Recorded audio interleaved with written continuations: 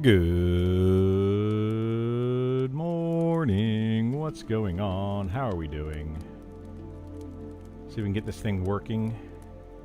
We have new internet today from yesterday, and we're hoping it's better. Hoping it is better. What's going on, Vor? How you doing, bud? Welcome back. Welcome back.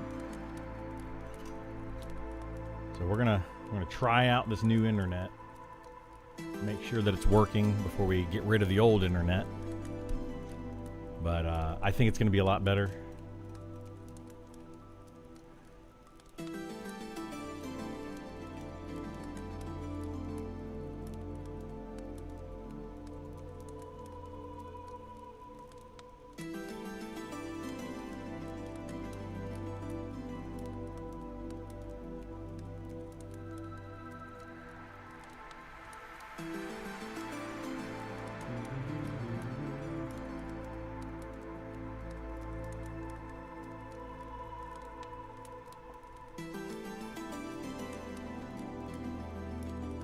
Okay.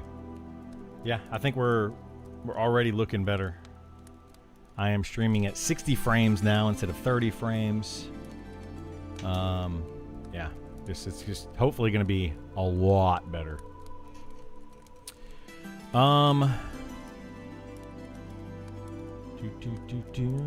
Before we get into anything, well, hang on a second. What am I going to play today? I don't know if I'm going to play Criddle.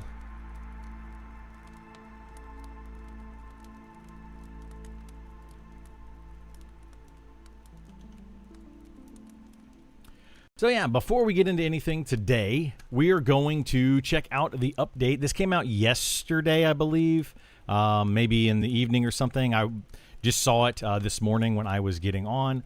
I was kind of busy yesterday with getting some things done, so didn't notice it until today. So we're going to go ahead and take a look at it and kind of give our thoughts on it, see what's going on within the world of Monsters and Memories. So update 52, this is March through May of 2026, so basically last month and the prior basically the prior 3 months, what's been going on. So hello, we've got a ton going on at the moment, but we wanted to take an opportunity to update you in the last 3 months. We'll quickly cover the most recent playtest, some stats from closed and open testing beginning in March, an update on our total spend through May, and then regale you with a bunch of pretty pictures and GIFs. So I'm super excited about checking those pretty pictures and GIFs out, and we'll get to that down at the bottom. The design and tech sections will point you back to the patch notes section of our community hub, because there's too much to list in an update these days. So we have patch notes. We've been looking over the patch notes, so I'm not going to go back and look at that. But this is part of the community hub. If you want to check out all the previous patch notes as they release them, they are putting them out there. And before we get started, we kindly ask everyone to go vote for their preferred server for early access. So this we will talk about again briefly. If you actually go in here, sign in, you have this new server poll. Currently, I'm looking at going to whatever the 2-box limit is, because it's nice to have a box character for when you can't find a full group, but I don't really want to be on a server with a bunch of box people just constantly all the time. You know, people playing 6 different characters and all that. So this is the direction I'm kind of going, and my group it looks like we're going, but this could change between now and when early access actually starts. We still don't have names for servers, which again is another thing that could change some things. But anyway, definitely go over here, vote for what you want so that they know where people are wanting to go and what are the most popular servers, so that they can make sure that they have enough servers for those people. All right, moving on from there. This was recently reset with different options added. It'll be a big favor to us if you and your friends, family, guilds, dogs, neighbors, everybody, your family goldfish, be perfect, engage with this survey. It could help us get a feel for the number of types of servers we need to prep for early access. Click here and then go to the poll. So there you go. That gives you all of the information you need. I will put this down in the description of the YouTube whenever I splice it out to YouTube. But anybody that wants to check this out on Twitch or whatever, there is your link right there. May 29th through June 7th open playtest. So this is a pretty decent open playtest. I feel like a lot of people were preferring to play on the closed playtest, and a lot of people have access to that now. So I don't feel like it got the numbers that they would have normally had, but let's see what they say about it. Thanks a ton, everyone that took time away from playing Path of Exile Season, checking out the EverQuest Legends beta, hitting Frostweaver, which is the new EverQuest DLC, I guess, and otherwise enjoying the weather, time off, etc. It still ended up being a nice chunk of folks. We weren't sure what to expect, especially with some degree of people just wanting October to happen so we can get started for real. We were pleasantly surprised. The metrics for this week's track very similar to previous playtests. Closed testers requested that we reopen the servers for the duration of the test, so we brought them back online, lest they be tempted to go into sunlight as well. Overall, we've got some good data from the test, and we're able to monitor things with more servers online. So let's check it out. This is the statistics. So total unique accounts that actually logged in was 10,547. That's a lot. Total minutes played, average time played per account that logged in was over 1,000 minutes. We got a CCU here, so you can see that it peaked at certain times up here, which the peak looks like it was right about here. So maybe 1,700 people is where it peaked at, something around there maybe. 16, yeah, there you go, 1703. And the combined average. Daily accounts logging in stayed relatively even. There was a spike here early on, just like the spike here early on. They probably, coincided. Account playtime distribution, so there you go. Majority of people, looks like, the most amount of people was 25 to 50 hours, but there were quite a few that were still over 50 hours. Quite a lot that actually logged in for only 5 to 29 minutes and then logged out. So, it's going to be a big variance there, but this doesn't really surprise me, I guess is the best way to say. Druid's still one of the most played classes. It is just the most versatile class. It's got a lot going for it. It heals really well. It can do some damage. It's got teleports. It's got Speed of the Wild. It's got pretty much everything going for it. A lot of people are going to play Druid. Shaman is another really big one right now that you can see here, in Shadow Knight and Necromancer and Enchanter. So, it's easy to see why these are some of the most played classes. Wizard, I believe at the time of this, was in a really, really good place. It is probably now going to be down here somewhere, in my opinion, based on the recent changes that they have to the Wizard. They've been kind of trying to do some balancing changes there, kind of been hit or miss depending on which update you're talking about. Right now, I think the Wizards are in an okay place. They need a bit more sustained damage. I feel like they just still run out of mana too quickly, and then they can't do anything for several fights while they get their mana back up. So it just doesn't feel great. But I did hear that they're not going to be looking at the Wizard much anymore. They're kind of leave it where it's at and get some of these other classes in, and then kind of go back and balance things again. So we'll just have to see what they do with that. But anyway, this was prior to any of those balance changes or any of the changes to the classes. So now with the new changes, this might actually shift a little bit. Let's move on from there. We got overall race totals. So most people are playing human. Of course, that's got the most classes in it, but it also, I think, has to do with tenacity being a very, very good skill. It's very similar to resist magic as a skill. So you can actually have tenacity and resist magic on a human character and have two ways to get out of things like snares and roots and mezzes and stuns and all that kind of stuff. So they work a little bit differently, but they are very, very similar, and they're both very powerful.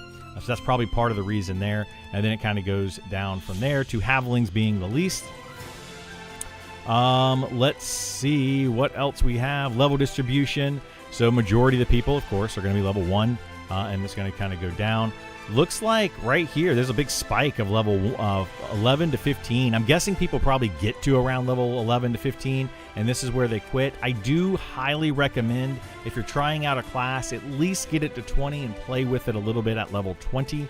The reason I say this, especially for the hybrid classes, your Shadow Knight, your Inquisitor, and your Paladin, they actually don't get double attack until level 20, if I remember correctly, whereas a lot of other classes get it at 15 and then dual wield at 10. So the other classes kind of come online a little bit earlier, but those 3 classes, they feel kind of bad until they hit 20 because they don't have double attack. They can't really hold threat very well. So anyway, I do recommend trying to get to at least 20 if you are testing out a class.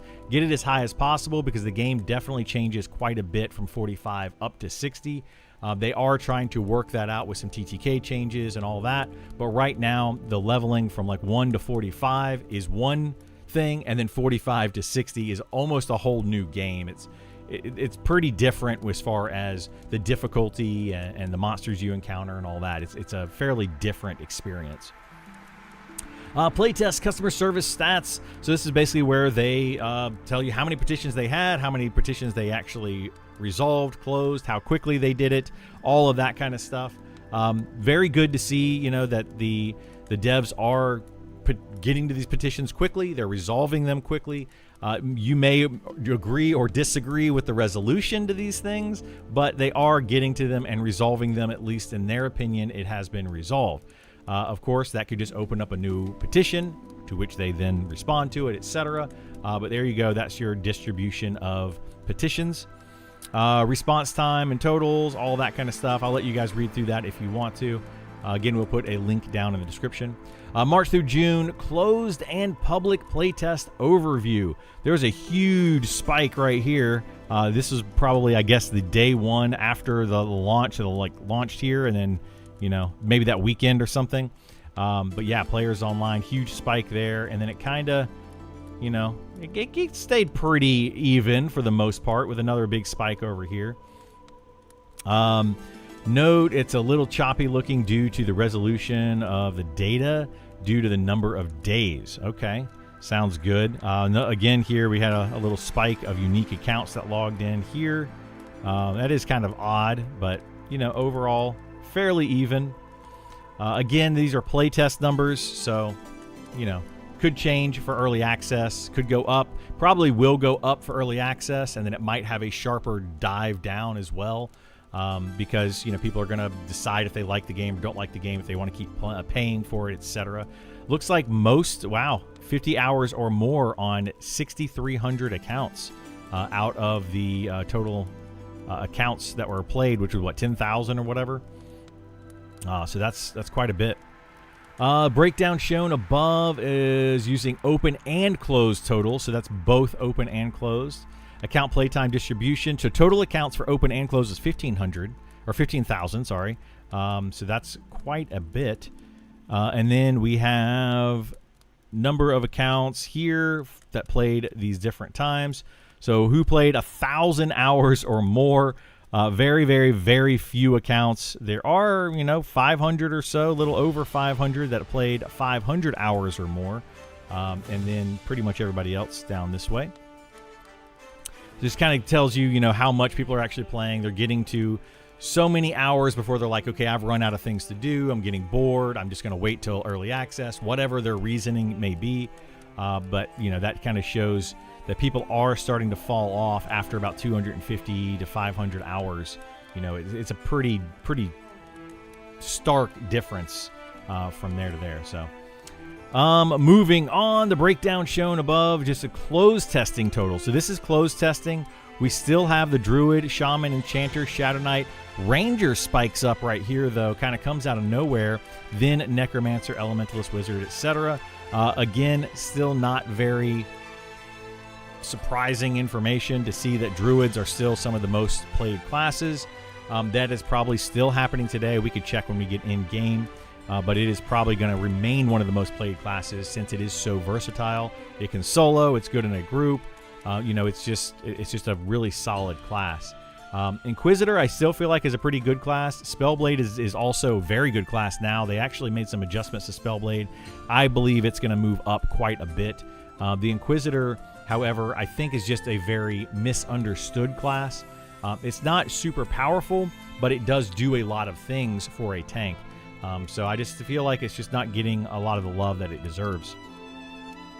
All right, so looking at all those totals, race overall totals, still human. Basically the same. It looks like the same exact spread as the closed testing or the open testing. Expenses for 2026. I like to look at this one. I know some people don't care about this, but with my economic background, it's very interesting to see how little they have spent on this game and how much they have done with that. Of course, it is a very volunteer team. Everyone for the team that is currently working on it is technically doing it on a volunteer basis with the hope that the game does come out and some of them get some jobs, etc. down the road. But for right now, it is a volunteer basis. So we spent just over $160,000 on the project. For just reference sake, most video games, especially MMOs, are going to be in the millions, tens of millions, possibly even 100 million plus that some of these MMOs spend. And most of these, even indie MMOs, a lot of them are still in the millions. Now, there are a few that are definitely less than that. I believe AOA is one of those.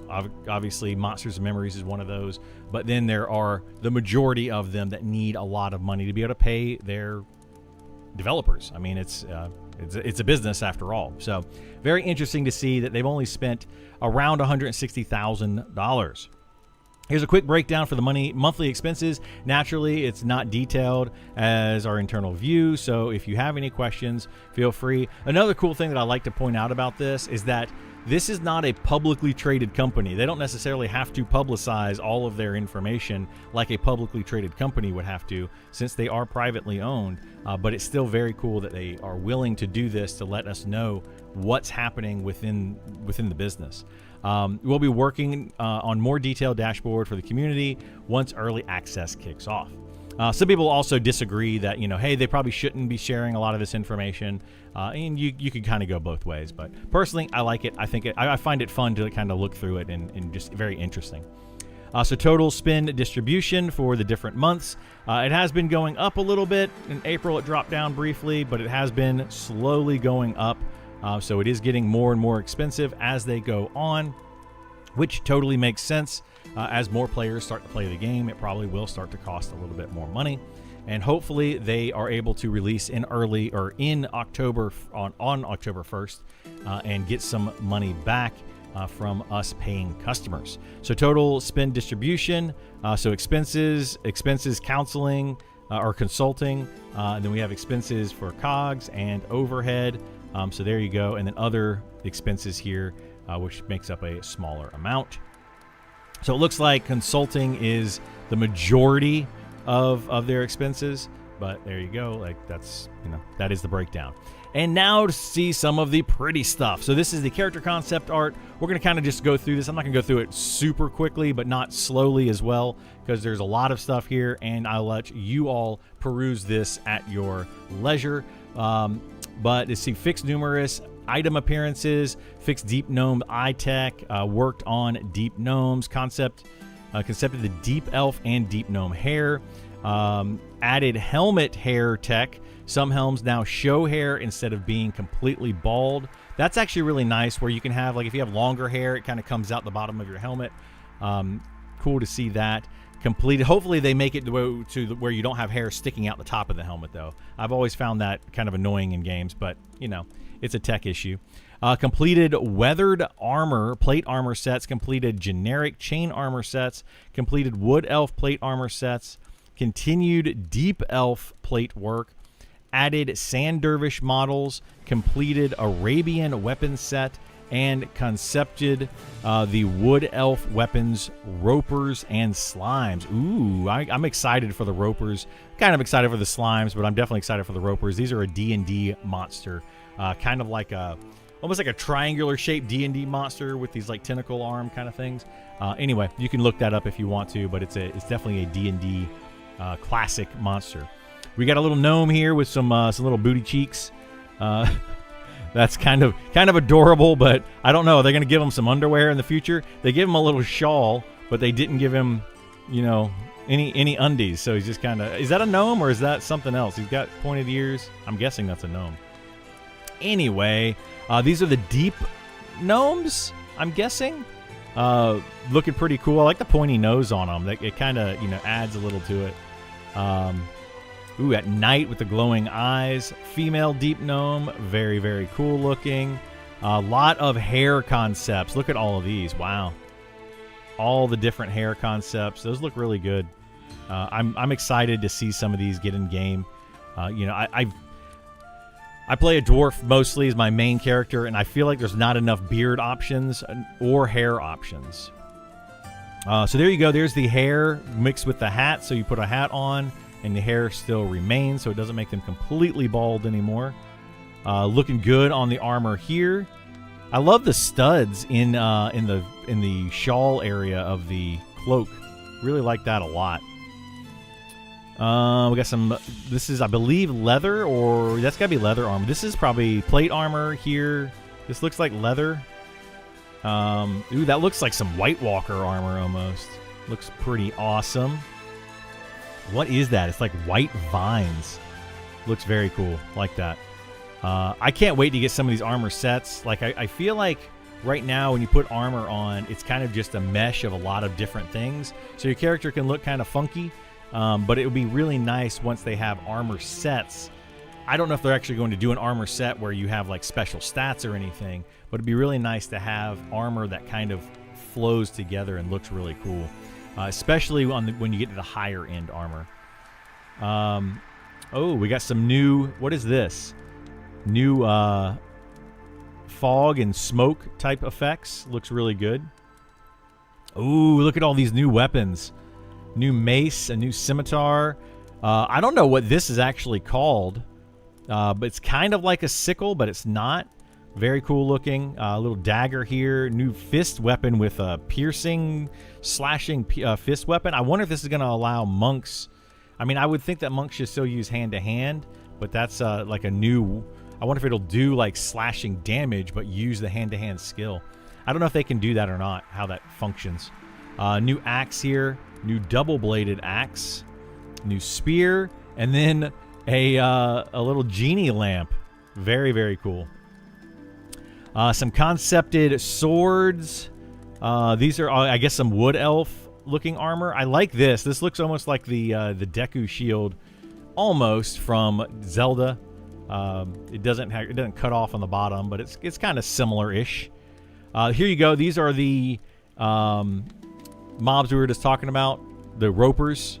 These little things. They're like triangular shape, and they have like these tentacles that come out. So that's what those are.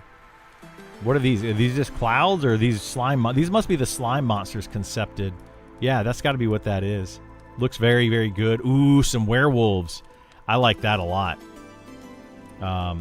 Would love to see some more werewolves like that, like a whole werewolf vampire. You know, it's kind of been done many times, but I would love to see that as one of the additions to the game, and have them do two different factions that are fighting each other, and you can side with the werewolves or side with the vampires. Would be kind of cool. And then lots more animations. So animations for all of these little guys. Let's check them out. Ogre animations. I like that. Little bow. New cheer. Okay. I don't know what this one would be. Just show of strength, I guess. A laugh emotion. Or I'm just calling it emotion, but a laugh animation there. All right. Point. These are looking pretty cool. Oh, I like these. These are pretty fun. Oh, he's impatient. The impatient animation. I'll be using that one. Oh, that's nice. Like a little spin kick. Is that, I guess, a roundhouse kick or a round kick for the ogres? Is this a sweep kick? Do they even have that right now? I think they do have a sweeping kick. So it looks pretty good. Ooh, a Cthulhu-type monster with some floating... I mean, I'm ready for it. I'm ready to fight those guys. I think we've seen some of these before, haven't we? Or are these all new? Little coin flip. What is this? Like a little dance? I like that. Like that. Riding a horse. These, some new pixies or fairies. I'm guessing they're probably more like pixies. Looking pretty good. We've got the female human walking animation. Some new animations there. Very, very good. New sitting animation. Another coin flip. These are looking really good. I like these a lot. And then we got environment art. So they continue to work on all of these here. Oh, that looks awesome. I love that. The glowing, whatever this is. Maybe, is this going to be slime? And maybe slime monsters are going to come out of that? I don't know. I don't know. But this looks really, really good. I'm excited to see all of this stuff in game. Wow. All right. Well, that is pretty much it. You all can go through the rest of this stuff whenever you get a chance. Look at all these. Zoom in on them. That one looks really cool. That reminds me of the lava zone. I don't know why I'm drawing a blank from EverQuest. Just tons of lava in it. Oh, and that's like is that like a minotaur, but a giant minotaur coming out of the water? Holy moly. And then audio and music. Again, you can check that out. I'll probably listen to it later. But yeah, this is all very, very cool stuff. Love seeing it. Love seeing all the work that they're doing with this. So yeah, in closing, this year has blasted by so far, but we're making great progress toward October's early launch. We're hoping to get people into Deep soon and look forward to seeing Deep Elves and Deep Gnomes skulking about the world. So they are trying to get the Deep Elves and Gnomes into the game before they actually get the Deep in, but they may or may not be able to do that. It just depends on the art team. And then for people that keep asking how they can help out, no, we're not taking any cash, but you can do the following. Vote for the servers you're most interested in on our server interest poll and encourage your friends to do the same. Share the following links to our channels with your friends, family, if you haven't already. So all of the links are there. Anyway, that's going to be it for this. We'll be chatting about it throughout the stream today. So definitely, come in, say hello, and let's do it. All right, we'll be uploading that over to YouTube while we are playing here. I found Deep Elves to fight in the Scarwood zone. Yeah, you can definitely fight them right now. They're going to make them a player class as well, where you can actually play them soon. But you can see them. Soul B, yeah, Soul Usec, A and B looks like that, and then like the lava zones and everything. All right, golly, I am so stinking hot. Our AC has been out for 6 days now. They came yesterday to fix it. They did not, in fact, fix it, and it is still super hot, uncomfortably hot.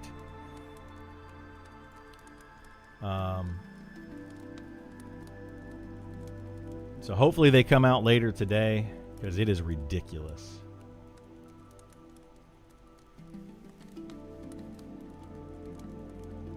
All right, give me a second. Let me get this uploaded over here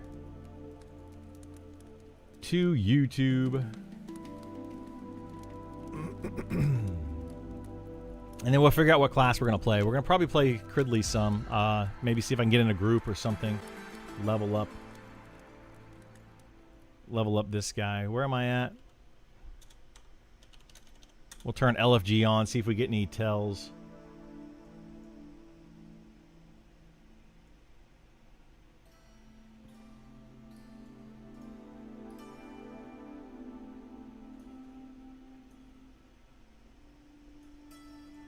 Okay, what was that? Oops, let me close this down.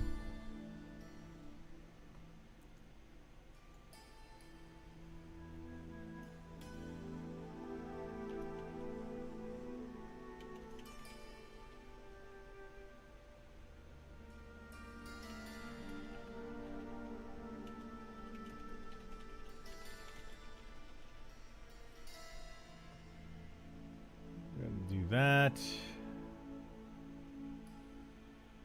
This computer is just doing garbage things, driving me nuts. That's all right. If we can get it saved here.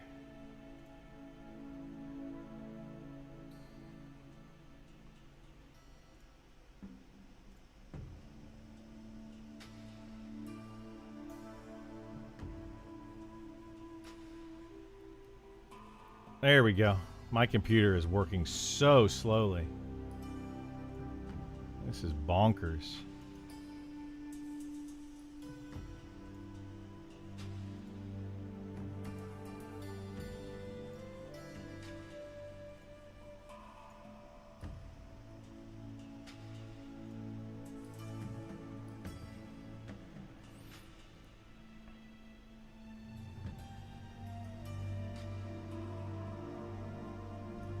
Okay.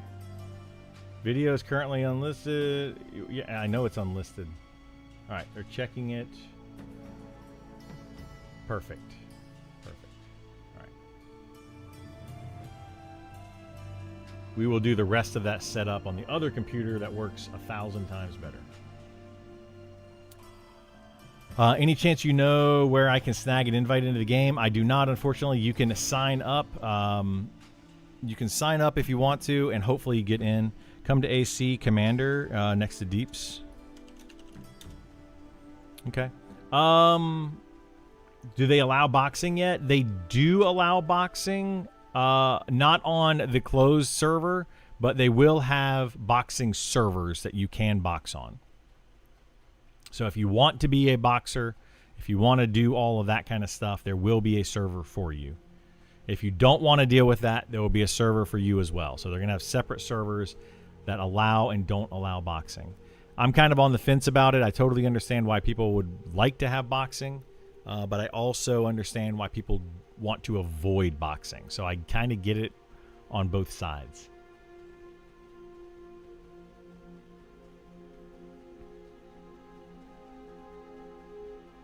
I personally want to avoid a lot of boxing, but I don't mind like being able to box a little bit here and there. Like if your friend has to be gone for a day or two, you don't want him to fall behind, so you box your friend's character, or you know.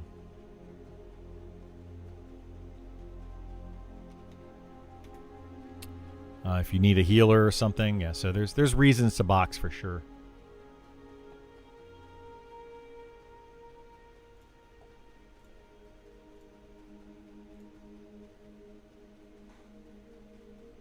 I love it. We have 0 dropped frames.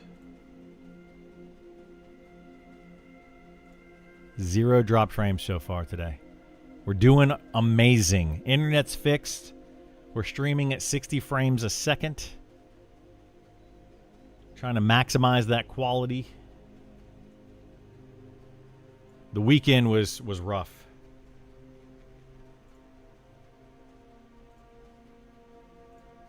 My internet's been garbage for like 4 days or something, so I had to fix it. Spellblade again? Yeah, we're gonna play the Spellblade for a little bit and just check it out, see what's going on. I may do something else later. We'll just have to see what happens.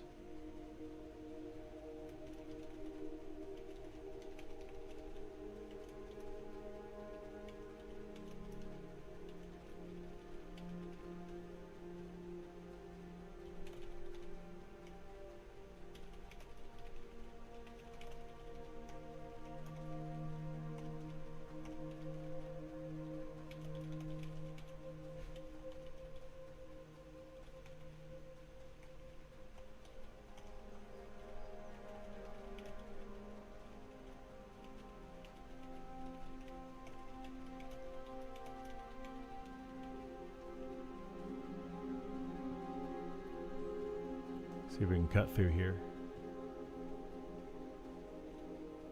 I was not a fan of the wizard at low levels. Just tried it and might as well be a Spellblade. Yeah, for the first 4 or 5 levels, I mean, it's just going to be a melee class. Pretty much every class is. After that, the wizard has some things that opens up to be and to do, but ultimately, wizard's in a bad place. Like, they need to work on it some more, but unfortunately, they are not working on it much right now. So, it feels very bad. Like, they really need to work on it some more.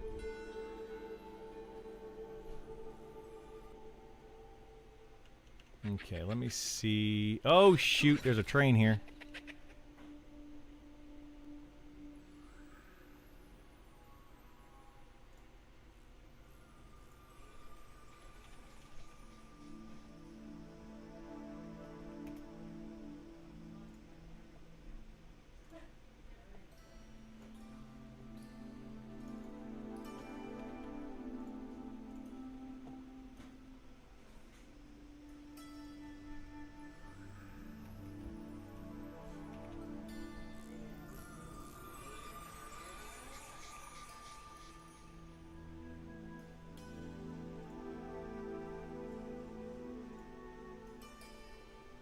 Okay. It has 2 portable air conditioners right now, HVAC. Okay. We're putting one up here. We can move it in here if we need to. You put it wherever you want. I just put it here right now. It's easy. You just needs to be cooler. I know. Are you hot? I am sweating. I'm sweating too. It's hot. It's really hot. All right, sorry, our AC is acting up, so we're getting that fixed. Have any of the racial bonuses for the deep races been announced? Not that I know of. What about Trolls and Ixar? I'm assuming Trolls going to have regen. We know from previous that they had a regen ability that you could get, or a trait that you could choose, but no classes could actually, or no races could use it yet. So that is something that they are doing.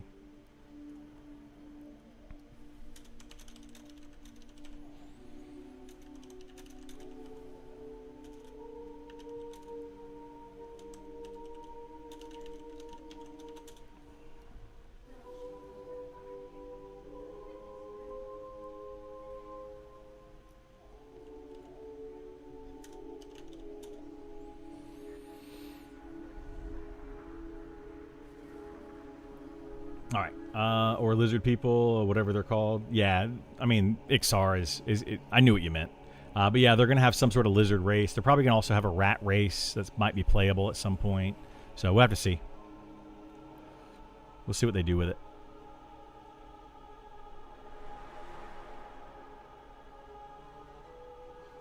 Let's see. We have a Shadow Knight Rexy here. Let's go ahead and set that up. REXXY.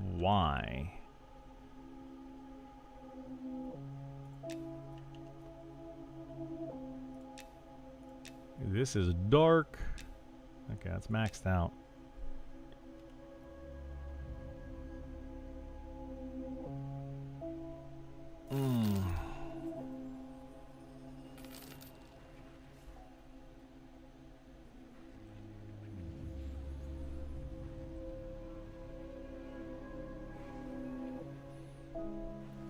Warm, warm, warm, warm, warm.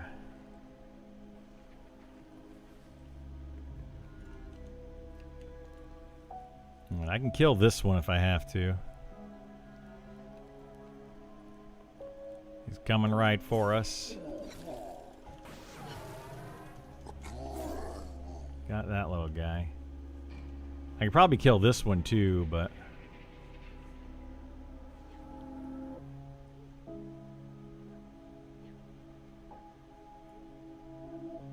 There he is, little pumper.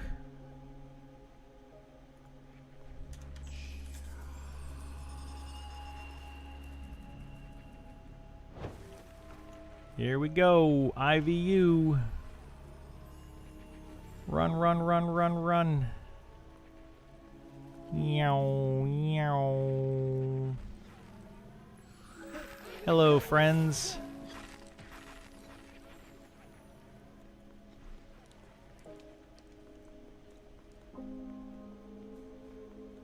I love seeing people in these dungeons like this. It's fun.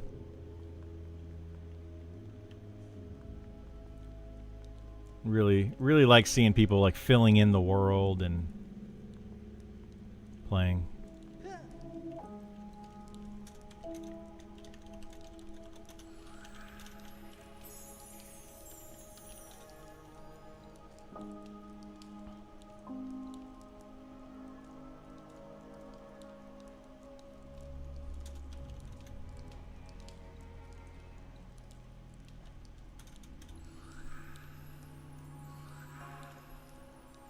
Do do do do do do do do do do do do. Wee. What do we got? Cleric, Necro, Rogue, Shadow Knight, and Shaman. So double healer. But yeah, healers right now are doing some decent DPS, so I'm all for it.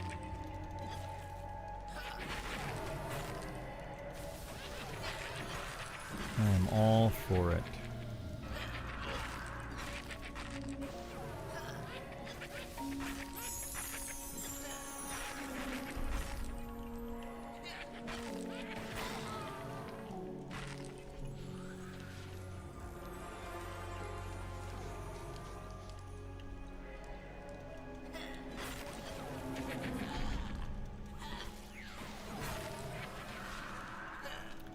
So yeah, we'll hang out at this this camp a little bit. Maybe we'll get to level 19 or so. I think these are these still yellow to me. Yeah, some of these are still yellow to me, so that's good.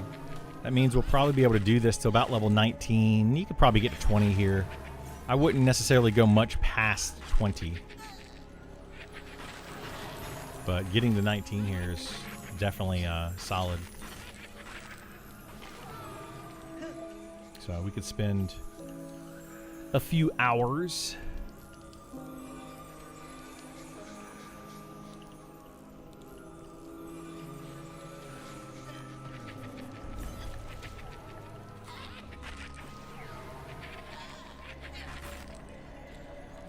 I feel like this guy's pretty twinked out.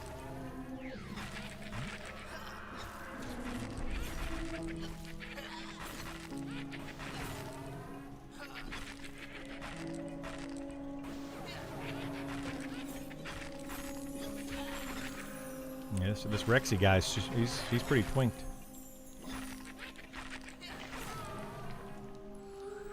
Let's see. Doink.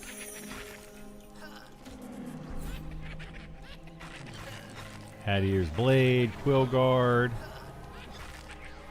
Not crazy twinked, but he's pretty good. Full bronze. Why is that not switching? There we go. It wasn't assisting off of him. It's weird. Very weird.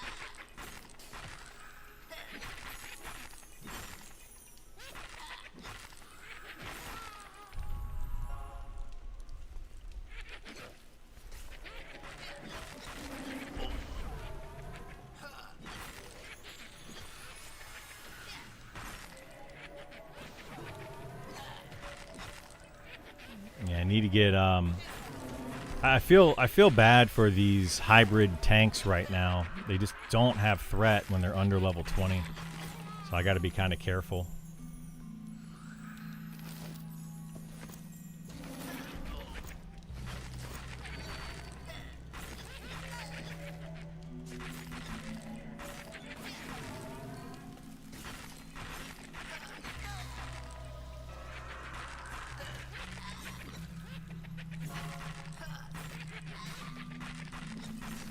I need to check what new spells I have, too.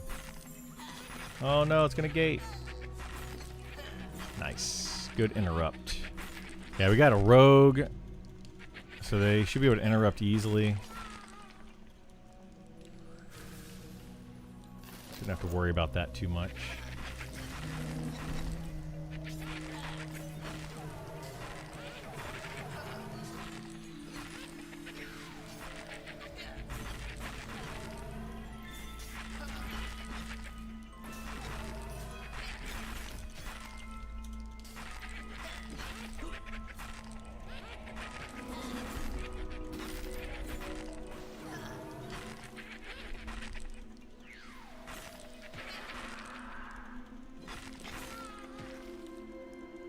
Hitting from the back isn't a myth?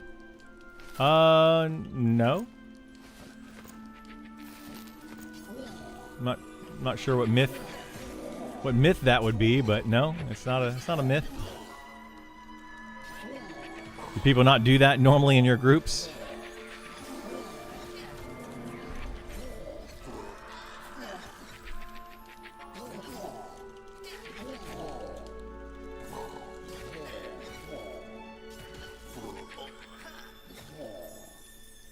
I mean, doesn't do something?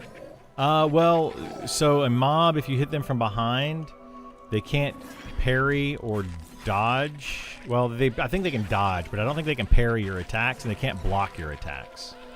So it helps out with some DPS by being behind them.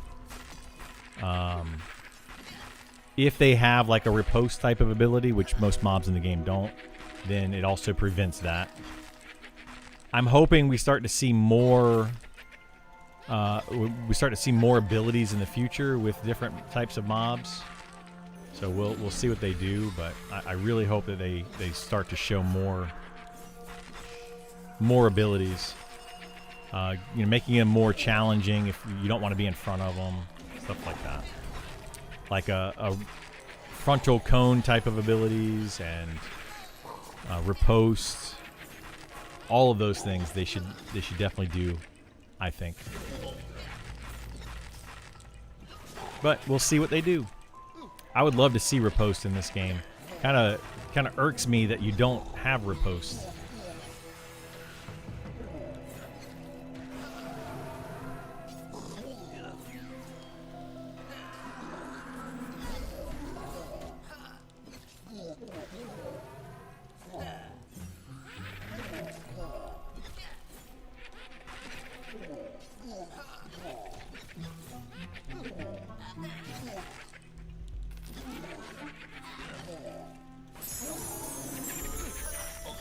Riposte is how you're able to break THJ. Oh yeah? What was broken about it in THJ?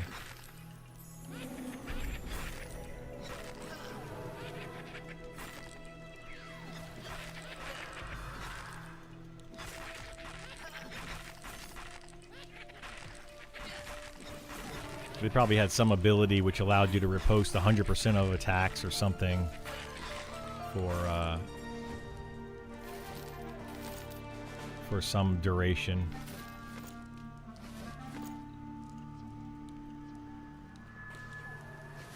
Just never. That's never a good thing. You can 100% riposte with? Yep, exactly. The way the calculations work, you had weapons you could AoE proc with? Yeah. Yeah, it's all about the combinations. You got to be very careful with those kind of combinations. They should never do, hopefully they never do, a 100% damage avoidance ability for any of the tanks. I don't think they should do 100% damage avoidance ability for any classes, period, unless it also removes you from the threat list. So currently that is how it works for things like Divine Aura, for the Cleric, and then Necromancers. If you cast it on another player, it will lower your aggro, so they just won't even attack you anymore.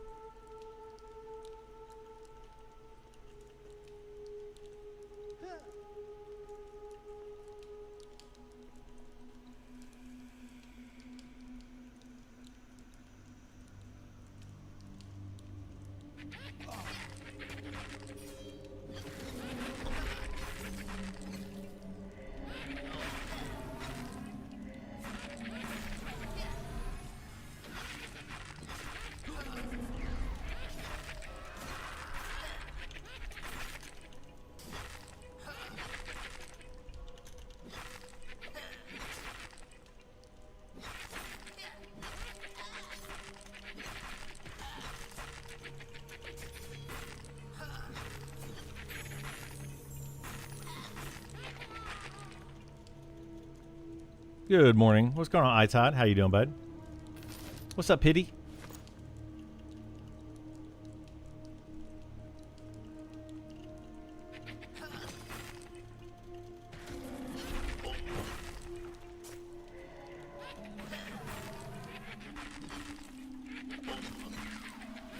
Yeah, they definitely should not do any type of 100% avoidance type of ability. So 100% riposte, 100% dodge, 100% parry.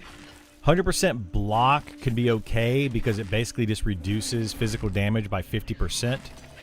So they could do 100% block chance, and then maybe tie something in with that, which would be kind of cool. But yeah, if you can 100% parry or riposte and then get AoE procs, yeah, it could be very broken doing that. What is this? Tincture of Wrath. What is this one? Is this the one that does damage? Physical damage dealt 15%, 20 seconds. Nice.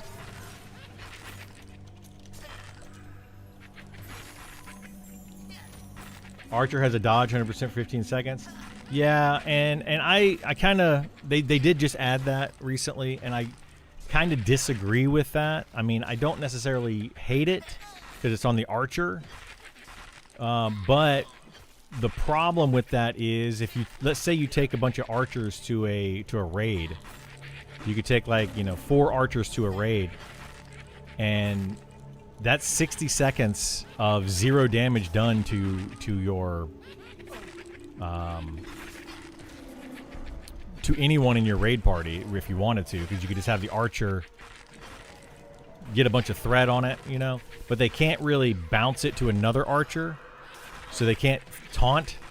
And if you can't taunt, then it gets a little bit wonky there. So it can work out on a non-tank class, but yeah, they just gotta be careful how they do it. I think it's good for archers because they only use leather. Yeah, I mean, it can be okay for them. It's not going to be game breaking unless people figure out a way for archers to gain a lot of threat and basically utilize that for 60 seconds of 0 damage or something. I can imagine there's ways to bounce archers. It's hard to do. Like, archers can do it with themselves, but if anybody else attacks the mob, then they're not going to be able to pull threat, right? So yeah, anyway.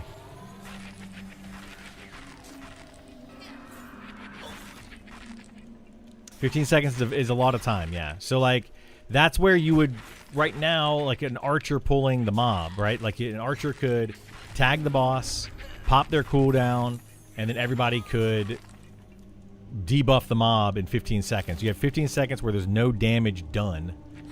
So you could potentially work that out if you have a coordinated group. So yeah.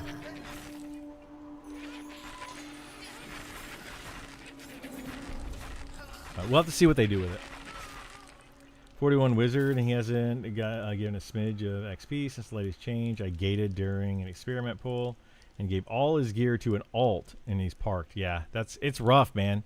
Like, I absolutely hate what they have done with the wizard. They've kind of destroyed the wizard.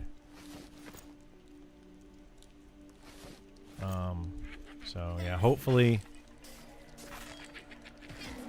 they make some changes to it. But we're not going to see any changes. According to what somebody told me yesterday, we're probably not going to see any changes to the wizard anytime soon.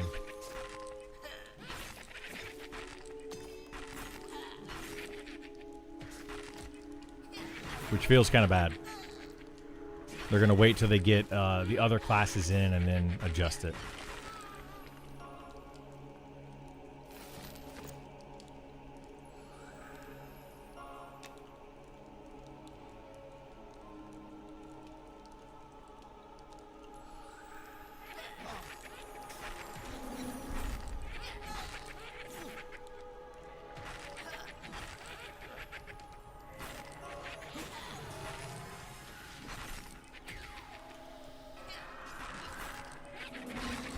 Did you guys notice? So if you go to the Discord, and you scroll all the way down, these are the new forums, and they're getting rid of the old forums.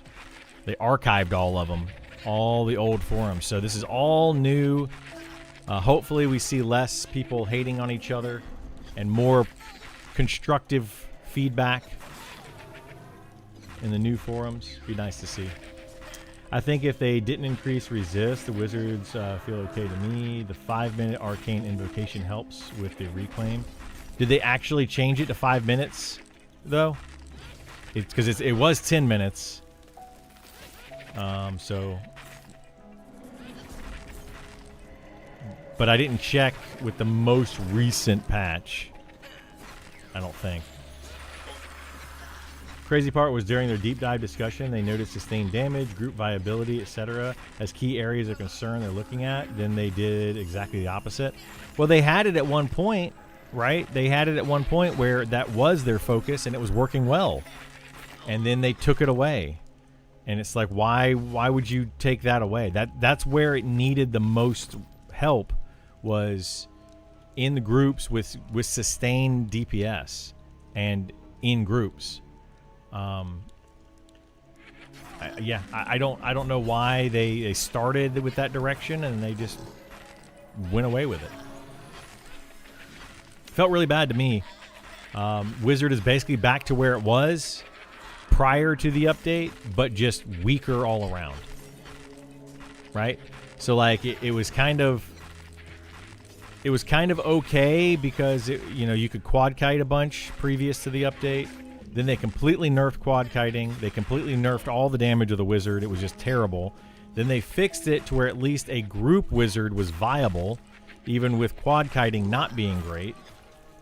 Then they changed it again and made quad kiting possible from impossible, but then they completely destroyed grouping with it again. So the balancing of it is just kind of all over the place. Very much all over the place.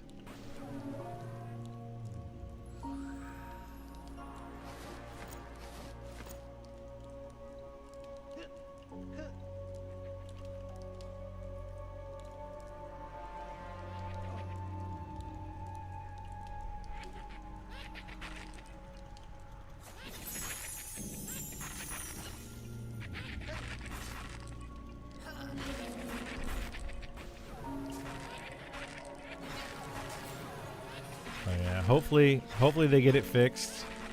We're gonna level up the Spellblade for a bit. We'll see how this goes.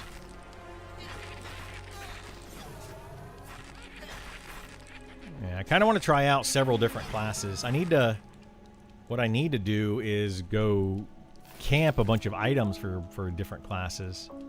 But I kind of want to like try them out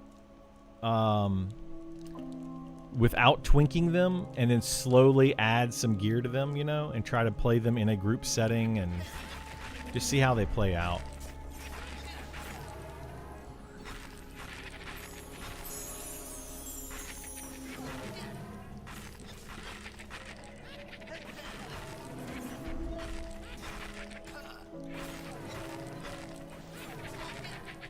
I'm also trying to do pugs more. Try that out. It's likely there's too much going on, and hopefully they release the next class to see how it lands. Yeah, I think that's what's going on, is there's just so much going on right now. Jahar and Zillith are kind of being spread thin as far as their design, trying to get the classes in and all that. So, yeah, I think it just kind of feels bad at the moment, trying to do all the things that they need to do. Personally, I feel like they went a little too hard trying to make these big overhaul changes to the wizard and druid. That's, I don't think we needed the glyphs. I don't think we needed the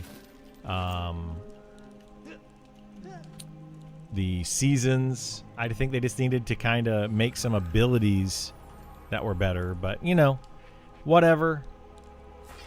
It's where we are now. But yeah, they're not going to be able to.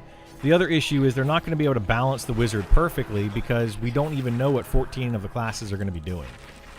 They're going to have to get all the classes in and then try to balance them. Right now, it's very hard to balance because they're kind of all over the place. Seasons feel great on the druid. I'm sure they do, but I just feel like it was just too much. I think for some people the seasons are going to be fun, and for other people they're not. I personally haven't played the druid with the seasons yet. I don't think that I would like the seasons, but they might be fun. I don't know.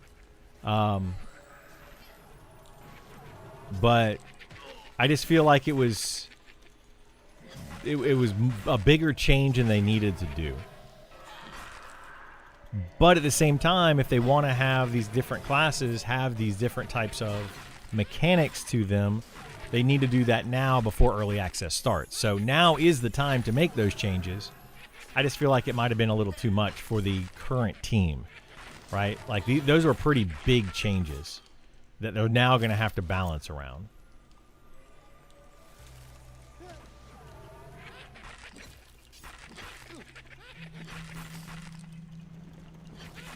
Literally only a bonus. Yeah, I mean, I'm not saying it's not a bonus. I'm not saying it was a negative, like as far as the class and how it performs. People are not going to necessarily like the way that it plays, right? Like it's not about it being balanced, or sorry, not about being balanced.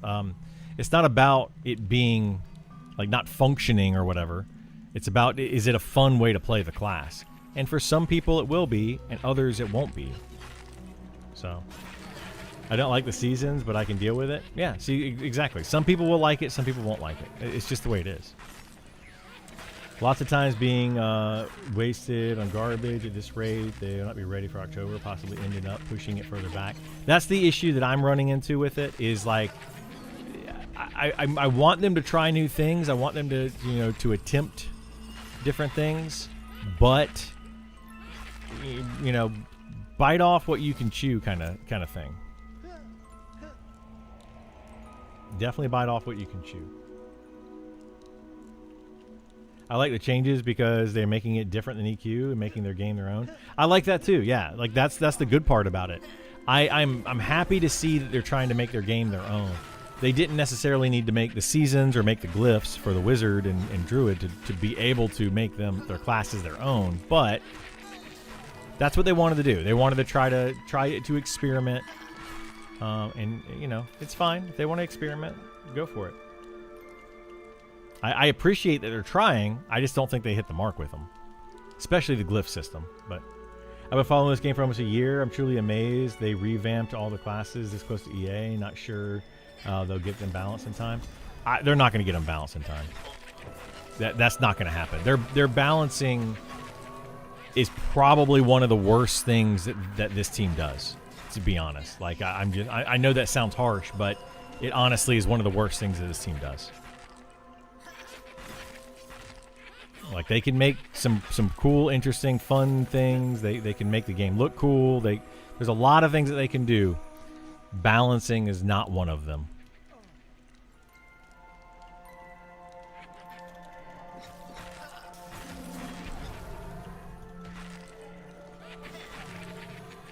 I'm a fan of changes too, and I'm an old EQ guy. Just surprised they did such drastic changes as close to launch. Yeah, exactly. That's where I'm a little nervous with it. It's very big changes that may or may not work out this close. I think the glyph system ultimately has overall been a failure, to be honest. Like overall the glyph system has been a failure. At the end of the day, I don't know very many people that are actually going to be using the glyph system going forward for the Wizards. The season system, I mean, it's kind of forced on you. Like, you have to use it because it's there. But you don't necessarily have to pay attention to it. If you don't want to, you can just play the game however you want to play it, and wherever you land as far as the seasons. But, yeah. I think they should have focused on the hybrid classes first, maybe make them feel unique, then start polishing the other classes.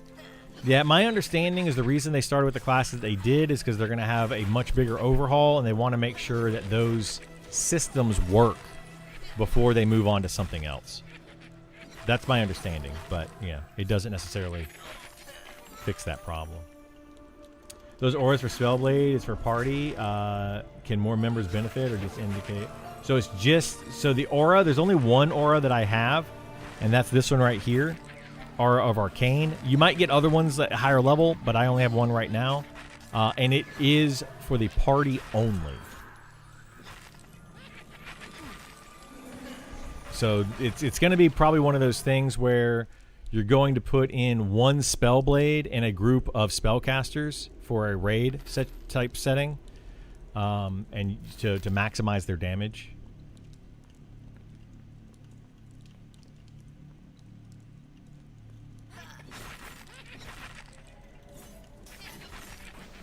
But yeah, anyway.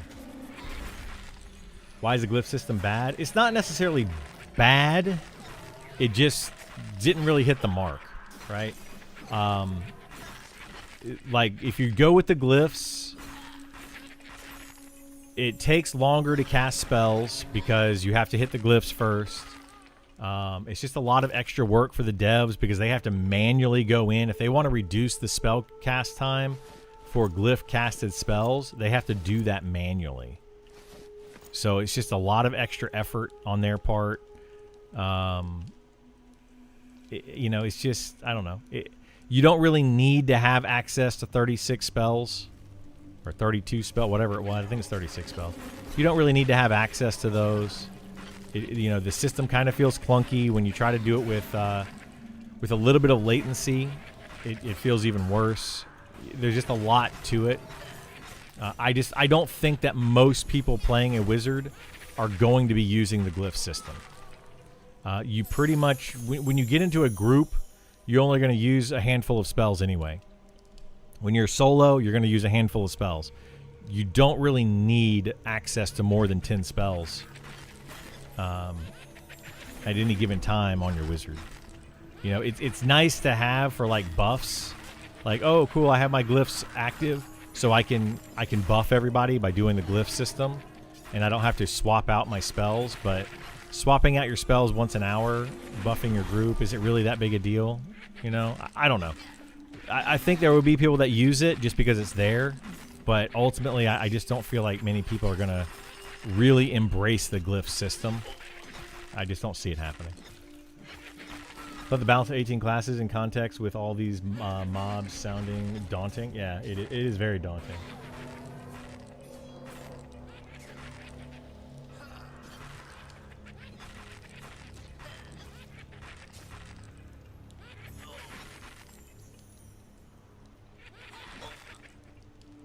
All right, sorry about that. I had to get everything set up. I got that overview of the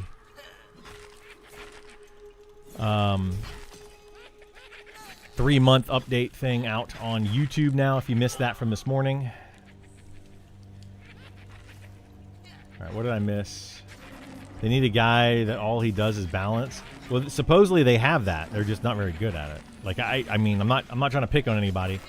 Runoff, Ali are both balancing guys, and I think that mathematically, you know, there's balance there, but the problem is mathematic versus in practice. They're different things. And I don't think that they're getting tested well enough in practice for them to be considered balanced. This goes all the way to XP, and it's you know, your classes being balanced, your XP being balanced, the mobs being balanced, it's just all around. You know, it just feels kind of bad.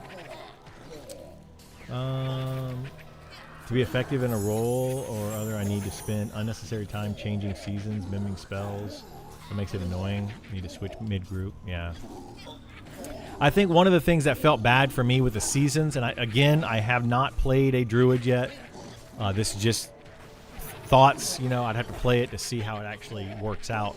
But one of the things that makes me feel bad about the druid and the wizard is the need or the I guess necessity of having a low-level spell on your bar and casting a low-level spell. Like if you're trying to interrupt a mob with a wizard, you want to cast the low-level spell that interrupts the mob, not a high-level spell. It just like, why would you cast a super mana intense spell that is not very mana efficient, you know, just to stun a mob? Like, I wouldn't waste a bunch of mana on it. I'd rather use a low-level spell. Same thing with the druid, is people are using the low-level spells to cycle their seasons. At least that's what I've been told by some druids, is that it's just better to use a low-level spell and cycle through the seasons. But, you know, again, I have not personally done it, so I don't know what the min-maxers are going to end up doing. And, you know, whether you min-max or not, you're going to gravitate to min-maxing. It always works out that way because you realize that the game just plays better that way. So yeah, well, we'll see what happens. I mean, people are going to have different ways of playing for sure. Having an employee dedicated to balance sounds absolutely wise. It does, yeah. Hybrid classes must get unique spells. I agree. The hybrid classes feel very bad because they're just taking spells from another class, giving it to them at a lower level on their class, and boom, you're done. To me, it's very lazy, or it was very lazy. So I can't wait to see what they do with the hybrid classes. But they also got to be careful. They can't make the hybrid classes too powerful. So they gotta find a good balance there. And again, balance has not been their forte. It has not been something that they do well at all. If lag and it doesn't take clear sections.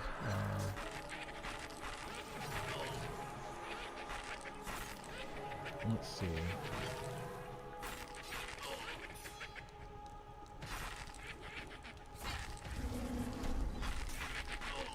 A player in the game isn't that daunting. However, a regular employee has no idea. Wait, what? I don't know what you're talking about. Depends on the group, of course, but yes. Okay, so you guys talking to each other.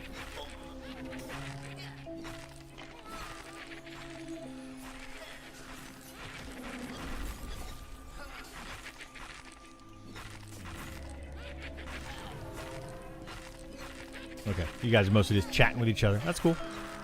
Have at it. Just remember, everybody's going to have differences of opinions on what they prefer, what they like, what they don't like. That's just the way it is. Happens all the time in game dev. Vision not equate good game design. Yeah. And that's the thing. Right now is the time to figure that out. Unfortunately,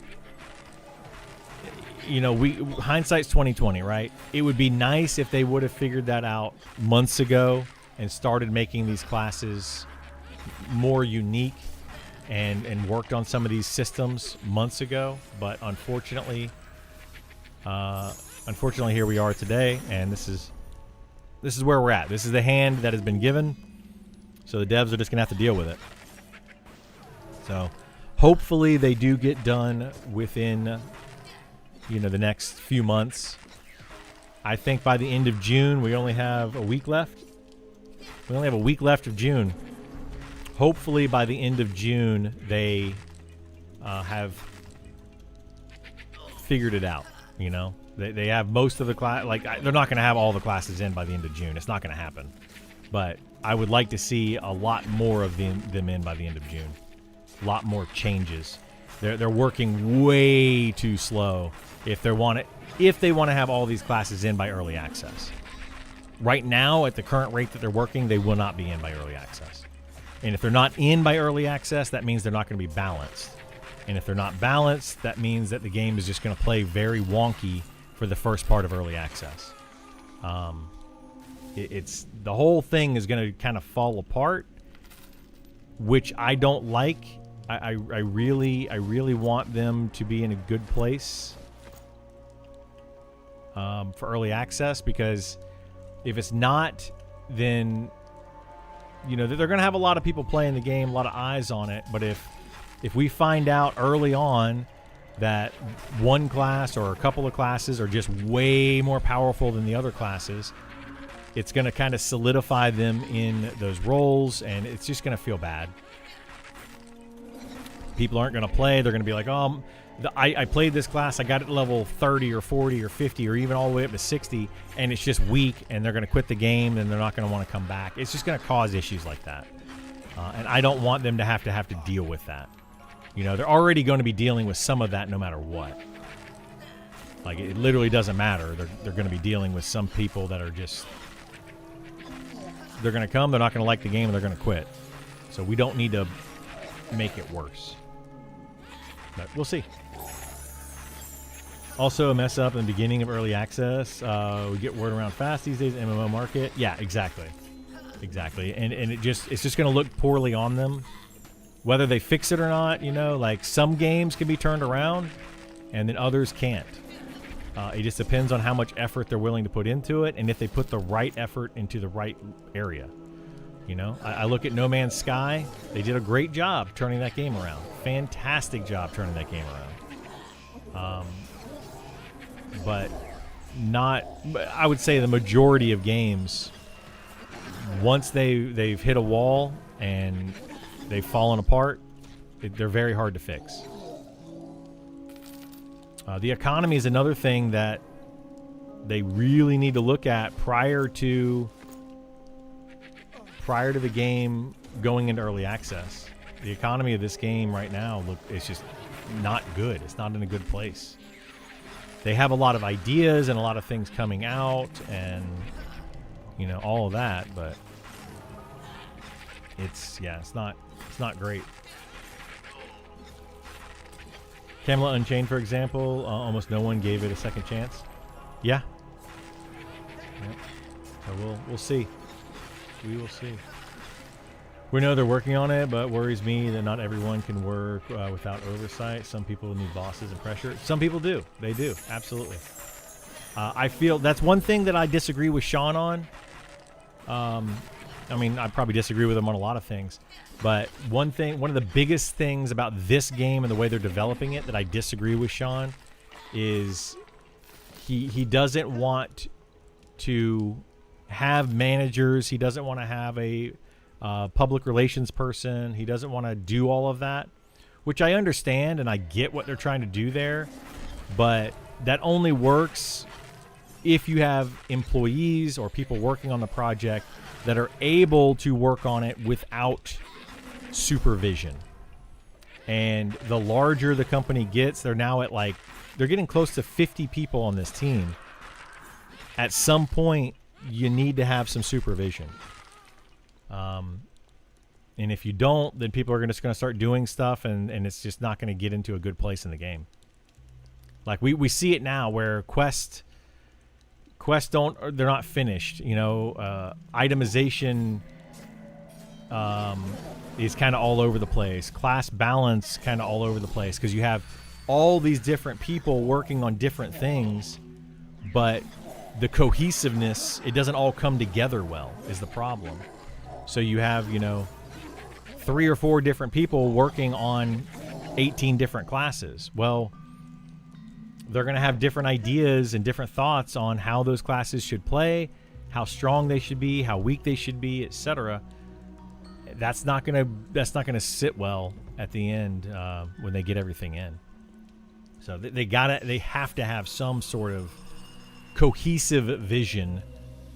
Because you also have devs that are more hardcore players. You have devs that are more casual players. People that want a group, people that want a solo, people that want to see raids, all of that. You have a larger diverse group of people that are trying to develop this game with different ideas in mind and different play styles in mind, which is fine. It's good to have that. But if you don't have one cohesive vision, that's not good.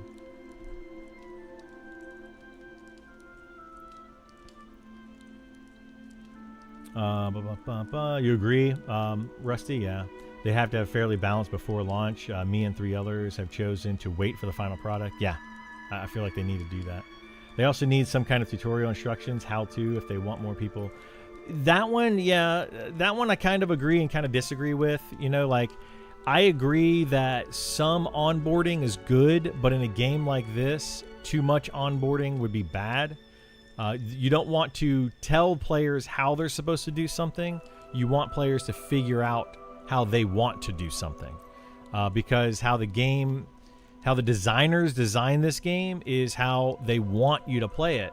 But then if you give players random tools to deal with certain situations, they may deal with it in a different way than the designers intended, which could make the game better. It could make the game worse. So it's good that they don't do that and allows players to kind of figure it out. But it does feel bad for brand new players coming into the game. So I get that. That's a That's a tough one to figure out. They got 50. That's huge for indie game. Yeah, they're like at 46 or something people working on it. Project manager, the key to success for large efforts. I agree. I think that a project manager is absolutely something that would be needed right now. Somebody within the company to step up and take the role of the project manager. Listen to all of the different people within the game, what they want out of the game, and then to create a cohesive vision. That's what the project manager should be doing, I feel like. And basically making sure, like, okay, project manager would say, hey, people working on the monsters, we want to get them at this place. People working on the combat classes, we want to get it at this place. People working on itemization, we want to get it at this place. The project manager is the one that makes sure all three of those different groups are getting to the same end point.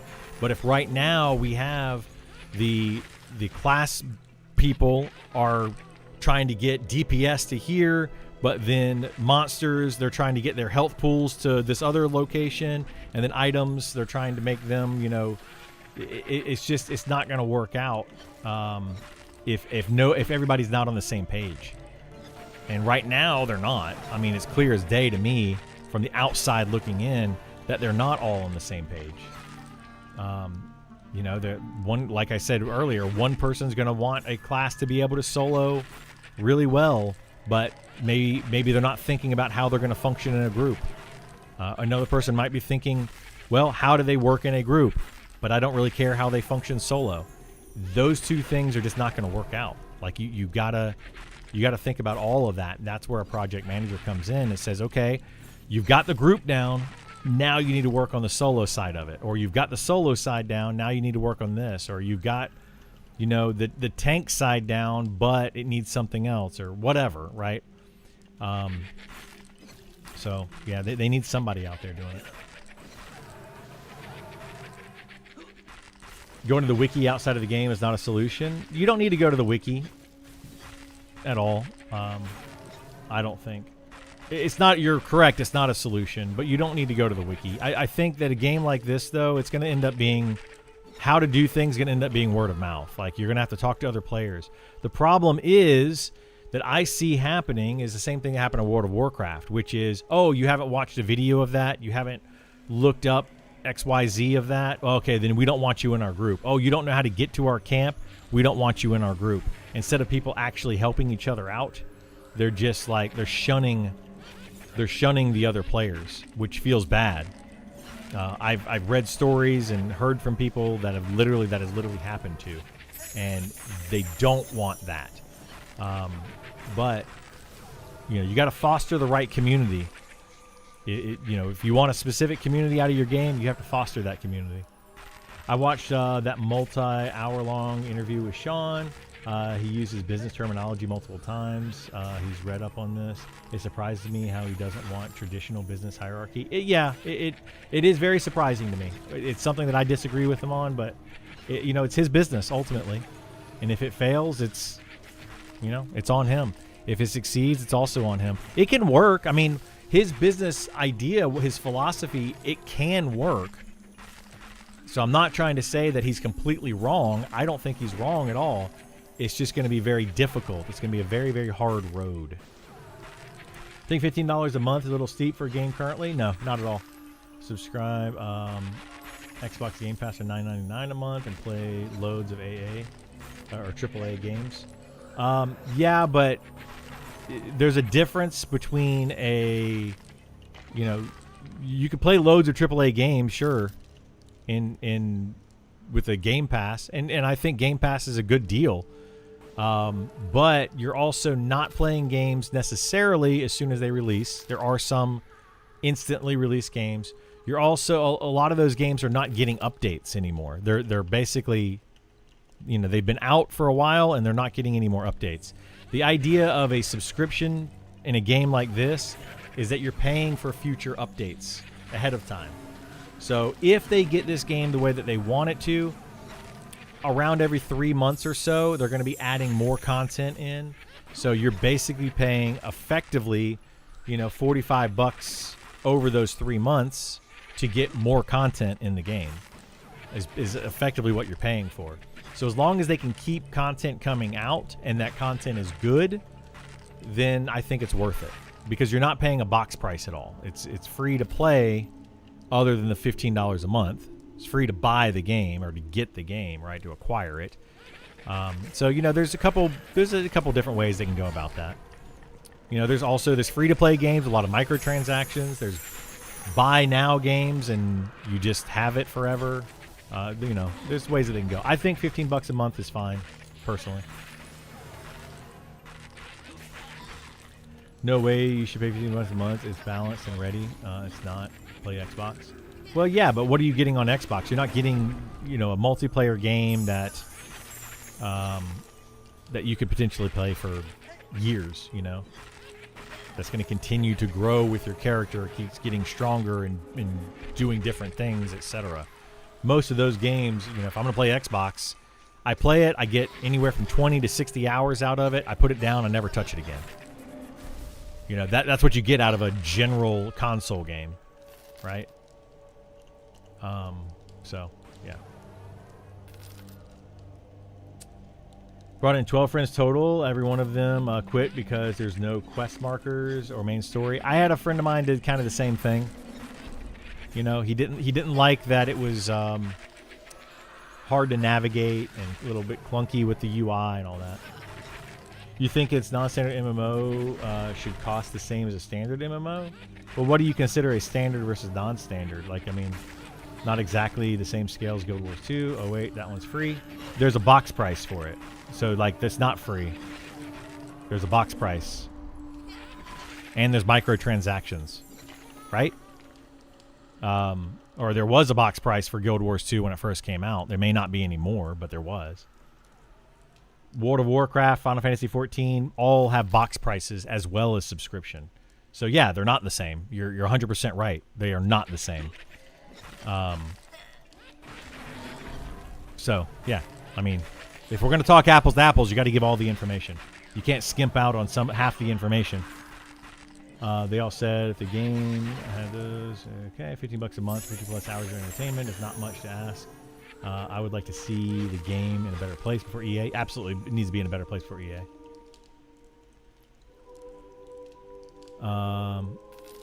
So in the Vale of Zentar, there's Invis spiders. There are, yep, the lower level orcs and Night Harbor go through Keeper's Bite. I can't go through the zone or Invis. They want to kill me, being an archer. People in general. Yeah, it's definitely tough. Yeah, going through Vale of Zentar is tough. Stupid gear score garbage from WoW, and also them looking at your logs.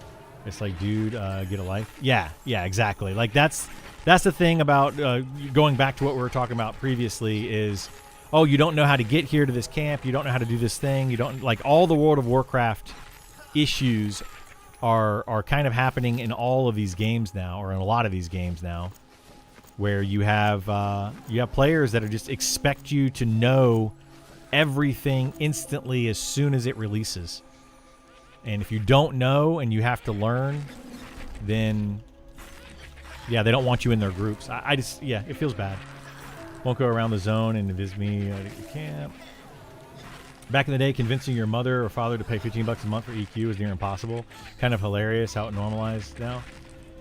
It was definitely tougher, yeah. I was fortunate. EverQuest came out when I was in high school. I was senior in high school, so I had my own money at the time. But yeah, totally get it, man. It was tough to get parents to pay for it back then. Ultimate Game Pass, $22 or $23 a month though. $99 is yeah. It is. I'm new. Hope your day is going well.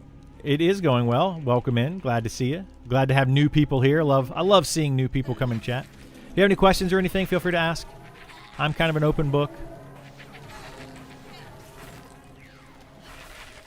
Game Pass on Xbox is actually required to get day one access to stuff.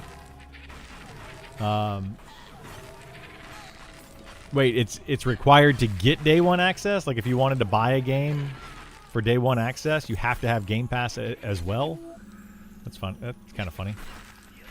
I haven't had Game Pass for a while. The only reason I ever had Game Pass was to play games on PC. They do give you access to a lot of games. I mean, I think it's a very good deal. Game Pass is, but ultimately, I feel like Game Pass is also what is destroying Xbox, the console. Because why would I own an Xbox console, or why would I buy Xbox games if I can just get Game Pass and play them all on my PC? You know, like, there's a big overlap, like console gamers, and then you have PC gamers. Of course, there are more console gamers than there are PC gamers, but there's also a lot of overlap. People that own a console and own a PC, why would they ever buy an Xbox? So, like, you're basically taking all of those people that would possibly buy an Xbox console out by giving them access to it on PC.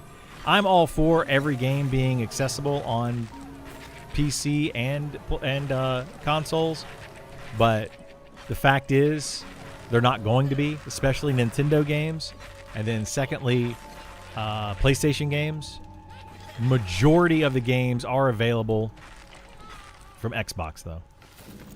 So you can kind of see what happens there when they start taking that away. So it feels kind of bad. I think they catch more fish with $9.99. Yeah, probably. They might. You know, of course, lowering the price point. So here's how it works. Here's my economics brain coming in and how this functions. What is this? Ooh, Devotee Skull. Nice.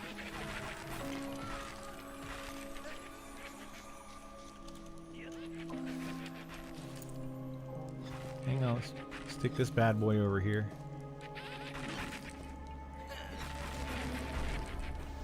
What's this? Holy moly, what are all these things?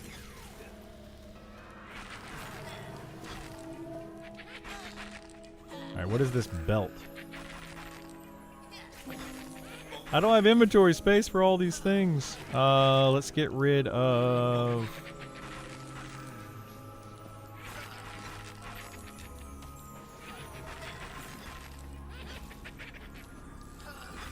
I don't know what this is for. We're going to get rid of it. And what is this belt? Stamina, HP. Okay, cool. Alright. I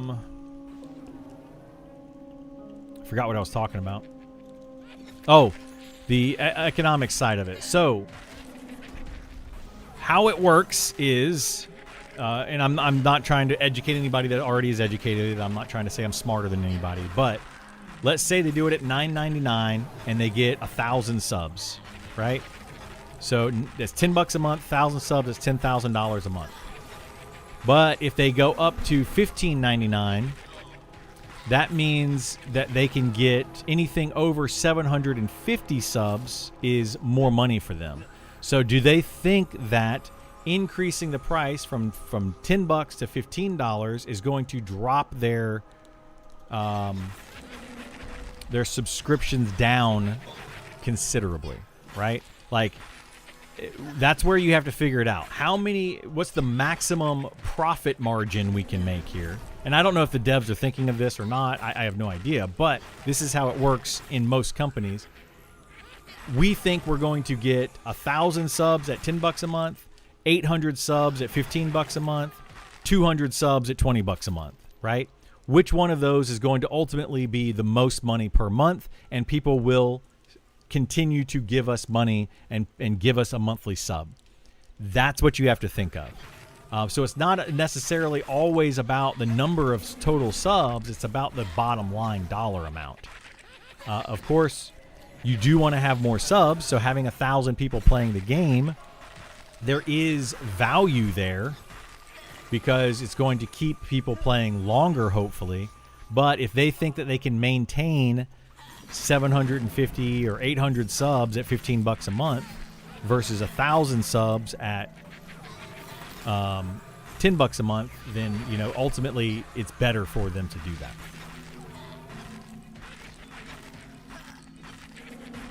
And it's also cheaper sometimes. Like if they If they only have 800 people, they might need, you know, a cheaper server so they can save money there. There's you have to look at the bottom line after everything is said and done. And as long as the game is maintaining or growing and they are continuing to make money, that's really what matters. Everything's been maxed out. I think that most everything is, you know, especially for people that are on Twitch or on YouTube that are watching streams, that are looking up information. Those people are most likely min-maxing to some extent, I think. Guild Wars 2 base game is completely free. At the moment, it is free, yeah. But it was not free in the beginning. So they sold, you know, millions of copies probably and made a bunch of money on it. So, yeah. But then they also have microtransactions. They also have, you know, other things that you could buy. So as long as they're making money, again, all these companies are going to look at it from a different perspective. I could look at it from a monthly. I could look at it from a box price. You could look at it from microtransactions. You could look at it from, you know, like a out of game store sales, which is what this company is going to do as well.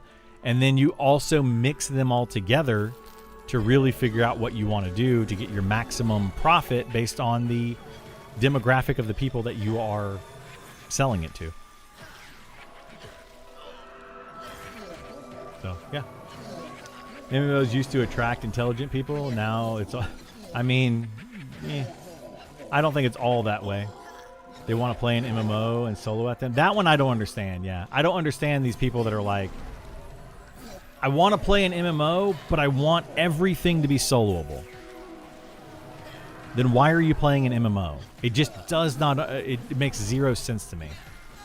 You know, like I think that games like that are, like Genshin Impact is a good game for somebody that wants an MMO that they can solo the entire thing. Because you can play that game online with other players, but you don't have to. So, like, I feel like that's the way to go. But, yeah, I don't know. Don't disenchant the skull? Yeah, I won't disenchant the skull. Don't worry. You got to think of the fall off. Yeah, you also have to think of the fall off. Absolutely. Yeah. Whales subsidize many online games. They do. They absolutely do. I mean, look, Genshin Impact. I mean, I haven't looked at the statistics for it lately, but Genshin Impact makes a ton of money. I would say the majority of their money probably comes from whales. It's not. I wouldn't consider that an MMO, but it could fall in that category.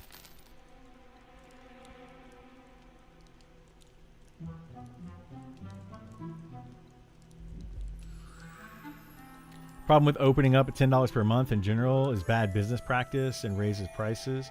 It's better to start high and then lower it. That's another good one, yeah. It's another very solid reason. Start with the higher amount and then drop that amount down and people will be happy. If you start at a lower amount and then increase that price, people will be upset. So, yeah. They steered class ideas in the right direction, just not as quickly as you'd like. It took them a while to get directed properly.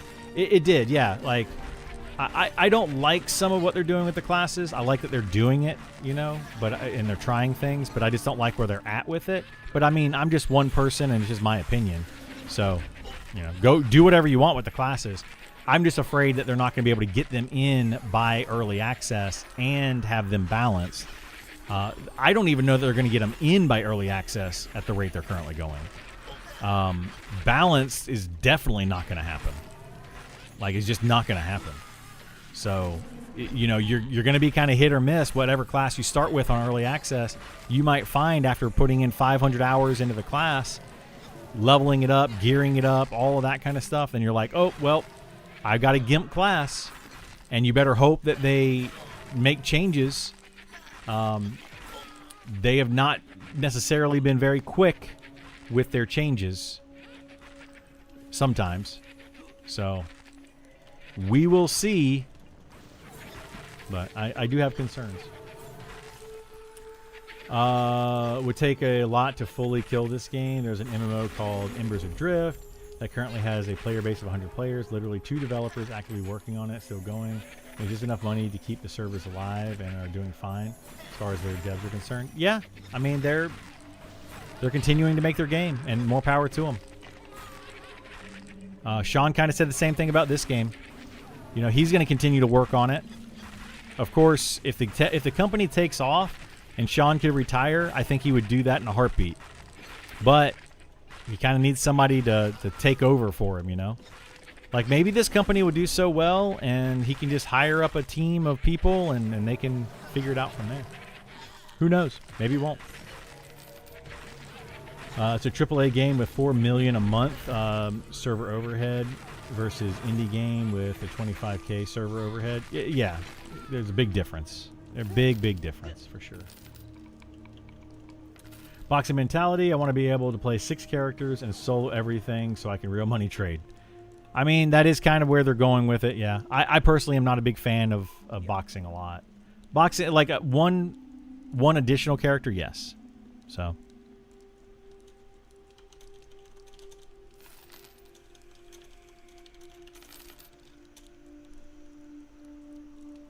Being able to also solo an MMO is definitely a subgenre I don't get myself, but I'm happy someone wants to do that. Just seems counter to what... Yeah, I agree. It's counter to what MMO should be and feels like it should be. I totally understand the want to be able to solo. I just don't understand people that are like, the entirety of the game needs to be soloable. Or I should be able to solo as effectively as you can group. You know, like that just doesn't make sense to me, because getting a group of 6 people together or more, trying to get multiple groups together, is more difficult than just playing your own character. You know, like I think that should be rewarded. There should be some benefit to being in a group of 6. And currently, there's not a lot of benefit for some classes. They are making more benefit for some classes. It's coming. It's coming along. Glass is half full. Yeah, I would say half full over half empty for sure. The 99 thing is 80s marketing. People imagine games like Skyrim sold 100 million copies with 99. Oh, I mean, for sure, yeah. It's definitely a marketing thing. I mean, I took marketing classes as well. I took plenty of marketing classes. It looks like it is $1 cheaper, even though it's only a penny cheaper. I don't disagree with you. But ultimately, you still have to look at the bottom line. For me, when I see boxers, it cheapens the game for me, knowing someone is soloing a game made for group play, not solo play. At that point, having... So yeah, as far as boxers versus soloers versus non-box servers and all that kind of stuff, I look at them a little bit differently. I don't like having a game where you can take 6 characters, completely hog an entire dungeon with those 6 characters because you are one giant hive mind doing whatever it is that you want to do, right? Now, to do that, the games that did that successfully have a lot of bots. So they, like EverQuest has their macro quest, and it literally 5 of the 6 characters are being played for you, basically. You know, it's basically saying, okay, well, you do this on one character, we're going to automatically do this on these other 6 characters. And they're going to be cracking down on that very hard for this game. To try to play this game effectively with 6 characters is going to be very difficult. I would say impossible or near impossible. For the average player, absolutely impossible. For some really, really skilled player, they might be able to do it, but it's going to be extremely difficult to like tab between or play 6 different characters at once. Like, I don't know how you would possibly do that. Not efficiently, right? So we'll just have to see what they do. I don't think that 6 boxing is going to be as prevalent in this game as it was in EverQuest. I just don't see it happening because they're going to lock that down. They're going to be like, okay, well, this person's clearly macroing or clearly using some sort of program to help them cheat, and they're going to ban them. Should be noticed, early access is still a phase in which the game is still under full-blown development. I have talked about that many times, Todd, and something that you and I are probably going to disagree with, but it's fine. The issue is early access. You are now a paying customer, so like you said in there, beyond perhaps monetization. Monetization changes the entirety of everything. Like literally changes everything. Because you are now a paying customer, you expect things to function a certain way.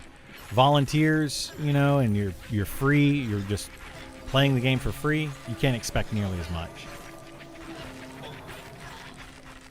I mean, just look at Pantheon. Pantheon is a prime example of that. You know, if they made Pantheon free and just everybody can play it and get in to do beta testing, I'd probably still be playing Pantheon. I'd probably still be kind of talking about it and saying, hey guys, you know, keep working on it, keep doing what you're doing. But since they require you to pay money to play that game, and people put in thousands of dollars into it, completely changes the mentality. You guys are now making millions of dollars, have made millions of dollars over the last 12 years, tens of millions of dollars, and have nothing to show for it. Very different animal than, you know, indie development team, you know, very different. Yes, Pantheon, exactly. They entered a paid phase far too early, which is what some people are saying about Monsters and Memories now. They believe that they may be going into a paid phase too early. And that's up for debate. You know, one person might believe that it's not too early, another one might believe that it is too early. And that's totally up for debate. So I think that they do need this game to be, even though that it is early access, is still in a development phase, there's a big difference between early access and beta test. Very big difference. And the big difference is money. The biggest difference is money. Soloing should be viable. I agree. Soloing should be viable, but not the best way to play, not the main way to play, not the most effective way to play, etc. Like that's where I'm at with it. I think the odds are they'll release more than that. Oh, I think they're going to do a deep dive on Beastmaster, and then we'll probably get another deep dive. We'll probably get 4 different deep dives again, or multiple different deep dives, and then they're going to release another class, or another multiple classes, but who knows. They might do them one at a time. They may not. Game makers would have to make a solo experience for an MMO, and since the two are at odds, you may have worse experience. Yeah. Final Fantasy XII is a good example of a one-player game letting you control multiple characters. It is, yeah. I mean, so is Dragon Age. Dragon Age had some really cool features in there to allow you to set up the ability to play multiple different characters. I love Dragon Age. There's another game called on the Nintendo. They've got a bunch of them actually. Well, I can't think of the game right now, but it does the same thing. It feels like you're playing an MMO, even though you're playing a single player game.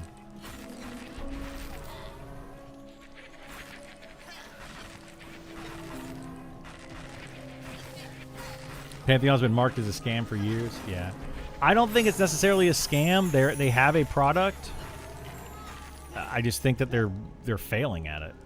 They're just a really poorly managed company. I think Pantheon went into a paid phase too early. They mangled their game. Preseason Pantheon was the best. Well, yeah, but the reason they went into a paid phase too early is because they didn't know what they wanted to do with their game. They needed money to continue to develop it, etc. It wasn't ready. Even in the pre stages, the game wasn't ready. But yeah, anyway, moving on. Inshore is pretty fun, a single player MMO. I've heard about that one. I haven't checked it out yet, but it is literally a single player game, right? It's not even a single player MMO. It's just a single player game, isn't it? Or is it actually like a larger world, but you play it by yourself?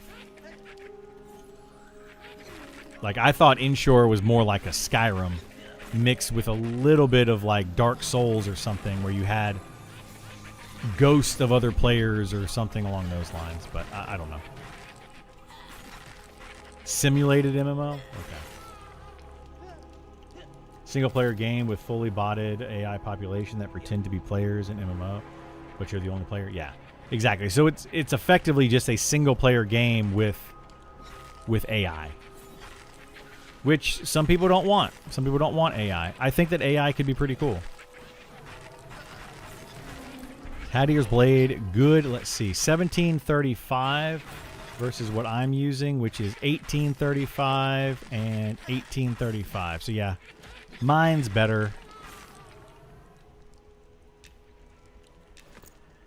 So I don't need that.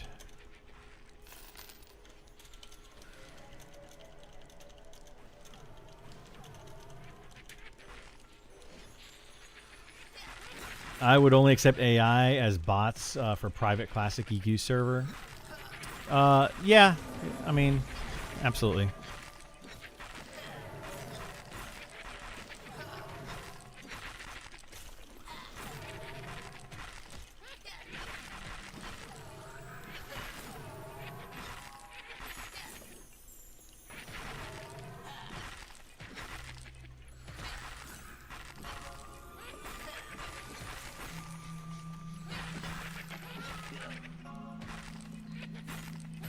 Inshore is pretty solid MMORPG simulator, very much like EQ. Awesome, yeah. I mean, I think that there's probably an audience for that, right? There probably is an audience for that.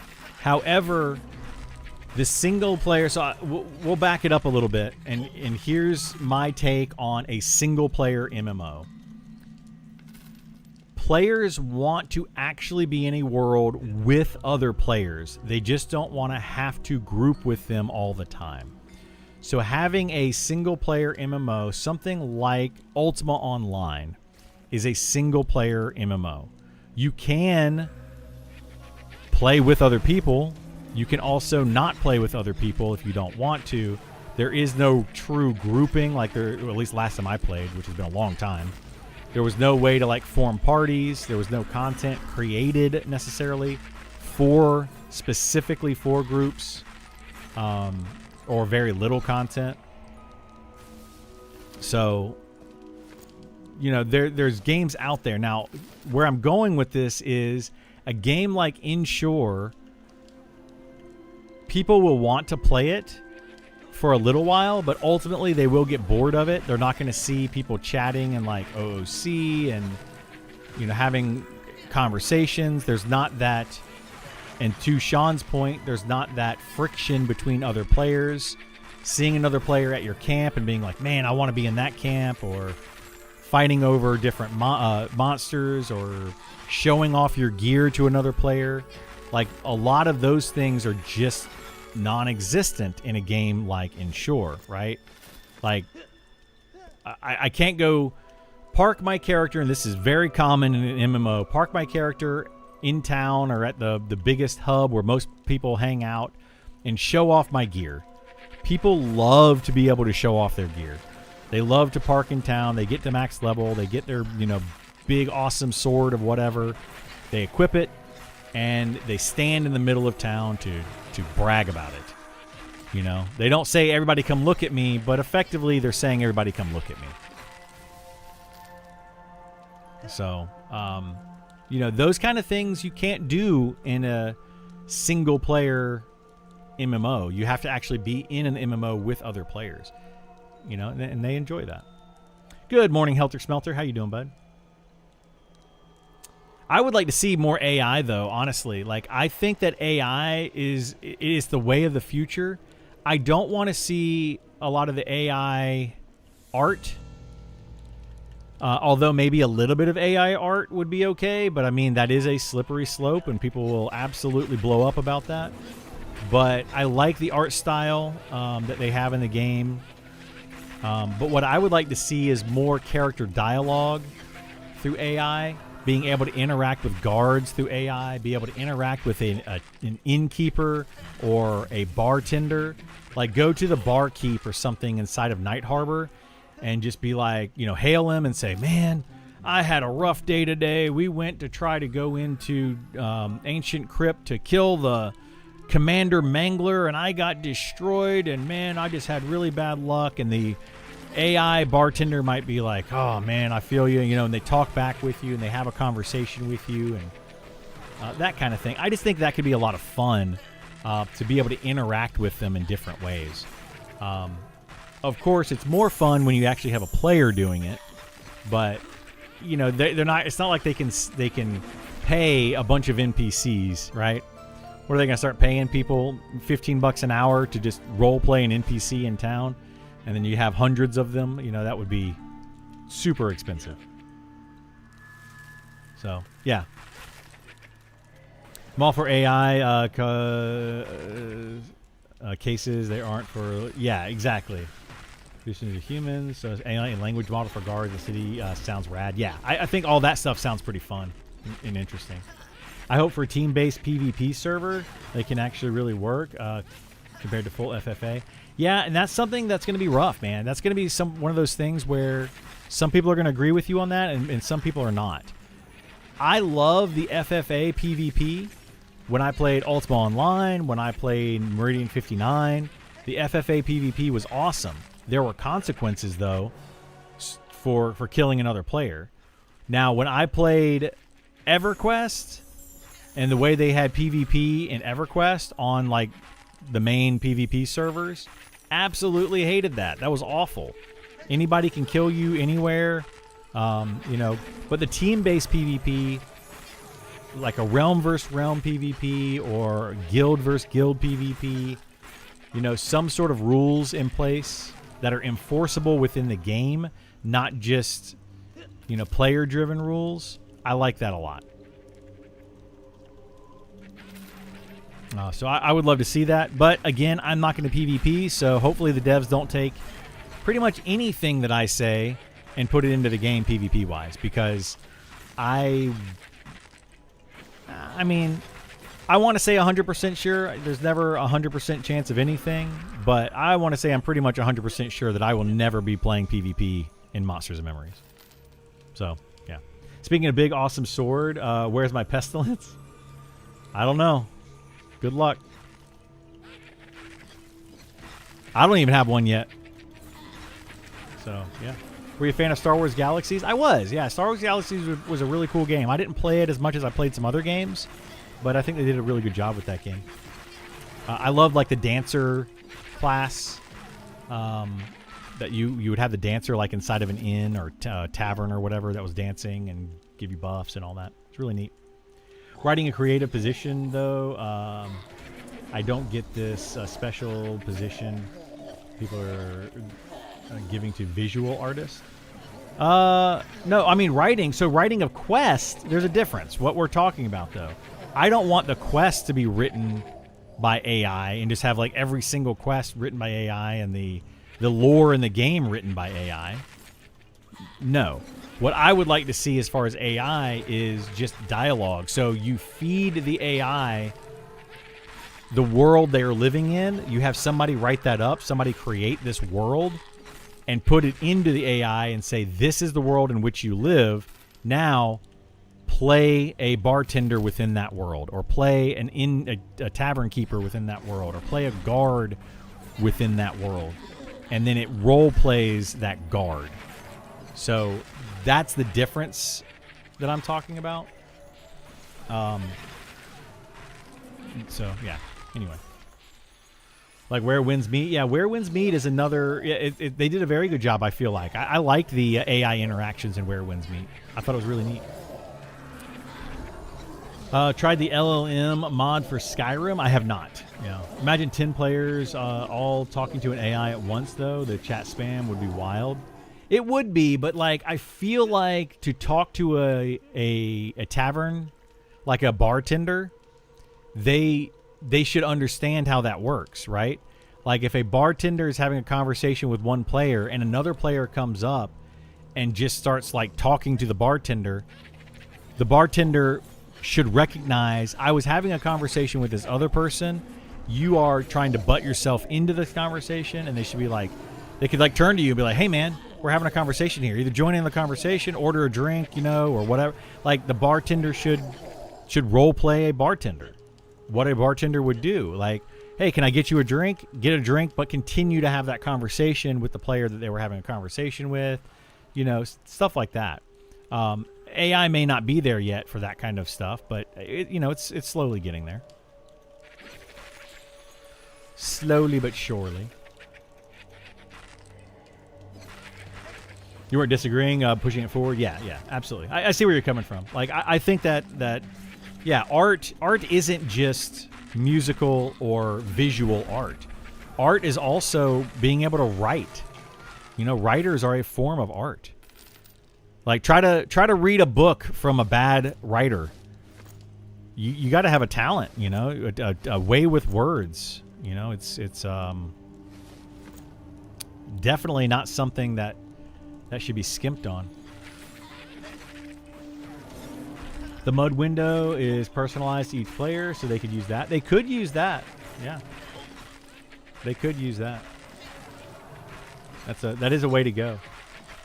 AI bartender comment on that giant that ran through the zone 4 hours ago. Yeah, they could do that. Yeah. Oh man, did you see that giant that ran through yesterday? Man, that was nuts. And then you could respond to it and be like, no, I wasn't here. Or you could respond to it and say, yeah, I saw that. That was crazy. Did they ever, catch anybody or figure out what happened with that? And you could have a conversation with them. And the AI might be reading chat as well. They might be reading the OOC chat, reading the Say chat that's near them, or whatever. The zone-wide shouts. I guess OOC, they probably wouldn't read that because that's out of character. But they could read the shouts. They could read the Say chat. All of that stuff. They could be reading that the entire time and get more information. I don't know. I just think it'd be really fun. It'd be very interesting to do. War and DOC had open realm versus realm. Yeah, DOC I think did it well. Best for me, yeah. I think DOC did a very good job with their PvP, and you've got to do something, right? I feel like Monsters and Memories is missing the boat on their PvP stuff because they either need to do realm versus realm, guild versus guild, some sort of rules, or have consequences for PvP. If you kill another player, if you kill another innocent player, you become an outlaw of some sort, and you are no longer welcome in town as a known outlaw. Until you do some sort of quest, redeem yourself, etc. I don't know. Like, do your community service, go to jail for X amount of time, whatever, whatever they want to do with it. And then you can revoke your outlaw status. Have things in place to deal with that stuff. Current MMO shift is actually done a full 360 to back to Ultima Online era, a hybrid system where you can solo level up, craft, aren't forced to group. If you run dungeons, raids, you need a group in your extreme Final Fantasy 14. Yeah, the main story quest, it doesn't need anything. Except for when you do the dungeons every few levels with the main story quest, then you definitely need a group. But you can just queue up and do it. AI is really good for brainstorming. AI helped me come up with my concept, doing Lord of the Rings crossover. Yeah, I think AI used in certain situations is fantastic. Like using AI to get the layout of a dungeon, to get a basis of a quest. Say, hey, I would like you to write up a quest that involves skeletons, that involves a necromancer, that involves going into a dungeon, but also exploring overworld. Like, you could give it some constraints, have it write up a base quest for you, and then you fill in the rest of the information. I think is a good way to do that too. But having them set up like a basic dungeon, be like created layout of a basic dungeon that is maze-like, but not too maze-centric. You know, they could do that as well.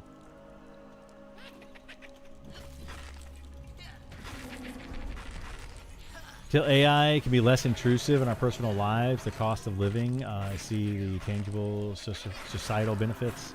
It can't be... Yeah, it definitely has a ways to go. I would agree with that. It's not quite there yet. AI is really, right now, the best part about AI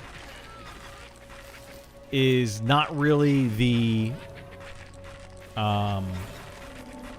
intelligence part. It's really just best to gather information. It's like you can tell AI, put this information together in a organized manner. That's what I like about AI currently. And I think that's the direction that they need to go with it. Like, you're not going to end up... Like, movies and video games and TV shows and stuff have fantasized it for generations about AI becoming like your best friend. And I don't see AI doing that. I just don't see that direction. Like, you know, finding the love of your life through AI and all that. I don't think it's going to work out the way that some of these sci-fi people think that it will. I mean, it might. I could be completely wrong, but I just don't see it. What recompense have you when the NPC calls you a noob? Well, that's the thing. That's why the AI has to, like, it's got to role play the character, right? It can't use terms like noob and 6'7" and all that. It's got to use terms that work within the realm that they are created. So yeah, it's just got to be intelligent. People are already in love with AI chatbots. Yeah, to a small amount. People are also in love with animals, you know, and trees. People fall in love with all sorts of weird things. Doesn't mean it's the norm. Doesn't mean that it's, you know, going to be something that takes off. Like, there's always outliers, and there's also people that are just odd. They're just odd people.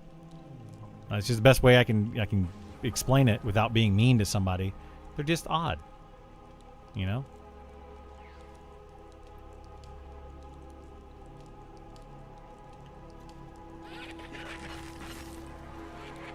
I think some people also do it.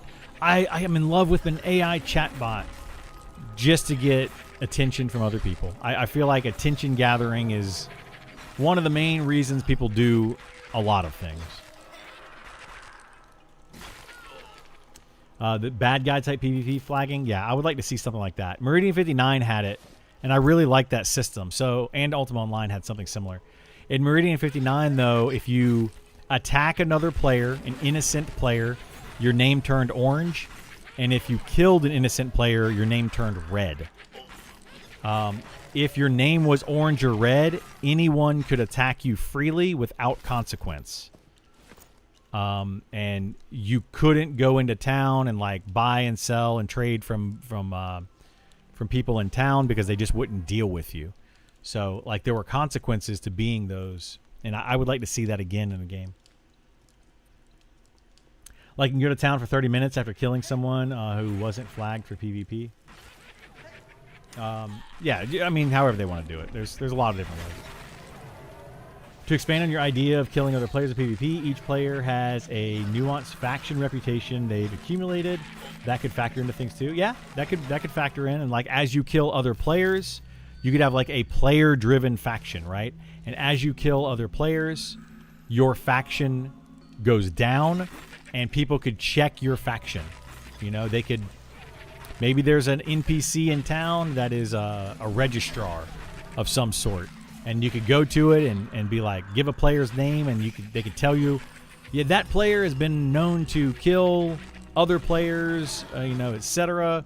Or maybe other players have been known to get in fair fights with that player and say that they are, you know, whatever, this, that, the other thing. Be a lot of ways you can go with it. Be very cool. They're changing that the next expansion, all main story quests, dungeons, raids, mini bosses, and such, you can pick NPCs to group with you instead of dealing with the queues in Final Fantasy XIV. You can do that, yeah. I don't like that direction, but it seems like a lot of games are going in that direction. I personally do not want an MMO that that I have bots playing for me. I just don't want to do it. Like, I don't mind having a single box or a 2-box server where I'm playing like a healer when I'm on my tank, for example. You know, I think that just kind of helps even the playing field when you have classes that are really good at solo and then you have classes that are terrible at solo. It just kind of helps to even the playing field a little bit. But yeah, I don't want to see full-on groups that are just AI groups. If they do that in this game, that'll be a big nope from me, and I'm out. But I don't see them doing that in this game. They're already doing it too much in like Final Fantasy XIV and other games. I didn't like that in Guild Wars 1, the first Guild Wars. I did not like that. I actually played Guild Wars, the remastered, recently. Checked it out. I was having fun with it until the point where I just was hiring multiple different NPCs to run with me in a group, and I just kind of lost interest very quickly after that. It was no longer fun. Other people might find it fun, though.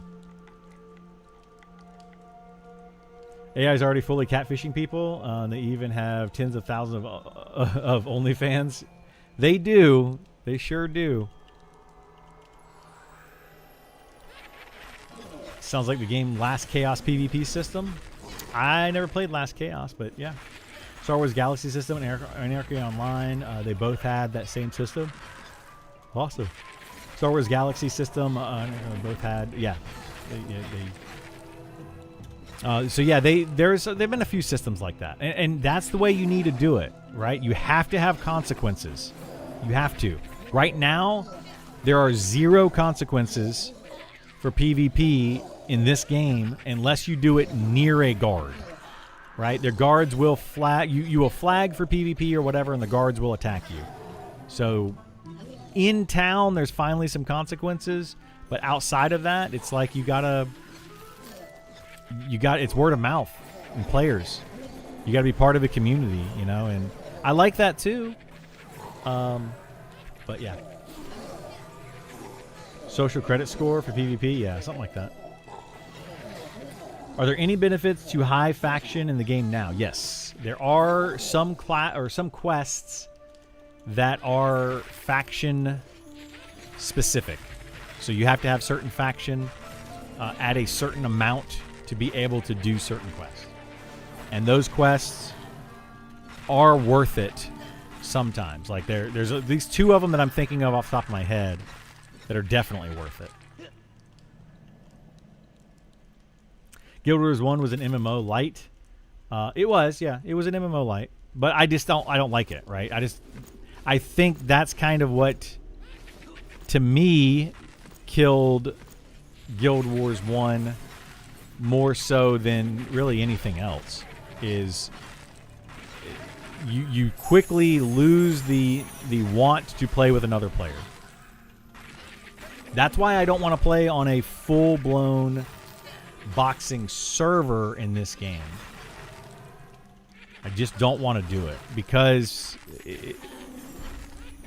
eventually it'll end up just being a bunch of box characters everywhere, and most likely those players are going to be cheating anyway. So what I see happening is if those players are cheating, they get kicked out of the game, they get banned, whatever. Then the servers just become barren wastelands where nobody's playing them, and it's like I don't want to be in an MMO where there's nobody playing it either. So, it's a multi-faceted issue.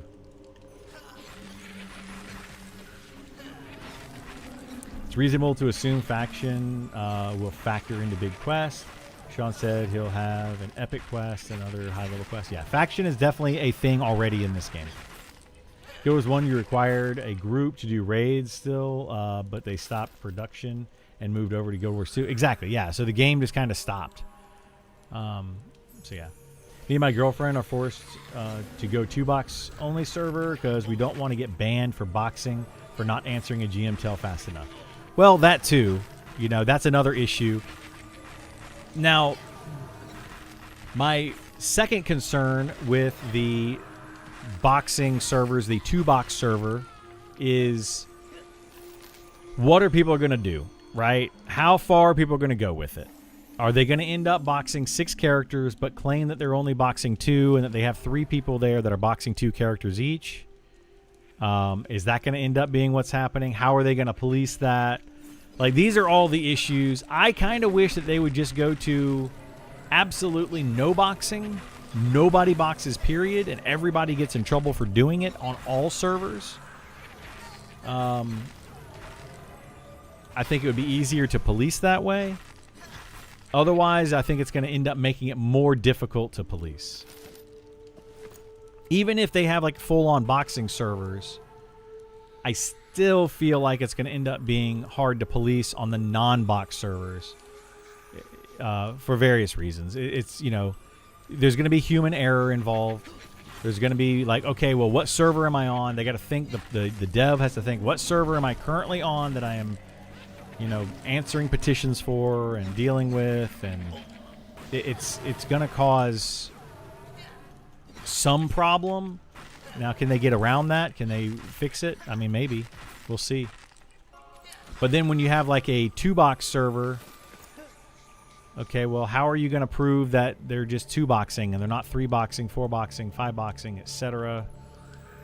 There are ways to do it. I understand that, but there's also ways to get around it. How does the new TTK feel at this level?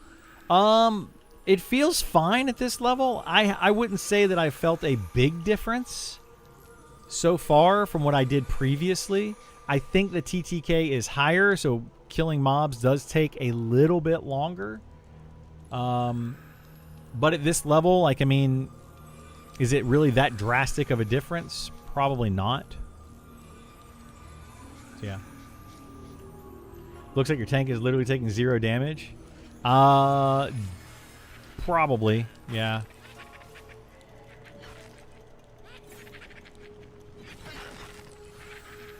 It's very possible. He's got some decent gear for this level, though. He's pretty geared out. So they need to. So far, all they've done with the TTK is they've increased the health pool of a lot of mobs. That was the main TTK change. What they also need to do now is they need to increase the damage output of mobs. Well, before they do that, they need to fix the armor class. Then they need to increase the damage output of mobs. That will further affect the TTK because there's going to end up being more downtime. Right now, we have 2 healers in this party, and the tank is barely taking any damage. There really is 0 downtime with this particular party at the moment. Still have your buffs. Looks like I do for 16 minutes or 15 minutes, Esau. Honestly, think they will need to hire at least 5% GMs versus population to deal with boxers. It's an issue. It's going to be tough. I don't know how they're going to do it. I really don't know how they're going to do it. No boxing for the first 6 months or year at least, then reassess. Yeah. Well, we'll see. Right now, they're going to have boxing servers and no boxing servers. I just encourage everybody that if you don't want to deal with boxers, make sure you play on a no boxing server. And I hate to say it this way because this is not how I deal with things, but tell on people. Be the tattletale. You know, if you see somebody that appears to be boxing, you're going to have to tattletale on them. They're going to need that. If they don't have people that are people in the community that are helping them out with that, then it's going to run rampant because it's very hard to detect without actually watching a player play. And if they have thousands of people on a server, it's going to be very hard for them to find. Sure, they'll find the blatant offenders, but yeah.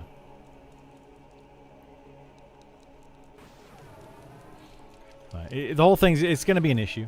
We'll see what happens. Boxing is a crazy variable to introduce to the world. Stay away for now. Things change over time. Yeah, I agree. You can run AI software to determine who is boxing. It'll be easier than past. AI can look through logs. They can do a lot, but they still can't fully tell. I mean, let's say if I was playing a cleric fighter duo, I'm hitting a heal every 30 seconds. You know, like I'm not really doing anything much with the cleric. I'm hitting a heal every 30 seconds. I'm buffing up every now and then. You know, is an AI going to really be able to pick that up without getting a lot of false flags? No, it's not. You know, they have made their tooling better. For example, I used to be able to spam a single button, and it would flag you for macroing. It no longer does that. Spamming a single button no longer does that, but they could still find out depending on how you set up the macros and do all these things. So it's just going to be a trial and error, and they're going to have to see if they can do it. It's going to be tough, no matter what. Anybody that thinks that they can beat AI, anybody that thinks that they can guarantee they won't get caught is dumb, and anybody that thinks that they will catch everyone is also dumb. Both of those things are dumb. They are not going to catch every single player that is cheating, depending on how well they're cheating, and they're not. And a cheater is not going to 100% get away with everything. Eventually, they will probably be caught, but it might take a long time, and it might ruin everything in the meantime and all that. So,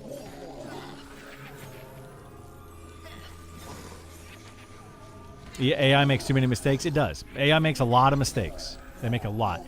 Using AI to flag somebody and say, hey, it looks like this person might be cheating or boxing or whatever, and then have the GM to actually go in and intervene is probably the best way to deal with it, but that tooling needs to be really, really good, because otherwise it's going to flag a lot of people.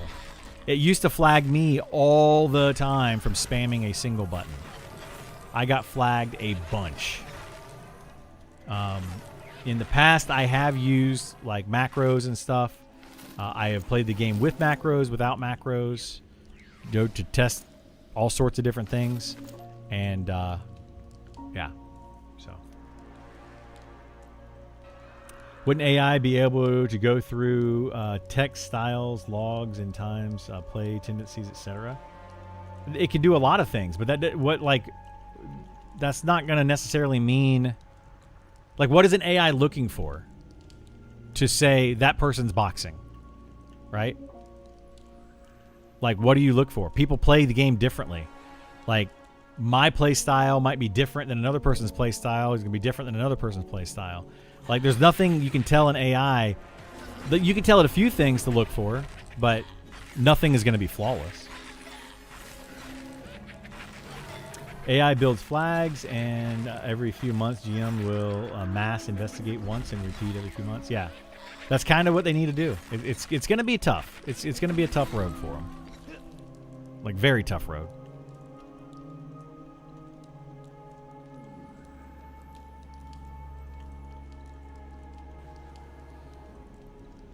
In South Park, the girl Heidi developed emoji analysis to determine who said what. Oh, well, I mean, it's also South Park. We can't really compare South Park to real life. But I get what you're saying. We use AI in radiology. It's laughable. Everyone has cancer as per AI. I mean, yeah. Yeah, it's AI it's getting there. It's not quite there yet. Maybe one day. Maybe one day. AI can start to flag people, but you'll need manpower. Exactly, yeah. AI can flag people. Like, things like spamming of the same button over and over and over and over and over. That's something that AI should look at and say, hey, this person is doing this thing. Flag it, have a GM look at it. The GM comes and says, okay, they are cheating, they're not cheating, etc. Right? That literally has happened to me multiple times. Clearly, if the devs thought that I was cheating, I would have been banned probably a long time ago. They have given me ample opportunities, ample warnings, ample, hey, we're changing this up, we're doing this thing, we're looking at these different flags, etc. To where I've had to change my behavior and how I play the game considerably, actually. I've even changed my mouse and keyboard, how they function, so that I don't get flagged. So.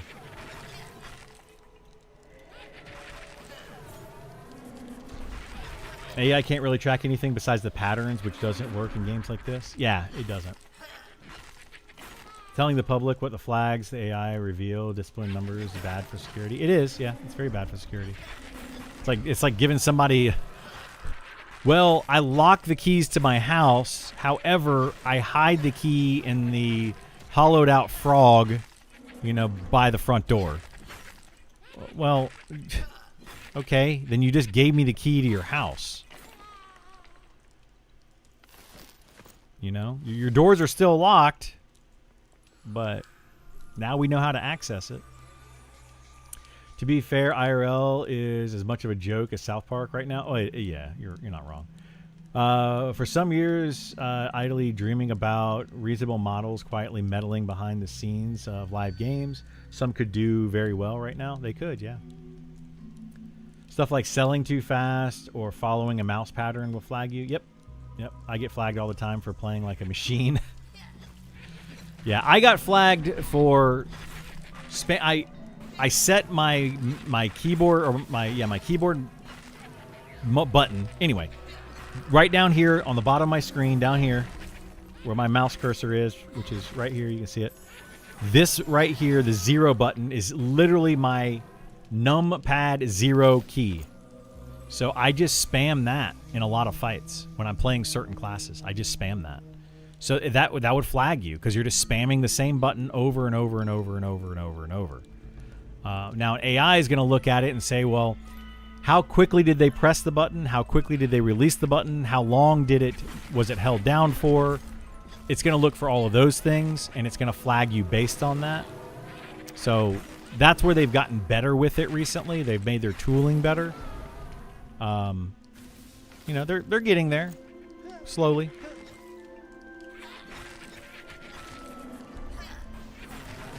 For using the in-game macro system, that flag will get people banned a lot. It might. That's interesting. You've been flagged a bunch. Tough problems to solve. I just hope Sean is... Yeah. Well, I was also flagged for using mouse and keyboard macros, which I agree with to some extent should be illegal in the game. And I was trying to figure out what I could do, what I couldn't do. I was beta testing the game, or technically at the time, alpha testing the game. Should you be able to create a macro on your mouse or keyboard that presses a button for you? That's the first question, Now, the second question is, should you be able to, should it press it for you while you're holding it down? Should you be able to toggle it on and off? Those kind of things. That's where it becomes, okay, well, at what point is it okay and not okay? I personally feel like, there should be some accessibility there where, yes, you should be able to use mouse and keyboard macros that do some things for you that are very basic things, like pressing of a button, but that could easily be automated.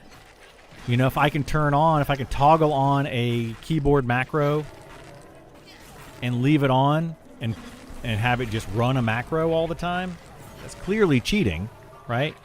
Clearly. But yeah, there's a fine line there, and it's very hard. It's a very challenging fine line. And I've had plenty of discussions with the devs on this, to the point where I stopped using mouse and keyboard macros, period. I just don't even use them, which is at a very big disadvantage for me because I guarantee you people are using mouse and keyboard macros to play this game. Guarantee it. There's no possible way that every single player is playing 100% legit without using mouse and keyboard macros. It's not happening. If someone is pushing a button exactly 3 seconds, they can see that. Yeah, exactly. Yeah. Just hard to make a button macro do varying times between. It's not hard to do at all. Helter Smelter. I can easily make a macro. Most of you have mouse and keyboards that can do this. You can easily make a macro that has a varying on how quickly it pushes a button, how quickly it releases the button, how long it holds it down. You can create macros that literally randomize that entire thing. It's not hard to do. But will the tooling be able to catch that? Another thing the tooling can see is the mouse or keyboard macro, or is the button press coming from hardware or is it coming from software? That's another thing that the tooling can actually see.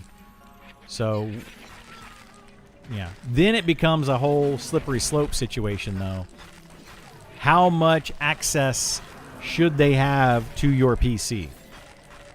If they can see every keystroke that I make, and I go and I log into my online banking system, and they've logged that information, and somebody hacks into Monsters and Memories database and happens to see my password for my bank information, and they steal it from Monsters and Memories and log into my bank because they recorded.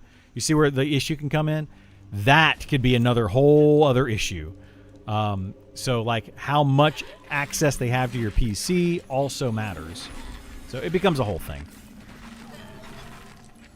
Can't stop it completely, just fight it. Then how much do you want to spend on the unwinnable fight? Yeah, exactly. How much effort do you want to put into it? Definitely shouldn't be able to have an auto fish for several hours. Yeah, exactly. I don't think you should either. Explain a macro. Does the game play for you or something? Depends on the macro, right? A macro can be something as simple as you push one button and the game assumes you push another button. So for example, I could make a mouse macro for this button right here on my mouse. You can't see it. This button right here on my mouse. That button might push the one key on my keyboard. That is a macro, right? It's a one button to one button. That's absolutely fine. It's okay to do. You're allowed to do it. However, how you do it may be frowned upon. You could also create a macro, though, that, let's say, pushes a button, waits X amount of seconds, pushes another button, waits X amount of seconds, pushes another button, waits X amount of seconds, etc. And it could be a whole thing that way. That is frowned upon and not okay in this game. So it just depends on the extent of the macro.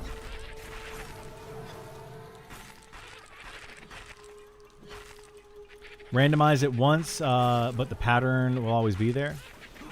No. You don't randomize it once. You literally can randomize every single click. Like, I'm not trying to explain to you guys how to cheat here. That's not the goal of what I'm talking about.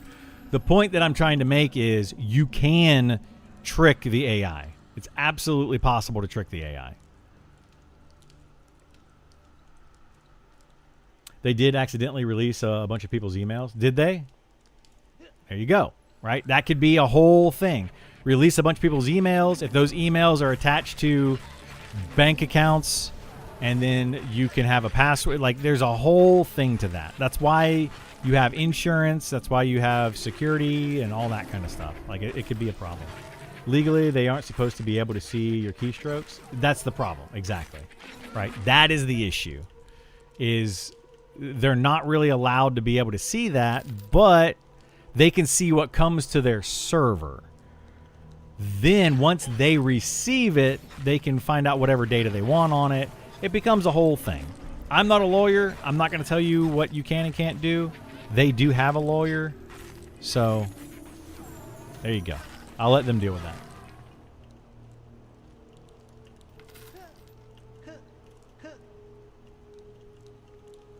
I play fighting games, so the idea of someone having a controller running extra BS while they play is super not okay.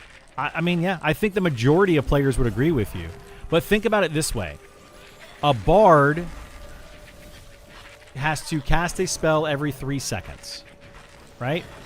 And they can cast up to 5 spells. If they do it perfectly, they can do 5 spells, and they can have a rotation going. Every 3 seconds, cast a new spell. Well, why would you not just macro that? Every 3 seconds, it casts 1. Then it casts 3 seconds later, it casts 2. 3 seconds later, it casts 3, and then 4, and then 5. Then it repeats, right? It's very advantageous for somebody to play a bard and literally macro that on a mouse or keyboard that just constantly does it.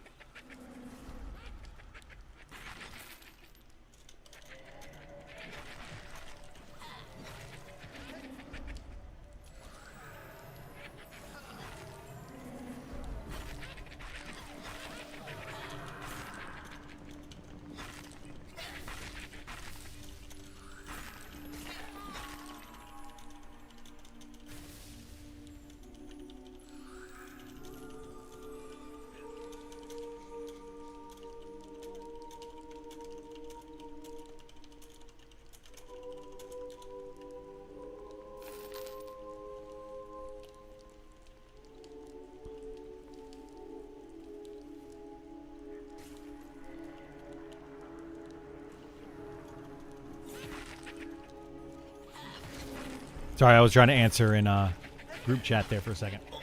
Like EQ, like melody, yeah, kind of like a melody or whatever. Which I think they should put melody in this game. Devs don't want to. I disagree with that. We'll see what they do with the bard changes when they actually bring out the bard changes. One of the macros seems fine. I'm sure 99 or 90% of the community would agree with that. It's the macros that do chain commands that should be banned. Yep, chain commands or being able to toggle on a macro on and off, right? Like right now, I'm literally just pushing one button over and over and over and over and over and over and over. Literally, that's literally what I'm doing and how I'm playing this character right now because I'm not really fully paying attention. Should you be able to create a macro that pushes that button over and over and over and over and over for you so that you don't have to physically do it with your hand and wear out your keyboard? That one is one that will be debated. I would say that majority of people will still say no because it can be automated and I could literally, if I wanted to, create that macro, get up from my computer and walk away, right? And it would continue to function. So is that good? Is that not good? You know, that could be debated. And I can see both sides of it. This is my Spellblade now. It's not my wizard. Well met. What's going on? Rising Raven. How you doing, bud? 1/3 of the server will be boxing and botting no matter how hard they enforce it. They'll try, and then how quickly they find those people and ban them or whatever they do with them, that'll be another issue, right? They have banned people for boxing. They have banned people for botting. They have done it. So we'll see how much that continues. You'll never stop it. You'll never be able to completely stop it. No, it'll never completely stop. They need a 0 tolerance for it. They do need a 0 tolerance. They've had a little bit of tolerance for it while we're in these testing phases, but they are getting very close to a 0 tolerance policy. That's why I've stopped completely. Just literally completely stopped using any type of mouse or keyboard macros or anything like that. I just don't use them. I would like them to get to a 0 tolerance policy. Start banning people. The problem is some people are smarter than I am. People are going to be smarter than the devs and the tooling that they're creating, and they're going to get away with some stuff that they shouldn't be getting away with. It's going to be an issue. Always will be an issue. If you want to play fair, you have to accept a third of this server will be an unfair advantage over you. I mean, I don't know if a third is good representation, but maybe. The thing is, though, like, let's say it is a third of the server that's doing that. Will they get caught? And when they get caught, what is the punishment? Instant ban? You know? It's like, I don't know, I look at it like, you know, real life, breaking the law in real life. You know, the punishment, does this punishment fit the crime? And can you prove without a doubt that they were doing what it is that you think that they were doing? Or can they prove without a doubt that they were not doing that? And that's going to be a tough thing because the devs are not going to want to hear people complain about it. They're not going to want to, like, you don't want to argue with the devs. You know, you're better off probably admitting to it. If you get caught multi-boxing on a no-box server, you're probably better off being like, oh, I apologize. I, you know, wasn't aware or something. Admit that you were doing it, right? If you're going to say something, at least say, yes, I was multi-boxing. I will admit to it. Take your, you know, temporary punishment and move on. But I think some people like to argue. I mean, I was told that I was arguing with the devs at one point about the macros, and I wasn't. That's why I stopped. I was just like, okay, fine. I will completely change the way that I play the game. I won't argue with you or debate with you or try to even help you in any way fix this problem. I am done attempting to fix the problem. But the problem will persist. Good luck, is basically what I said to the devs last time I talked to them about it. And I haven't talked to them since about that particular situation. It's weird because botting has always been an issue. Most games you can kind of tell pretty easily. Yeah, because most bots are very rudimentary.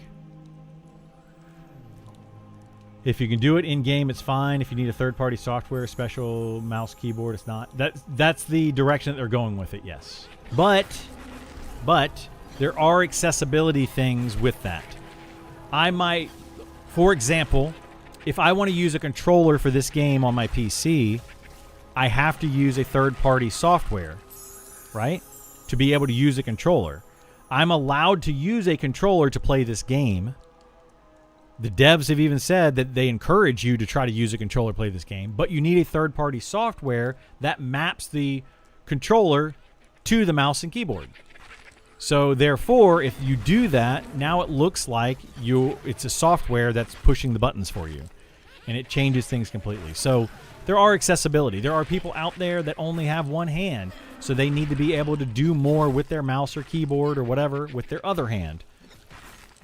Accessibility things. So there's a lot of reasons to have the mouse and keyboard macros. In my opinion, there's a lot of reasons for that. I have an in-game macro for my Pally that uses 2 buttons in rotation. Yep, technically that's illegal. You're not supposed to do that. You cannot have true zero tolerance with infinite resources. Some will slip by always. They will, yep. They will. You're going to report all the boxers? Yeah, do it. I mean, people are going to report you anyway, so. Here's the thing. Here's the only issue that I have with the reporting of the boxers and reporting of cheaters in general. There's going to be those people that will go around and report everyone. They're going to assume you're cheating because you're able to do something that they cannot do, so they just assume you're cheating. And that's not fair. Those people need to also be punished for crying wolf all the time. Constantly being like, this person's cheating.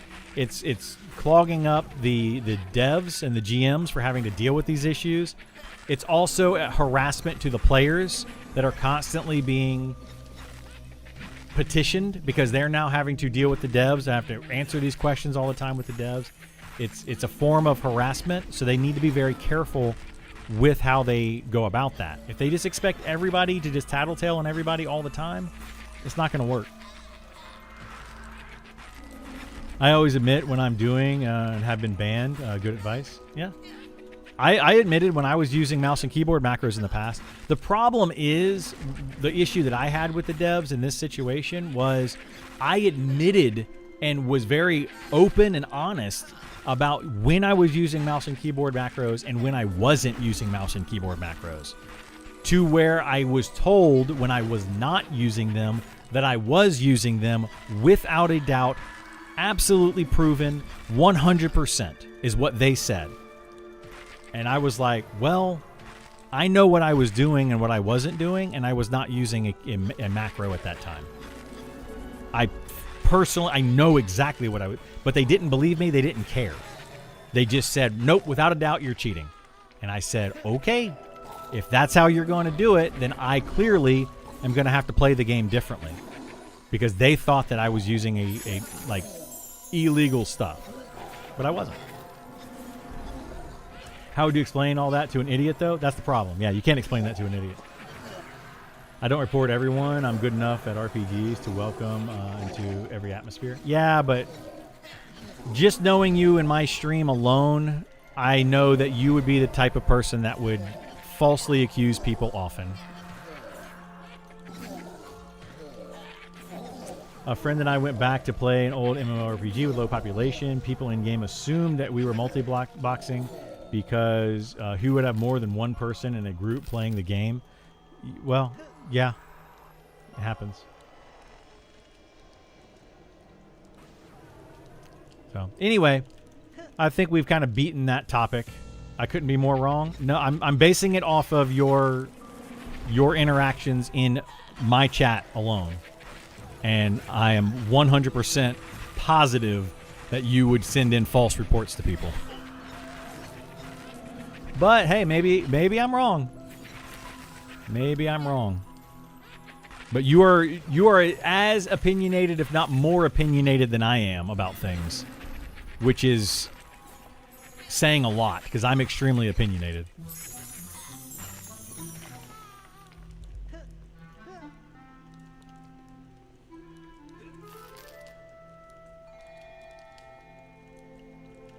I was using rebinds in the first place. Wasn't even macros. Oh, did you get in trouble for rebinds? You weren't using a macro? Says a lot about me. I already said a lot about me. You don't need to pretend to attack me or anything. I attack myself plenty. I'm willing to admit my mistakes and my faults. Absolutely willing to do it.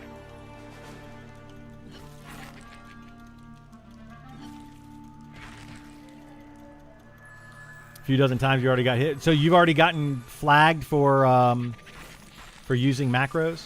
So from what I've learned, and this is the issue, is depending on how you set up your keybind could flag the system.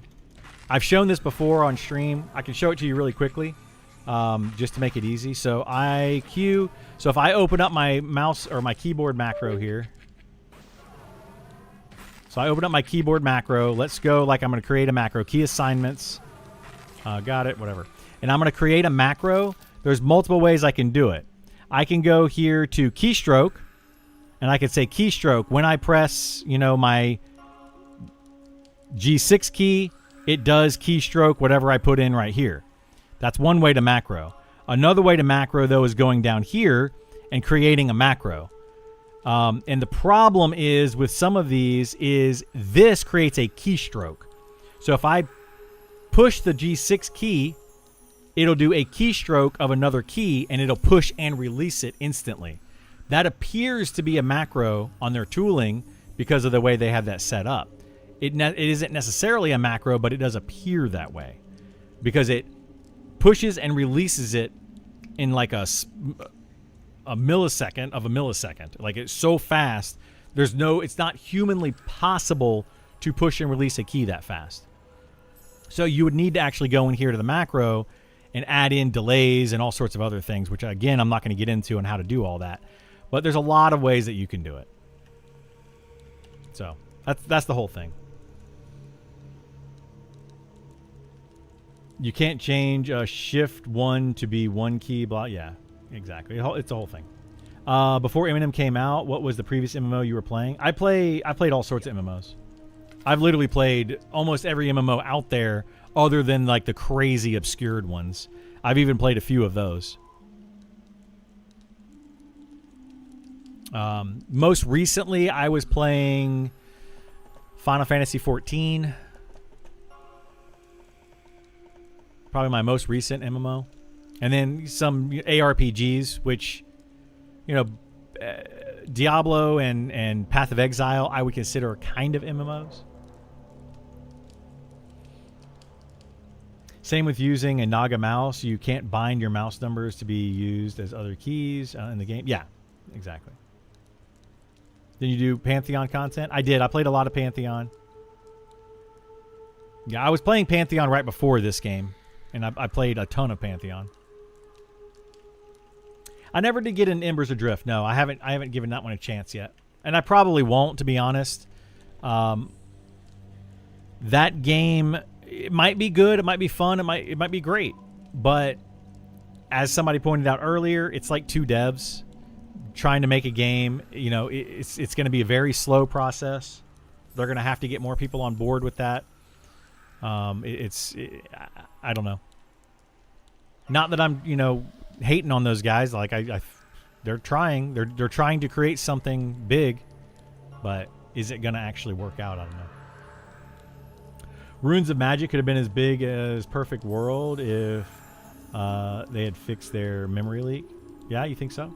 I think that it's summer right now. It is summer right now, yes. As of 2 days ago, it is summer. And we don't have air conditioning, and it's awful. Speaking of which, I'm probably going to get up here in just a minute, take a break, get in front of a fan and cool off, and grab a soda or something.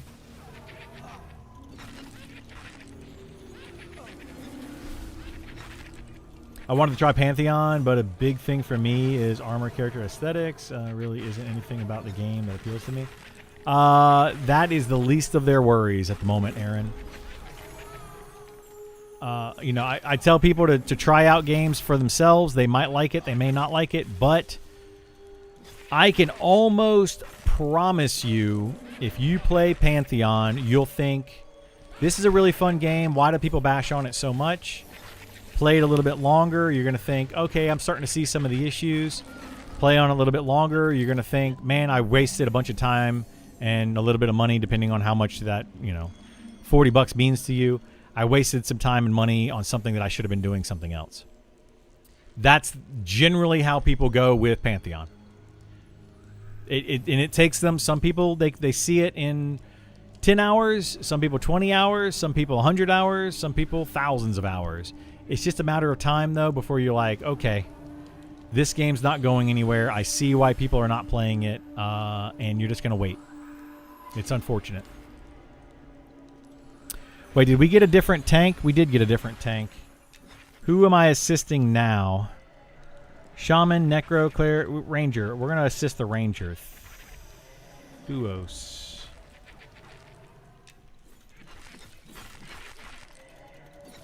Bullet dodge. Definitely a bullet dodge, in my opinion, bud. Like, I would not recommend playing Pantheon. I would, right now, what I would say with Pantheon is if you're interested in playing that game, watch some footage of it, watch some Twitch streams, read up on it. You know, just wait. Just wait. They're going to do a full wipe in that game whenever they finally release it into 1.0. Full wipe anyway, so there's no point in playing it right now. I would not give them $40. Absolutely not.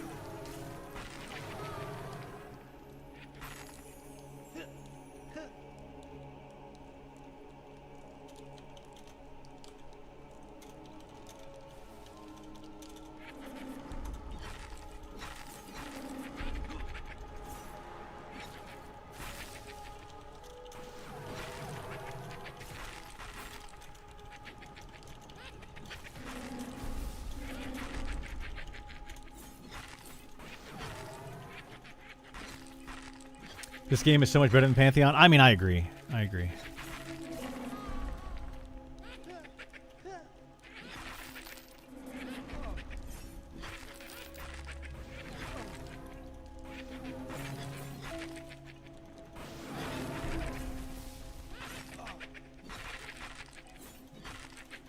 Wait for 1.0 release. Try Pantheon. Yep, that's what I say. And even then, at 1.0 release, I would wait before you spend $40 on it, or whatever the 1.0 cost is going to be.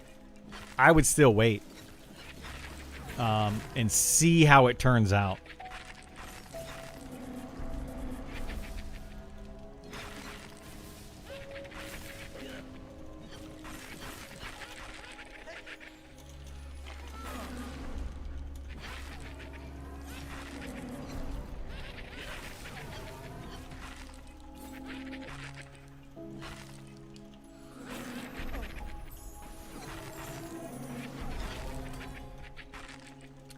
Pantheon is Ash's creation vibes. I agree. I think it's got very much some scam vibes going on there.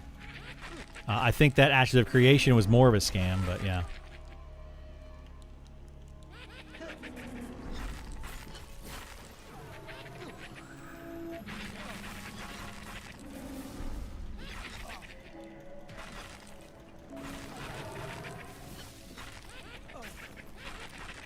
Buffs dropping when you zone. Yeah, that was dumb. Actually, they didn't drop. Here's the funniest part about that Helter Smelter. A lot of people think that buffs drop when you zone. It's not true. Because let's say a cleric buffs you, if the cleric zones first and then you zone behind them, you keep your buffs. So they actually can make it to where you keep your buffs when you zone. It was a whole weird thing.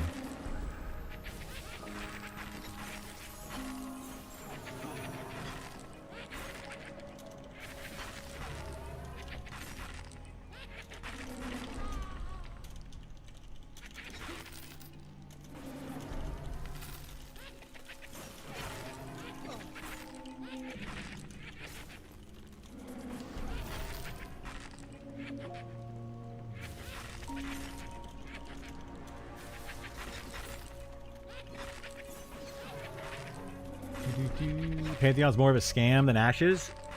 More of a scam? I don't think it's more of a scam. Ashes was literally a scam. Pantheon has people that are really trying to make the game.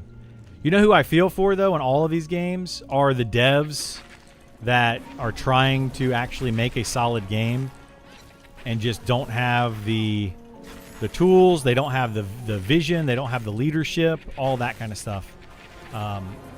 That's what I feel bad about.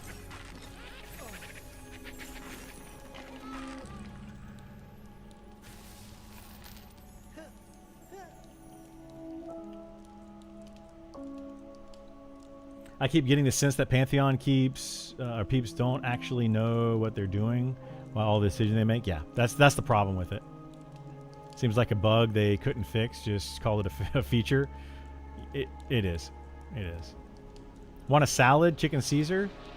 I don't know. Maybe. Are you making chicken Caesar salad? As a ranger, the arrow selection was removed every time you zoned. Super annoying. Yeah. Yeah. Pity would like a chicken Caesar salad. I might come down in just a second. I was going to take a break anyway and stand in front of one of these air conditioners that we supposedly got that are not helping in this room at all. It's still extremely hot and feels awful.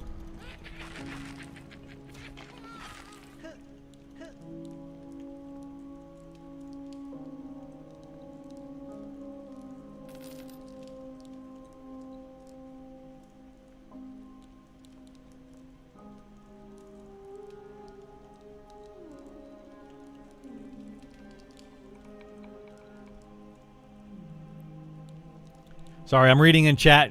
My group chat is also talking about Pantheon and how it's going. Just kind of funny.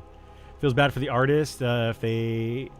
Well, so I mean, I don't think they have any artists over at Pantheon. They might, but I don't know of any. They just bought store assets, and that's part of the problem with them. But I feel sorry for the devs that are working on these games. Like, hopefully they can at least take their work, put it into a portfolio, and show it to somebody else to get a better job at a different company making a different game. Unfortunately, though, with the failures of Pantheon and just how that's gone, I think anybody this is just me talking, but if I was going to hire on some game devs to make a game today, if somebody came up to me and said, hey, I worked on Pantheon, we did this, whatever, I don't think I would really take that seriously, to be honest. I would look at it, I would use it and be like, okay, this is what you did in Pantheon, but I would honestly be like, okay, do you have any other references? Like, it can be used as a reference, but it can't be used as the only reference.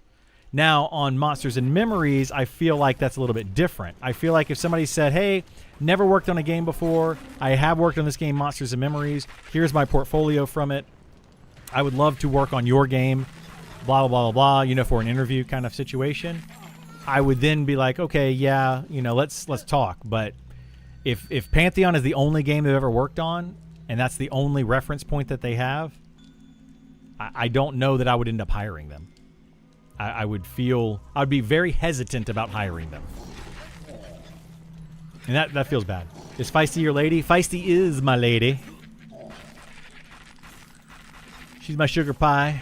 Sugar baby. How does that song go? I forget. I haven't heard that song in forever. Most Pantheon art is UI assets. Yeah. Fried chicken Caesar salad, extra dressing.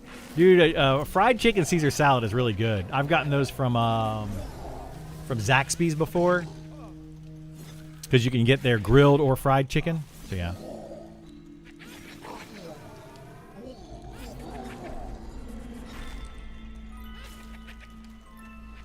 Anyway.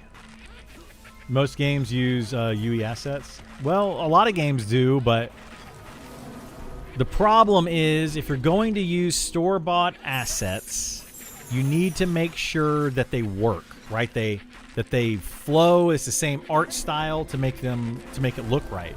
If you do different art styles throughout your game, the game just is going to look bad. So that's kind of what they did.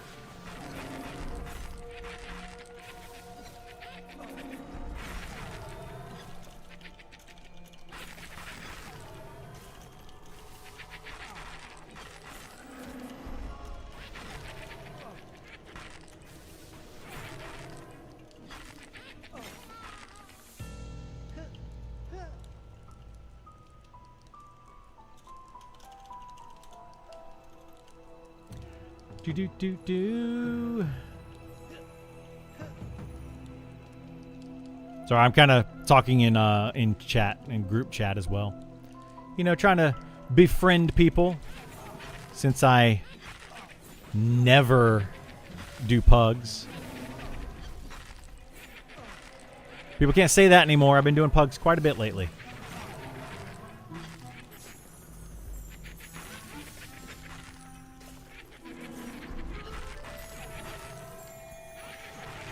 Pantheon lore allowed them so much leniency with style cohesion, and they probably got the ball on that too. Yeah, could be. All the proposed races are in. Which ones would be your favorite? I personally want to play Troll and Deep Elves. I am a big fan, honestly, of Gnomes. I would say that Gnomes are probably my favorite nostalgic race to go to. It was my first character in EverQuest. I played a gnome enchanter. Technically, my first character in EverQuest was a barbarian shaman, but I quickly learned that I do not like the shaman, and I made a gnome enchanter.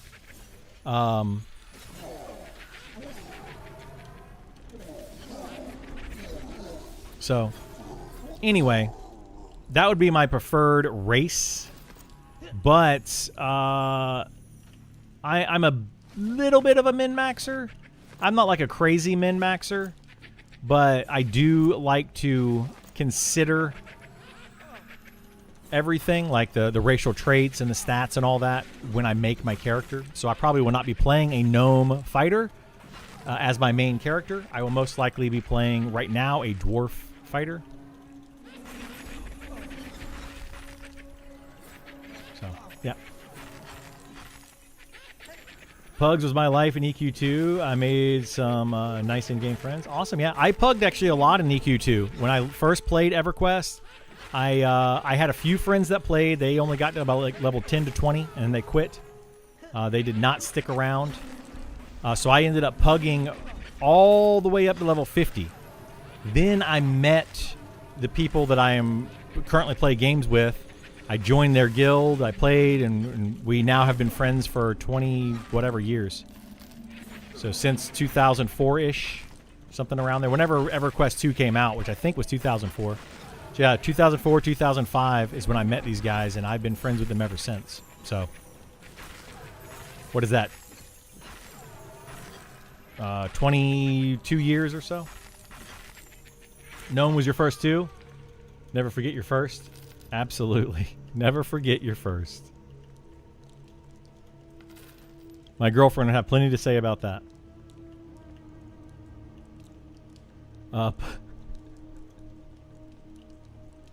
Pugs for XP on high-level monsters is fun.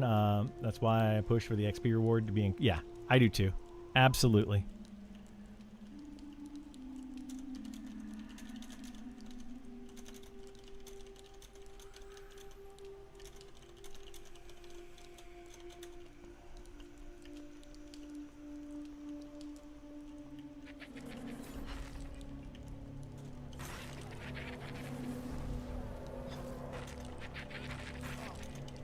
All right, give me 1 minute, guys, or a couple minutes. I'm going to go grab a drink real quick and go check on this Caesar salad that the girlfriend is making. And also cool off a little bit. All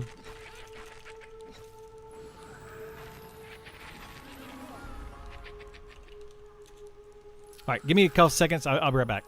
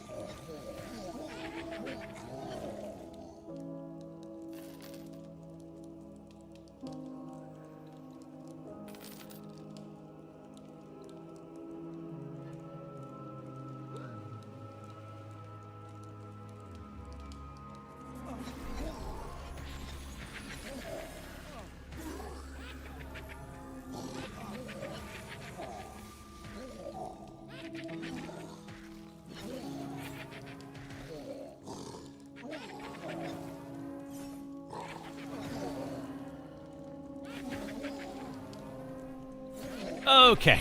Sorry about that. That took a little longer than they expected. We're still trying to figure out what's going on with our AC situation and all that. I probably shouldn't put my headset on. Actually, I am not going to put my headset on because it's cooler without the headset on. It's the whole dang thing. Anyway.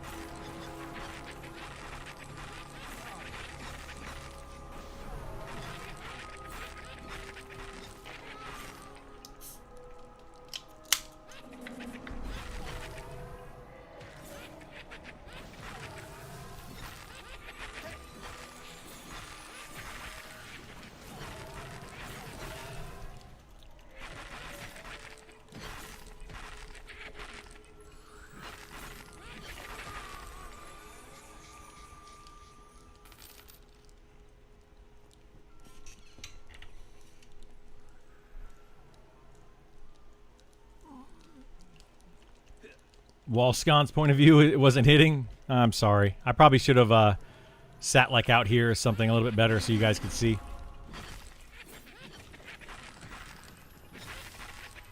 I am fancy with a koozie for my beverage. I don't like my my sodas getting cold, so I've got my little koozie. It's actually my girlfriend's koozie.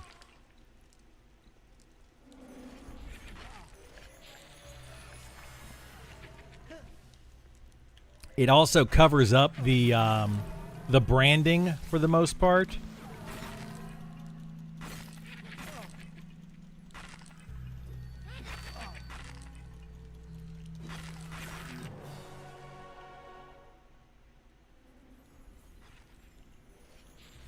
Crapple and Cruddle? What? I tried to make friends with GIF.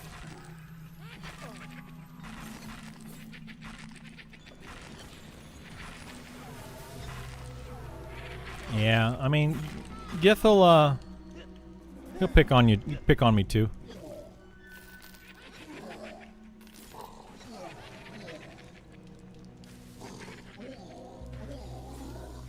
We might actually go do something today. I don't know when.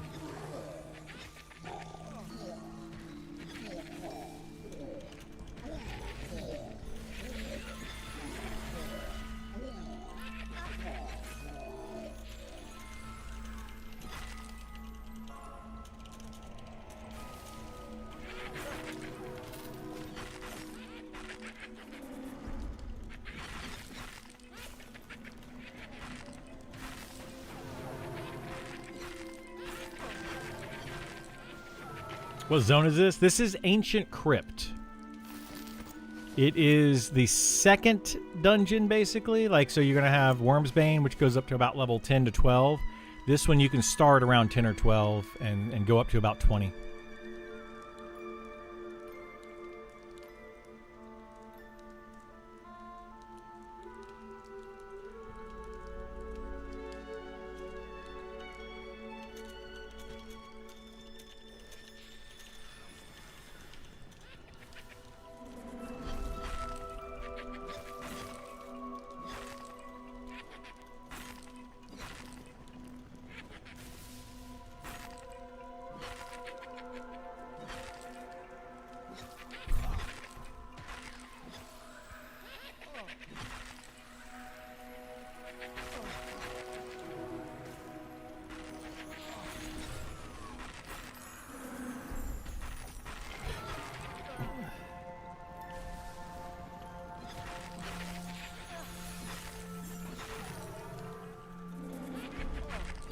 Do we have an internet lawyer in chat that can moderate this highly important argument? Unfortunately, not me.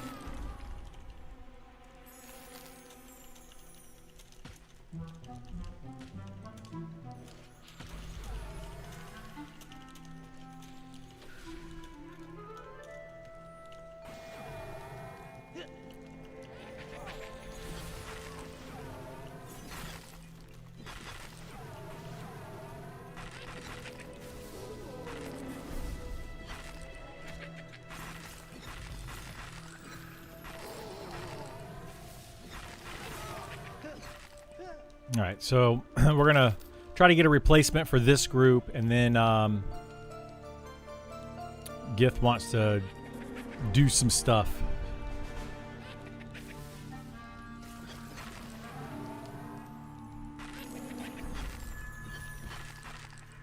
Have you all seen Glinting Hollow? Done Glinting Hollow? All that? Looks like we might try to go in there and do that.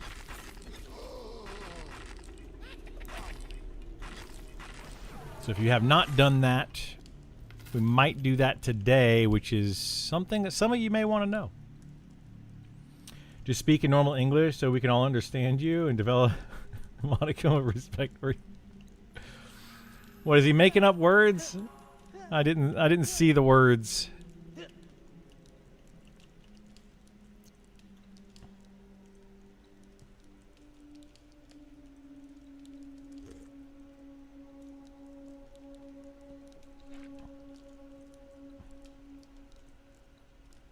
Honestly, this group's starting to get too big for its britches anyway. You don't really want to be here much after level 20. We've already got 2 people in the group that are 20, 3 that are 19, and then an 18.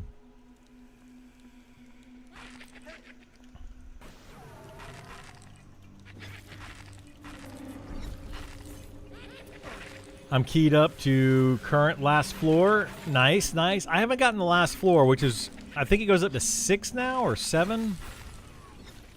I don't think I got the last one once after they added it. But Criddle is definitely keyed up to all but the last one, I think, for 5 floors.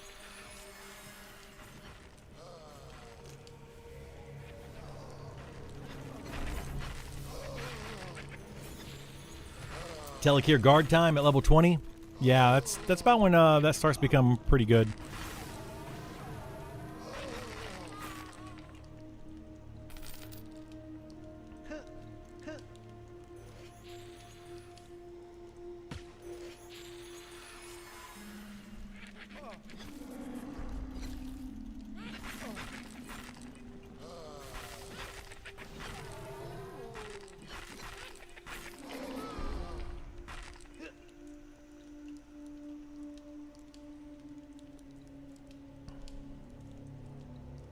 This actually, the XP went here pretty quickly. I just started at level 17 in here today. We went through all of 17 and all of 18 in a couple hours. That's not that bad. Pretty solid.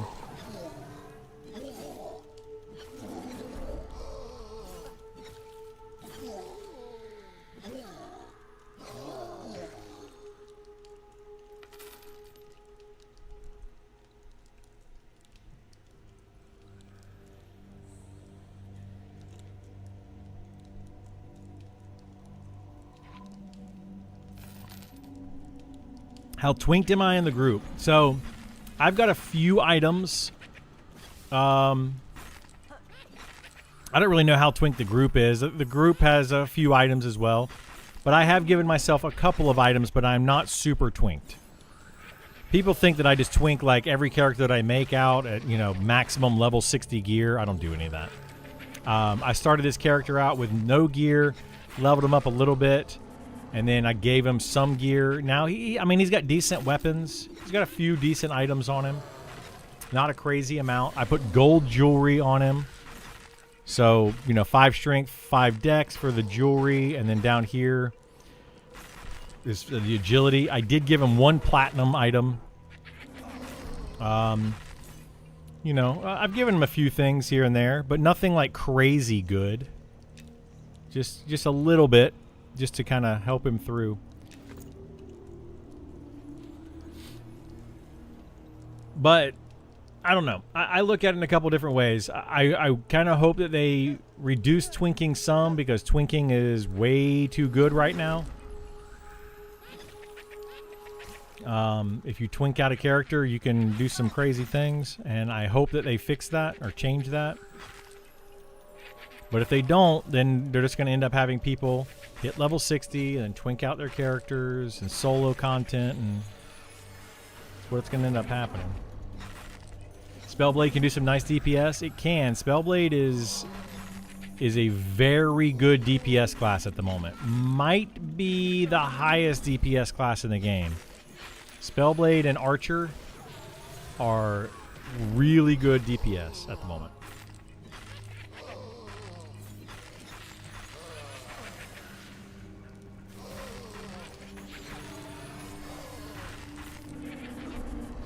Nonplussed seems to be a word according to Google. Might be. Might be.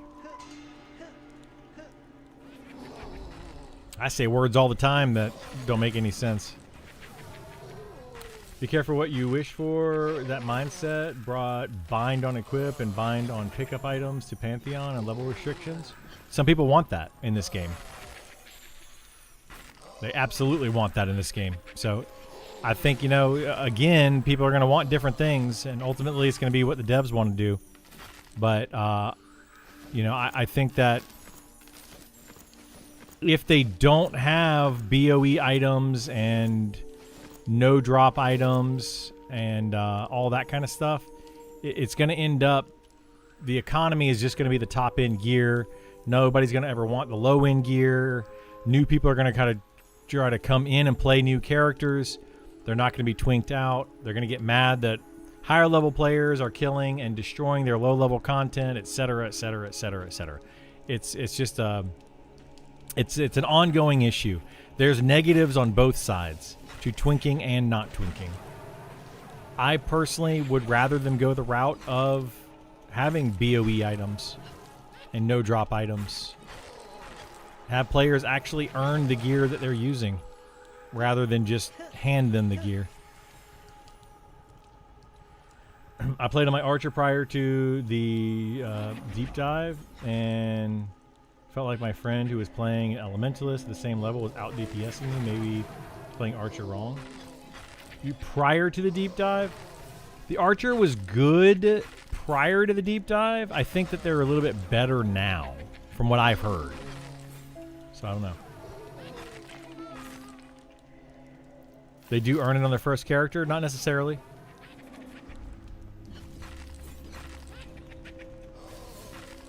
But there's a lot more other issues to it than just earning it, right? You do what you like to do, which is focus on one thing that I say and blow it up as the main topic, rather than looking at everything that I say and understanding the entire situation.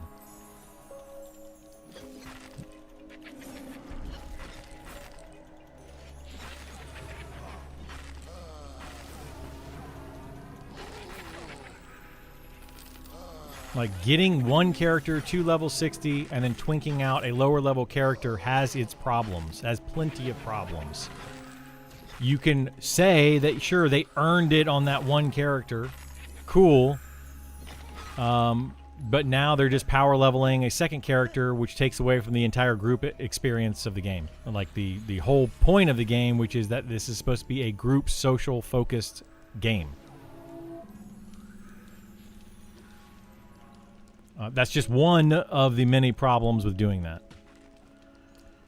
Problem number 2 is people wanting to get to the max level as quickly as possible, because that's where you're going to get the best gear, and then I can just hand that gear down to other characters. So it kind of takes away from the journey of the game. It takes away the leveling, the gearing out. It takes away from all of those things. It just focuses people on level up as fast as possible and get the best possible gear and hand it to whatever character I have. Takes that away too.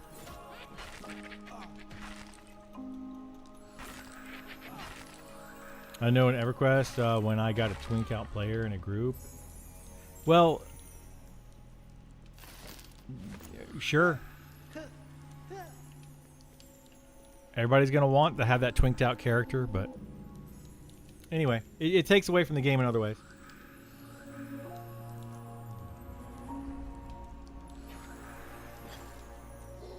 As a 30s archer, seems to be a good turret in a group.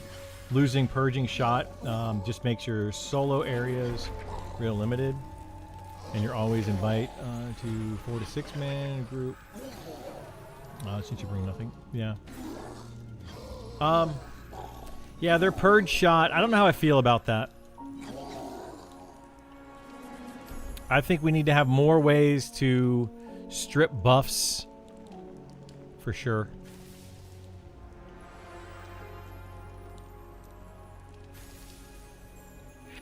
Specifically, damage shields. So awful. So awful. Twinks are kind of like a new game plus mode in other games, except it's somewhat unbalanced since it's an MMO versus single player game. Exactly. That's the problem, is it unbalances things dramatically. The first time you go through a game like MMO, like Monsters and Memories, the first time you're going through it, monsters are harder. You need to have 6 players to do some of the content, etc.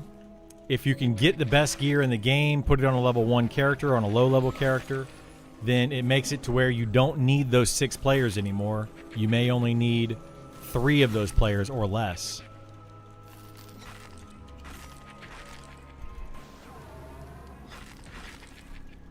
So it just all depends. People are going to go the path of least resistance.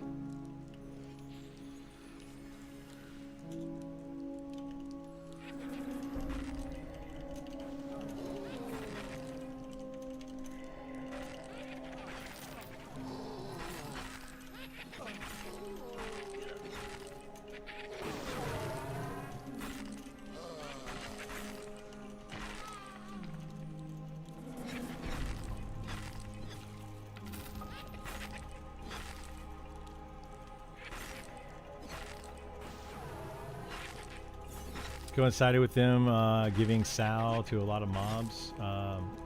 Seems pretty intentional.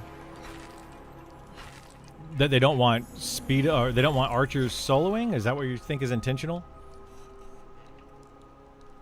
I mean, archers still solo pretty well. So, anyway.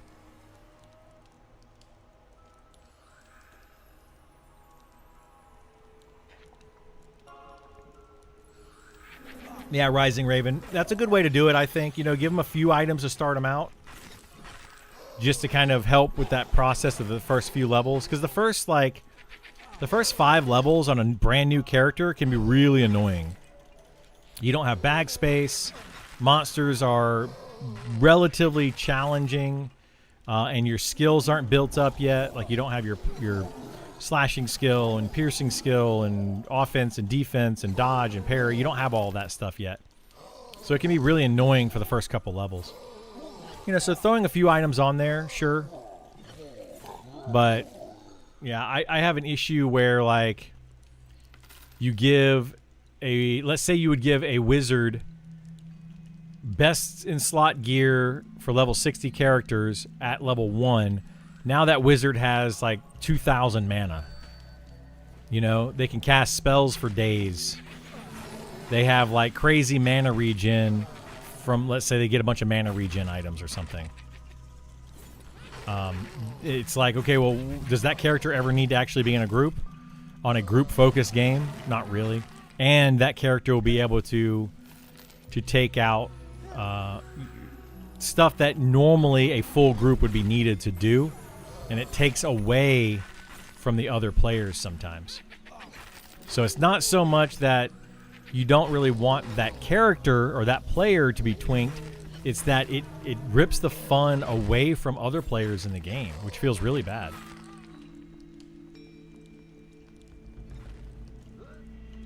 Like all the players that are going in and camping Wormsbane, you know, they're camping all the named in Wormsbane, and then they don't let other people come in and get the XP and kill the named and experience the same game that they experienced when they were low level. They're not giving them that opportunity to do that, and I don't know. It feels bad doing that. I get that, you know, they should also be able to camp the mobs, but I don't know. I think it kind of ruins it. Like, right now is a great time to play this game if you can get into the beta, because we're all learning together. We're learning, you know, how the game's going to function and all that. But the thing is, once they figure all that stuff out, the game's going to be played differently. Best time to play an MMO is as early as possible. Always the most fun time.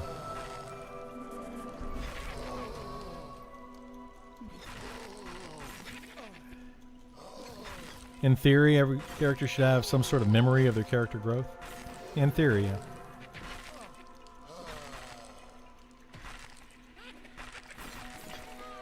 As the game ages, there's going to be less and less players, low levels, have the ability. Well, yeah.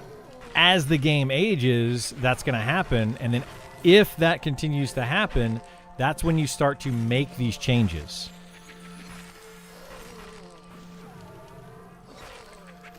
Like, you don't do it preemptively. Sometimes you do things preemptively.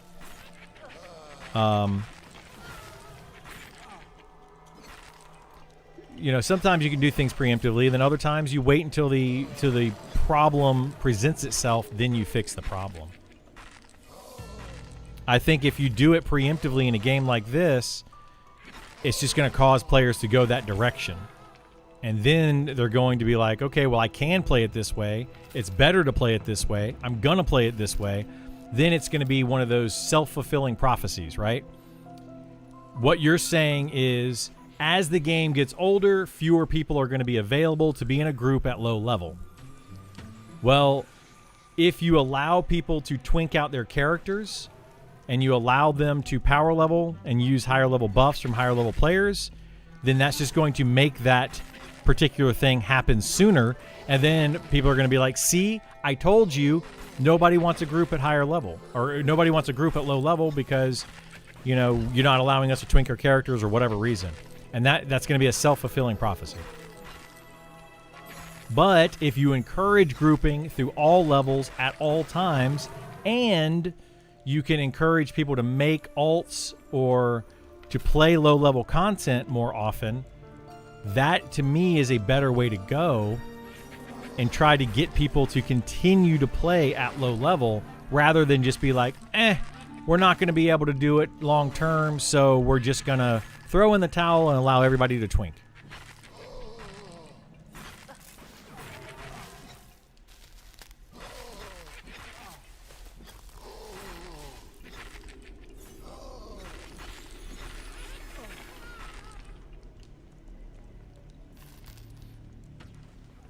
More level 1 quests, get bags like the Shifty Gnome. Well, getting bags is actually really easy, depending on what you want to do. But you can make those low level bags by just getting some pelts and make a low level backpack, for example. It's not hard to make low level bags. People just don't want to have to craft.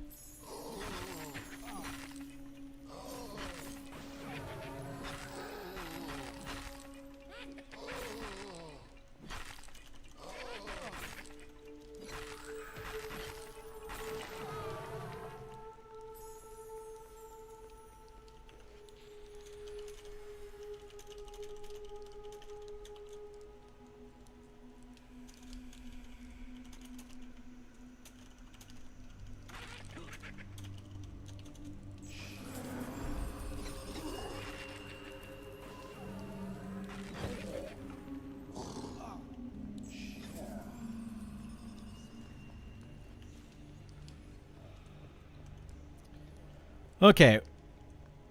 Let me get out of here, and we're going to go do some Glinting Hollow stuff.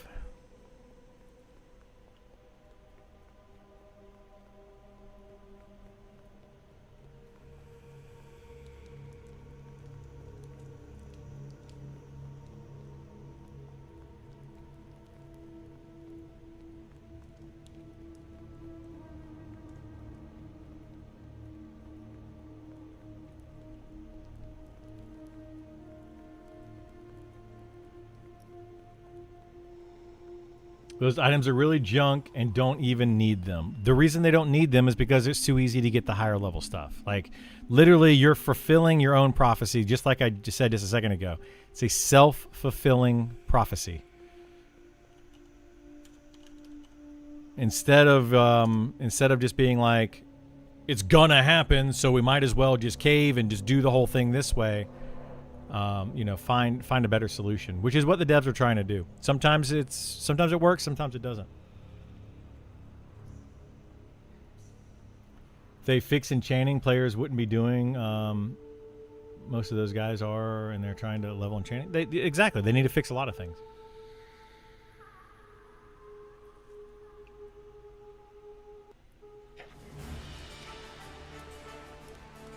No servers available.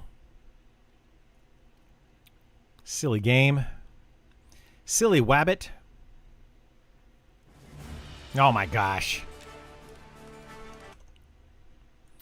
Anybody ever had this bug? It's really annoying.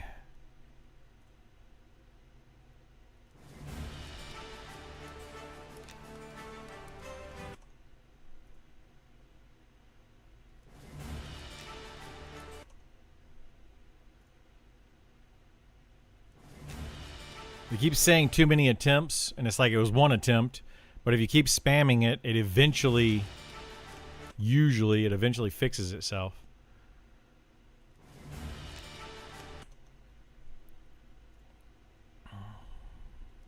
There it goes. Just keep spamming it until you get in. It's silly. Hopefully they can fix that soon. Oh, I forgot I was at the king. At the king without Speed of the Wild.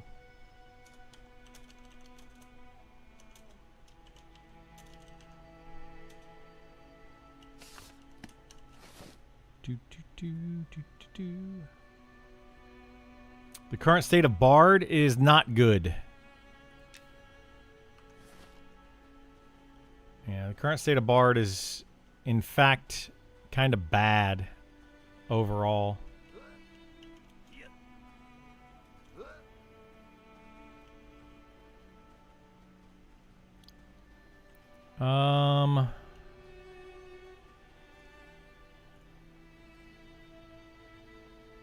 Well, let's see what we can do here.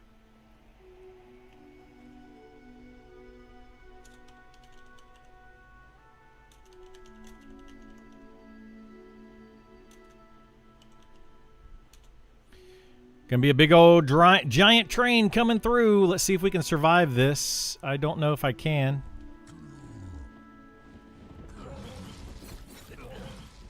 But we're going to give it a good old college try.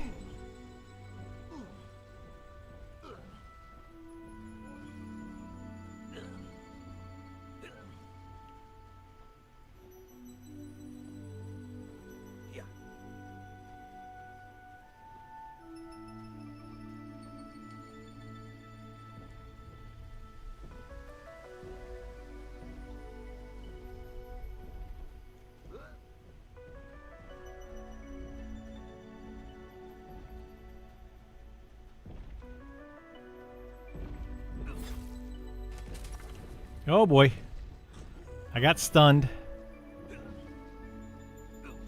Stun is not good.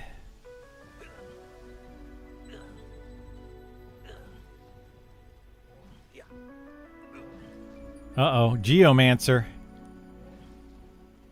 I might die here. Oh, I got stunned again. Ah, I died.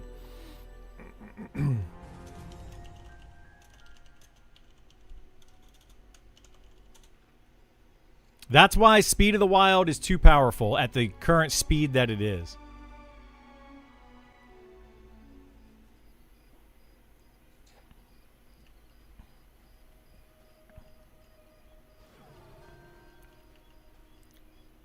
Now I got to figure out how I'm going to get rezzed over there. Something. Not good.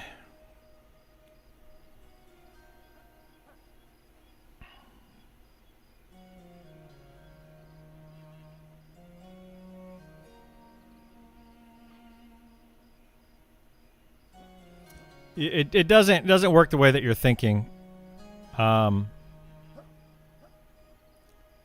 Like where you say here, to be fair, people don't like twinking if that's not the way they prefer to play the game, etc. They have absolute freedom to not... Wait, they have the absolute freedom to do that. They could say, I'm not going to twink my characters, or I'm not going to group with twinked characters. Yes, they could say that. That would put them at a disadvantage against other characters. So it ruins their play because you want to play a certain way. That's the problem with it.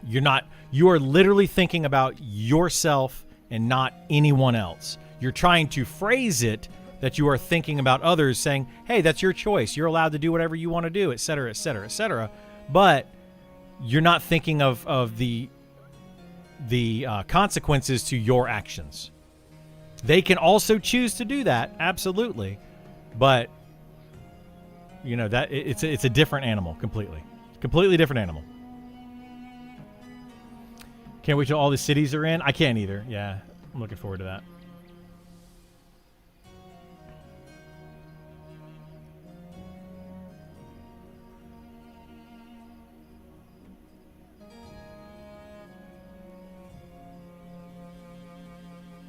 You're talking about a world in which both experiences exist. We're both talking about a world where both experiences exist. We are both doing that. You just don't want to see it. That's the problem. You're completely oblivious to one side while trying to talk about the other side. In a world where twinking is allowed, for everyone can do it, right? It causes a problem where you have new players coming in with old players who have nothing but twinked characters. These new players now are trying to get into groups to do new content. The old players have twinked characters, and they're just obliterating all that low-level new content, right? They're just going through and destroying it. Now these new players coming in have to either accept that they're going to be around with these twinked characters all the time, or they have to leave the game. Right? Like they're just gonna, it's one or the other. What I'm trying to say is, when you first played the game and everybody was at level 1 and there were no twinked characters, you got to experience the game on a certain level with certain types of play styles. Everybody's learning the game all together. They're getting the low level gear, and it's a really fun experience. So the new players, or the players that come in early, get to experience all that, and they enjoy it, and they have a lot of fun. Then 6 months later, oh, somebody just found out about the game. They come in. They don't get the same experience that you previously got. They have a whole new, different experience for the game based on everybody being able to twink out their characters and knowing exactly where all the different fights are and all that kind of stuff. So it is a very, very different animal.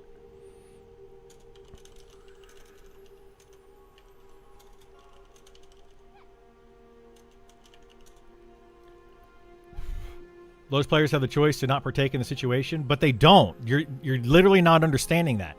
They are at a distinct advantage if they choose to not do that compared to everyone else on the server. So yes, they do have a choice, but they don't really. It's a fake. It's a faux choice, right? They can choose to gimp themselves. If I'm in a foot race with somebody, I can choose to go barefoot or I could choose to run with shoes on. Well, of course, I'm going to put some tennis shoes on, right? It's going to make it a little bit easier. You know, I could shoot myself in the leg to give them an advantage. I could do that, but why would I? You see what I'm saying? Like it's a choice, sure, but you're giving them a fake choice. You're giving them a choice that they're not going to want to make. They just want to play the game and have fun and enjoy the game in the same way that you did and everybody else did. That's the problem.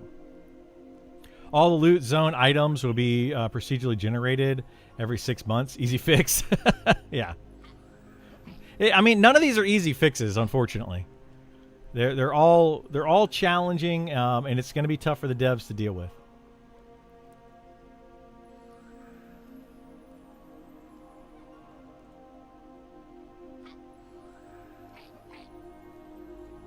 All right, let me join Discord here.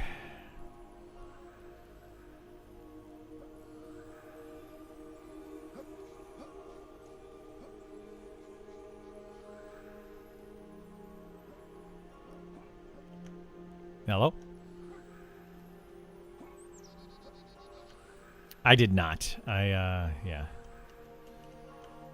That really sucked.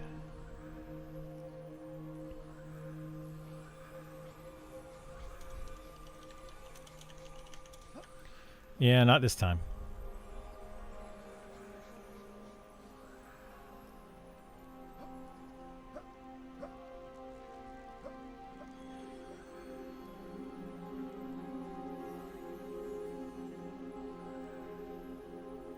That's your experience, and that's fine. Your one singular experience worked out for you, but that doesn't mean it works out for everybody, right? That's the problem with your thinking that you do 99% of the time in my chat is you think about you, your experience, and that's it. You don't think about anybody else's experience. And the way that you phrase it though is you phrase it to give them a choice and make them feel like they're choosing to do it a bad way, when in fact it's just the way that the game works. So, yeah. I'm not going to keep having this discussion singularly with you. You clearly don't want to hear it and you don't care, and it's your opinion on something versus my opinion on it, and we're never going to come to an agreement on it because, you know, like, maybe I don't want to see it your way. I feel like I do see it your way. I disagree with your way, but I do see it. And yes, people can make that choice. I don't think it's a real choice.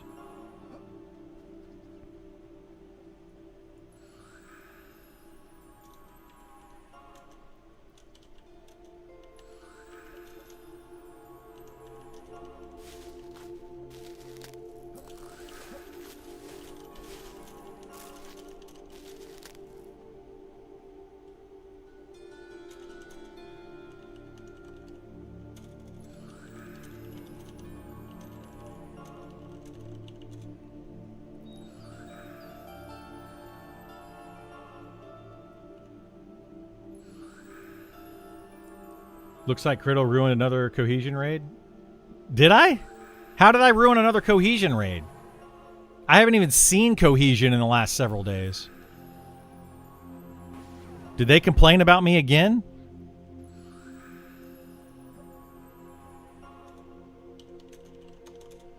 I don't know. I have no idea. I'm joking. Oh, you died as all? Oh, okay. You're just joking. Gotcha. I was like, I don't know. What did I do to them this time? They blew that whole thing out of proportion with me. Like, I literally barely talked to Cohesion or Shade. But, man, they were saying that I was talking up all sorts of stuff, like just making it big. I barely talked to any of them. Definitely don't do it in-game.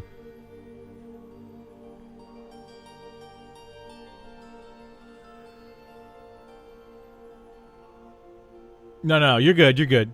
You're just joking. I got you.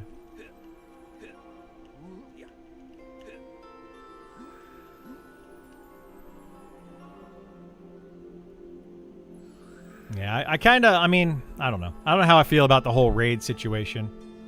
They still haven't taken him out last I checked. So all the raids are still in the game, even though Sean said, what, like a week plus ago, 2 weeks ago, he was taking them out. They're still there. I don't know if he's attempted to take them out and they didn't go out. I don't know. I don't know what the situation is with it. But I can tell you that neither Cohesion nor Shade have been showing up.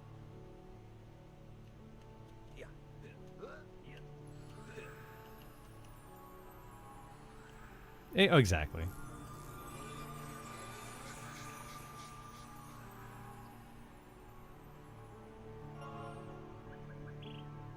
They did make Arcane Invocation 5-minute cooldown. That's good.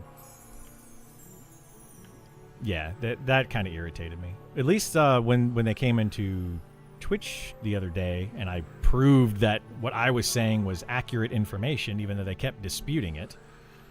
That one guy, though, he was starting to see it. He was starting to agree.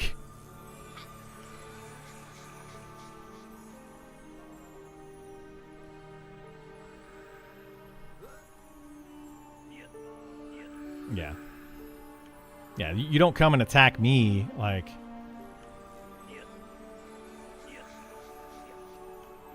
Exactly. One guy even said he's got proof that I did all these trains and was saying all these things and whatever, and I was like, post it. I would love to see it. Post it. Because I haven't done that, so I know it's not out there, so he can't post it. But yeah, he claimed that he's got proof of me training people. And I said the only possible proof of me training anyone would be the Drakes. And that's because I logged in to 2 Drakes that were literally standing in front of me, not aggroed on anyone. I ran forward, noticed that there was a bunch of people there. They did aggro on some other people and flew off in some weird direction, and then I died. That's what happened. So I didn't intentionally train anybody in that on the Drakes situation. Other than that, I didn't train anybody. I have never trained anybody on purpose in this game.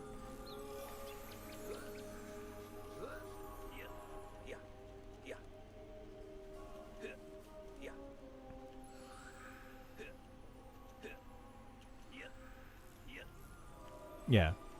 Well, what I found out, though, is that somebody trained the Ghost, and their guild blamed me for training the Ghost. But the thing is, I had already logged out of the game before the Ghost even spawned, because we saw that they got first to engage on the Wretch. The Wretch has to die before the Ghost even spawn. I was logged out before the Wretch was killed, or like seconds after the Wretch was killed. Yeah. Yeah, and they probably just blamed it on me because, you know, heaven forbid they say, oops, I accidentally did something wrong. Anyway.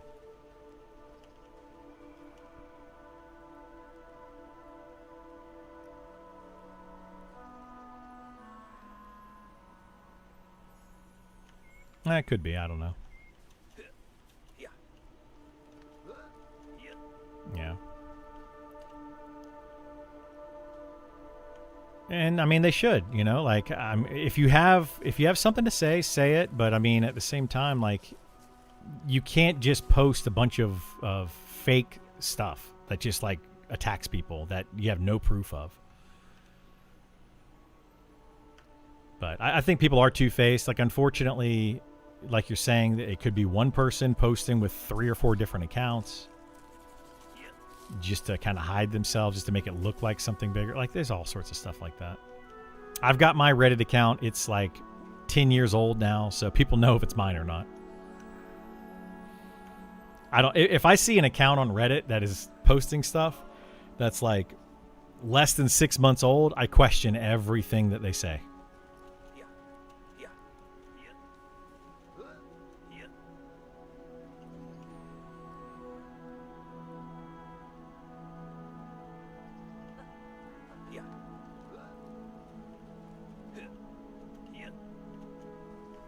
I think he was in Vale.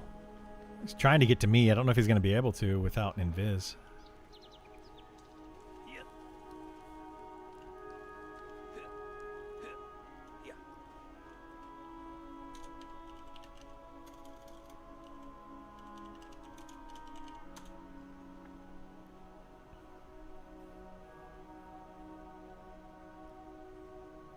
That's why the internet needs real ID and age restrictions. Yeah, it's never going to happen. Can't regulate the internet. Never going to happen. I mean, what are we going to have? Like little ARM barcodes, and every time that we want to log into a computer, we have to scan our barcode or chip under our skin or something. It's going to be a whole thing. Maybe one day we'll get to some Star Trek type of stuff, you know, where your reputation actually matters in real life. I doubt it. I doubt we'll ever get there.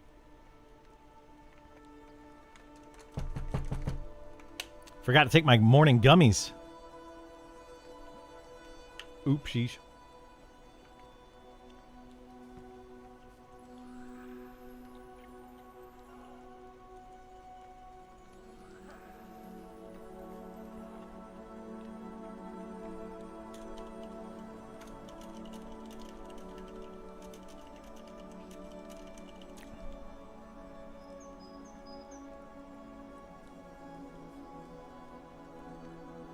They can add it to a place or state ID.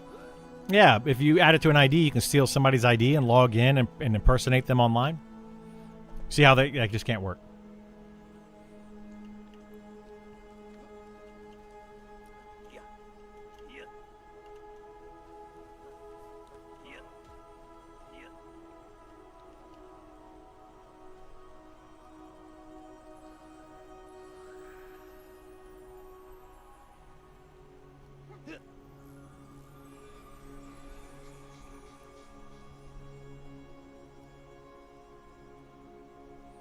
It's part of the larger scheme for dynamic pricing, so companies can track and sell your stuff right at the edge of what you're willing to pay. I mean, that is part of it, yeah. Yeah, it's. We'll have to see where the world takes us. It's definitely going in a weird direction.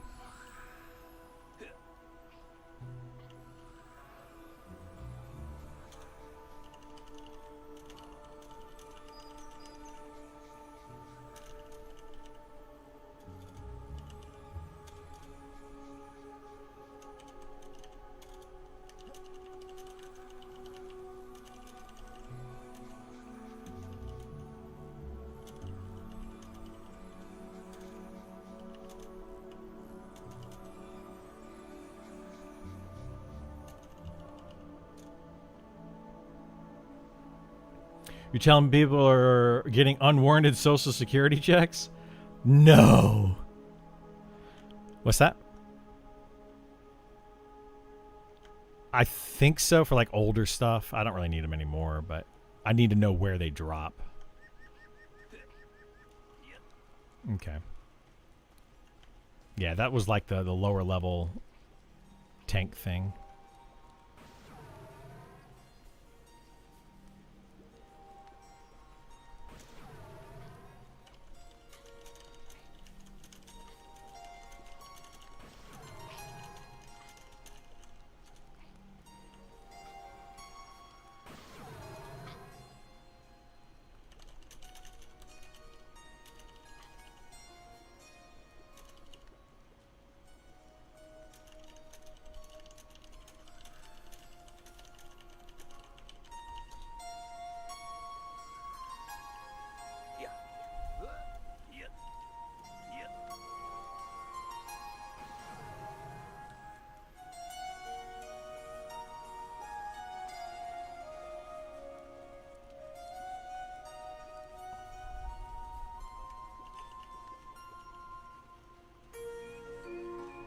This guy in town.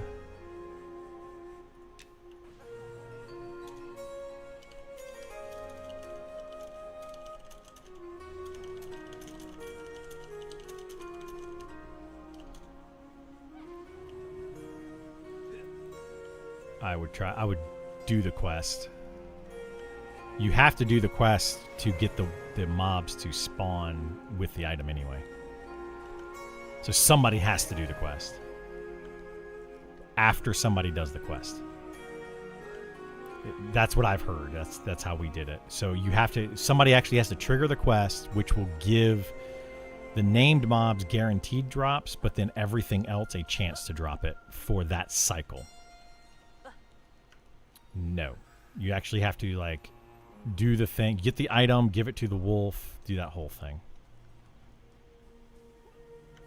You don't have to do that. That's what I'm trying to say. Someone has to do that, and it will flag every mob in the zone to then have a chance to drop the item. So as long as somebody did that, and then you kill the mob, I do most of it, yes. I'll have to remember how to do it all, like, but we'll get over there. We'll figure it out. It's a whole thing, but it's not hard to do. But yeah, when you actually turn in the quest and flag the quest with the wolf that spawns, it'll like make everything else in the zone have a chance to drop stuff. So you're better off getting the named to spawn, then flagging the wolf, then killing the named. And that guarantees you to get it. Something weird like that.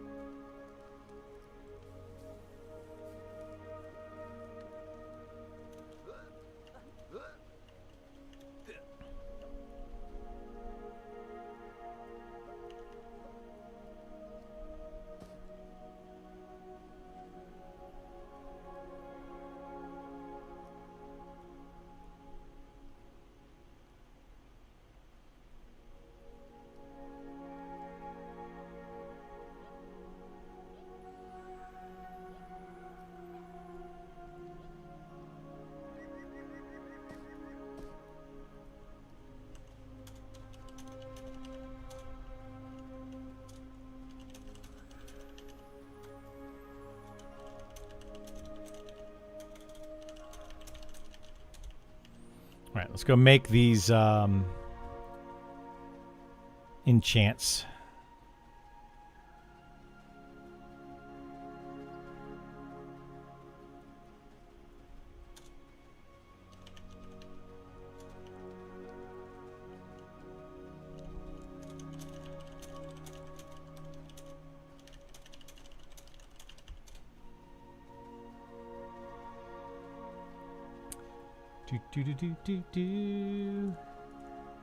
Look at Elon Musk. He simply says, if you don't want data centers in your backyard, then we'll just put them up in outer space. You know, that's what he's going to try to do. We'll see if that works. Hopefully, for his sake, it does. I started beta last week, and it took a while, but I'm really liking it so far. Thanks for putting together all the info vids. Helped a ton. Awesome. I'm glad you're enjoying them. I'm going to try to do more of those if I can. Unfortunately, the game is in a bit of a flux situation right now, so I'm trying to do more of those, but I just haven't gotten around to it yet. But we'll be doing more as we get closer to early access, especially as things get fleshed out. I want to do more stuff that we know is going to be going in with early access. So, but yeah, I appreciate you watching the videos. All that really helps me out a ton. When you guys come in and chat, watch the videos, comment on those, all that. Anything for the algorithm is really helpful. The Druid talents and Pantheon come out on Wednesday. I can't wait to see the Wizard and Rogue talents. I just hope that you don't have to get Tier 2 talent to unlock a Tier 1 talent. Let's just hope that they fix that problem.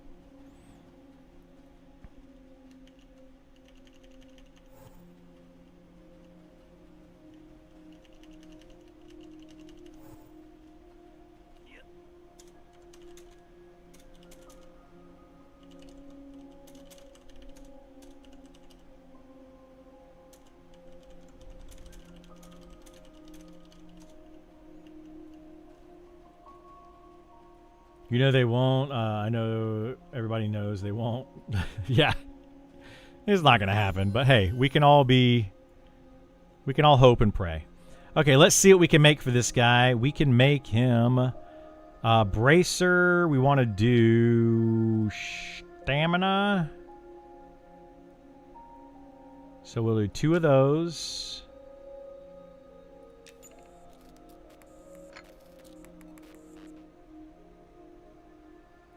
Cloak, we can do greater agility, 1 of those.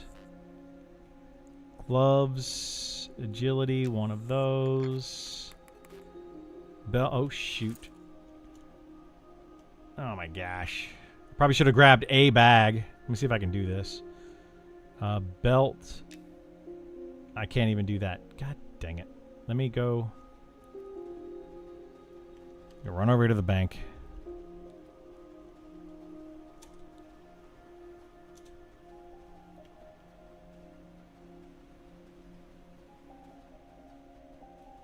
Hopefully I have a bag in the bank that I could use for this. I think I do. Just waiting on all the deep dives to finish before choosing a main feels bad when you're trying out classes knowing it's going to change. Yeah, that's kind of where I'm at with it. I'm doing videos on the classes now for the deep dives and trying them out in game as much as I can and talking about them. But yeah, we can't really compare them. It's tough. Is that recipes? Yeah, that's the enchanting guy for the recipes. All right, let's see. All right, cool. We can use one of these backpacks. That'll work. We'll use that for now.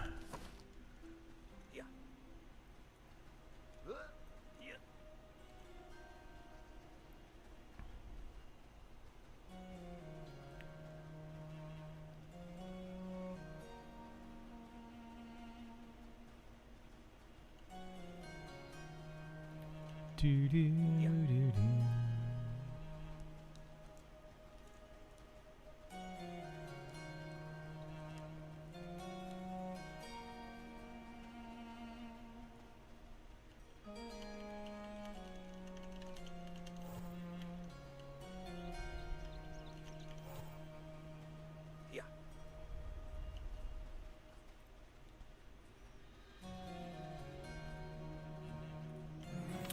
So right before the dogs going up to the king. So up the main stairs, and then at the next set of stairs, I'm right there between those two. I'm like on the stairs. Well, I'm actually right off the stairs, but.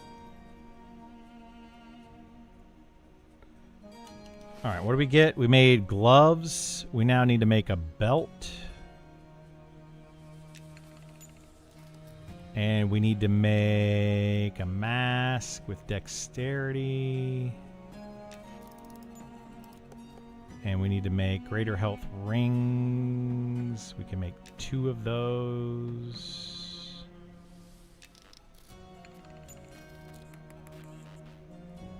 Greater agility boots.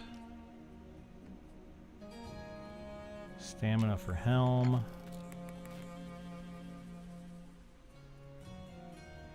Shoulders.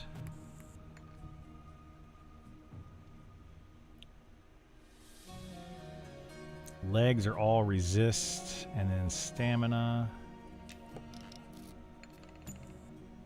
Chest.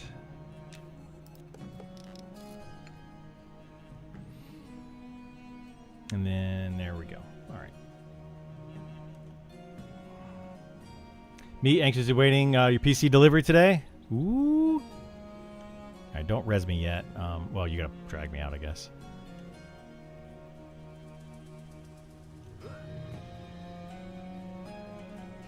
I need to deliver these things real quick to this guy. Been messing around with crafting. Have they said about anything about the state of it? It's unfinished. So they're not worrying about crafting right now, at least until early access. They do know that it's unfinished and it needs more work, but they're not planning on doing much with it between now and early access. So I'll probably make a couple of more crafting videos. I need to make one for enchanting, one for jewel crafting, one for alchemy. I'll probably make a couple of those soonish, but it is in an unfinished state. Wait, don't guys yet. Hang on. Let me go deliver these to this blood drinker guy real quick, and then I'll be good to go. He wanted me to make him some enchants.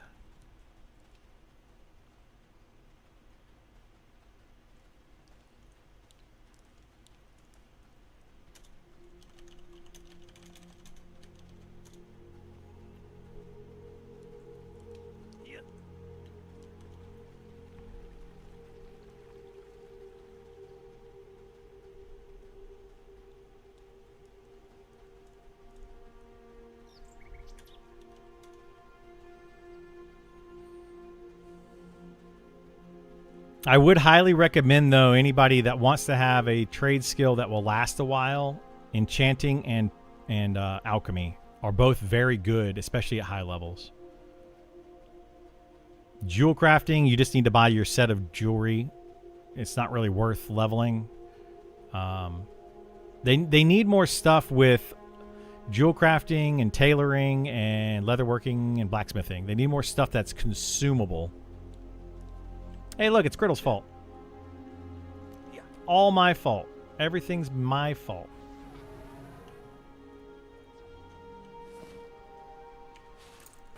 All right, let's put in this and this and this.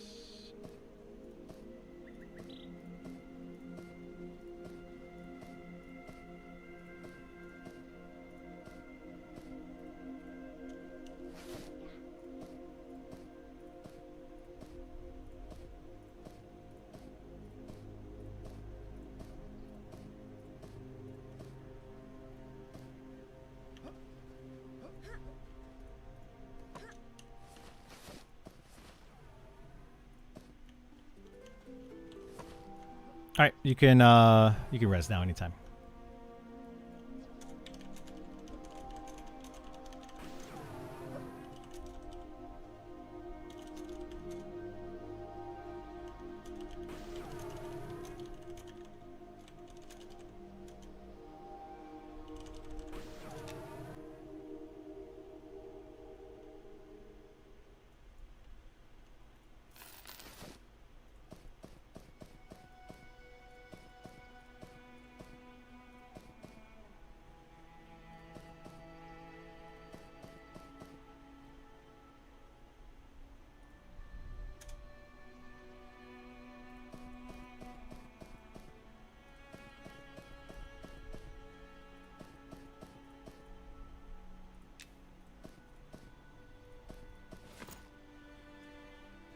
All right, what am I doing?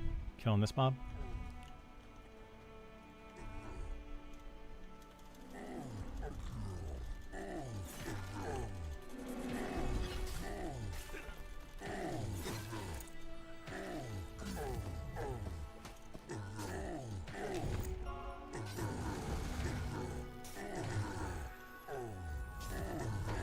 Question on AC. I farmed up Scarab armor for the HP. Is it better to use that armor or the crafted bronze for the higher AC? At low level, AC is really good. As you get higher level, AC is basically pointless. So bronze armor at low level is actually very, very good for a tank because it's going to reduce the amount of damage you take significantly. I need Sal before I can make that jump. No.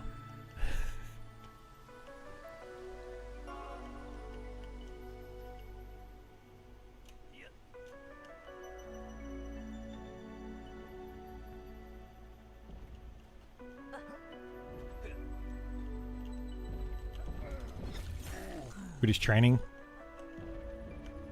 All right.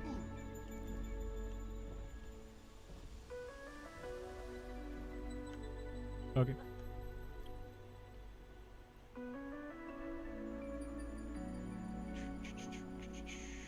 Did they release the Beast rework write-up? I have not seen it yet. If they did release it, let me know. I'll definitely chat about it and go read over it, and we'll put a video up on YouTube and all that kind of stuff. But I haven't seen it yet.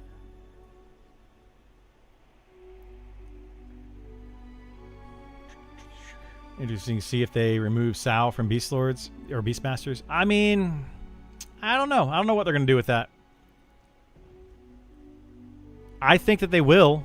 I think that Beastmasters are absolutely going to get rid of Speed of the Wild because they don't want the spellcasting abilities on Ranger or Beastmaster from what I've heard and the way I understand it. They want them to go to more physical-based classes.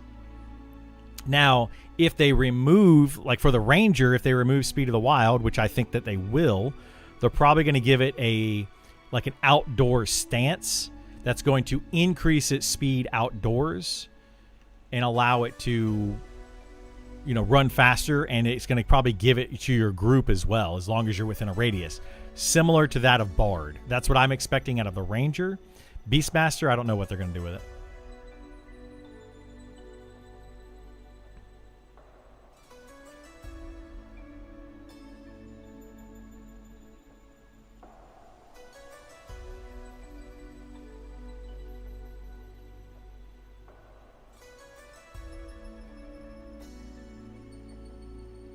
And I think what it's going to do as well is it's going to shift the power level over. So what they're currently working on and trying to do with Speed of the Wild is, right now they're not adjusting the Speed of the Wild, but it seems like they're going to adjust who has Speed of the Wild, who can cast it.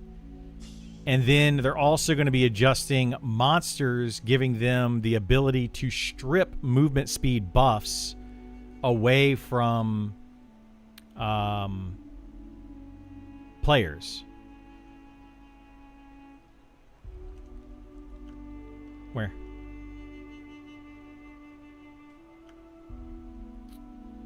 Oh, I mean, good luck to them. That's fine. I'm allowed to train stuff. How am I supposed to get through an area? Nothing I can do about it. I can hear the old heads now, but my EverQuest, yeah, it's definitely going to be an issue. I agree it's going to be an issue. But yeah, so like think about it this way. If a mob starts to dispel movement speed buffs, and you have a ranger in your party that's just a stance, that they just increase the movement speed of the entire party with a stance, it just instantly comes right back up, right? That's not a buff that can be dispelled. So it's going to put more emphasis on a ranger with that stance. Speed of the Wild, however, will just get dispelled, and then you're like, okay, well, now I got to get it recast on me. Do I have somebody to recast it, etc.? So I think that's the direction they're going right now, and then they're going to kind of evaluate down the road. I think they should still reduce the speed from Speed of the Wild, or increase the mob's run speed. I think certain mobs in the game should just run faster than players innately. Why not?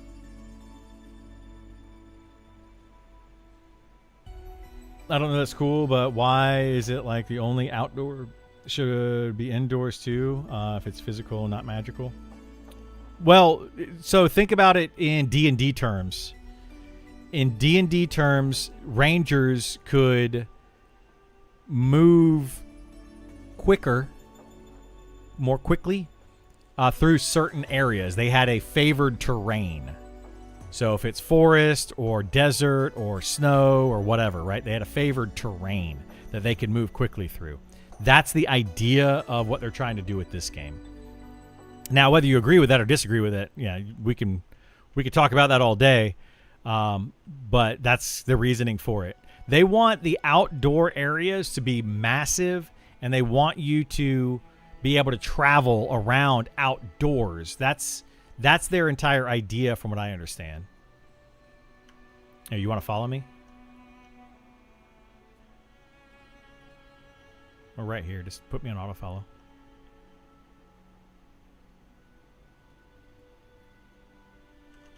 No, we just zoned over when you did. But yeah, the idea is that they want the traveling outdoor zones to not take forever. But when you get indoors, you're going to be moving slower. You're going to be more cautious, etc. That's what they're trying to get that feel of. It's going to be a hit or miss whether they're able to do that, but that's the idea behind it. They want dungeons to be dangerous. And with Speed of the Wild and being able to run to a zone line makes dungeons far less dangerous. And less mobs have ways to dispel speed buffs, which they are now giving those to mobs. So, yeah, we'll just have to see what they do. That sort of change will lose some players, though. It might. It might lose some players. It might gain some players. A lot of people like that. A lot of people are loving the changes to Speed of the Wild. And they want the game to be more challenging. The game is not nearly as challenging as it should be, in my opinion. So, like, I think that yes, it's going to lose some players. It's also going to gain some players. There's people that are going to be on both sides of it. But again, this game isn't necessarily made for everyone. Not a platformer game. So if I want to play a platformer, I wouldn't play this. It's not a sci-fi fantasy game. If I want to play a sci-fi fantasy game, there's plenty of those to go play. So, like, just because it doesn't have Speed of the Wild, whatever. They're going to get rid of teleports then. To my knowledge, they're not planning on getting rid of the teleports, but I think they are going to be limiting them a little bit more than what they currently are. And the first start of that was the wizards. They were limiting the wizards being able to teleport to 4 locations. They're down to 3 locations, and the druids only have 2 locations. So they are already starting to limit teleports, at least a little bit. But I don't think they're going to take them away, just like I don't think they're going to take away Speed of the Wild. They're just limiting it. They're trying to make their world feel bigger. And they're trying to slow down that journey so that the journey takes a little bit longer to get from 1 to 60. That's the idea. Now, how they go about that, there's a lot of different ways that they could go about that. So we'll just have to see what they do with it.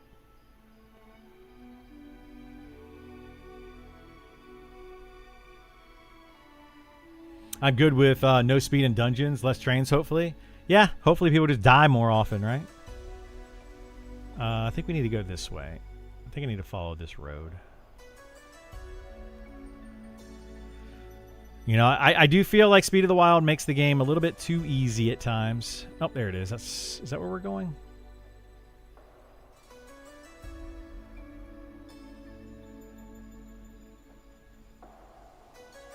It's over this way somewhere. There's that tree. It's over this way, I think. Good afternoon, Don. How you doing, bud?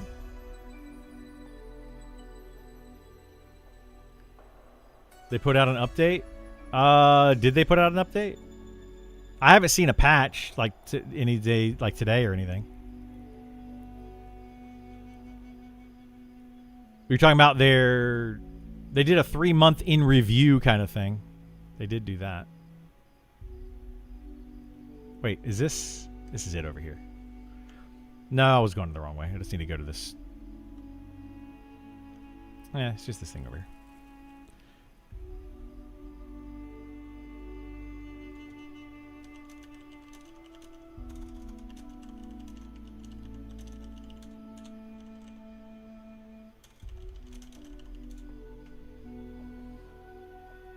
I can see him reverting. Call people get annoyed. I mean, maybe it's possible people get annoyed, but you got to try it out. The problem they're having right now, one of the biggest issues they're having right now, is they made the game far too easy. And then now they're trying to make it more difficult, and people are complaining about that. So I think the game needs to be way more difficult. The devs seem to think the game needs to be way more difficult. A lot of people in the community think that it needs to be more difficult. But there are people that are like, no, the difficulty doesn't feel good. I don't like it because, they're used to it being here, and now it's way up here. So, it's going to feel bad. They just got to get it where they want it to be and then see how it's going to go.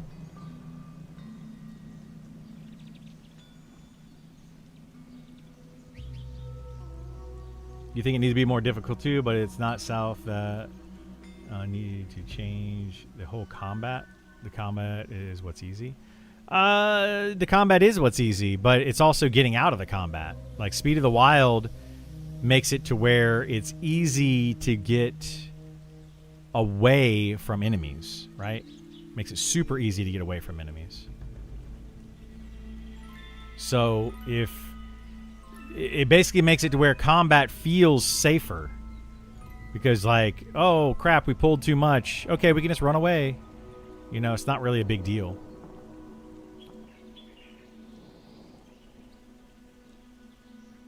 I mean, that's the thing though. There's a lot of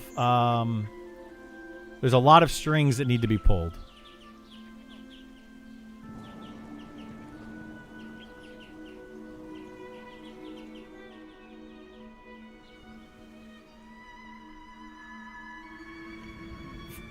Something that's not even in the game. He's got a walkthrough of it.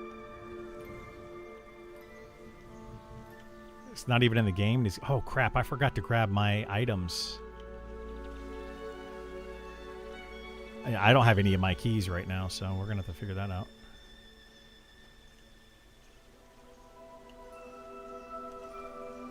Yeah. I don't know. I'll have to see. Are they unique? Oh my god. I put mine in the bank because I never come over here. Not the same bank.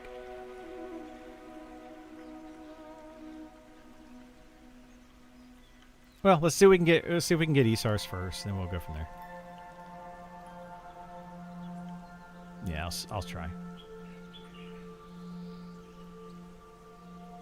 Hey Vor, are you on by any chance? I could really use a port if you have time.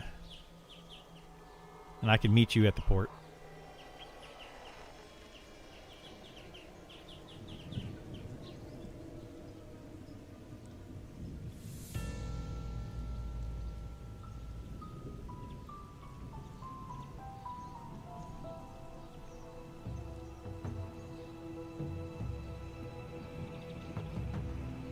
I'm loving the game. Definitely things could be better, but I'm still coming back. Yeah, I'm enjoying the game myself. Things can always be better in every game, right? There's always going to be things that you're not going to like.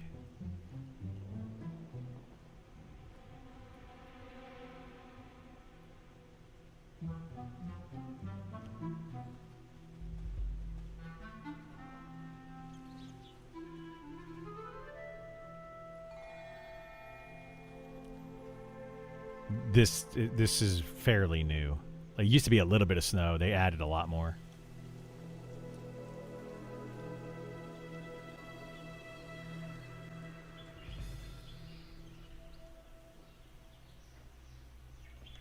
All right, so first thing we need to do is come this way.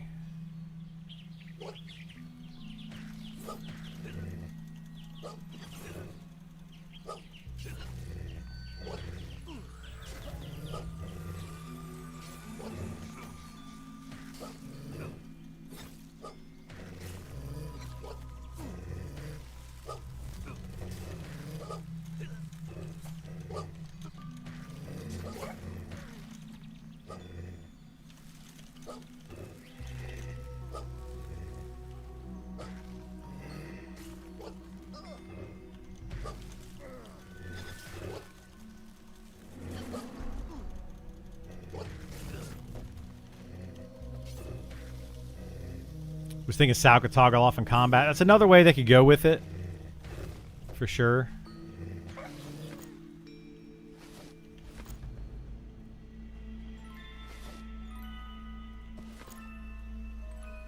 Right now, nothing. We gotta... So there's gonna be a named that we gotta get to spawn, and we gotta go into one of these caves.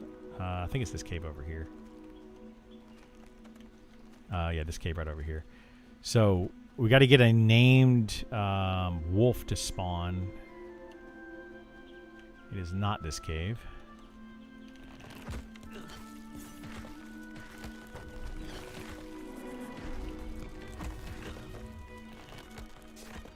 And then you have to feed the named wolf some stuff.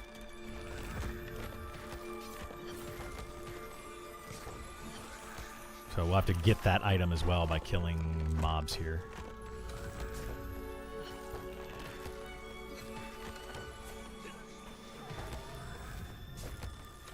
You what?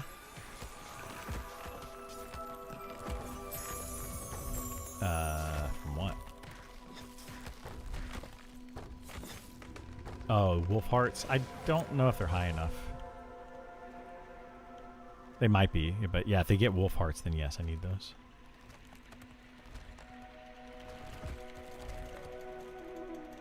Well, we need to find out where the named wolf is. It's in one of these caves. I just forget which one.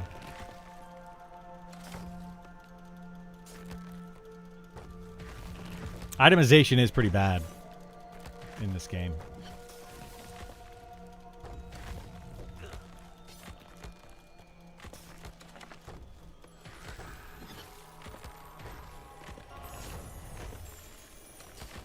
they definitely need to look at that.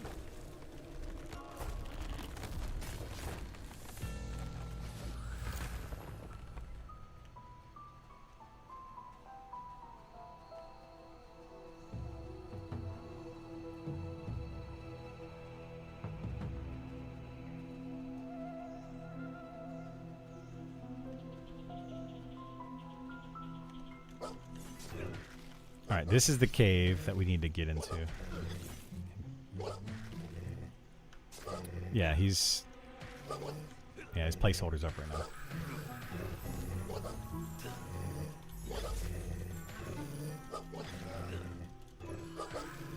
What was the item we have to get though? Like it's a piece of meat or something, right?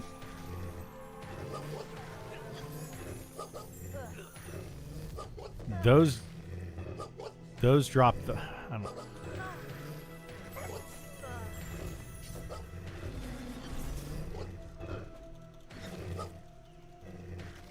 Yeah, well, we got to spawn a bunch of things. Correct. He will spawn indifferent or something. We do not kill him.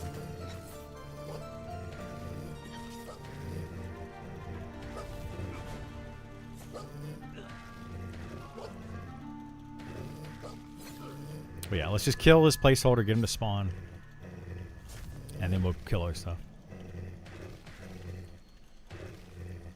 Well, that's what I'm saying. Like, kill this placeholder, go kill other things, and just keep this placeholder dead. It is. Yes, the other one. It's the next one.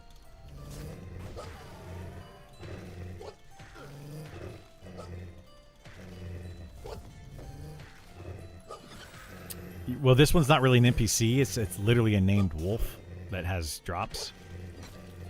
But he's also a quest mob, yeah. There's a lot of those in the game. Which is really dumb, I think.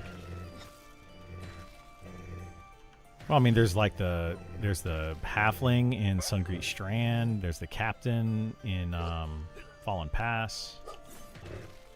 There's a ton of people, or NPCs like that. So yeah, this is the one we have to kill, Isar, is this one here on the rock and get a named wolf to spawn. He will not attack you when he spawns. And we have to give him the meat that we get from other NPCs or other monsters.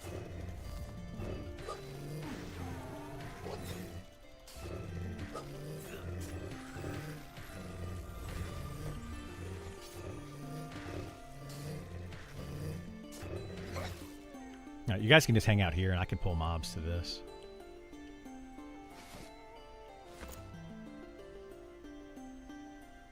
I'm so freaking hot, dude. Our AC's still out. It's 85 degrees in my house right now. That's right. Yeah, it's super hot there. They gave us 2, like, window units to use temporarily. They are not cooling the house down.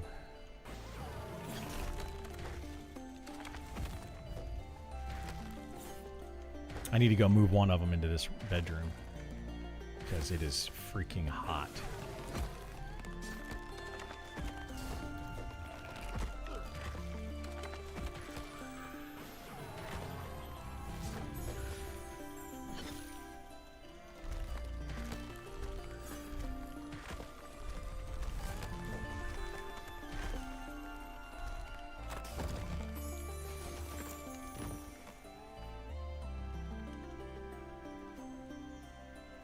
So I'm going to pull the named over, or the named treant placeholder as well, which I think is right over here around the corner. Because what we want to do is do the turn in and then kill the named treant. It's guaranteed to drop.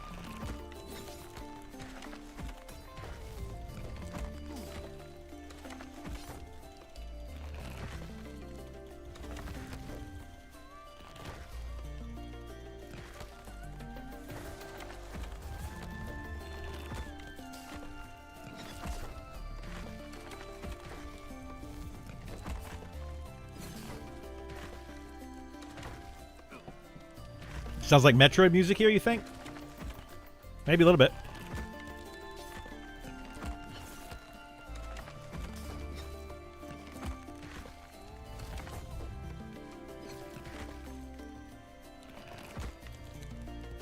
I'm gonna go move that AC into this room. It is awful.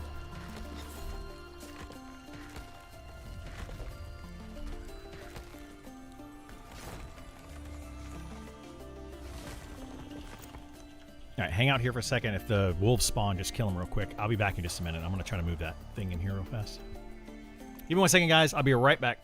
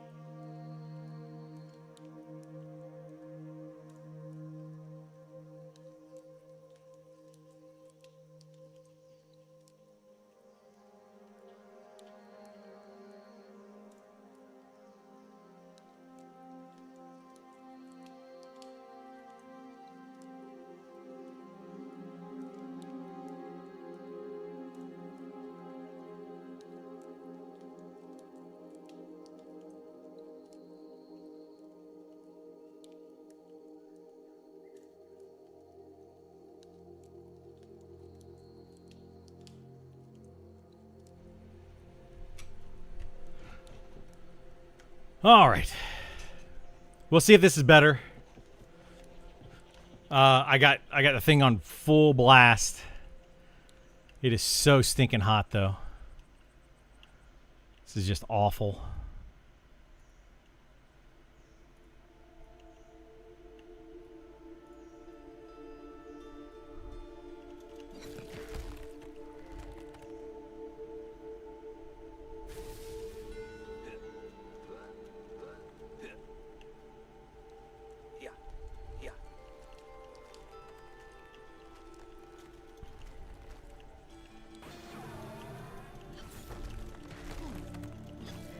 Cass, have you ever tried going deeper in without having the items on you? Okay, they got to do something about that. They can't have you carry around like 5 different items to get through this dungeon. That's really dumb.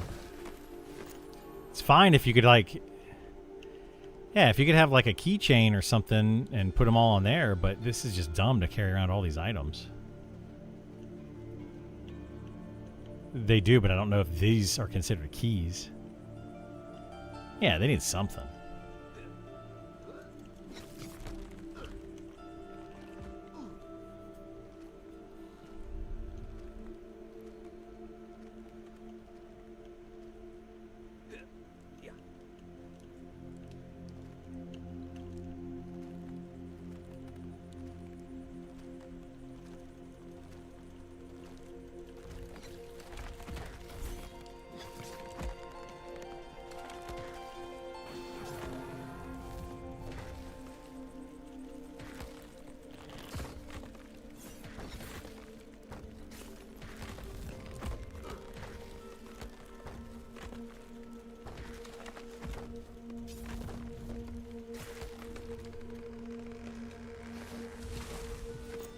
Yeah, that's ridiculous. How much mana does that cost? Yeah, that's more mana efficient than some wizard spells, which is dumb. Their most efficient spell, it's less efficient than those, but it's more damage. Like, you actually do more damage than I do. If I want to do the same amount of damage that you do, I have to use the least efficient spell. And it's probably very similar mana cost.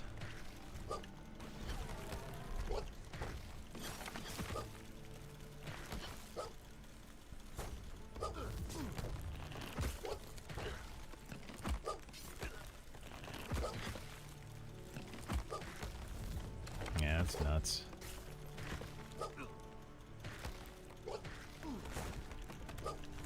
Basically.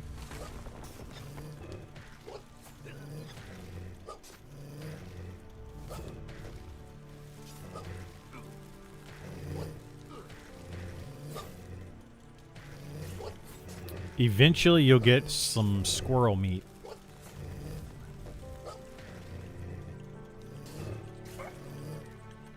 It might, yes, but I don't think it will.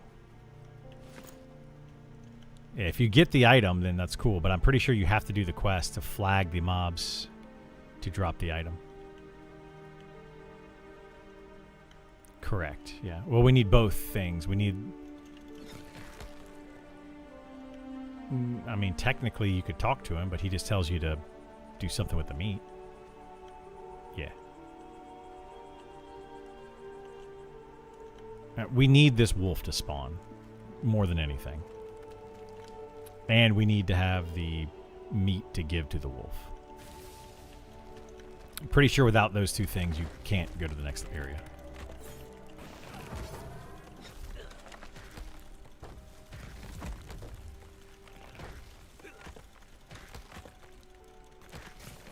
An ad coming in the back.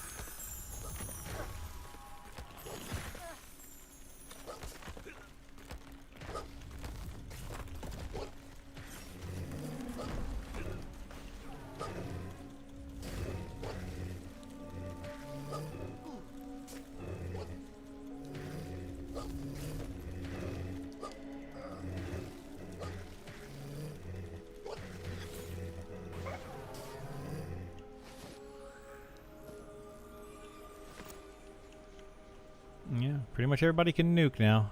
It's not special for wizards anymore. It's so dumb, dude. I mean, that's the thing. Those classes are going to get revamped, so we can't really complain too much now until they get all of them in. Things are just going to be way out of balance. I'm hoping they remove a lot of the nukes from all these classes, though. Like, wizards should be special with their nukes.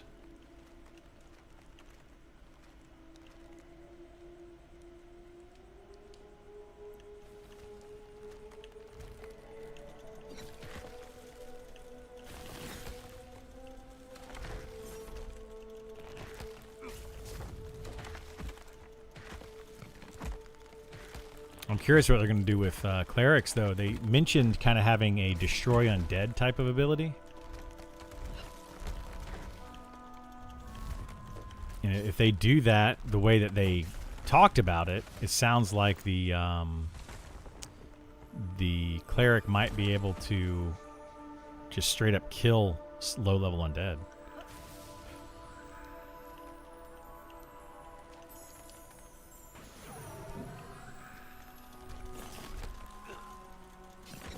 Gifts a wizard. I'm a wizard, Harry.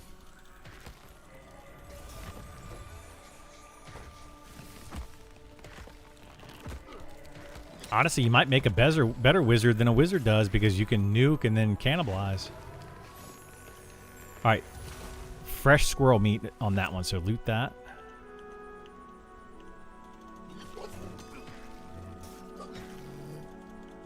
And then we got to do the named when it pops over here. Huh? Technically, we don't have to get the name treant, but if you do, it's guaranteed to drop the item you need.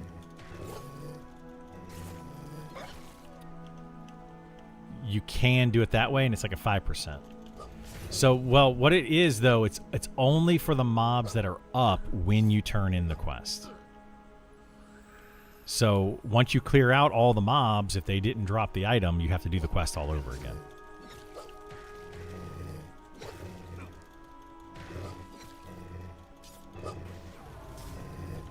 And I'll have to, at that point, have to go get somebody to teleport me, or I'll figure something out.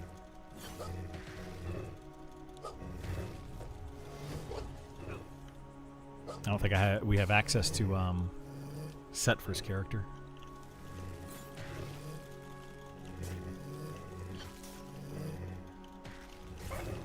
I know a druid that might come help me.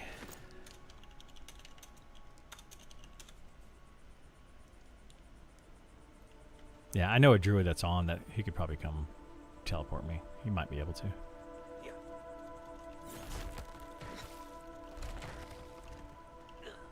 Yeah. Yeah. Yeah.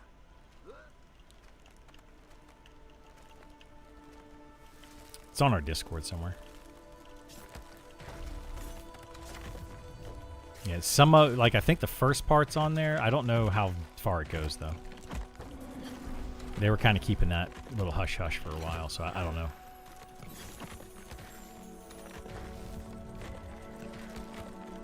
I don't know.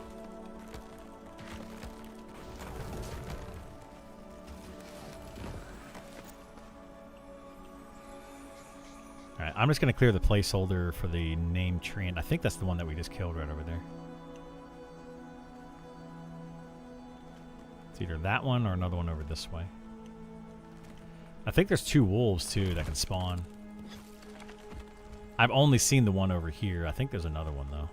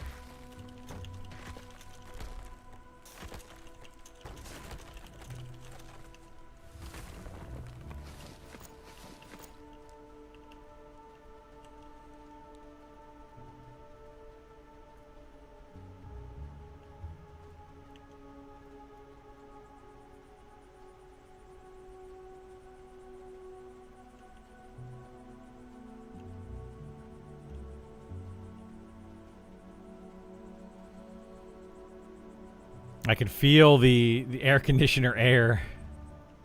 Just barely, but I can feel it.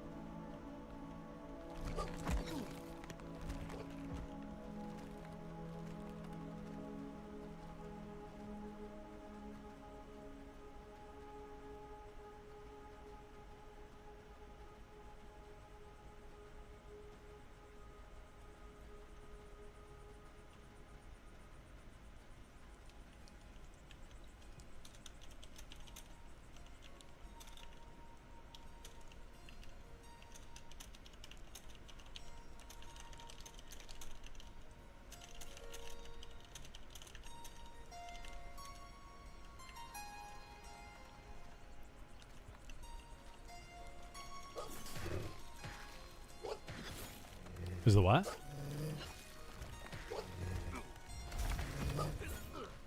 Yeah, it's just not working. It hasn't been working for like 5 days, but over the weekend it wasn't that hot, so it was fine. But now it's freaking blistering outside. It's like 100 degrees.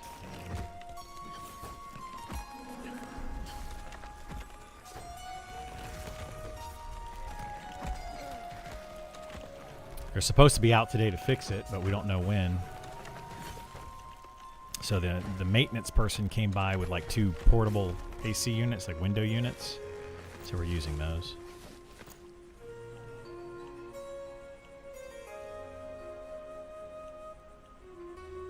All right. I'm just gonna kind of hang out here.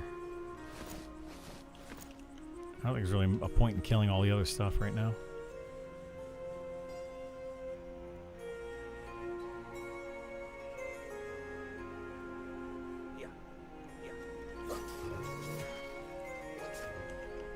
Yeah, so there's a name tree. If you turn in the quest to the wolf that spawns, the name wolf, it'll trigger the items that you need on any named that are currently up, and all of the other mobs have a chance to drop it. So if you have the named wolf up and the named tree up, and then you trigger the item, then you kill the named tree, you will guarantee to get 6 of the items dropped from the tree. Hey, did get a wolf heart. Yeah, and that item's to go to the next floor. It's like a scale or whatever. Window units helping? They're helping a little bit. Okay, Thornbark is up. So we're going to leave that. That's the name treant. Yeah. Yeah, now we need the wolf to spawn. Hopefully nobody kills Thornbark.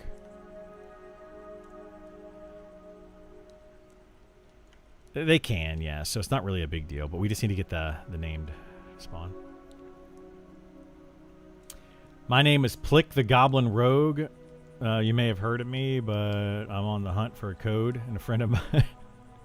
I hope you get one, Seafoot. The rest of... I feel like this is the hardest one. Hardest key to get. Like, the rest of them are... They're kind of annoying, but they're doable. This one just takes a little bit more, like, finagling. And then there's, like, a... There's one where you have to light these braziers. You're supposed to light them in a certain order. That's going to be the hardest part, because I don't remember the order.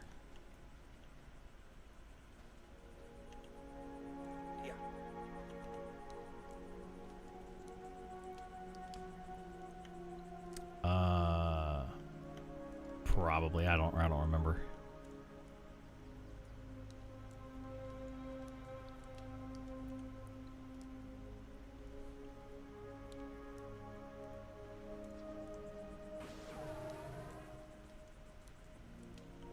Oh yeah, you could solo everything up to like the 4th or 5th floor for sure. I think there's a 6th floor now. Do I want a hint of what, Egg?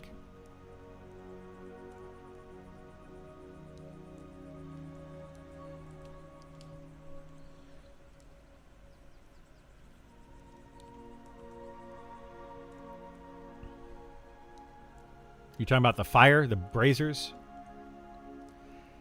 Yeah, I mean, last time I did it, you could light them in any order. It didn't matter, but I heard that order was supposed to matter. So I don't know what the order is. I was told what the order was previously. I don't remember it. I mean, I could probably figure it out. But, yeah, it's a whole thing. You do have to light them in the right order now? That's a bummer. Well, when we get there, yeah, I'll need to know what the order is because I don't remember what it was. I knew it was like that one, then you skip one, and you do that one, and then you come over here and do this one, then you go to this one, you go to this one. Kind of like if you're drawing a star, you do something weird like that. It's like a lower one, and then an upper one, and then a lower one again, and then another upper one. Because there's 4 or 5 braziers.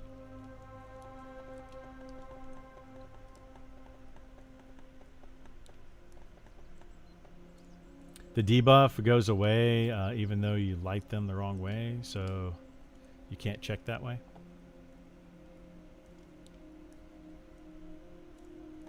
Is that what happens? Yeah, I don't remember. Well, when we get there, if I can't figure it out, then yeah.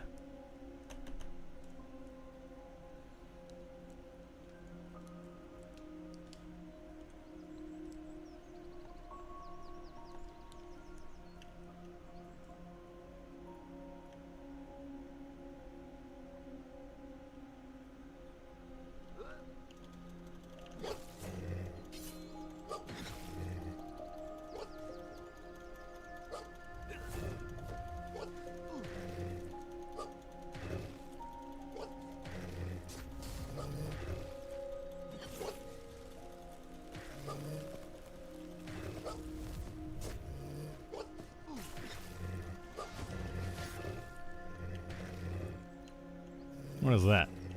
3 int. Garbage.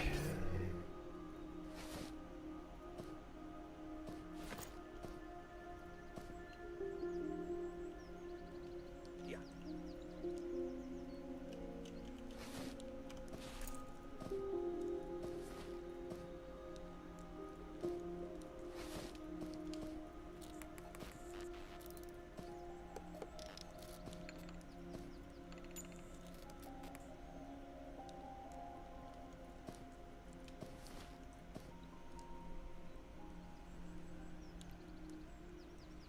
What do you think is the reason why Inquisitor is the least played character? It looks pretty cool. There's a couple reasons. The main reason I feel like is because they're a misunderstood class. Like, people just don't realize, they don't understand how they function or how they're supposed to function. Kind of like enchanters in 1999 when playing EverQuest. People didn't understand the enchanter class.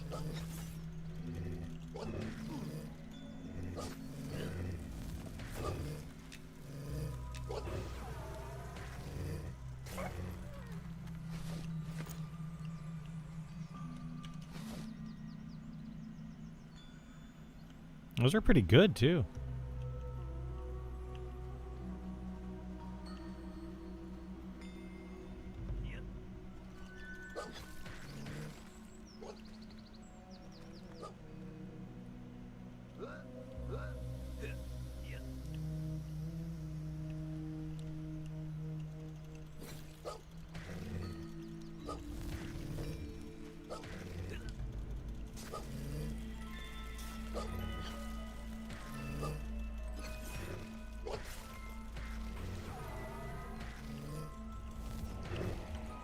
The only gems that I would want are like the perfect ones, so the ones that don't say anything, they're just the gem name, like a diamond. Or imperfect sapphires, I think.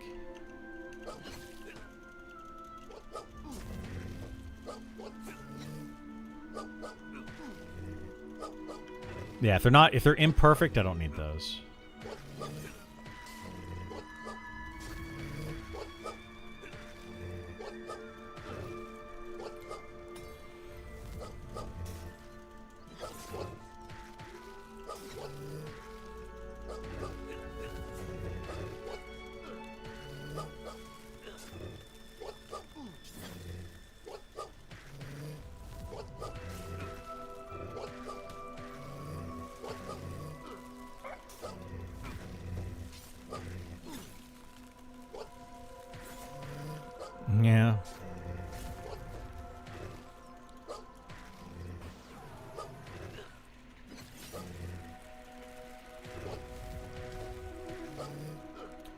What level are these wolves? I think they start around 40. I don't really know what level these monsters are, to be honest.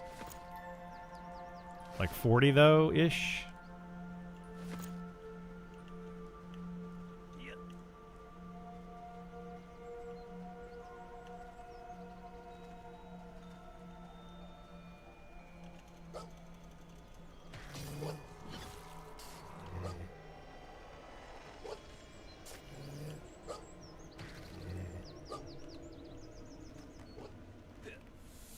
They drop wolf hearts, so that's good.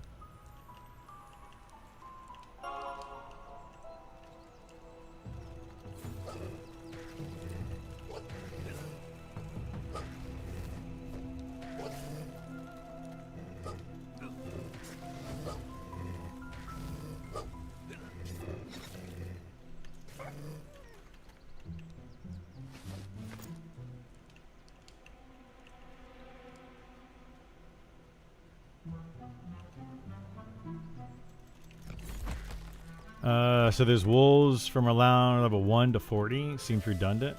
Oh, there's wolves all the way up to level 60.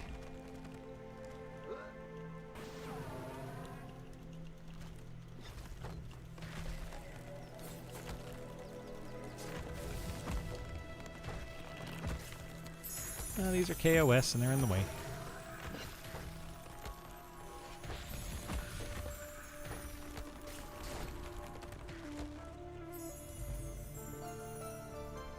It's really dumb, yeah. Yeah. Yeah.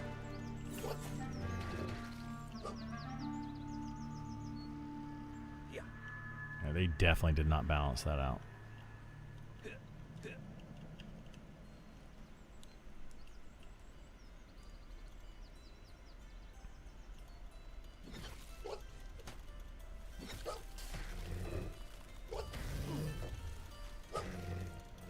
Wonder if they're placeholders. The wolves? No, they're not placeholders.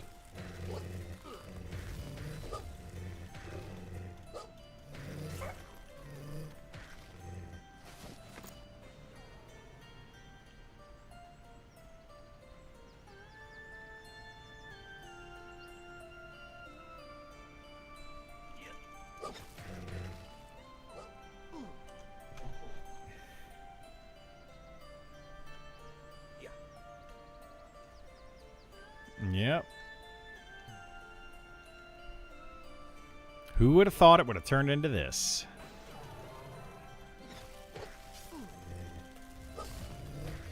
I mean, your dots are also doing crazy amounts of damage.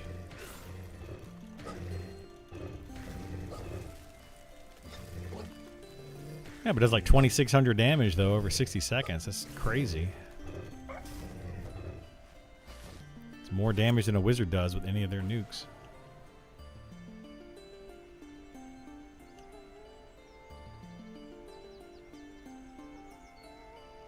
I hope this mob isn't up anywhere else. Like, if it spawns somewhere else, I don't think you can get 2 of them. Yeah. Yeah. Yeah.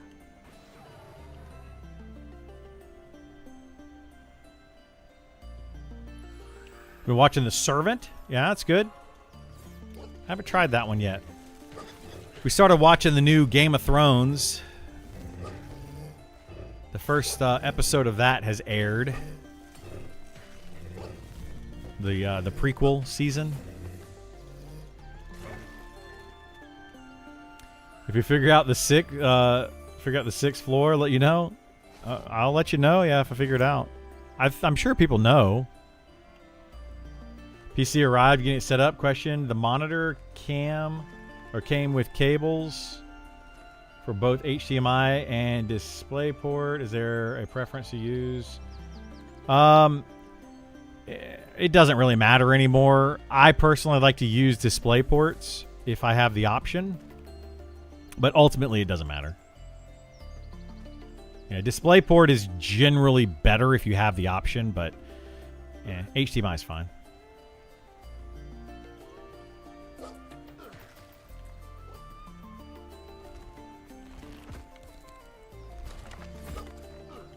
Alright, I just looked at the other spawn. I don't think it's over there. but I'm pulling a small train. Like 3 mobs or something. I don't know, 4.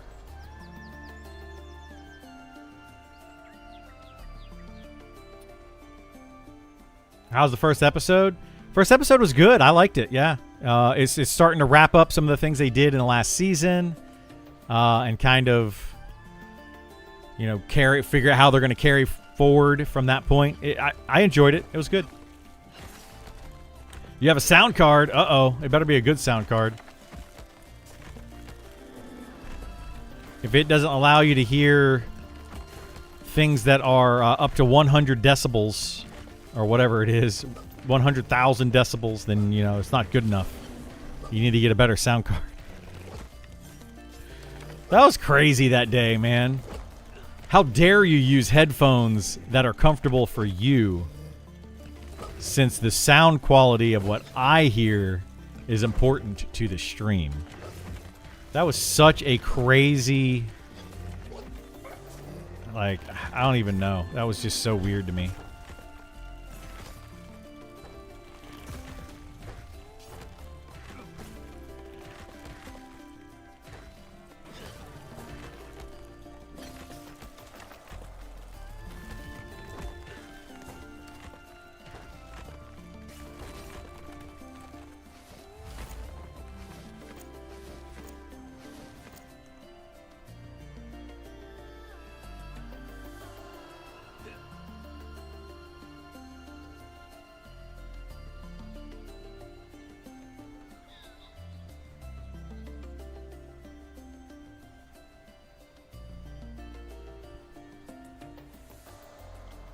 Okay, kill it. I'm pulling some more to see if this named is up.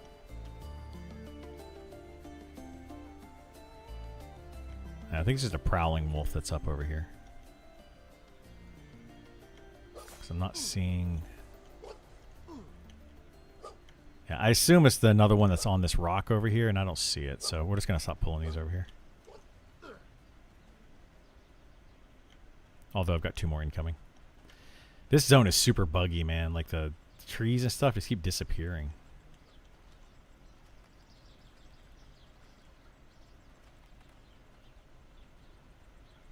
You went camping this and saw a porcupine climbing a tree when going to a tent. Pretty interesting. Scared the crap out of me.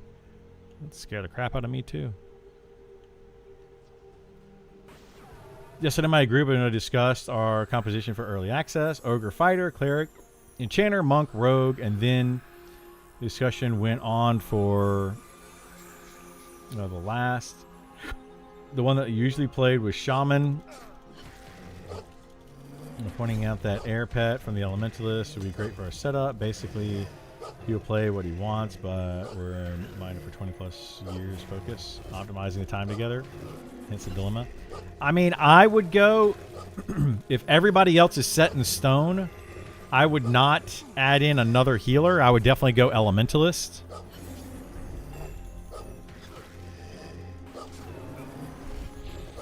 Yeah, I would definitely go Elementalist over a Shaman, but I would probably say you should go Shaman instead of Cleric.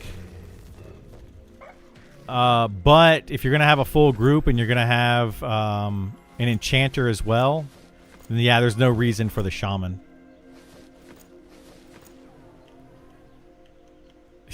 Yeah, all set.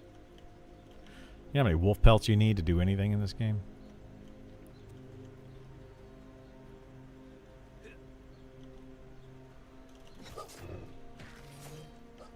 I don't know why they did it. They made it to where like one pelt makes 24 scraps.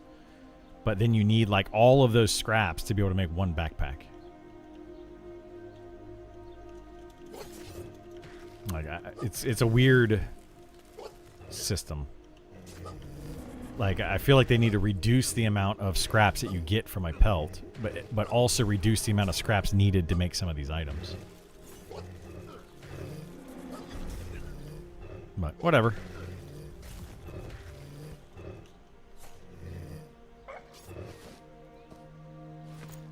We are getting wolf hearts though, fairly consistently. Just use the skinning knife. Yeah. The worthless skinning knife. We play plus 5 days per 5+ days per week for more than 20 years. The enchanter is the same since early EQ, so he's definitely yeah. I mean, if you're gonna have an enchanter, then yeah, you don't really need the shaman because there's a few things that a shaman will be able to do, but if you have the enchanter, you'll probably be fine. I would say instead of having a shaman for your 6th character though, to go elementalist. The wind pet and the water pet will be awesome. Very, very beneficial to that party. Water pet for when you need the mana, and then wind pet pretty much all other times. But that is going to change soon, so that may not be that way forever. We got torn fur. That's not what we need. That's a no-drop item. I have no idea what that's for.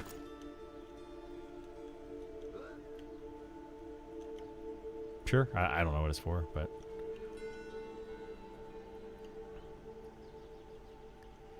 Might be a trade skill thing. I don't know why they'd make it no drop, though, if it was trade skill.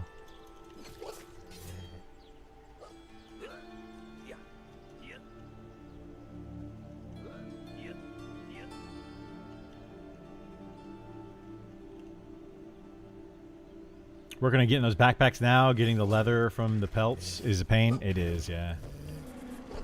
It's a whole weird mechanic. I don't know. Hopefully they adjust it at some point. Yeah, I could make shrink potions, but yeah, an item would be nice.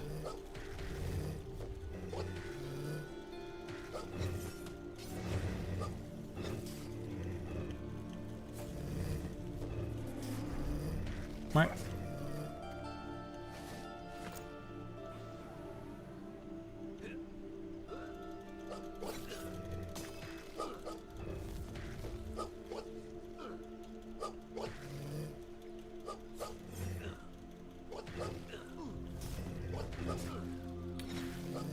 Should I say the pelt drop RNG gods are with me? Sometimes that is the case as well. He's been torn about it. The 10% slow from Shaman, the occasional heal, or the boost to our DPS from the air pet. Yeah, I would say the boost to DPS is definitely better. The 10% bonus slow is not going to make a big difference until you're doing like high-end mobs, and I would say like raid mobs. You know, like you're not going to see a big difference. But you also have to remember you're going to get a 10% additional haste with the enchanter. So your DPS is going to go up more with the enchanter than it will the shaman. The only thing that you're really going to be missing out of that group is going to be like Berserker's Wrath, which is going to give you 15 to your physical stats that you're not going to have from the enchanter. But is that really a big deal? It is not. It is not a big deal. Do the mobs share spawns? Sometimes I feel a ton of jackals, and sometimes an hour I see none. Yes, they can share spawns. Absolutely can. I think he'll go Elementalist if thing doesn't change till EA. Yeah, well, the Elementalist is going to change considerably between now and EA. So that could change things. Actually, every class that you've named is going to get an update sometime before EA. So they may all change. But you just have to think of the overall play style of what those classes are supposed to be doing. And then you can kind of, you know, figure it out from there. The Elementalist is probably going to change the most out of what you currently have. But I don't think it's going to change drastically from what it currently is. I just think that the way they go about it is going to be different. I'm hoping that we get more stuff channeled through the pet with the Elementalist rather than just have... rather than just having a pet with wizard nukes, which is the Elementalist currently. I feel like they're going to go the route of the nukes are going to be done through the pet somehow. And you're going to, like, empower your pet. That's the way the Necromancer is going to be, though, so we'll have to see. It's... Who knows what's really going to happen.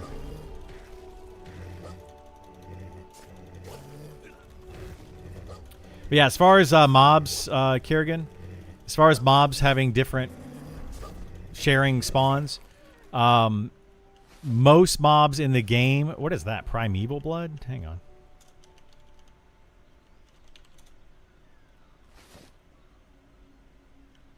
Yeah, I've never seen this before either. Primeval blood. It's not no drop. It's just primeval blood. I have no idea. I mean, I've got all the crafts leveled up. I have never seen that one. Not maxed, but still. You would think that if it's going to be used, it would be used by now. Yeah.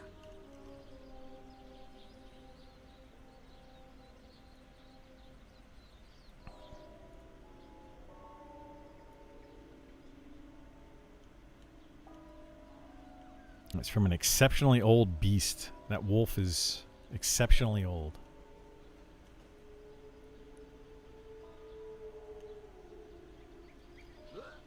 Yeah. Yeah. Oh, man. Yeah. Oops. Yeah. Yeah.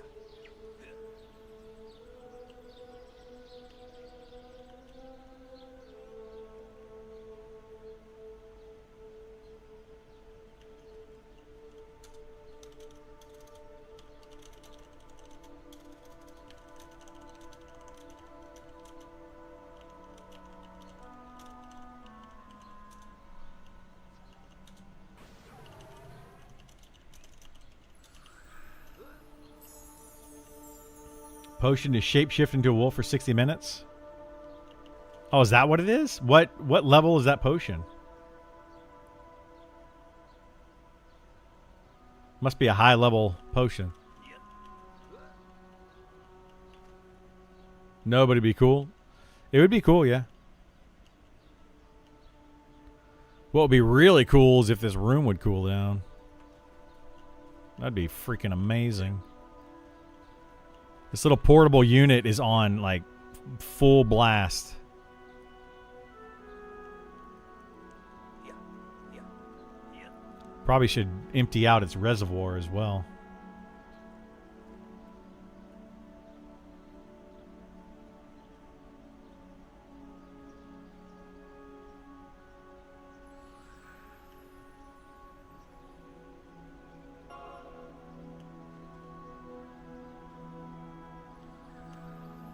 Yeah. Yeah. I think that guy's killing a bunch of wolves hoping for a key.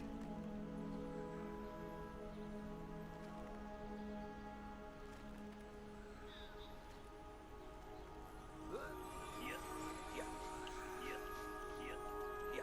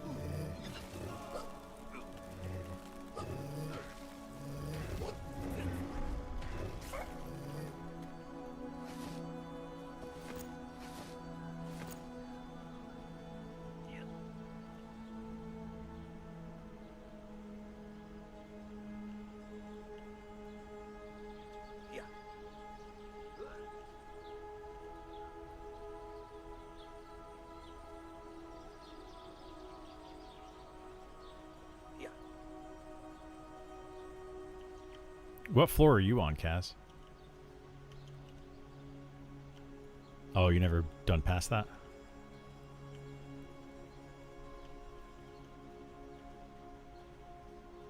Yeah. Yeah. Yeah. Yeah. I mean, it's not super rare. It didn't seem like I don't remember. I got him within like 5 kills, I think, when I did it.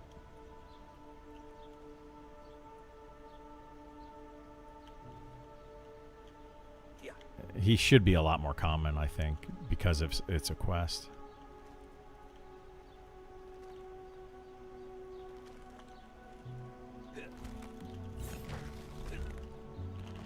Yeah. Yeah.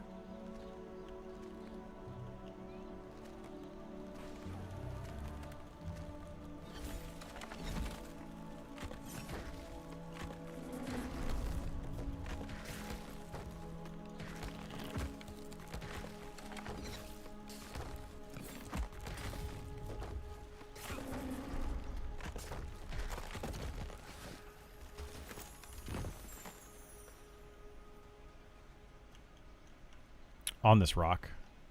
Yeah. Yeah. Yeah, he'll spawn right here where I'm standing.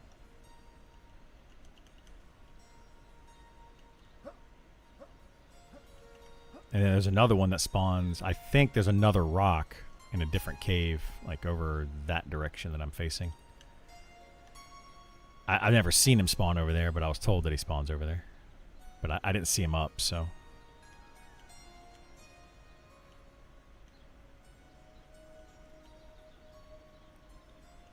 I haven't checked everywhere. I checked the 2 places that I know of.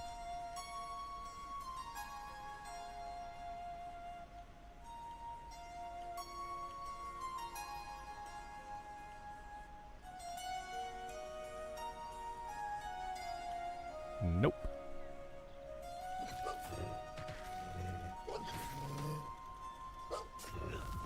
I don't know what his name is. Like Snowpaw or something. Forgot to buy speakers. Recommendation. I recommend headphones. No, I mean, speakers are whatever you feel like sounds good within your budget. I love Bose speakers, but they're of course more expensive, and that's probably why I love them, is because they're really good.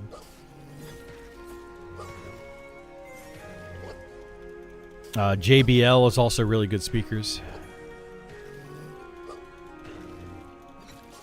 Yeah, Bose are probably the best speakers out.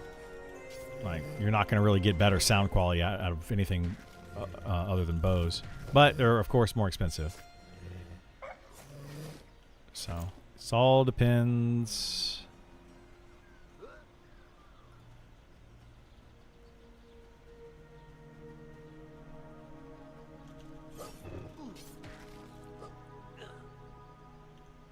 Yeah. Yeah. Yeah. Yeah. Yeah. Yeah. Yeah.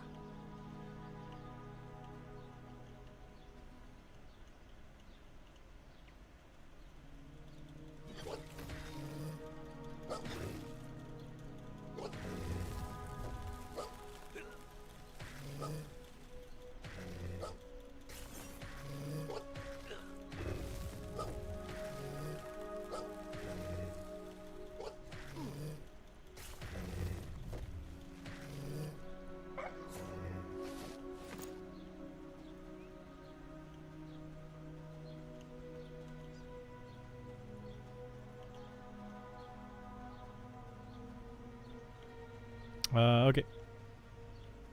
I'll see what they take to make.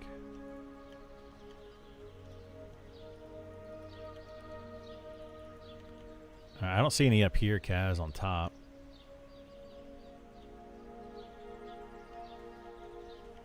Yeah, I don't know where all to look here. I'm going to aggro a bunch of stuff if I try to go sneaking around.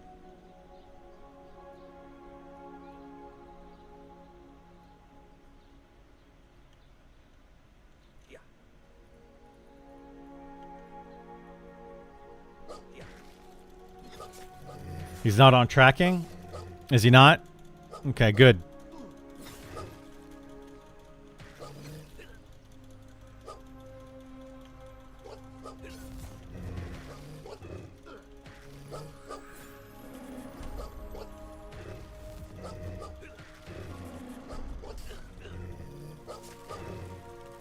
This guy's gonna teleport me to town and back so I can grab my keys. This is the placeholder we just killed though, so. And he said that the named wolf is not on track, so it should be good.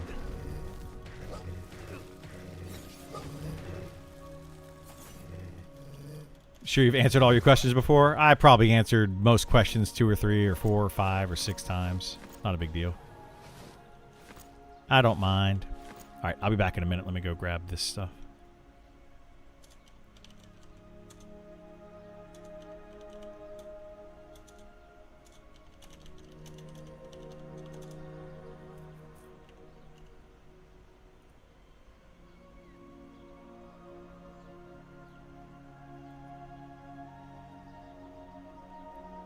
This guy's been very helpful for me. He pops in my stream all the time, and he's been giving me, like, where to get a lot of harvest nodes and stuff. Yeah, that's where I do get the streamer privilege. I'll admit to that. I do get some streamer privilege from people that help me out.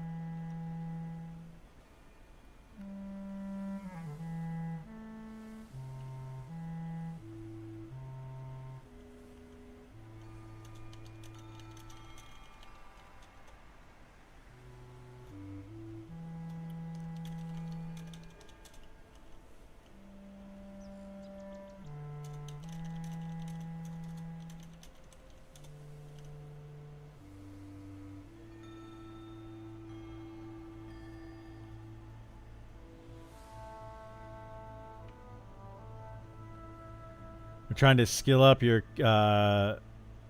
crafting. What con is best for levels? You know, I don't know for sure. I have heard from different people different things. I crafted up mostly using red stuff. So honestly, I don't know.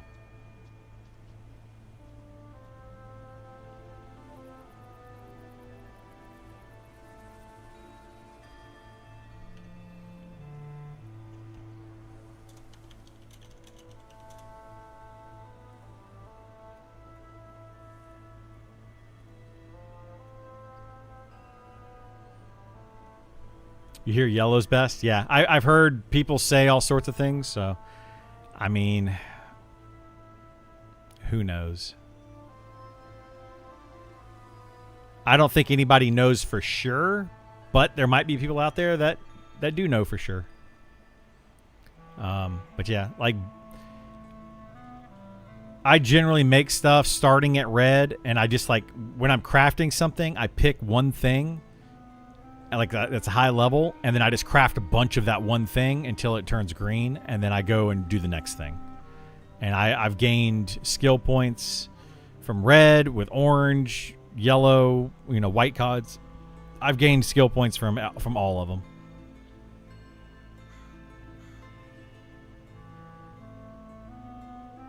We're trying blues and whites, not getting much levels. Yeah, I mean, I think that you will get them more consistently with something higher up because it's more difficult to make, but I don't know. I don't have any statistics to really say one way or the other there.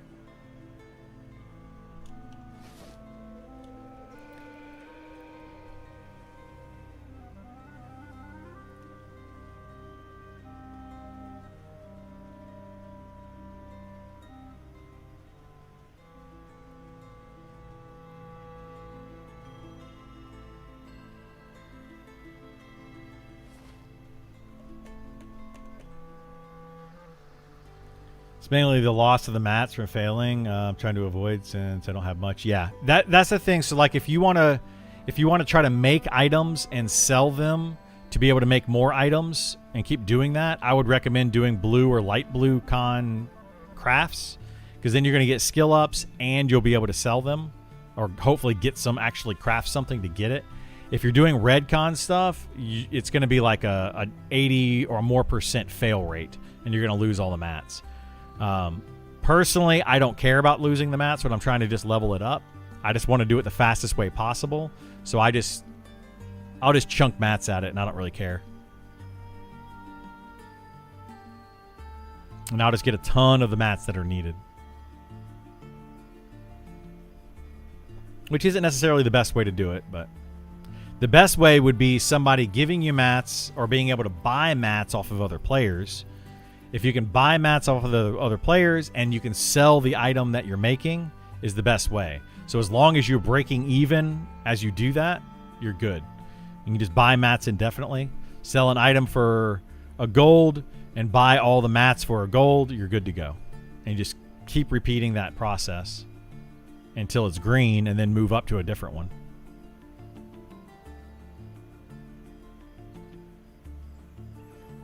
But yeah, some of the some mats are just easier to get than others.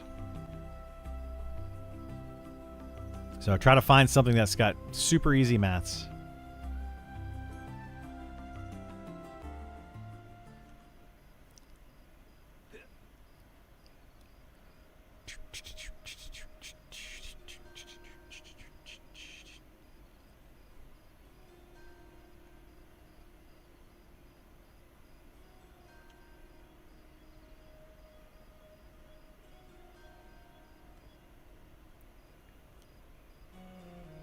Oh boy, oh boy, oh boy.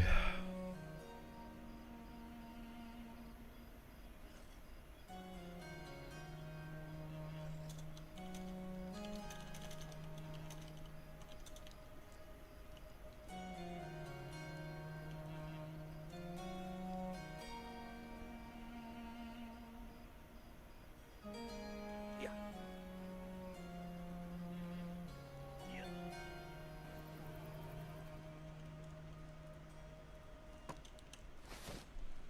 All right, I need this, and this.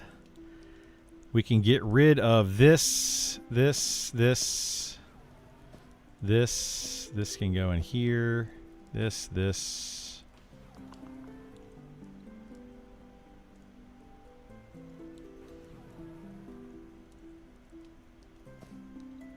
All right.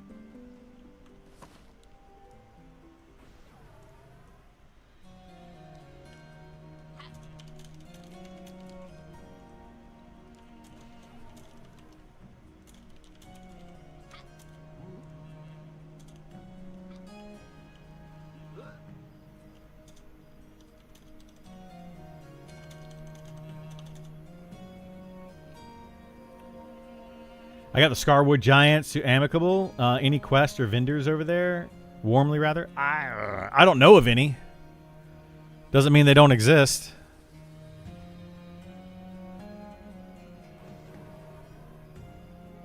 You shall explore. Yeah, definitely explore. All right, where the heck am I? Oh, it put me to a safe spot. Why did it put me over here?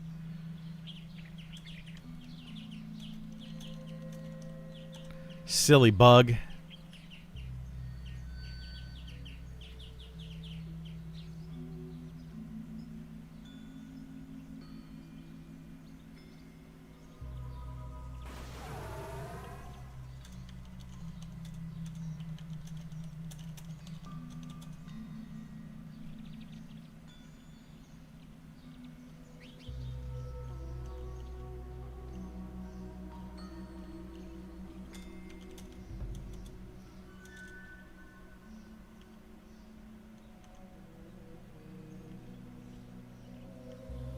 I don't know that one.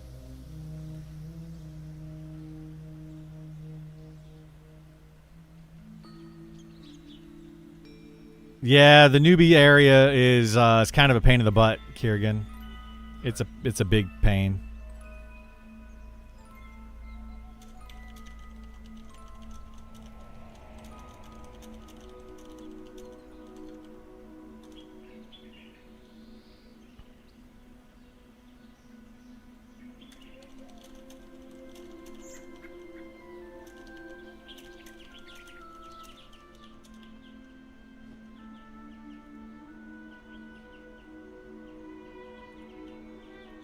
What's that? because I wouldn't be able to loot another one. Because they're unique, so yeah, if it would be fine if I didn't have to go loot another one. Or if I could loot another one.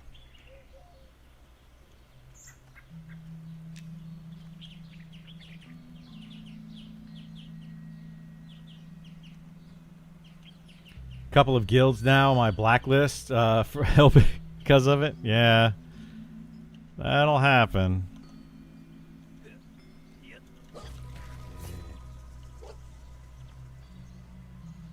Yeah, I mean, the way that the play nice policy works in this game, which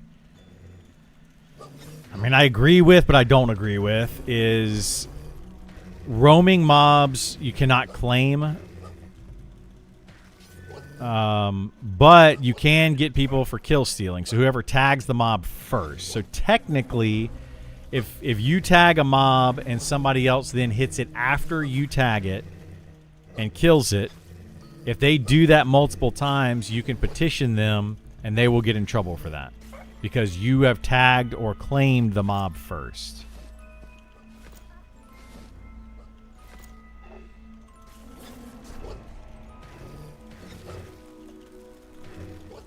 But other than that, I mean, yeah, we're getting some wolf hearts, which is good.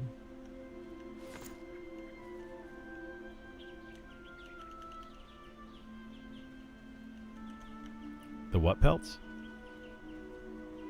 I mean, I don't need them now. I can just turn them into higher tier leather. I think high quality pelts are padded leather.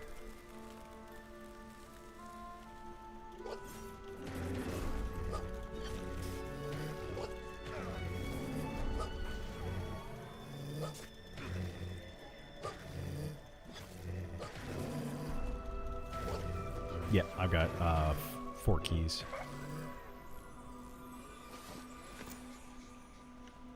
So we should be good to go. Is this the hallway that you have to go down to get the next level? I think it is, right? Let's see.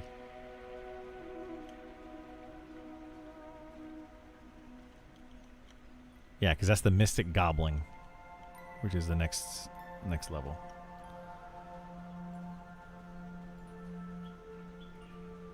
I'm coming back. Oh my god. I gotta go through all these different things again.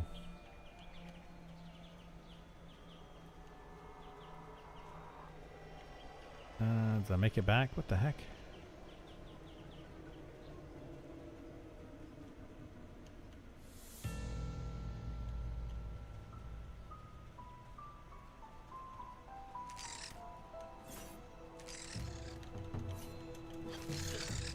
Oh my god, I might die here. Shouldn't have gone around the corner. Ah, it's got 3 spiders right now. Well, you know. Yeah, higher levels. I went around the corner and I went to the next level. Yeah, you can't. But I was hoping, I thought I could just go backwards, but I can't do that either. It's not working. You can go backwards somehow.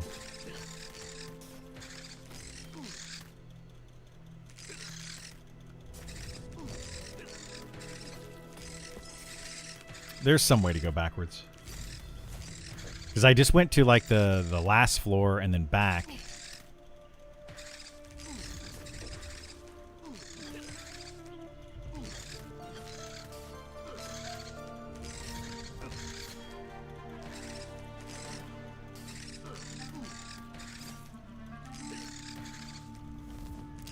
Pretty bad if they're making it where you have to gate out. If you don't have a gate class.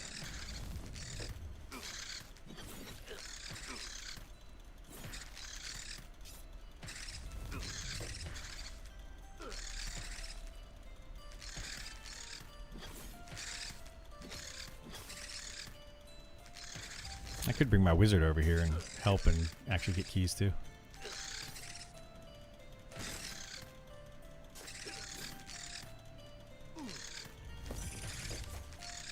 I mean, yeah, I'll be fine. I just gotta kill this one more.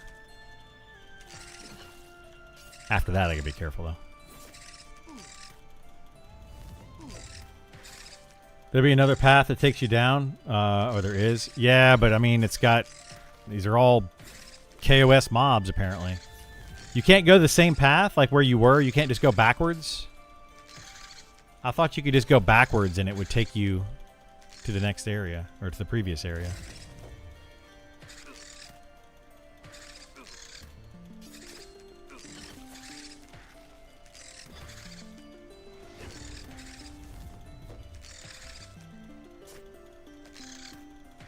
It just takes you to the next. That's a bummer. Oh, jeez.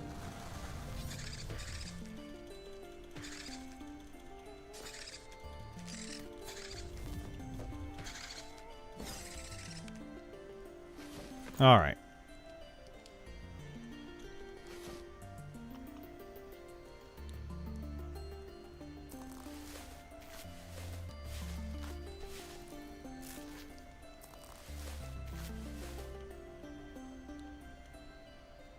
So I have to go...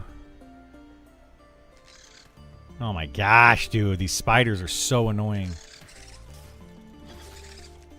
Yeah, I don't know how to get back.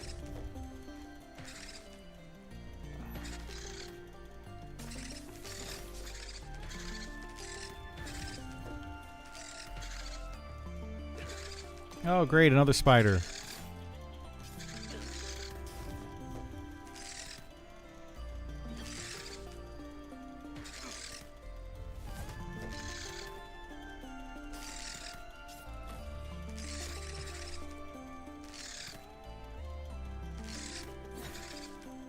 Yeah. I'll figure it out.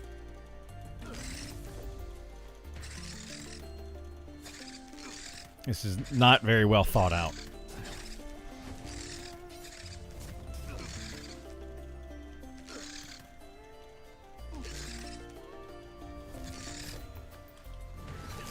Probably. It's not a big deal. I have bandages, yeah. But, like, I can't really bandage in combat very well.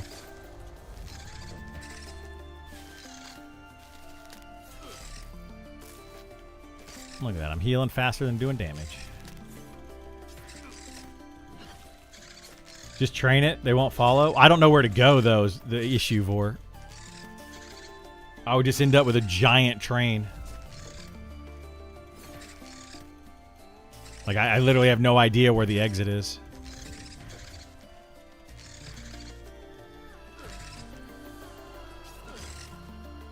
I've never tried to go backwards through here. I don't think.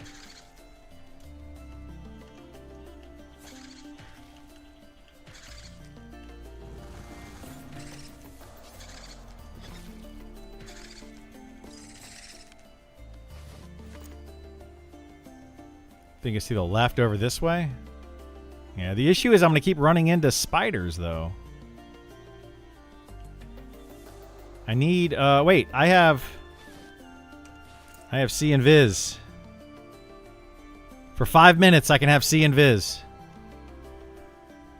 Because why would they ever give you a clicky that gives you C and Viz for more than 5 minutes? That would be silly. Whoever deals damage to the mob first sounds a lot better than someone moving in and doing more damage. Claim, yeah, there's people that are going to argue about both.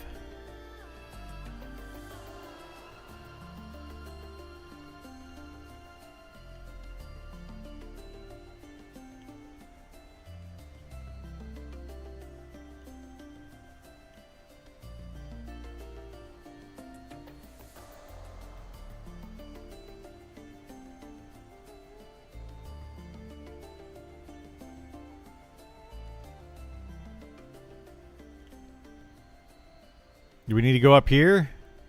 Oh, there's a stealth spider. Do they plan on having an AA system? Probably not, but maybe. They've talked about a couple different things, but nothing is set right now.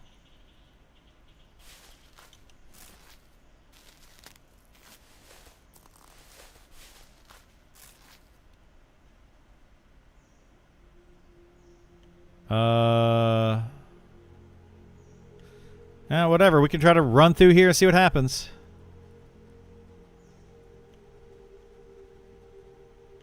I'm definitely going to aggro these. Choo-choo.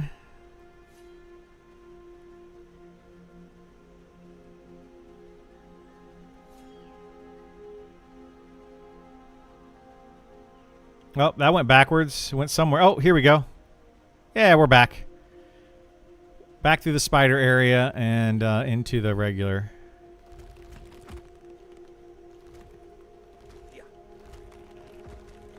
I made it back out. I just gotta find you guys again. Got a small train coming probably.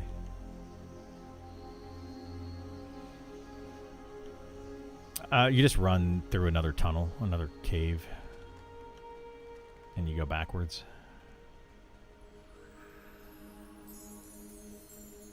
Yeah. But I could bring Cradle over here and get keyed.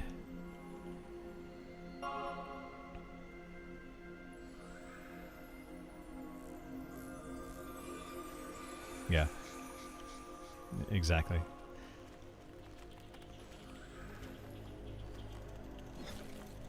I'll log out and move him over here. Be a bit of a run. Yeah, it was.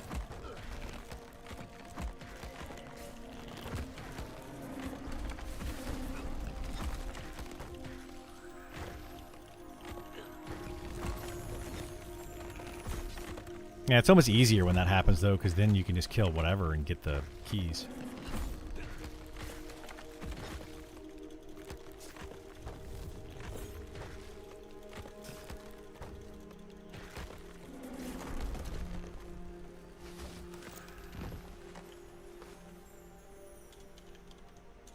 Alright, yeah, let me bring Cradle over here and get him keyed while we're doing this. I'll be right back. I'll have to run him from Glass Flats, though, probably.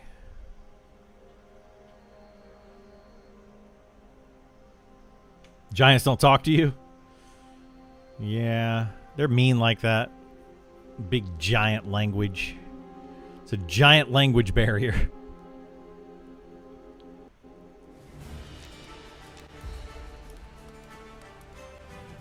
Okay, where am I? Oh boy. Do I have a Speed of the Wild potion? Oh, I do! Look at that.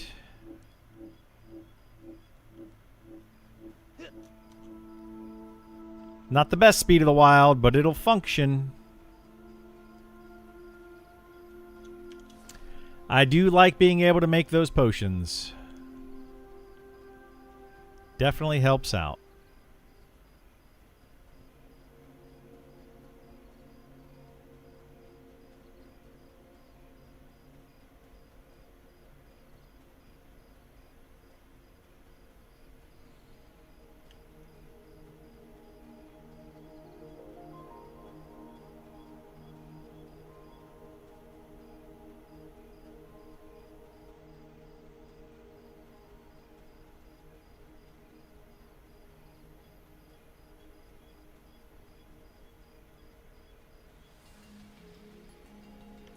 Yeah, I read over that today. That was just it was just a last 3 months in review basically, and like the play test and all that stuff. Nothing to really look at, nothing that you guys would need to know about or care to know about.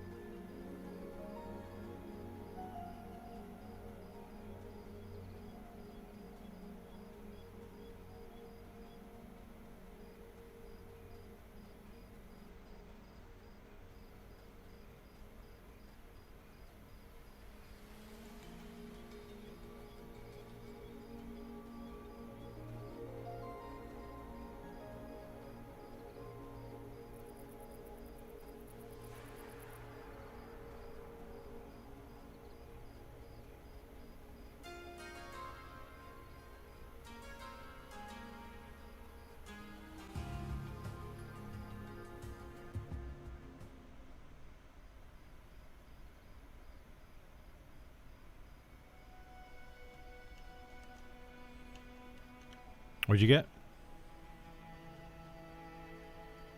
Oh, yeah.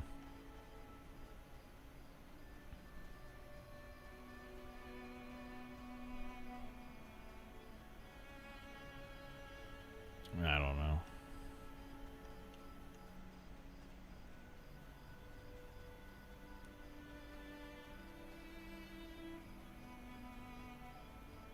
The Wizard Hate Wagon is stopping by.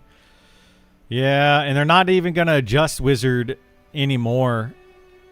They've kind of decided, from what I heard, they're just going to wait and fix the Wizards later, like balance them a little bit more later. So Wizards are just going to kind of be mildly crappy until they get all the other classes in. Like, people are not going to want to play them. It's gonna feel really bad.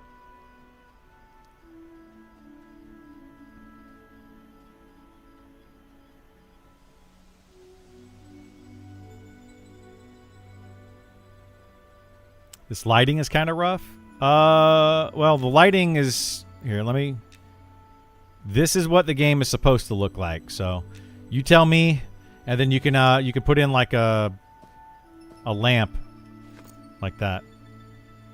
This is the actual lighting of the game, the way it's supposed to look.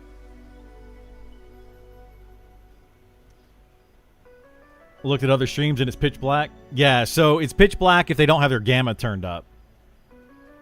Yeah, so if you turn the gamma up, which is what I do so that I can see at night, it looks like this. But that's just so I can see at night.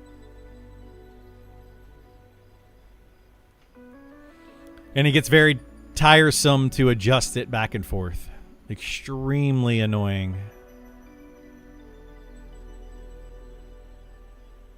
Infravision needs a buff. I don't know that it needs a buff. I personally would rather them just, make lighting function better. It currently feels kind of bad the way that lighting works.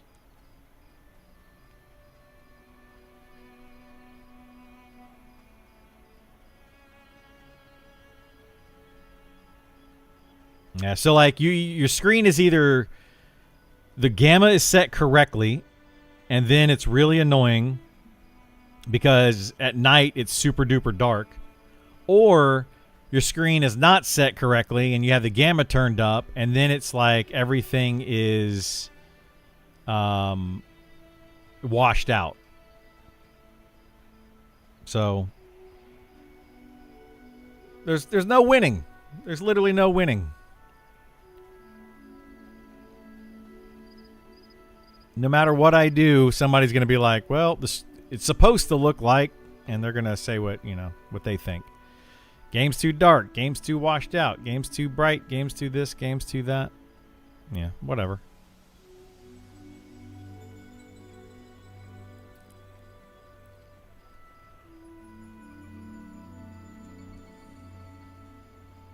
Don't blame your setup, blame the game. Yeah, for sure. Yeah, I'm not saying you're blaming me, but yeah, that's what's going to end up happening.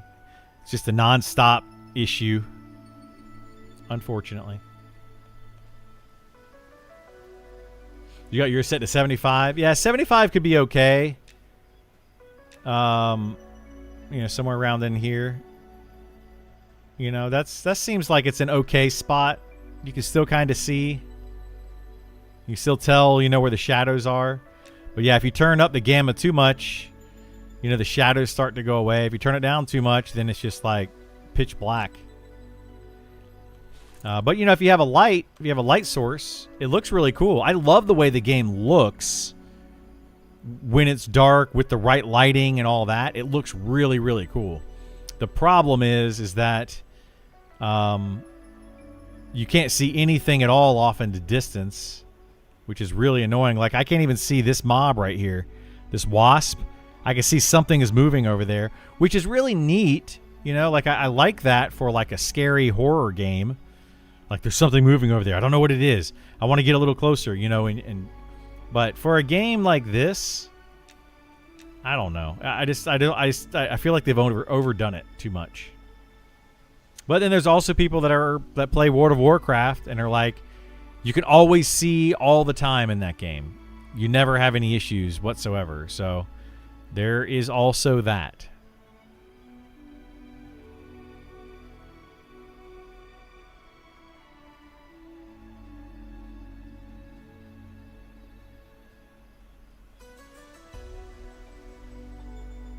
You also have infravision, so 75 isn't bad. Oh, you have infravision and you're still going to 75?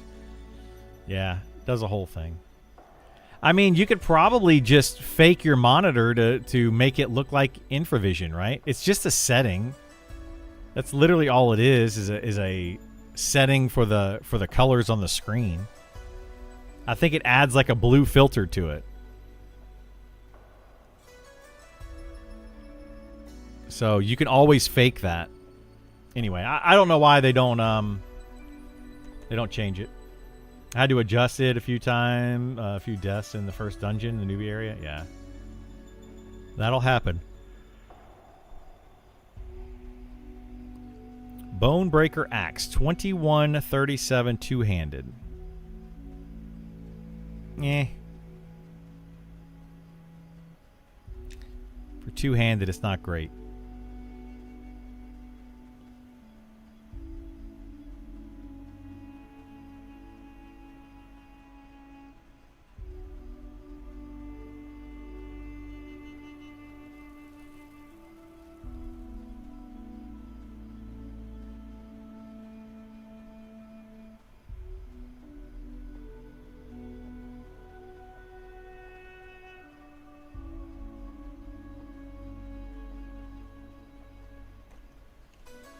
My monitor doesn't have the ability to save settings, unfortunately. Mine probably does. I'm positive it does. Let's look. I can go to game mode. Yeah, I got Gamer 1, Gamer 2. Oh, wow, that's really bright. FPS, RTS, and back to Gamer 1. Yeah, my Gamer 2, like I could just, honestly, I could leave my game dark and just switch it to Gamer 2. Let me see. Holy moly, that's bright. I could just do that and you guys wouldn't even know. Wouldn't even know that I'm adjusting and I could see just fine. But that is god awful bright.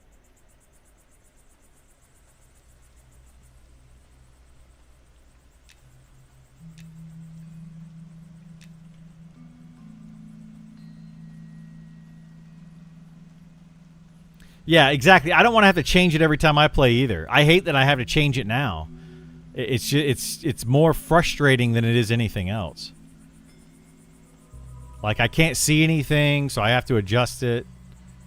Yeah, I've gone into the conversation many times, and I've talked to the devs about it, and I've given my feedback on it. We'll see what they do, but it's not in a good place. I don't feel like. My face lit up like a Christmas tree. It was a lot brighter when I changed it to that. It gets a lot brighter. That's like even with my Streamlight. I've got a Streamlight up here, so if my face lit up, it means it was brighter than my Streamlight, which is nuts. Because that Streamlight is crazy bright. Which is why I have to turn my brightness up and my gamma settings up to be able to see at night in the game, because I have a very well-lit room. So when dark things on a dark screen are even darker with a well-lit room. Like, I don't know if you've ever turn on your TV in your living room during the day and then turn on your TV in the living room at night, and you can tell there's a drastic difference between the two images, right? That is literally why they need to be able to adjust these things, and why I feel like the devs trying to, force people to play a certain way is not going to work, because they're just going to people are just going to adjust it anyway on their settings for whatever their environment that they're playing the game is. It's just the way it is. So I don't know why you would force that on players. I changed my room light bulb so 20 watt for that reason. Yeah, exactly. Yeah, my girlfriend hates... It's really weird, actually. During the day, she wants every single window in the entire house open so that we get as much light as possible. And then at night, she's like, nope, I can't even have the smallest amount of light poking through anything. So, yeah, it's a struggle we have in our house. Like, wake up in the morning, every window in the entire house is just opened up. But at night, I have lights on my computers. Like, you know the little dot on your computer that just says that it's off, the computer's off, but it has a little dot so that you know where the power button is? Yeah. She doesn't like that. That bothers her. It's way too much. It's like the brightest thing in the world. It's like the light of the sun is just coming straight into her eye from that tiny little light. But, yeah, I get it. Your wife same way? Yeah. You're just a caveman. I can play in pitch black darkness. I can play with all the lights on. It doesn't bother me.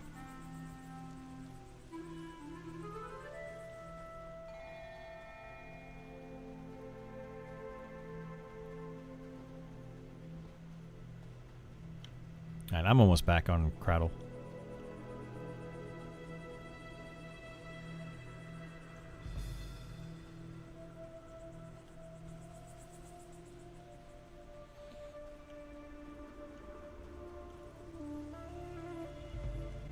Can't search for Scar by nothing. Wait. What? What the heck are you talking about? You're not making any sense. I blame the old 2 TVs for my hatred of reflections and brightness. Oh yeah, for sure.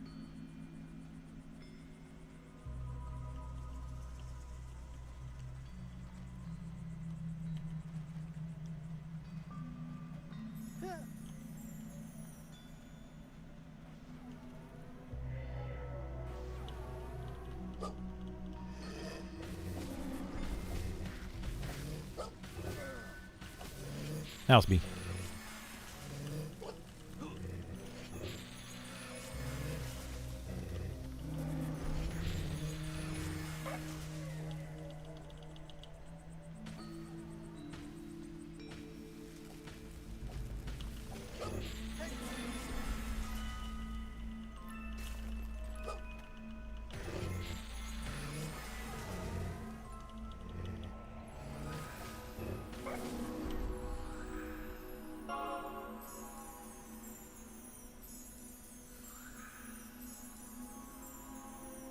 So yeah, they did change Arcane Invocation. Nice.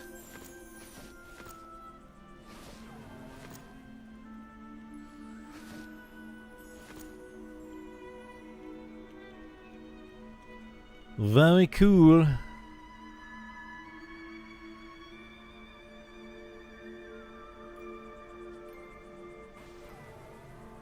The Twitch clip where you got scared by nothing. We're talking about gaming in the dark. Oh, I didn't get scared by nothing. I think I had a, I think I could hear something that maybe you guys couldn't because, you know, my headphones and my sound card are so amazing. And then I think my controller vibrated.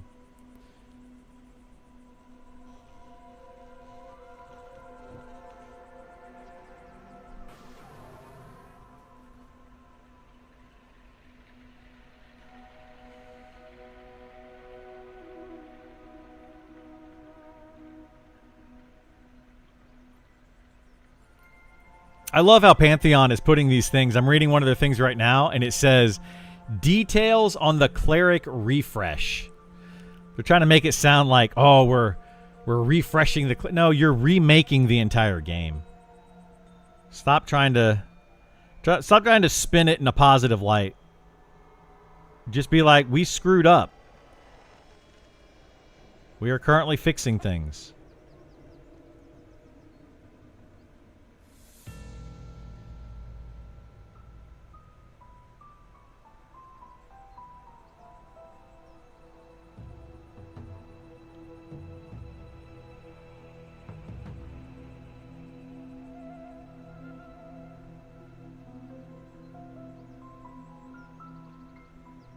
By the way, how's the stream been today? No dropped frames. I'm not showing any dropped frames.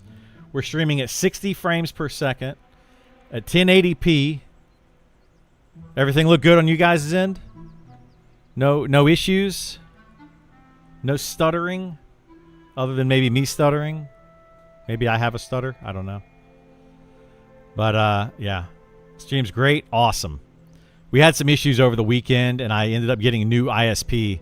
So I have to go in and cancel my old ISP.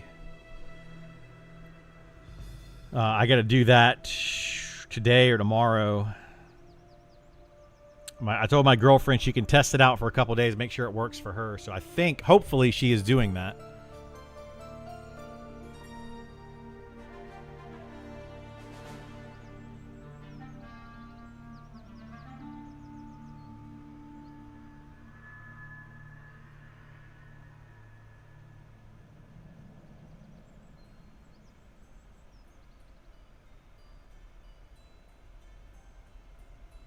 Good for you. Got away from Spectrum. I did, yeah. I switched to fiber. Yeah, see, we had fiber. So it was like, long story short, is when we first moved here, we had fiber, but they were charging me $100 a month. Spectrum came in and said, hey, we're going to give you the same speed for $50 a month. And I was like, I mean, I'd like to save $50 a month. I don't have a lot of money, so $50 a month is huge to me. So I was like, yeah, absolutely. We'll switch. It was great for the first month. And then it just started to die this month. And for like 5 days straight, I was having a lot of disconnect issues. It was just a lot of latency with the stream. It was just causing a lot of problems. So I went back to what I had previously, which is fiber. And I got fiber, what I had, for only $10 more than I was paying with Spectrum. So $60 a month. And I'm like, I will take that. You know, I'll pay the $10 more for a much more stable connection. So yeah, you said she didn't like the Wi-Fi before. Have you tried the Wi-Fi extensions? We have. I think the Wi-Fi had to do with my old router. Probably needed to be updated or just replaced. We have a brand new router with our new ISP. It was included with the price of the $60 a month that I'm paying. So we got a new router. Everything seems to be working great. So I think we're just gonna stick with this.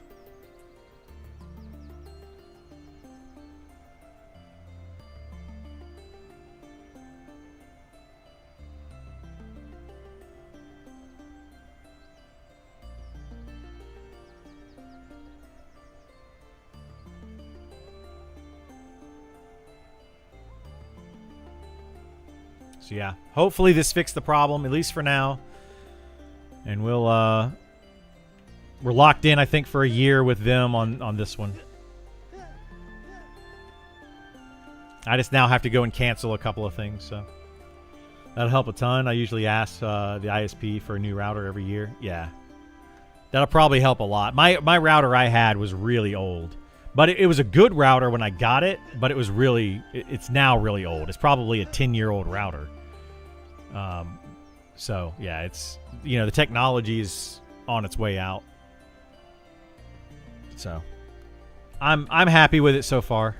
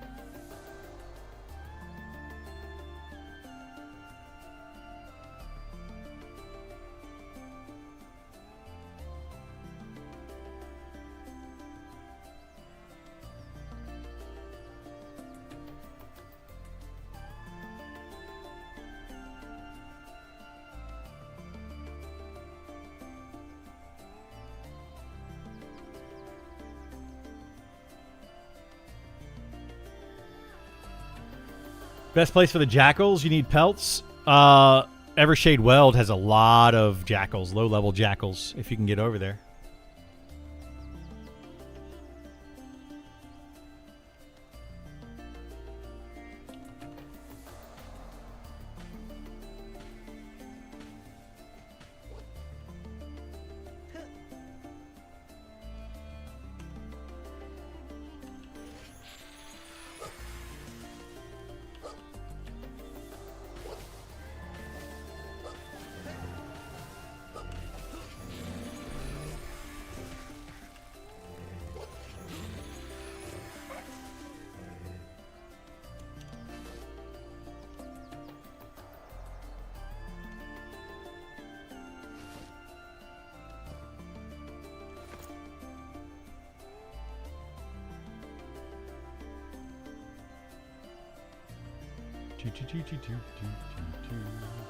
Would I need a port to get there? Level 6? That'd be the best way, yeah. A druid porting you over there would be the best.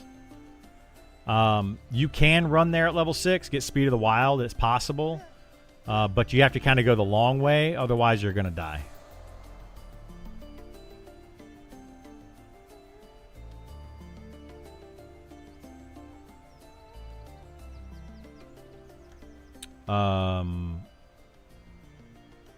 Did he get what?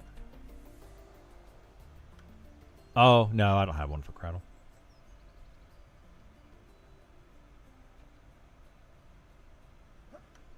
Yes, I got one on the Spellblade. Yeah. Yeah, I'll move it around. We'll figure it out. Like, I actually kind of want to give the Spellblade the Lantern as well, just for the mana or the health regen at low level. I don't either.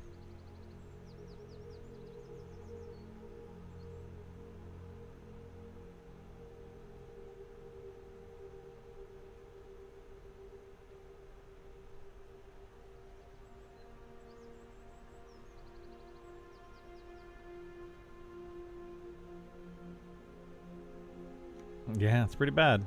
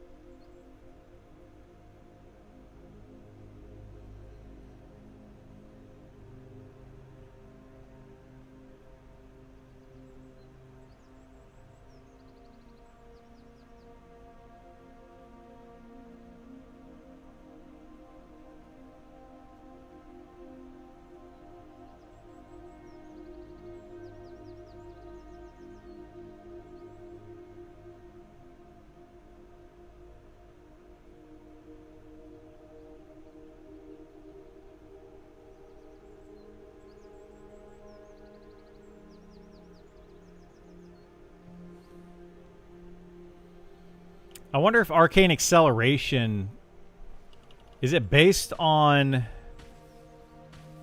where I'm standing when I cast it? Or is it based on where the mob is when you cast the Reclaim Magic? Like if I come over here and I do Reclaim Magic, do I get the buff? Well, I definitely get the buff, but do the other people in my party get the buff?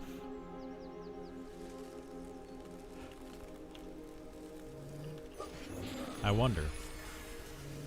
Are raid mobs turned off yet? Not last time I checked.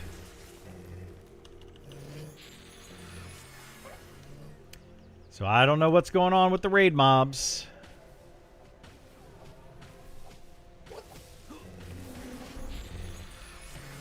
Have the devs said anything about dots they feel lacking? They have said a few things about dots.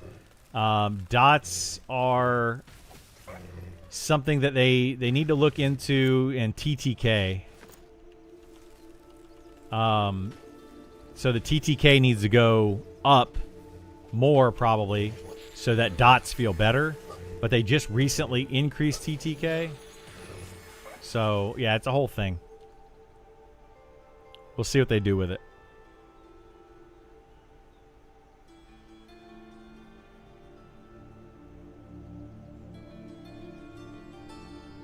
It's your fault? It is. It's absolutely my fault.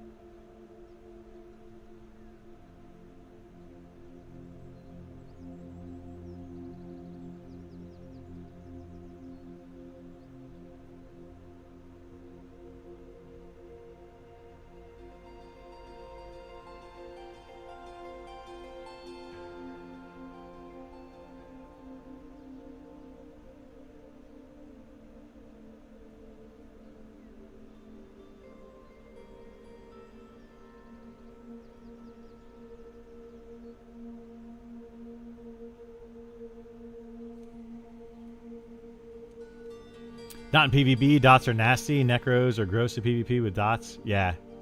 That's a whole other thing. PvP is a whole other thing.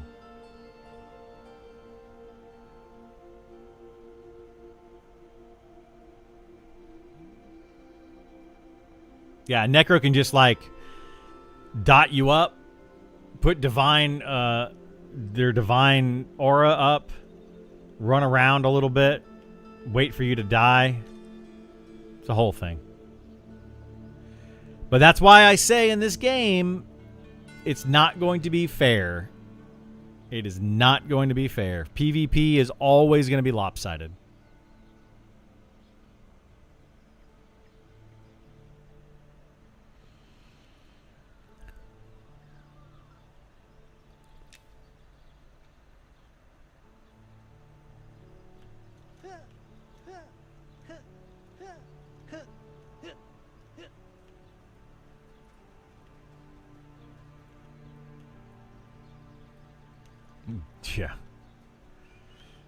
Yeah. Like I said, the rest of them are a little easier. You still have to wait for named, but they're a little easier.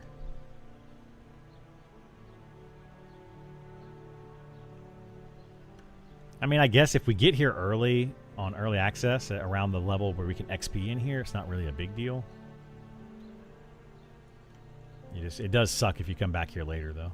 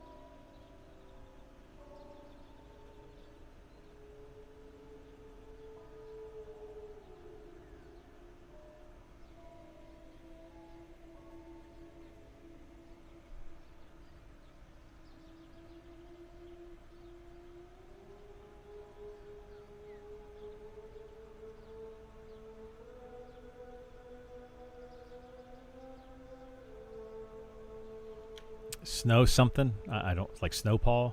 I don't remember the name though.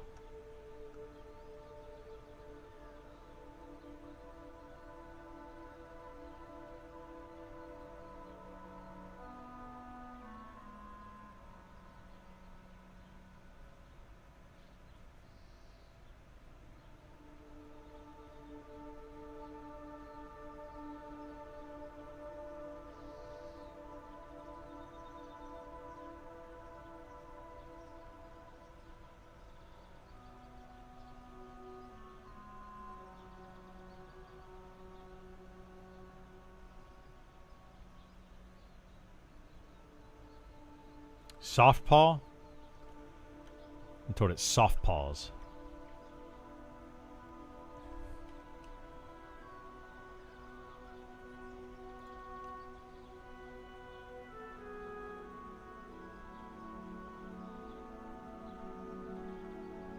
So I'm talking to my girlfriend trying to figure out what we're going to do tonight if it stays this hot.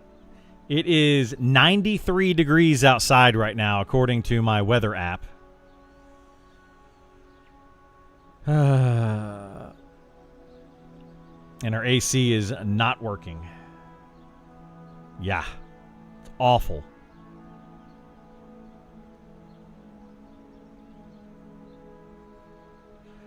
This is kind of the issue that I thought we would run into, because we found out about the problem Wednesday of last week.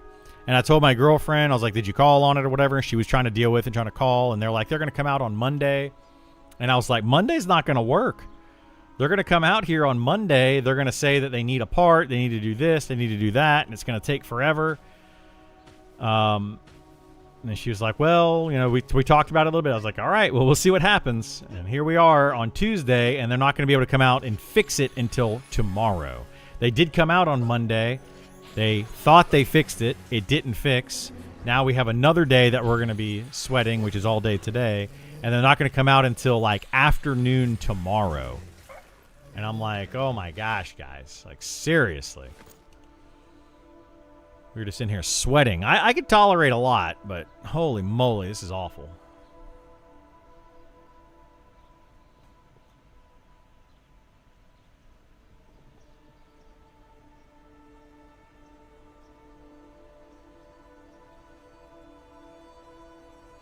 Worst part is we actually rent right now. We're renting this house, so we don't even own it, so we can't fix anything. We can't just call... Like, that's the biggest issue. We can't just call, like, an HVAC person and have them come out. We have to call the property manager. The property manager has to send somebody out to evaluate. Then they have to call HVAC person. And I was like, I could have told you from the beginning we're going to need an HVAC person. But they won't listen to me. The woes of renting. So silly, man. And then to rent a house these days, you need to have more income than it is to buy the same house. Whole other issue there. It's just so dumb. World's backwards. I should be drinking a lot more water.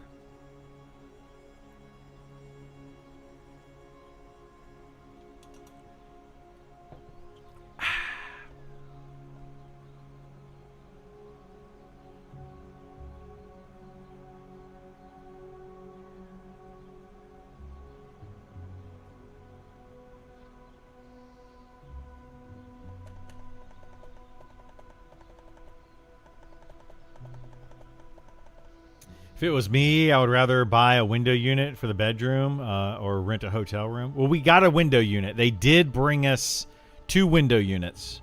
One downstairs and one upstairs. But the window unit that I have is literally sitting right now, I don't know, 8 feet away from me. And I don't feel it at all.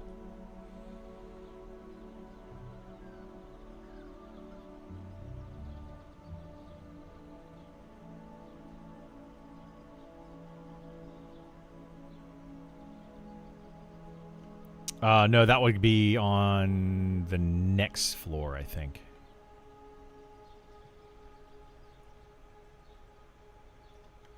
So yeah, well, then it would be the one after that. So we're on 1 now, then we got to go up to 2 and then to get to 3. That's where I was a minute ago on Criddle. I was on the other floor. I honestly don't even know how to get out of here. I think you have to go, like, all the way up to go back down or something to get out of here. They must have bought you those new high-tech window units. I mean, it's a nice unit. Well, it seems to be a nice unit. It's one that sits on the floor.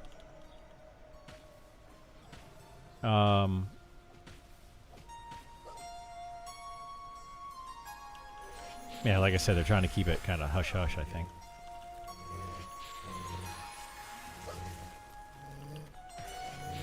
Yeah, but it's for the quest. Like, I think that's what they're trying to avoid.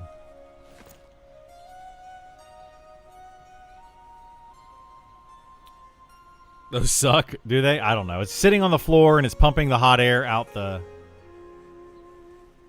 window. Actually, let me double check that. I should double check and make sure that the hot air isn't just cycling right back out. It's supposed to be pumping it out the window.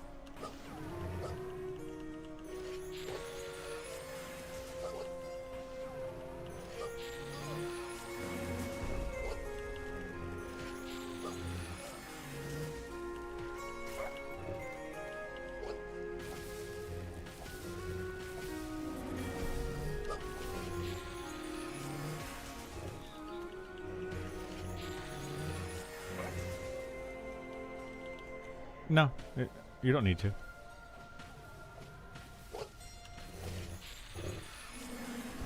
This is RNG.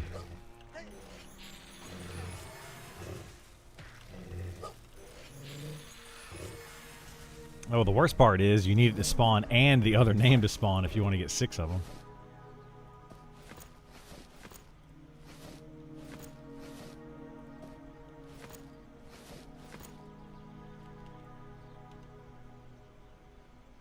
I'll be right back. All right, give me 1 second, guys. I'm going to check this this unit. I'm going to make sure that's not pumping hot air back into the bedroom, and it is going out. It should be going out the window. And then I need to empty. It's also one of those ones you have to empty the water out of it. So give me just a second. I'll be right back.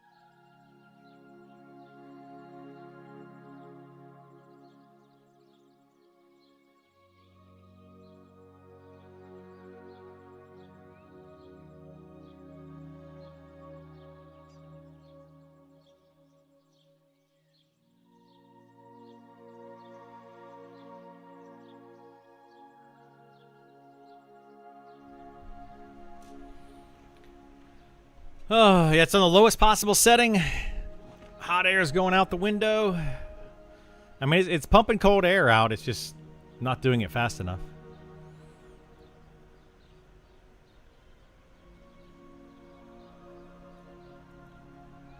It is, yeah.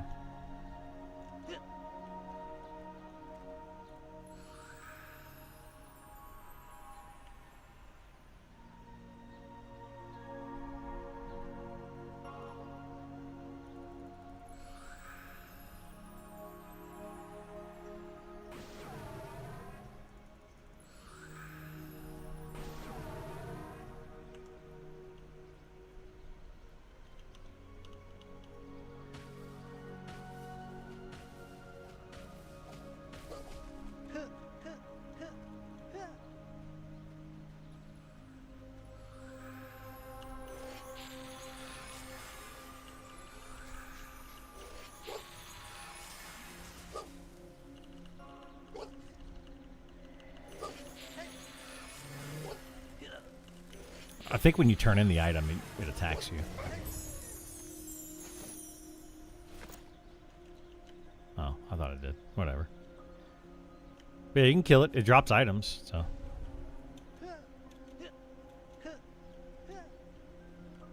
Yeah, we just got to do that and then kill the treant that's up, so. It should be fine.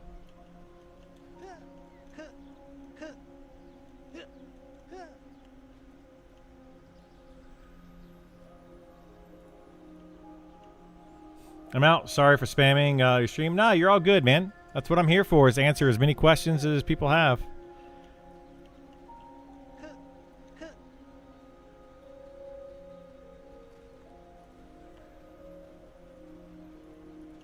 Oh, the clicky mask? Oh, are we? Okay.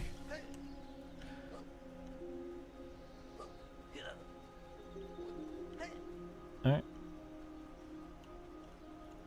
It is very rare. I want to get the sword from there, so that's fine with me.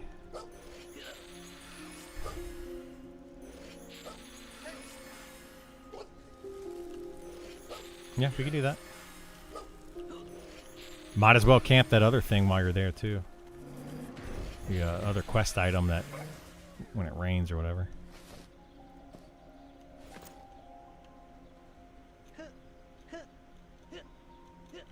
I still need to do that quest. I haven't finished it on either character.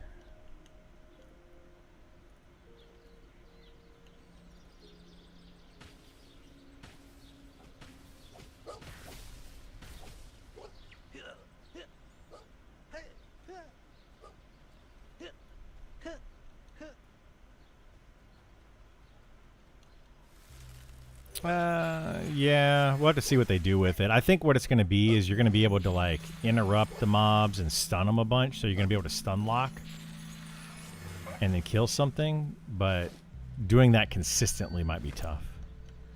And I think, like, for named, it won't work because you can't stun lock a named. But who knows?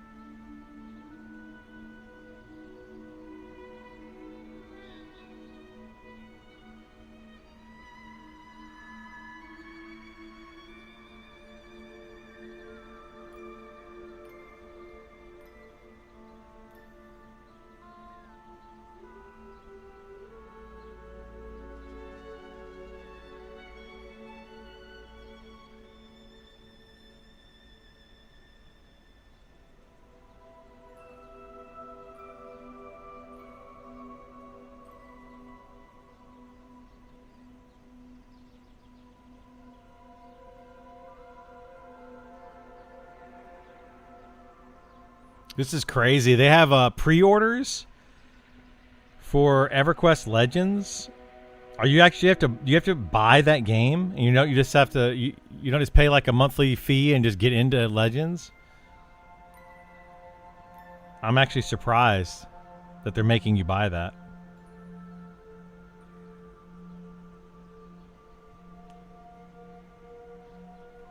Second level 60? What are you up to? Yeah, I've had this level 60 for a while now, but yeah, we're camping a name. Well, we're trying to get a quest done in here. There's a multiple quests that you have to do to go up different floors. Bring your bard over here and you can get flagged with us.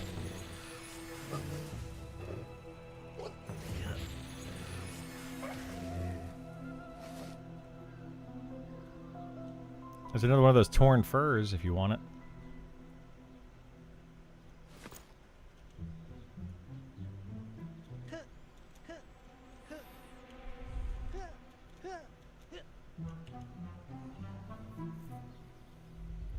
This is taking forever.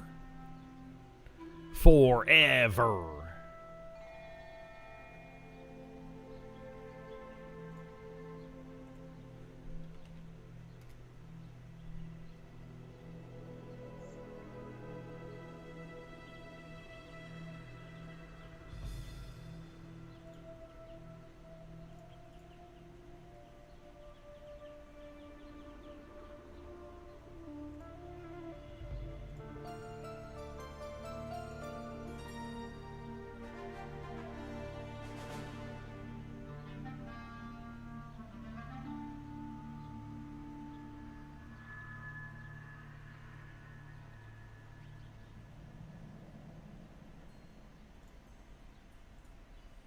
But hey, if you don't like this kind of gameplay, don't play this game, because this is literally what you're going to be doing a lot of times. I really don't have any interest in other MMOs. Waiting on this. This is the only MMO, yeah, that interests me at all. All these other MMOs are just looking terrible.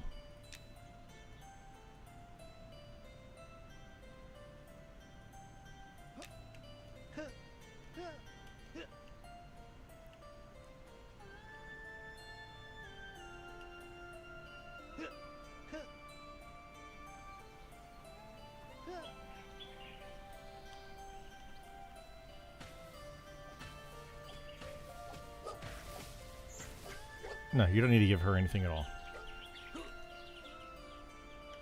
She's just hinting what you're supposed to be doing.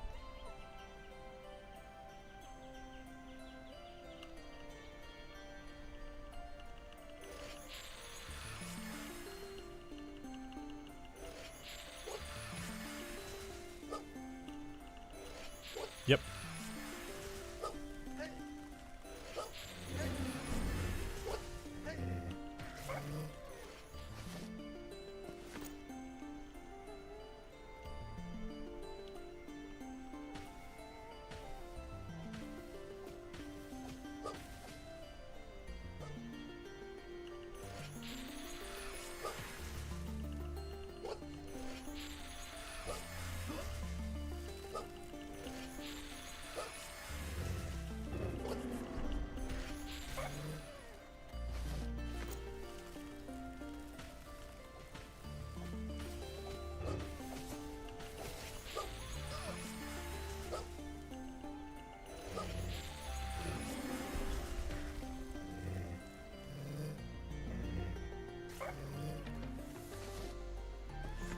Nice. All right, so go give him that.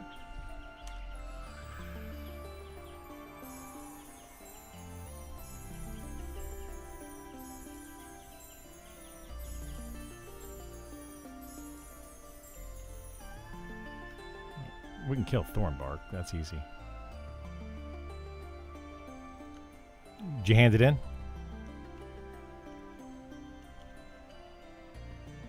Yeah, so now everything in the zone will possibly drop it, but Thornbark will guarantee drop it. So let's come over here.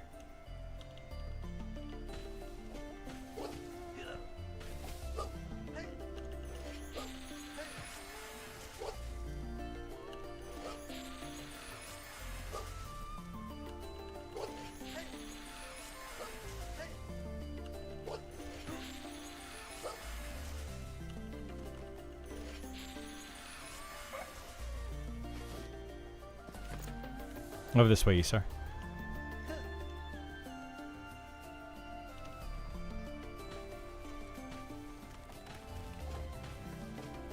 Nope.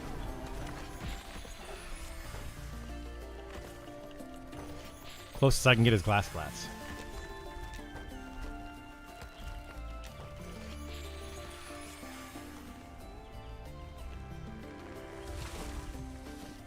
No, I'm not pulling it.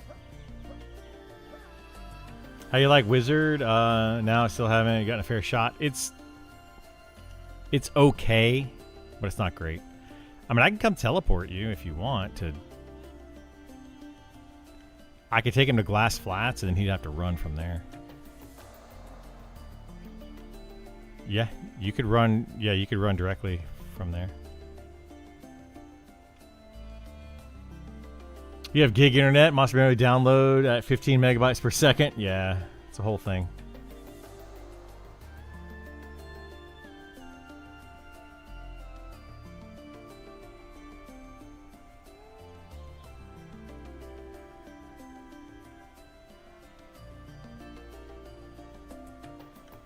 You should be fine. You're 57, right? Oh, yeah, you'll be fine with that. Just run fast. They will, they can snare you and root you, but I didn't on Criddle the other day. Like, I actually had one root and stun me like 5 times. I would hope so.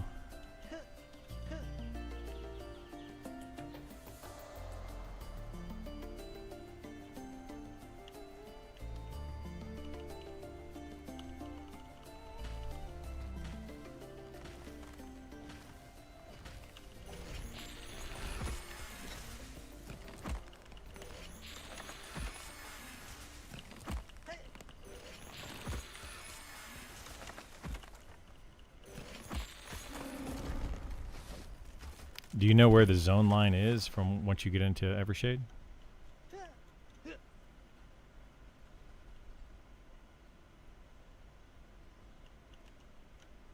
Yeah, I can go evac over there. I mean, there is a statue, yeah.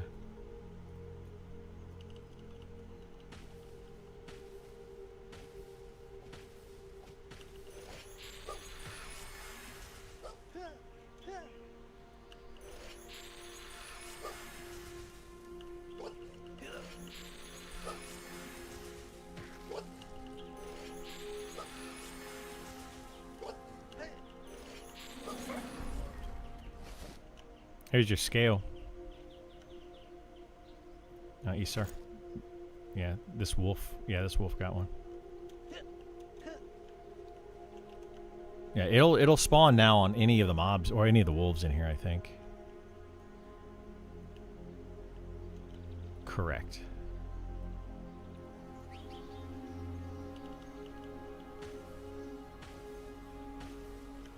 Yeah, it's gonna go up by 10% with me in the group.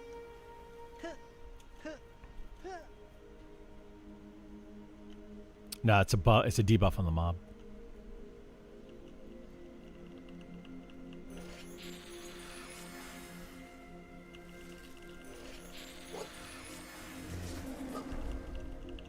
Yeah, I could take him. It's not a big deal. I'm just getting one of the keys right now.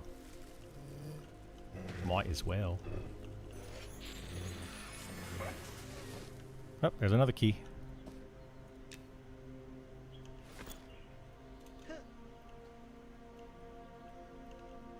Yeah, they're pretty common after you do the quest. Yeah, Thornbark is still up.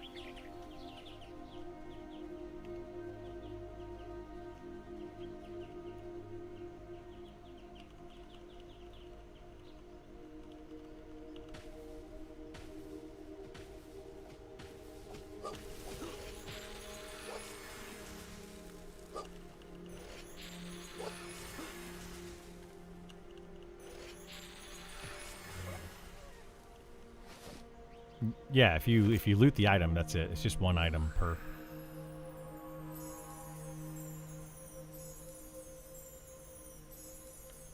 Oh, I believe so, yes.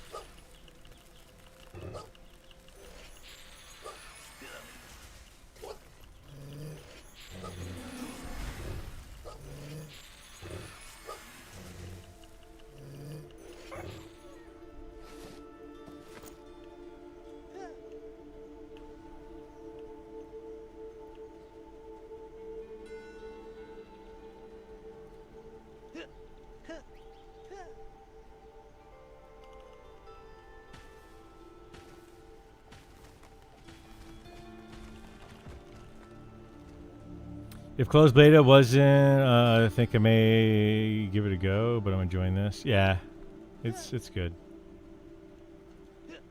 I'm glad that this game is available. I don't know what I'd be playing if I wasn't playing and streaming this game. I would have just been continuing to play and stream random single player games that I've been playing for a while. I probably would have played a lot of Path of Exile 2 last week. Yeah, I don't know what else I'd be playing, to be honest.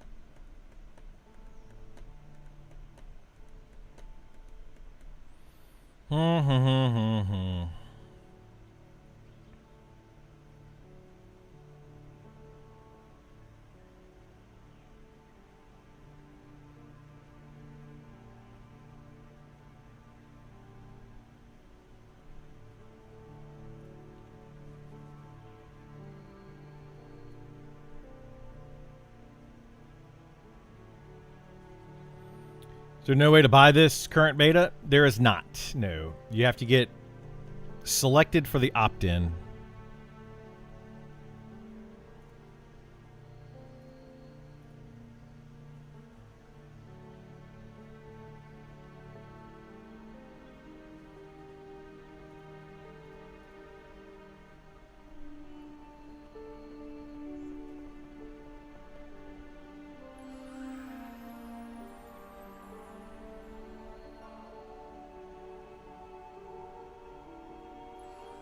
Should be easy to get in by now.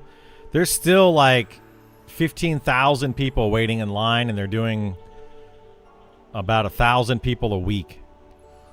There's still a lot of people waiting to get in. I hope they will go into early access as well in October. We'll see.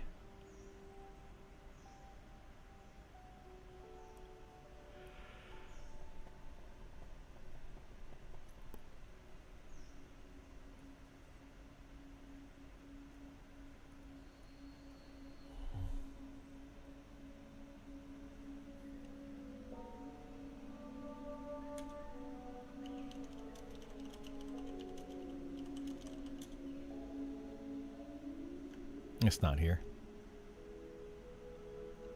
Oh, it's in the next area.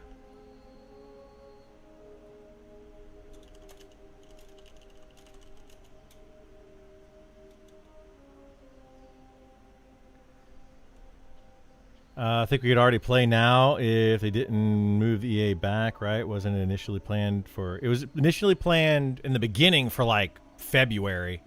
But it was then changed to June 1st was the initial official release date that they actually put out was June 1st. That's been pushed to October now.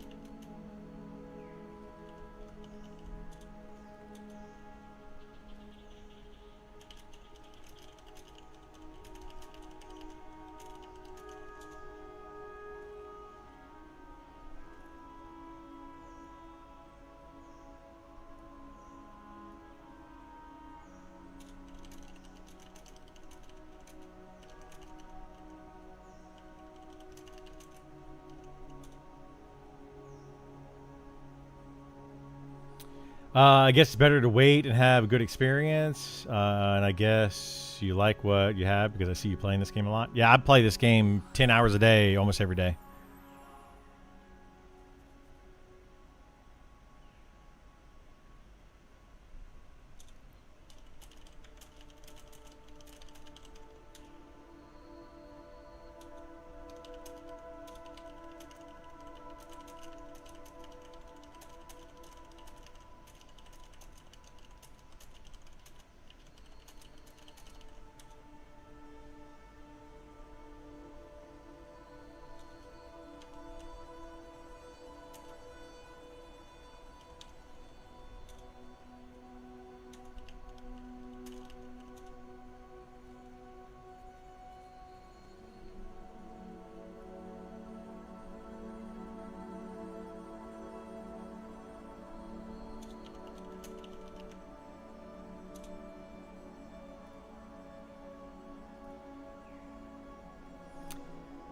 House class variety. I think there are a lot of classes. There are 18 different classes. You know, they're all supposed to be different, but we're getting a lot of changes to them soon. So I would just kind of wait on that. Wait and see. Huh? Oh, let me see how I gotta figure out how to get out of here. I don't actually know how to zone out of this place.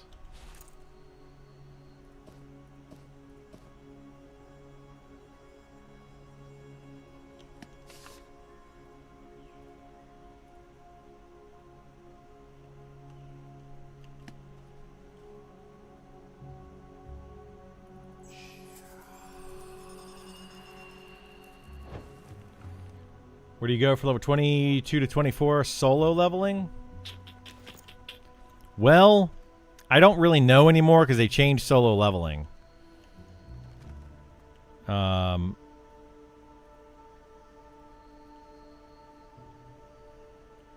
going to try to see if I can figure out how to zone out. They changed solo leveling, so 22, 24, probably beetles and snakes and stuff in Glass Flats.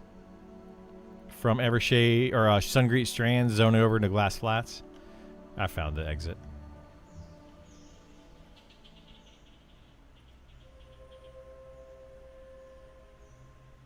All right, where? No, he's in Evershade. Where are you at in Evershade? Oh my god! I just exited to you. Yeah, you need to go to the right of the town, going from Keepers towards the town. Yeah, it's near the wizard or the druid port area.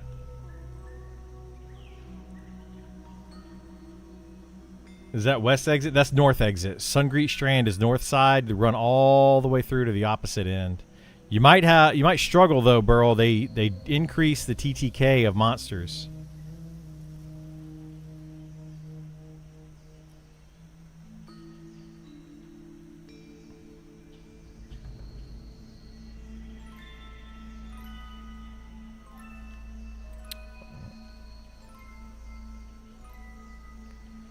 Oh, if Undead aggroed you, you went too far probably, but it's fine. You can go that way. Yeah, but they're below the zone line. Yeah, you gotta go like higher up on the cliff or something weird. That's fine.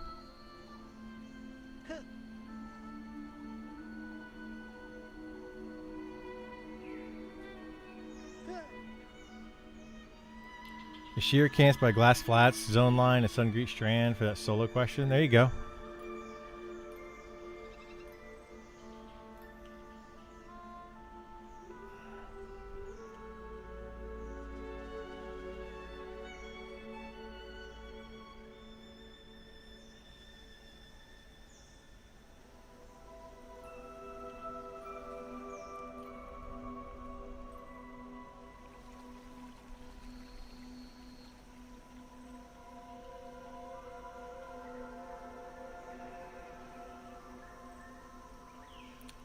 Is that a YouTube comment? It was a YouTube comment, yes.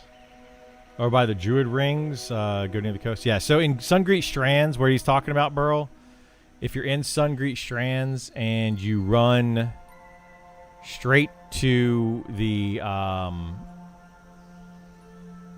Glass Flats zone line, it'll be on your left-hand side, kind of against the wall. I got to get back in there now. He was ahead of me when I zoned out. Well, I zoned out and then evac'd. Yeah.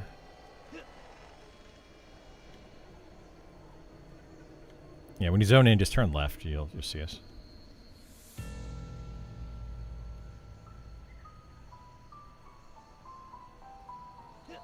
Which side zone? Well, your left-hand side, so the west wall. That's where the Ashira are.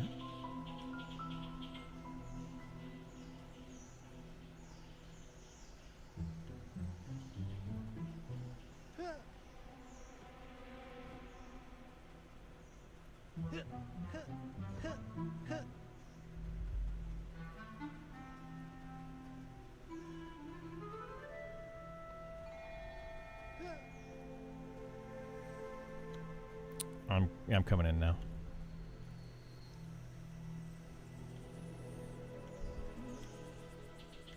Yeah, he's gonna have 4 or 3 total mobs. You guys ready?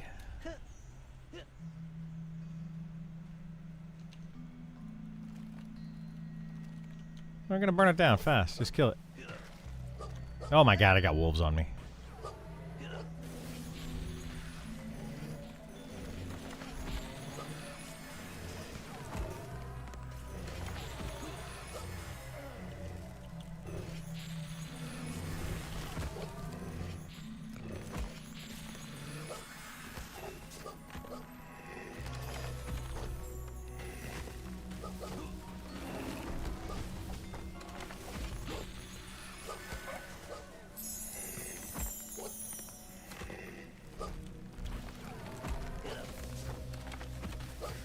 Who? Bards? No, they're garbage. Oh, yeah, by far. Yeah, they're terrible.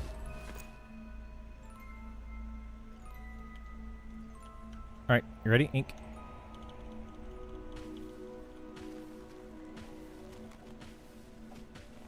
Yeah, we'll kill it, see what happens.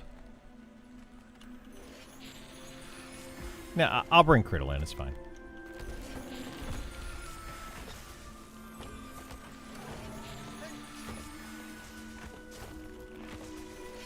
Oh, I have no idea.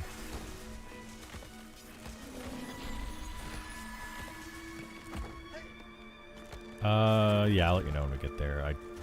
Depending on the floor, I don't remember what's the next floor is. Alright, so... Oh, we got squirrel meat again. Anybody want to grab it just for popping this again? And then we got the Barkfall vestments, which are not terrible. But Gam, loot one of these things off of this boss. Yeah, get the scale. Here, let me go camp out and I'll get on Criddle. We can go to the next area.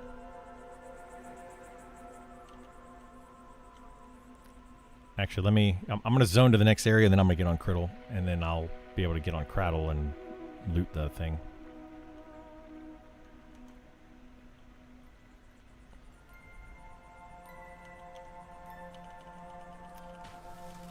Is rested plus 5%? Well rested is 10%. It's 5, 10, 15%.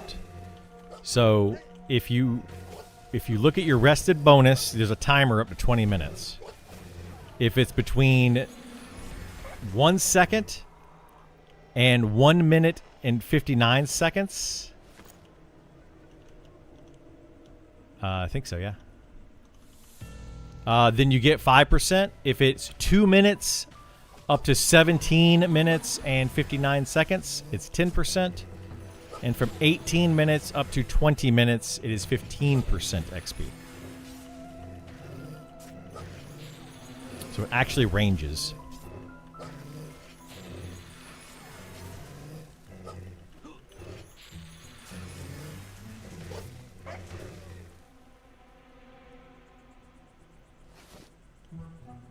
So he's got wolfskin gloves, which are strength stamina. Plate gloves are kind of garbage. They're plate. That's what they're called, and they're plate. Alright, so come this way. We'll zone up, and then I will get on Criddle and come meet up with you guys.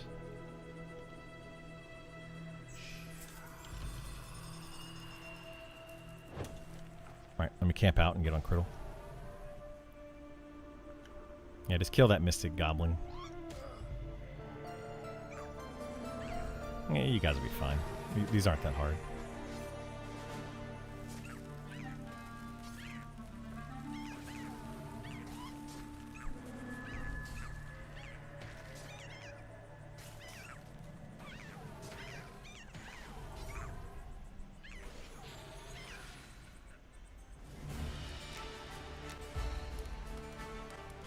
That doesn't count.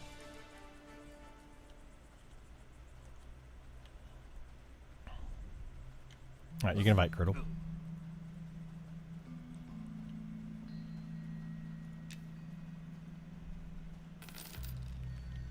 No, he's right here. He's with us. Alright, so come up this way, kill these goblins.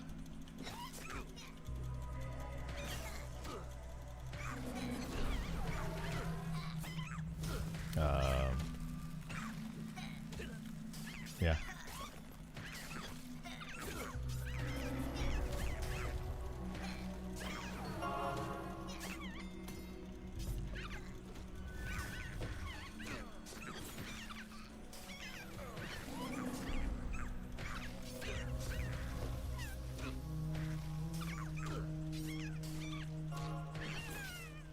I think this is also a name that we have to kill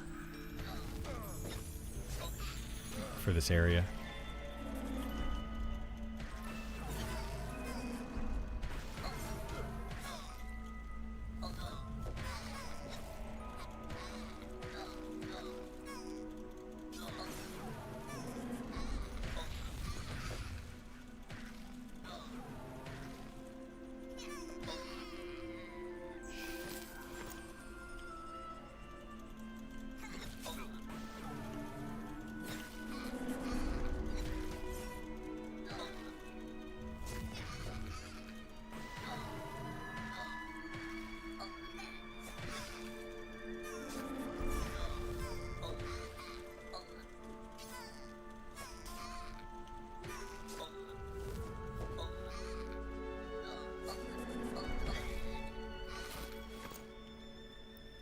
Okay, so yeah, this one's annoying to do.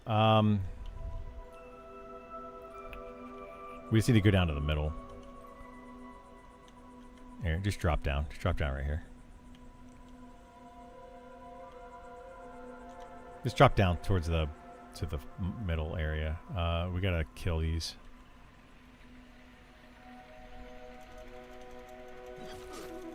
So this one, you'll get a debuff that you get, toxic fumes. We have to... trying to remember. When you get in this stuff, you'll get it. Yeah. So what we have to do is find the name, to get the name to spawn by killing all these pale wisp. And then the toxic fumes debuff will go away, and then you got to kill the named. Yeah. No, you can't have the debuff when you kill it, I think.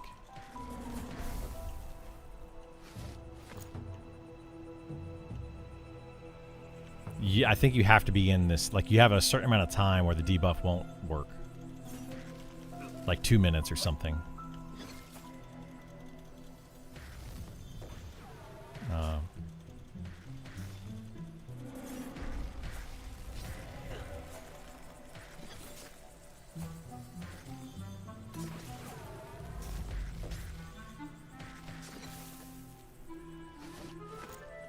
So yeah, we're looking for a name though with these pale wisp, the glowing wisp, and so we just got to kill a bunch of these. I don't know where this guy's body is. I don't know.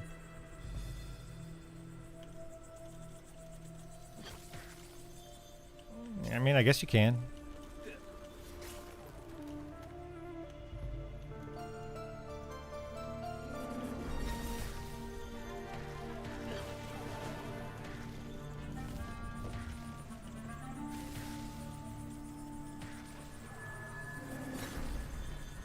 Yeah, I think there's some sort of thing to do with the timer. Like maybe when you spawn the named, the buff doesn't show up for like 2 minutes and you have to kill it before the buff comes back or something weird.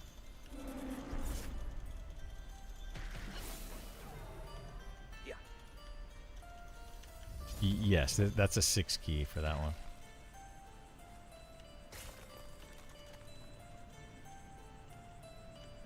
Yeah, it'll drop 6 keys. This one and the next floor. I think every floor after this drops 6 keys. It's just that first floor is weird.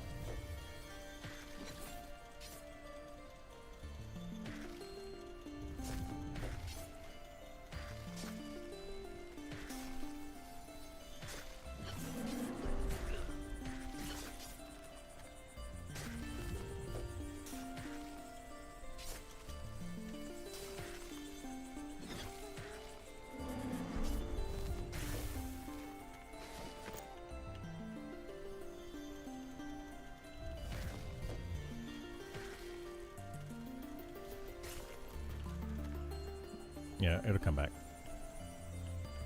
No, it'll come back. When the name pops, it should go away. I think it's something like that, yeah. Like the buff, the debuff will keep coming back.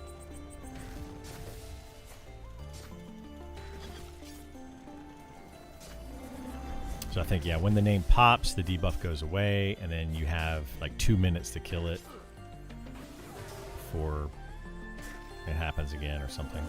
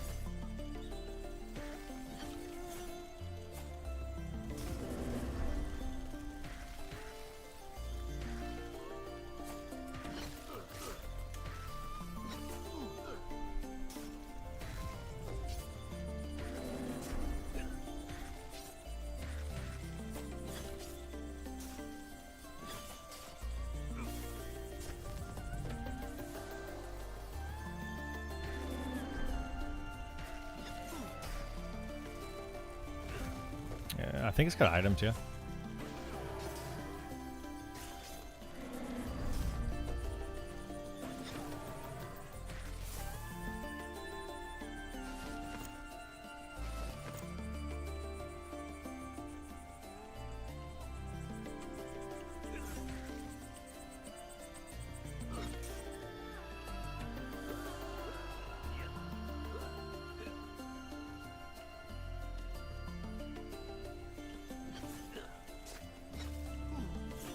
Yeah, my debuff's gone. They're named up?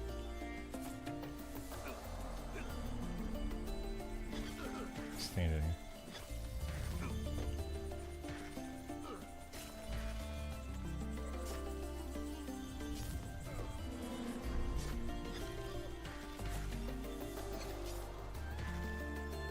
No.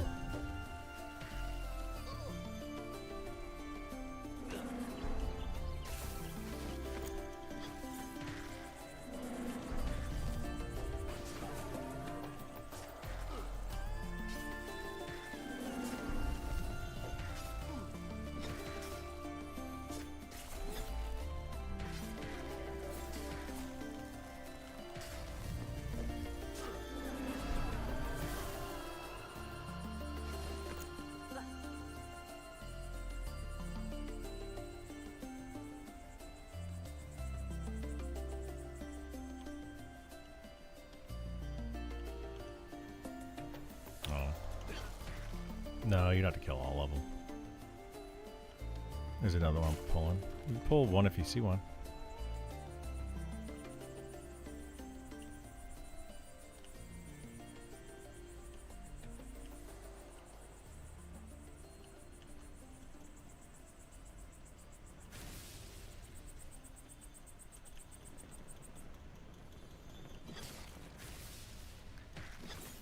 Yeah, you got to go in the little caves and go backwards.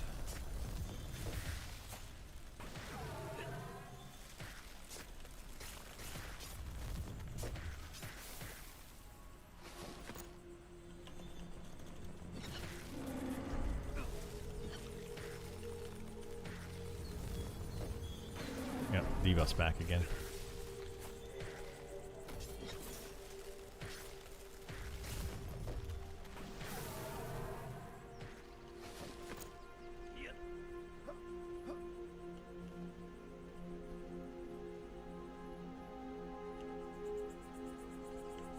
Yeah, well, it might have something to do with like the pale wisp inside. I don't know. There's something to do with the wisp and the fog down here, and it causes it.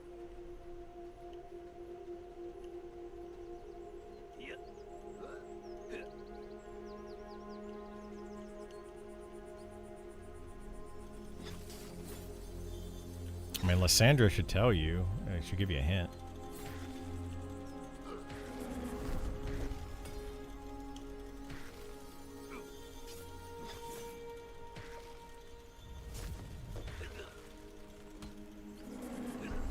I did it with Hoku.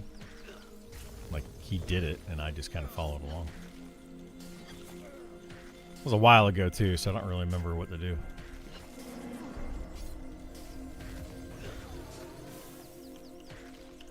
I just know it was something to do with the buff going away and killing a named.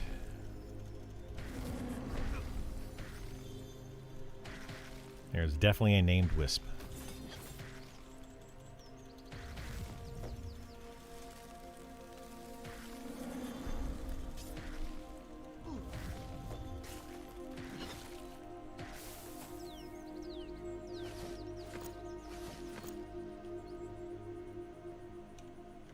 That sounds right. You see it?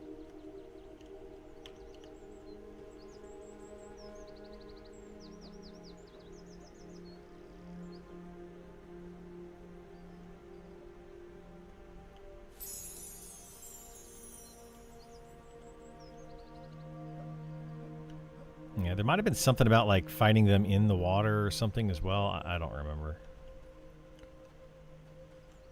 I mean, he says, come, come, the water sings, drink deep, and let its song fill your bones with strength.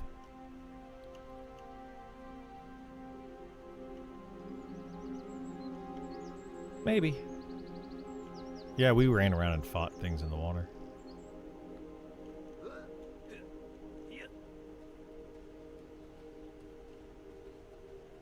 I mean, it's not really water, it's like fog.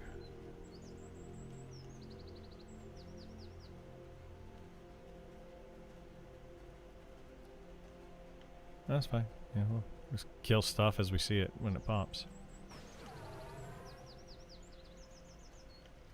Yeah, that's all I know is get that thing to spawn and then loot it.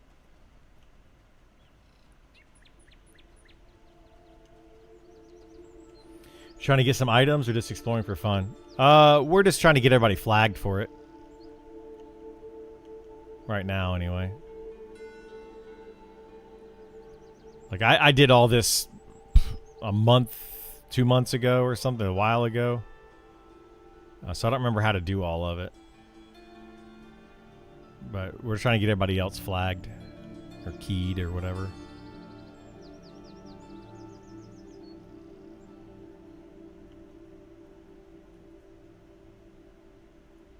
And this one is like, you just have to just kill mobs until you get Bright Spark, right? Isn't that all it is? I don't remember doing much else other than just fight these wisps until it spawned. It was literally all I remember doing.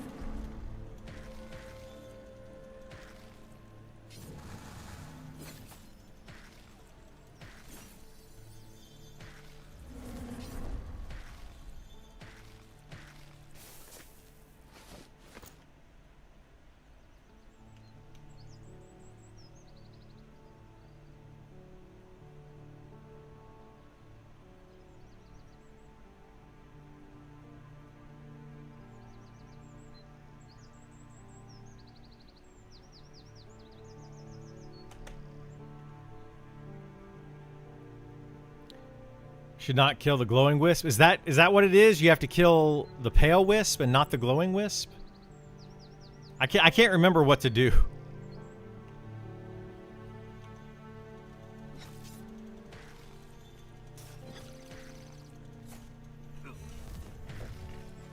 It's been a while. Egg is saying maybe not kill the glowing wisp, just kill the pale ones. And that'll spawn.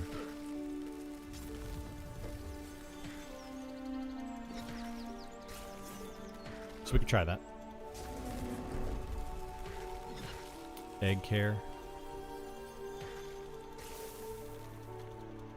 Kill the glowing wisp, then you lose the debuff when you kill the boss for keys. Wait, do kill the glowing wisp or don't kill the glowing wisp? Got wisp essence off of that one.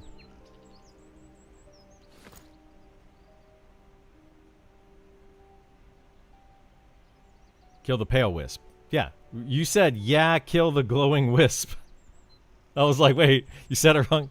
Yeah, I was confused. Okay, yeah, we'll kill the pale wisp. I couldn't remember exactly what to do here.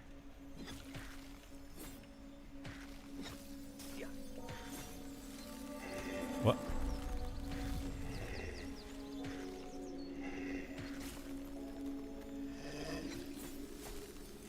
Maybe. I'm boxing again, apparently. No, I haven't gotten any messages.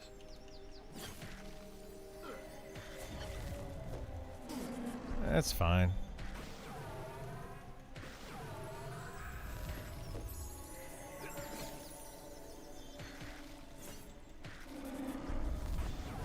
When all pale wisp are gone? Well, all pale wisp have been gone. We had it where the buff went away for a moment. Yeah, buff's gone now, but there's no... So yeah, don't aggro the glowing wisp. The buff is gone, though, when you kill the pale wisp. But we need the name to pop. Oh, there's Trent right there, his little egg self. He just ran off with his little egg self.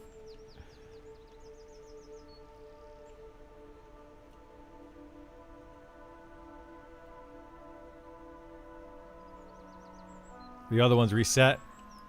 So we just have to let the glowing ones... So I thought they spawned together. Okay, well, we'll just leave the glowing ones alone. So all the glowing ones have to be up. And we just kill the pale ones. That's easy enough.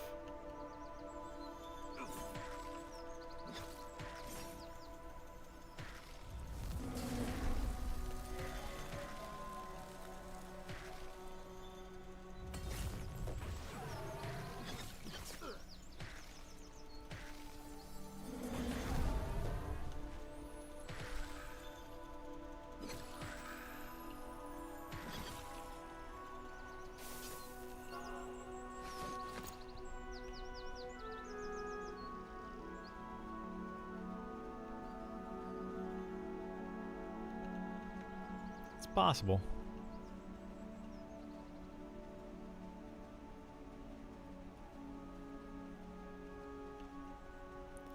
All right, glowing.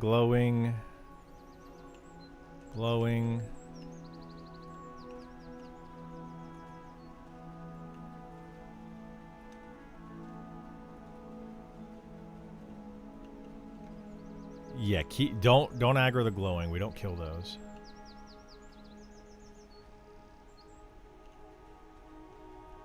Pretty sure you can also kill the other boss in the zone when you lose debuff. At least has been like that in the other areas. I mean, there might be some other bosses. Is there any other named that are up that you see? Yeah, I don't think there's any other named up.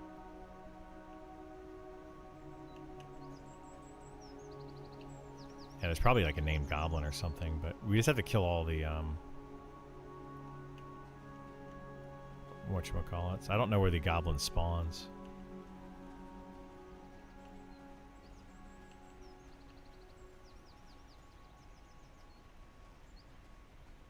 Is the name goblin on the ridge somewhere? Okay. Yeah, so the idea is basically just kill everything but the glowing and then kill a named. And get the key. weird this pail is up, though, and we don't have the buff.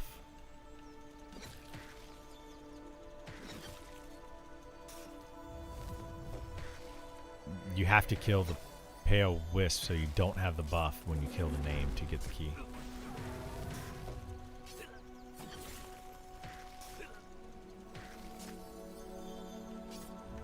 I have no idea.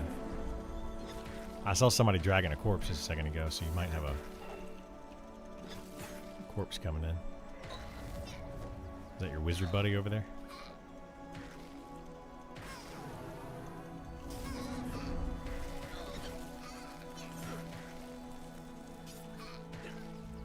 Somebody coming in.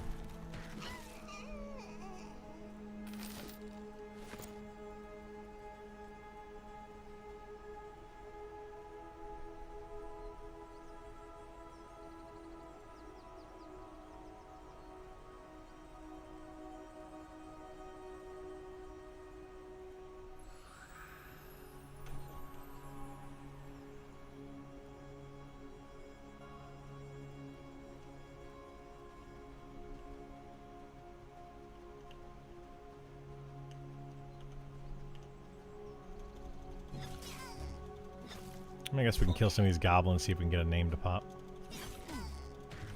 If the name pops, though, we have to ignore the name until we kill all the pale wisp. Forgotten Shadow Nexus is the worst. So hard to loot. It is very hard to loot, yeah. You can type /target forgotten and then /loot, though.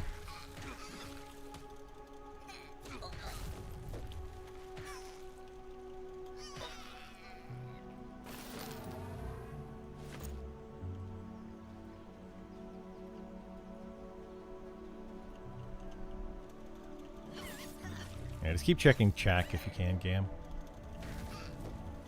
If you see anything named, let me know.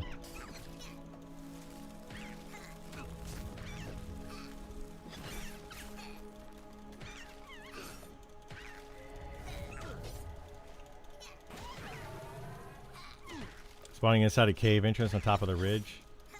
The goblin does. All right, we'll run around and kill him.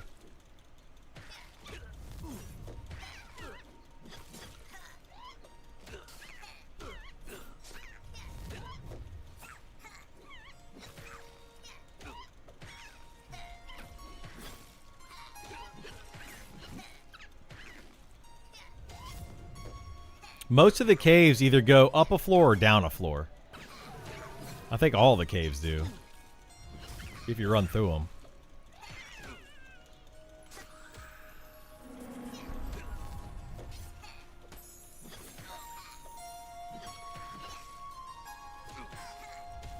What? Why is his corpse glowing with like a heal? It's just non-stop swirling the heal effect.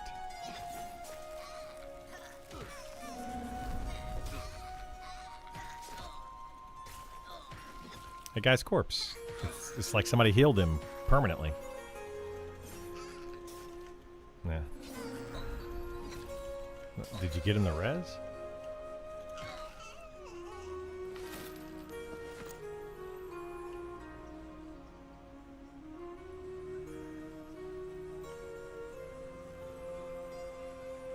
Huh?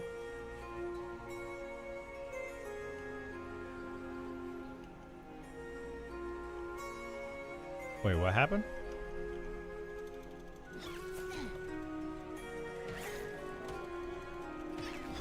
Oh, yeah, they do that a lot.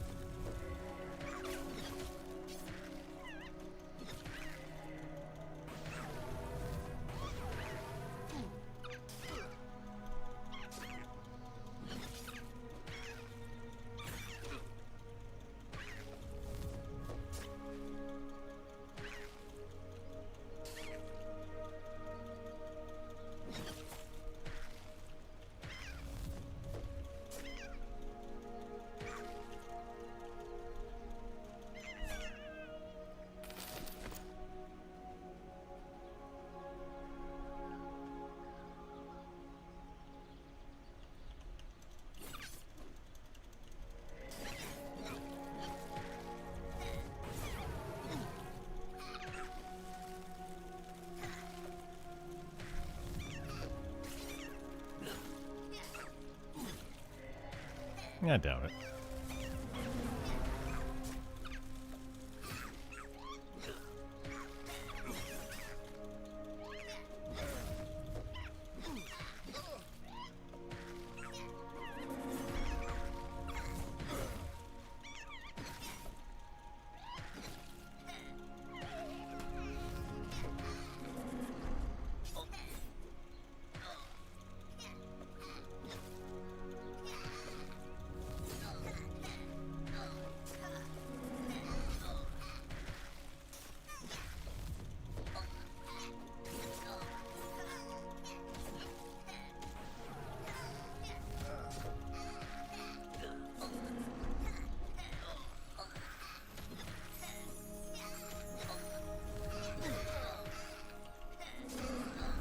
No.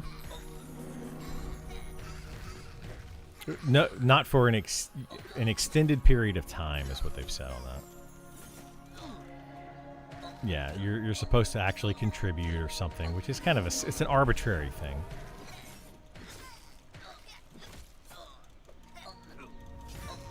And that's fine.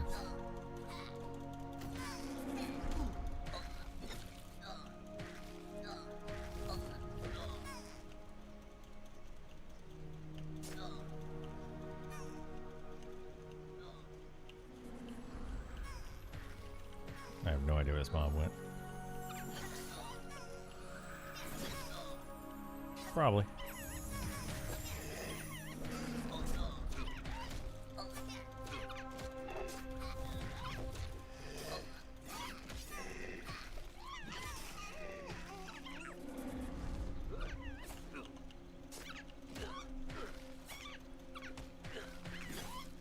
Yeah, mobs are in there.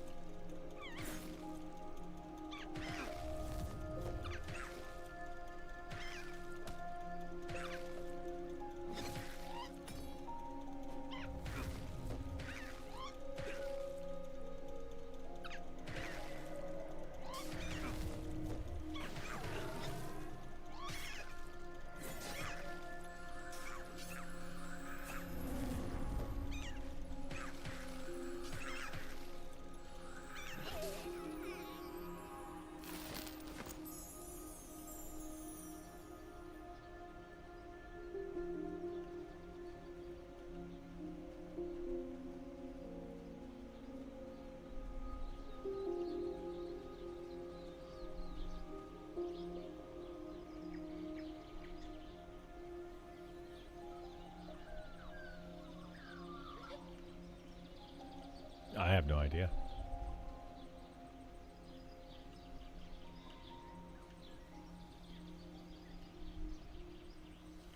I don't know. I only see two pale wisp. May not be, I don't know.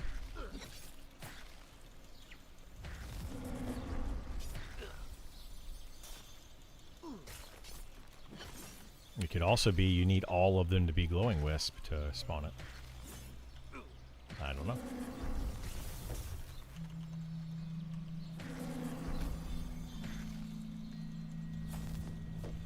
Next floor.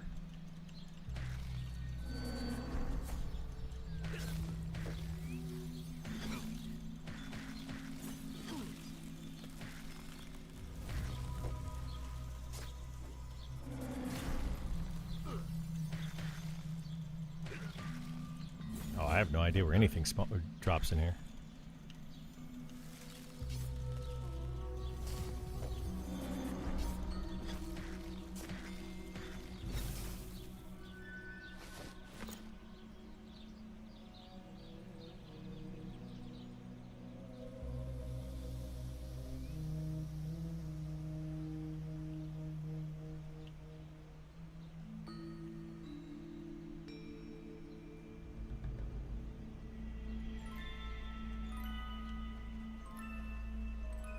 Oh wait, did you guys get stuck under there?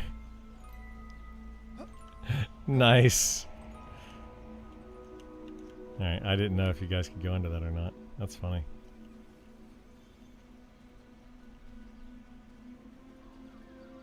Perks of being short.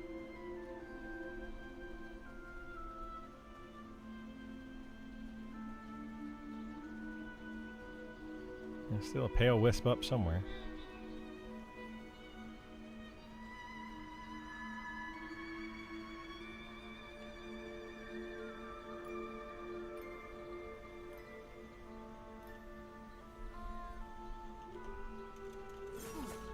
There it is.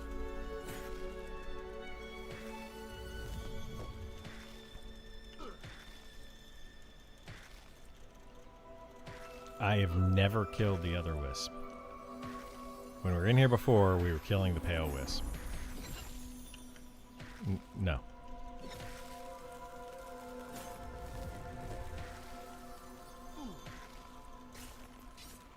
They have to be up.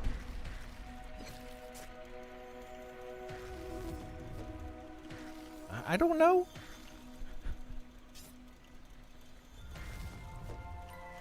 I didn't program this stuff.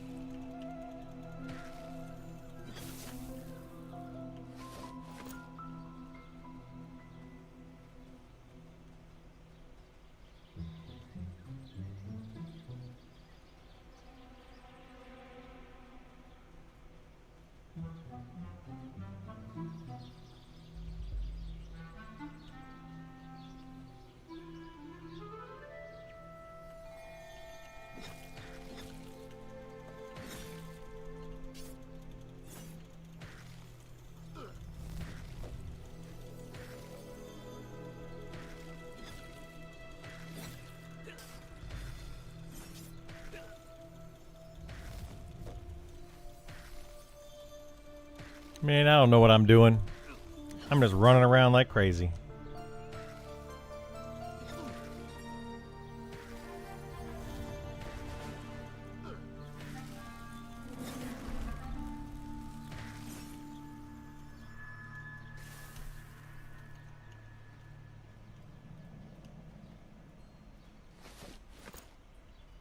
Alright, so yeah, now the buff should fade. There it goes. And then now's when you want to kill a named.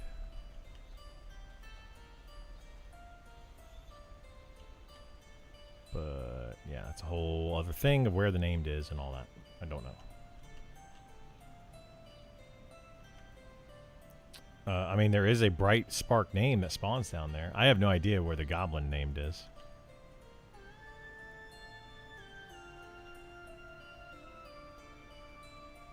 Not necessarily. I think we can also kill the goblin named when the debuff is down. Any named should give it to you.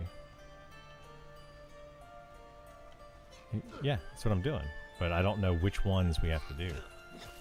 I was told that it's on like at the mouth of these caves. I just don't know which one. Oh, Gam's got all sorts of aggro. Come over here.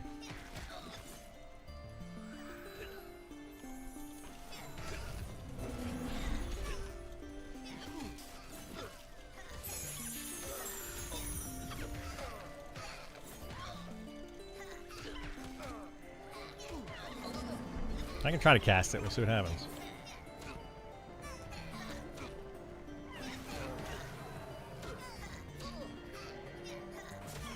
Nope. Didn't work. I feel like if they stop you from casting a spell, it should stop the cast. Like, you shouldn't be able to go through the entire cast.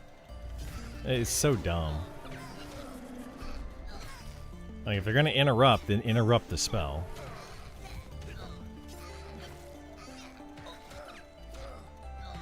Yeah, it's dumb.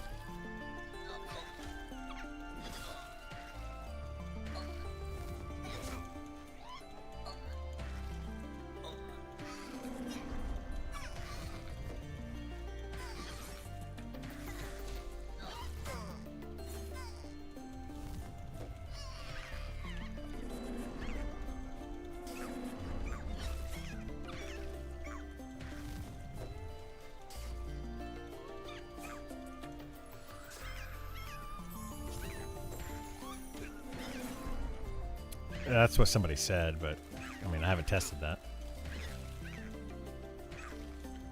I guess we can find out.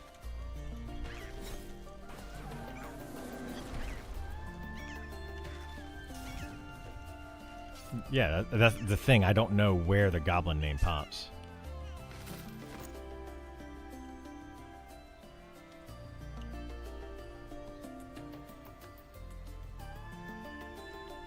Yeah, that's kind of what I'm doing.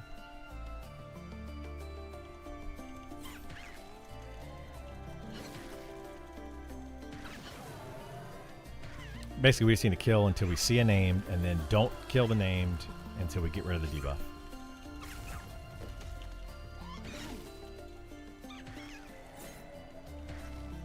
Oh, well, this guy was in a bush in a cave. I'm killing right now.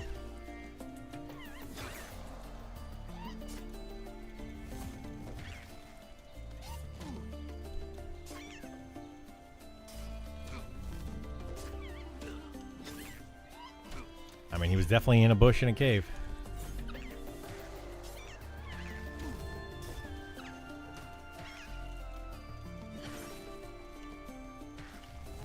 I think it's up on a cliff. It's on like second floor.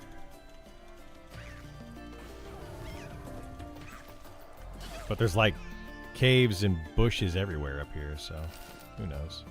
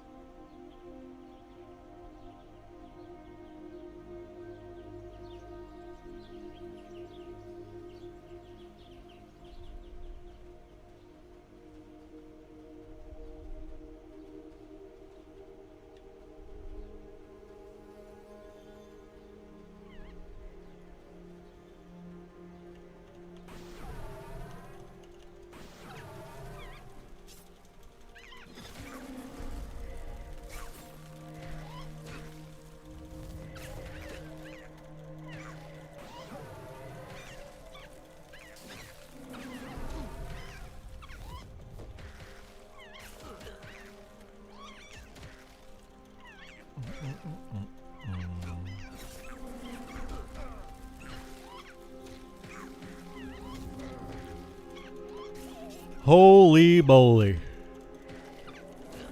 There's so many mobs here, man.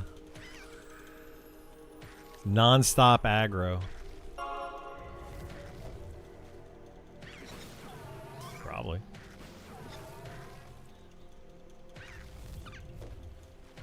Gotta kill all the pale wisps. Then we gotta kill Bright Spark while we don't have a debuff.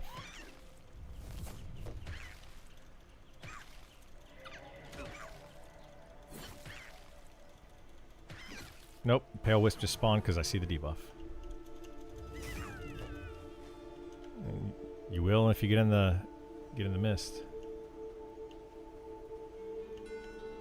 Yeah. Been explaining this a lot.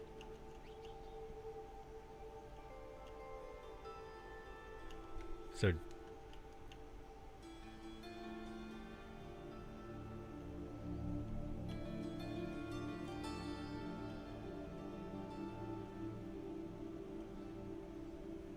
yeah, glowing wisp don't do it.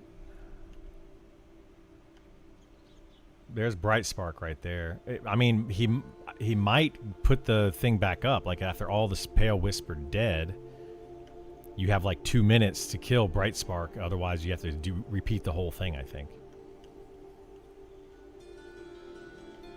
Yeah, that's probably what it is. Kill all the pale wisp. It spawns Bright Spark sometimes, and then you have to kill him before the buff comes back up. No, we just have to kill Bright Spark at this point. And we have to rinse and repeat that entire thing until we get Bright Spark without the buff. So, alright, we'll go find it. We can try that. No, don't aggro anything. It's right here.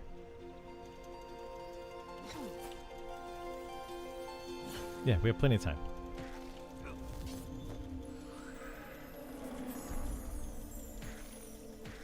Well, let's see if this fixes the debuff first. Let's run around here, kill all the pale wisp, and then we'll see if the debuff goes away.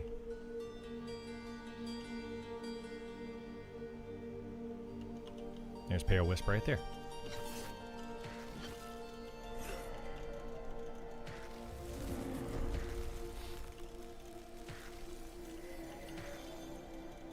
Yeah, we can just run around and look for him real quick. It's not hard.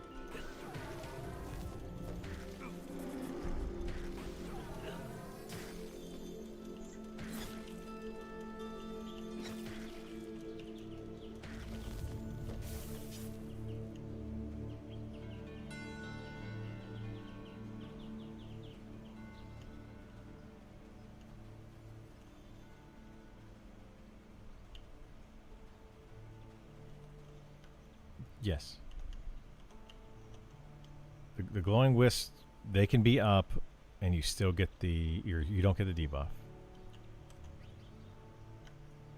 That I don't know.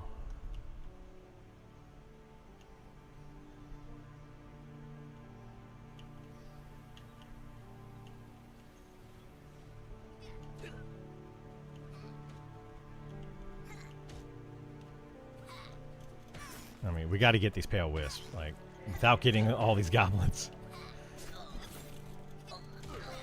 Well, that's the thing. We only have so much time to do it, so we got to do it quickly, but we can't get all those other ads.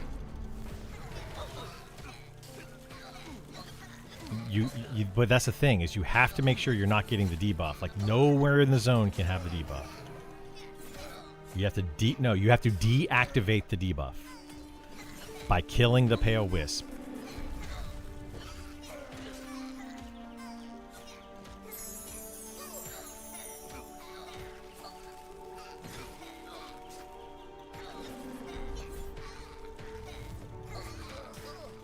Yeah, but now we have all these goblins to kill.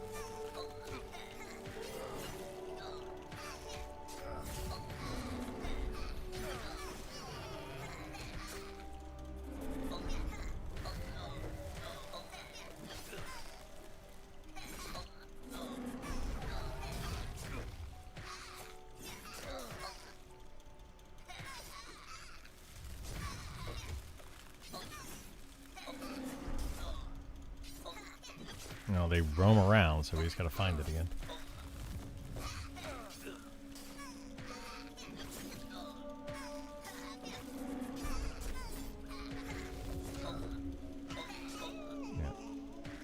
Yeah, just avoid getting out of the water. We don't need any more goblins. And then just avoid the glowing wisp in the water.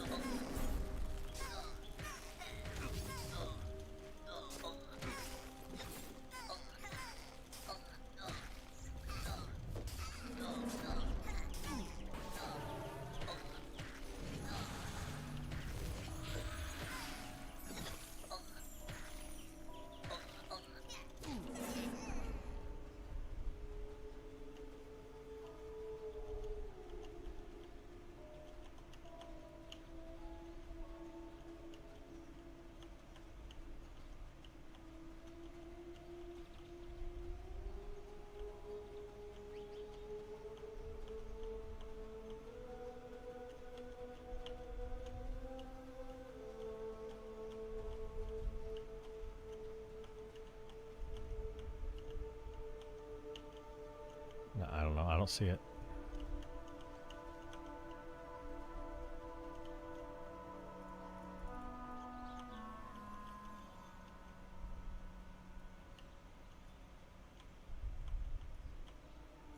I got it.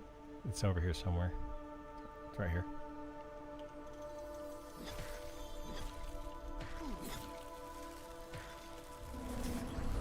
Let's make sure we get rid of the debuff first.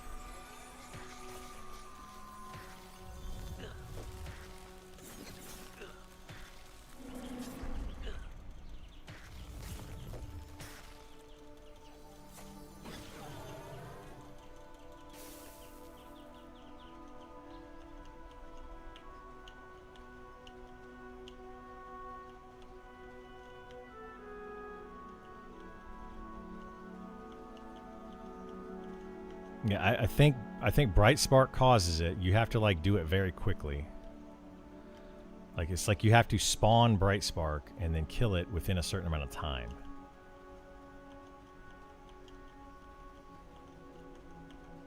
Yeah.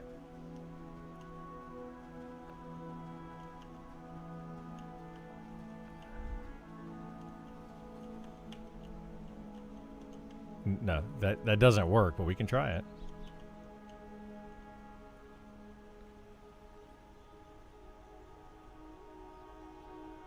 It's like 5 or 6 wisps, turns off the debuff. It doesn't matter where. I'm pretty sure it's killing all of the wisp. All right, we can try Bright Spark and see what happens.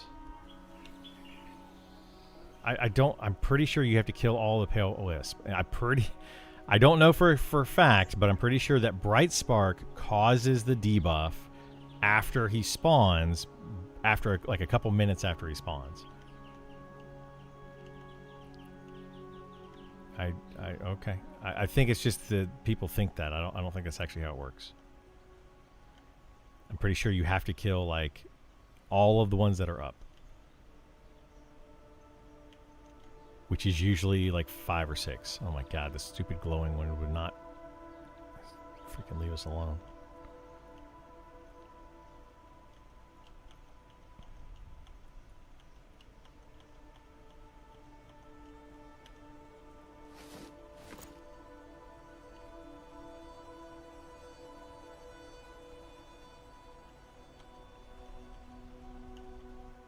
I mean, maybe, but sounds like you need more DPS. No, we don't need more DPS. We're able to kill all the wisps. That's not an issue. Like, all the pale wisp are dead. I'm pretty sure it's a timed thing.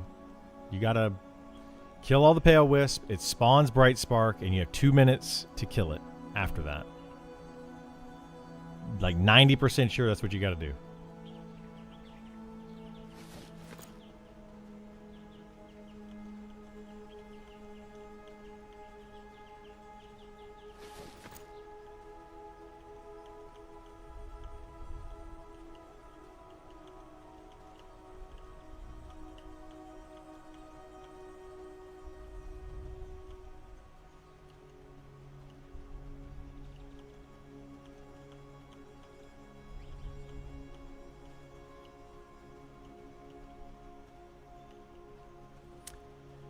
Debuff happens regardless of Bright Spark being up. Just got all keys a few days ago. We actually got our keys off Strig once the debuff was disabled. Well, that's what I'm saying. Oh, God. The debuff happens, yes, the debuff will happen without Bright Spark up. You kill the Pale Wisp, gets rid of the debuff, and spawns Bright Spark. Then you have to kill Bright Spark within a couple of minutes, or the debuff comes back, is what I'm saying. While in the Central Pond location. Yes, I understand all of that. All of the Pale Wisp are currently dead. We still have the Toxic Fumes debuff. That's the problem that I'm saying. Like, I don't know how to explain this more clearly. There are no Pale Wisp to kill, but the Toxic Fumes debuff is active. You do not only have to kill one Pale Wisp. We literally just killed 3 of them. The Toxic Fumes is not going away. Like, I don't understand why people think this is some sort of, like, everybody's telling me a bunch of different things. It's not, none of those things are currently working.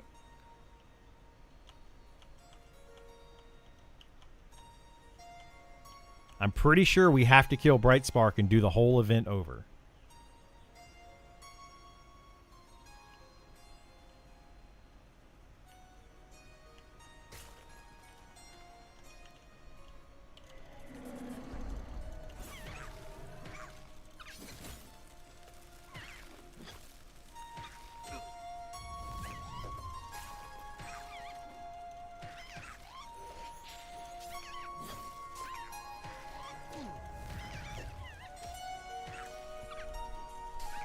I'm pretty positive that you have to kill the Wisp and then kill Bright Spark quickly. If you don't kill him quickly, the buff comes back. Oh my god, we're going to get aggro on these.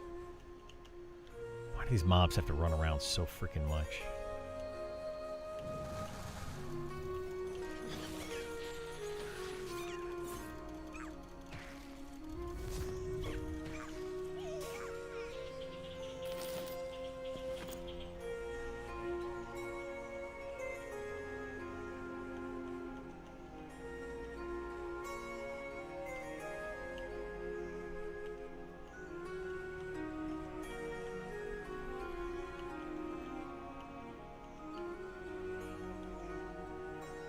I mean, these glowing wisp even aggroing us if we go near them? Oh my god. I have no idea if they do or not.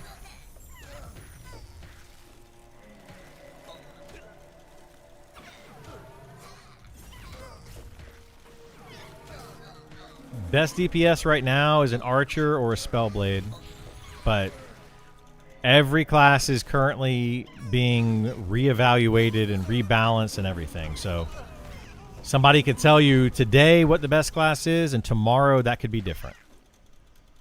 Just play whatever it is that you think is going to be fun for right now.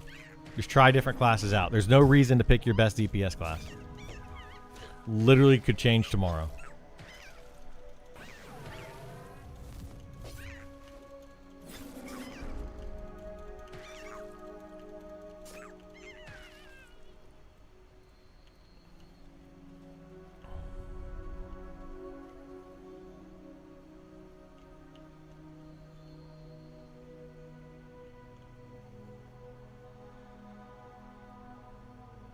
I feel like one of these glowing ones would have aggroed by now if they actually did aggro. I want to test it, see what happens. Yeah, it's not aggroing me. Just don't aggro. Oh, there's Bright Spark though. That'll probably aggro.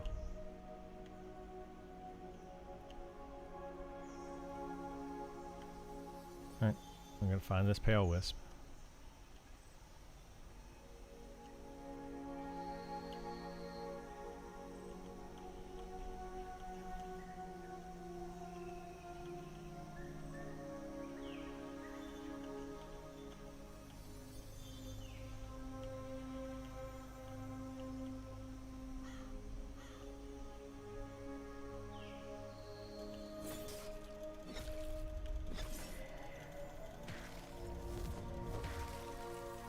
Yeah, I think it's just the same 3 that we killed before.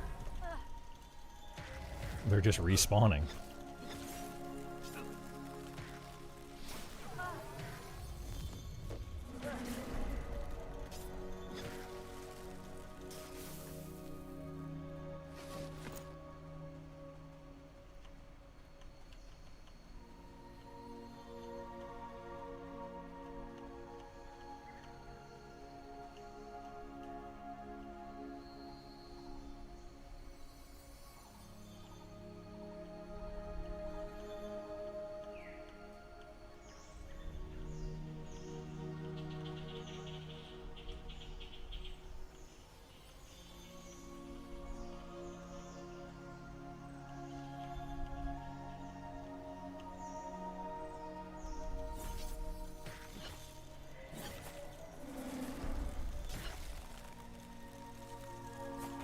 For where that wasn't our experience with Bright Spark, we left him completely alone for like 20-ish minutes while we cleared glowing to make room until enough pails popped.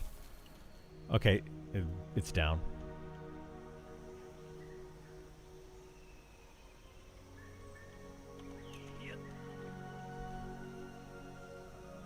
So we should have a couple minutes before it respawns, or before the thing comes back up.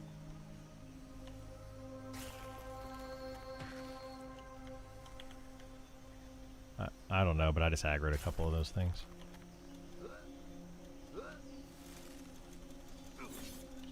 I tab targeted them and hit them.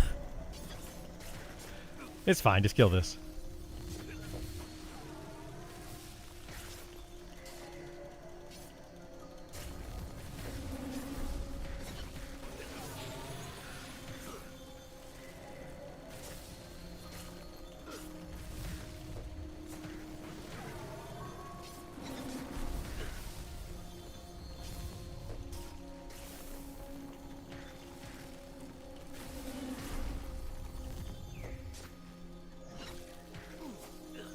Oh yeah, everybody get the glint of the water thing.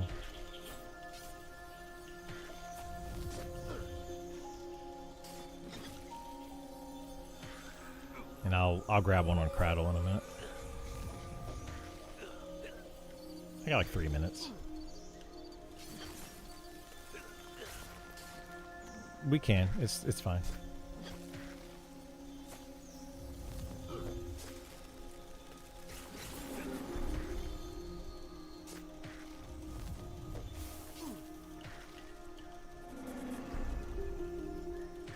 So whatever works on that, just keep killing the pale wisp, I guess. I don't know. It's a weird thing.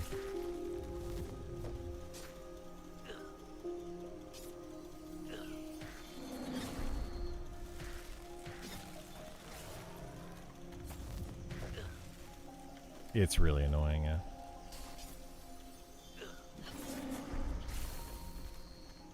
All right, let's go. I'll log in Cradle in a minute and see if I can loot that. We got. He might. Oh, that's 2 bushes up there. We can go up there though. But we got to go down one of these hallways. I don't know which hallway we go down though.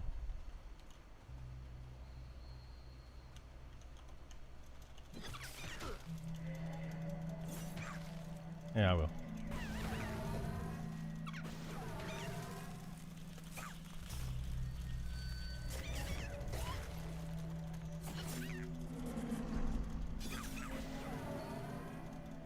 It's fine. He's camped out here.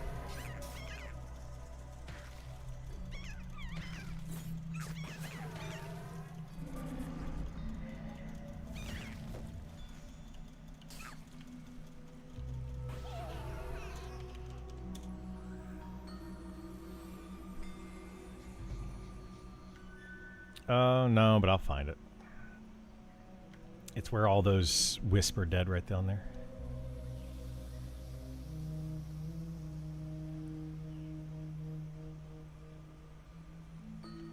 I don't think so. I can invis. Oh, you're talking about invising me?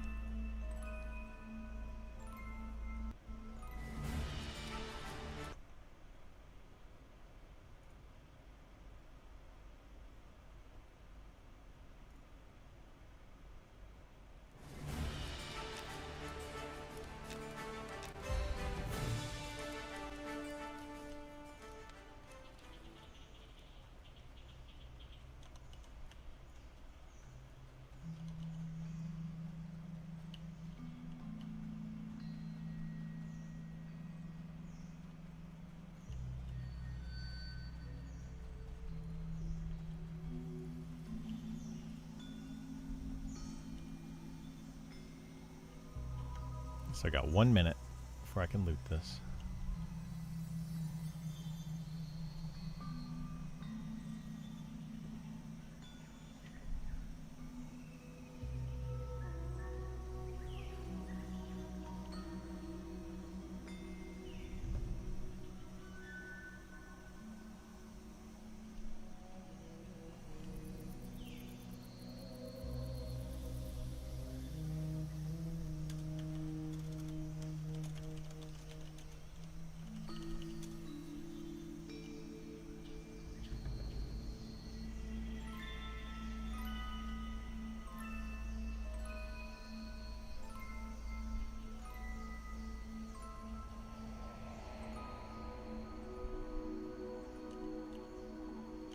The next one's a pain in the butt to get. You just got to spawn a named, but that one can be forever.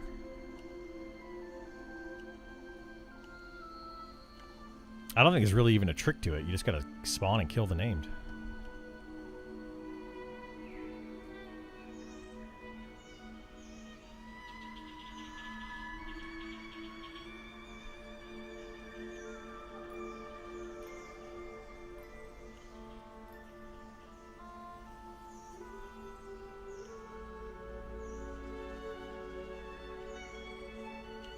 Well, the mob you need is not inside of a cave. It's going to be right at the mouth of it.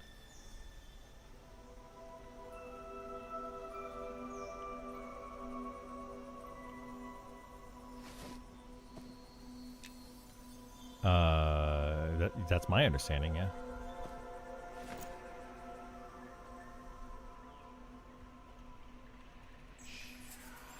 He's like at the entrance to a cave by a bush, not inside of a cave.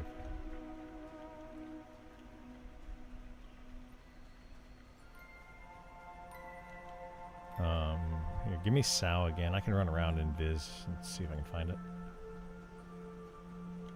Yep.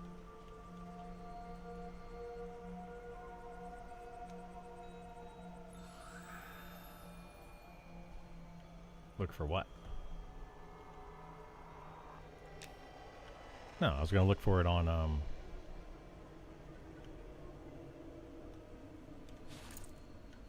am I so overweight?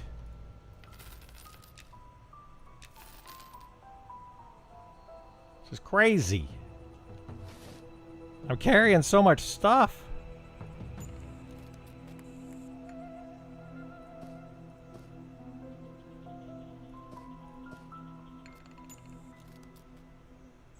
There we go.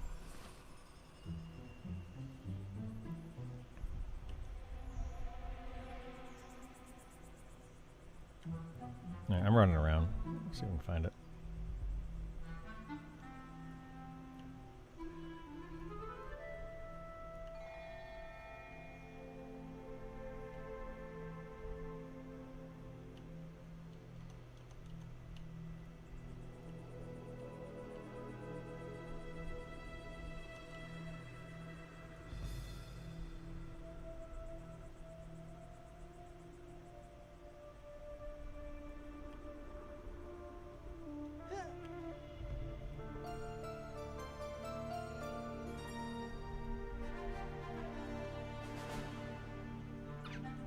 Oh my god, I aggroed a goblin.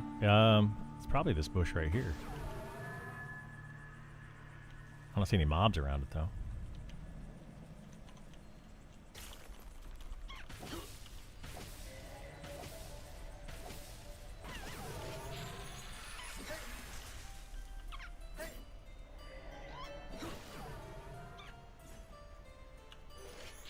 That is a single bush. It's just a big bush.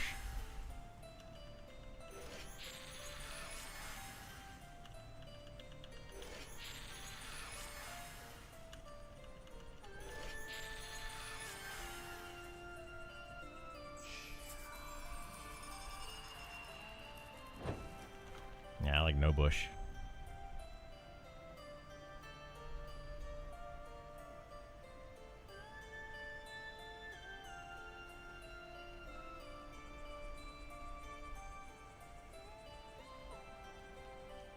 I think this is the cave we came out of here.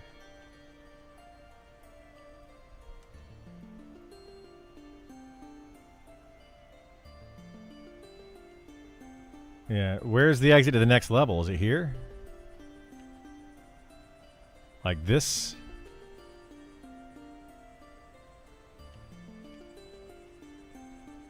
This guy right there? It's probably right here. This laughing goblin where I'm at right now is where it's at. Here, let me take Cradle to the next level and then we'll come in. Actually, let me make sure I'm going to the right place first. Hey, what's going on, Stab? How you doing, bud? Okay, so between those two, go this way. Nope, okay.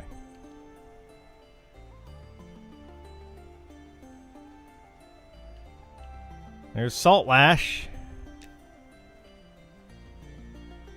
I can just... You have to leave?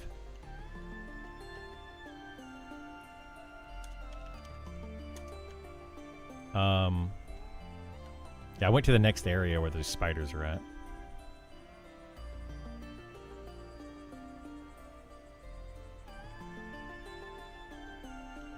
Wait, how'd you go to the next area? You're not near me, are you? I don't see you. Yeah, you can go back and forth. Like...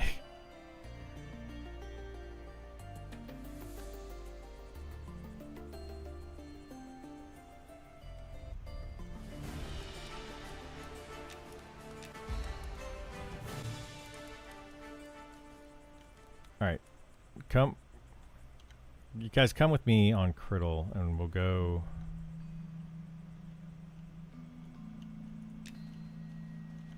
Right next to you.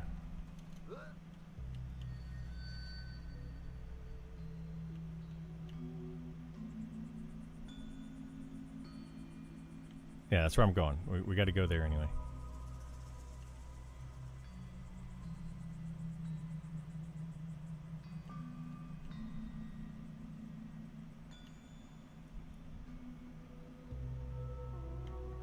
That's what I think we need to kill for the next key.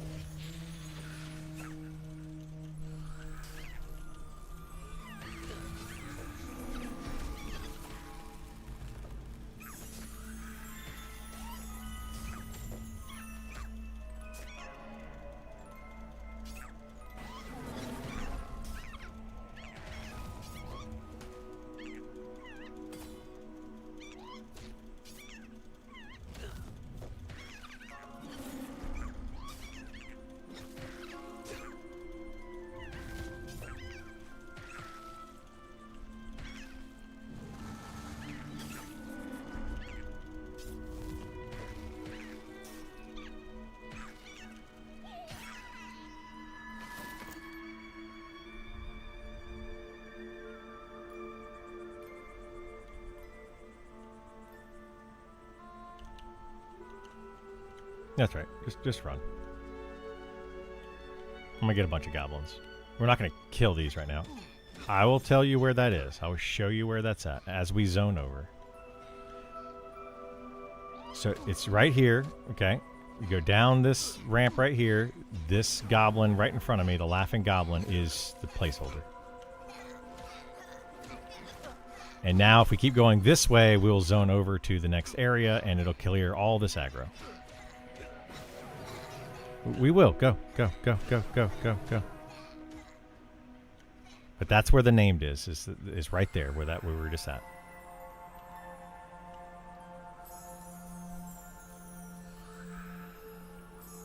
And then we can go, you should be able to go backwards though. Like, let me look, let me see. Okay. Yeah, I went back and now I went higher and then I went lower again. And now I'm... Hang on.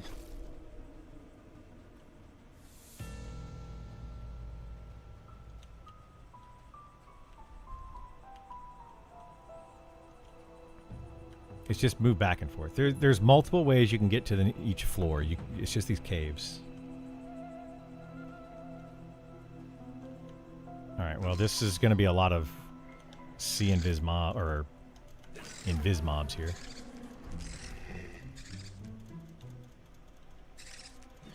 He's on the opposite side. Yeah, just invis yourself and go to the center. Yeah, that'd be the easiest way to find you. Is just go to the center. They see invis? The spiders do? Yeah, we're in the spider area. Yeah, so just go to the spider area and go to the center there.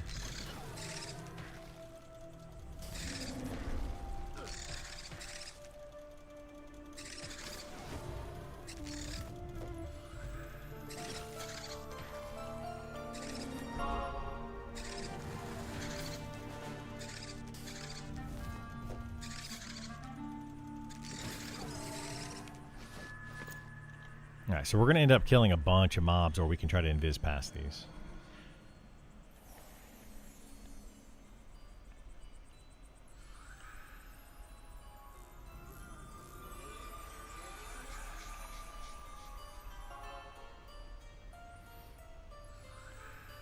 We're getting buffs real quick. He starts buffing.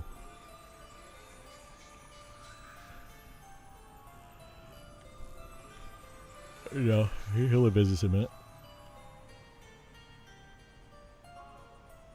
And once we get invis, just run to the middle and we'll meet Gam there.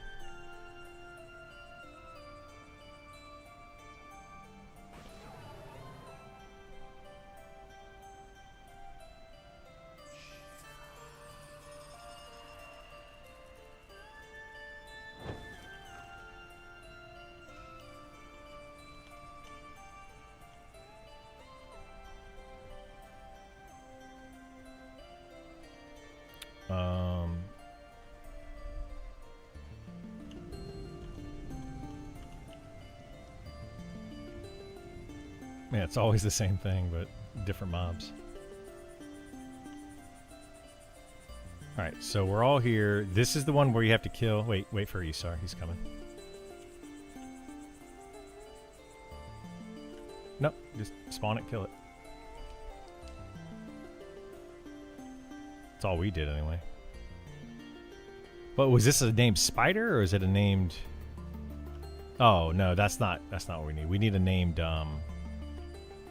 We need a named shadow, but yeah, we...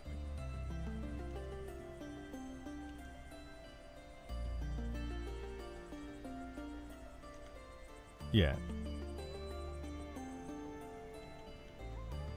So yeah, this is the other zone. There's like multiple of these zone lines. We are.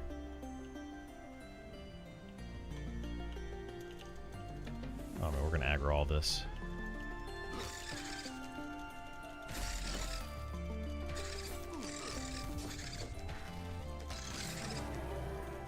So yeah, we just have to kill the shadow guy. Which that I'm not sure exactly where it spawns.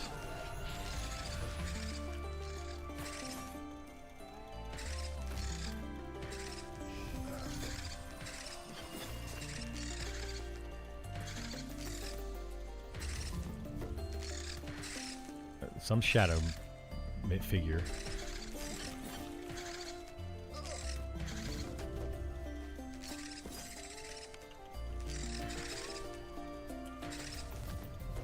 Yeah.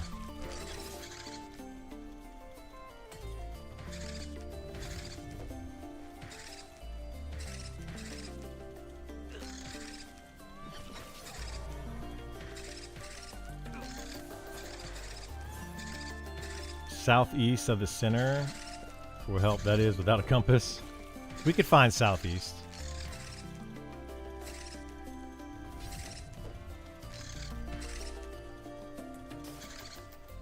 His is like 8 strength.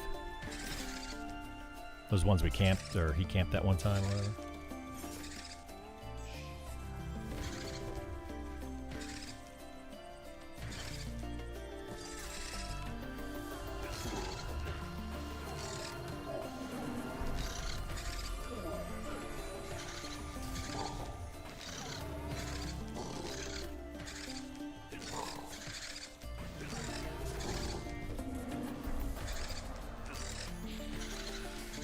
What do you mean you don't know? You just said like what it drops.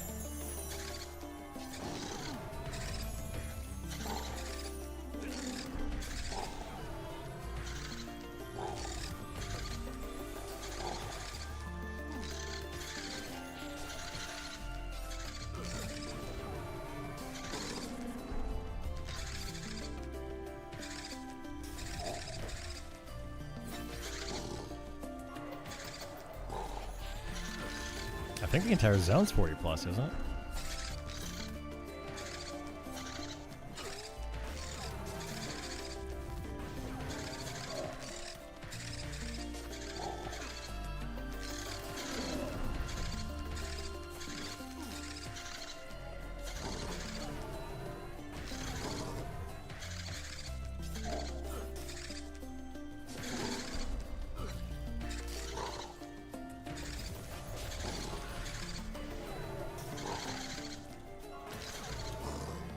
Yeah, you can do it at 38, but I'm pretty sure the mobs are around level 40, aren't they?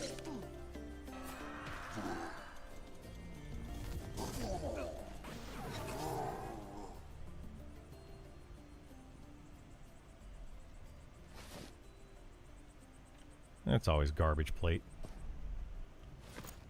All right, let's go back to the middle.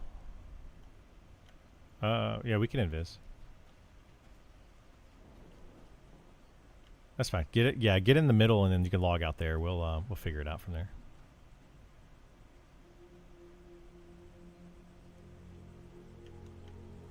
Yeah, that's what you're saying. Southeast. So figure out which way is north, which is no idea.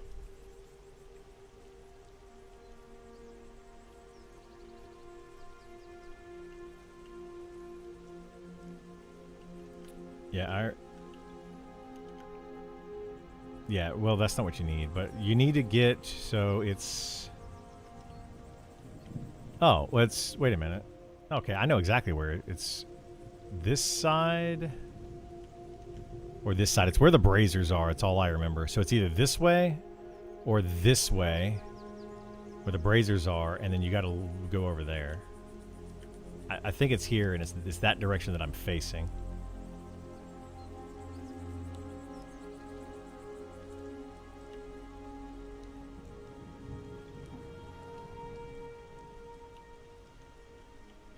Yeah, so this would be south this way, and then east would be to...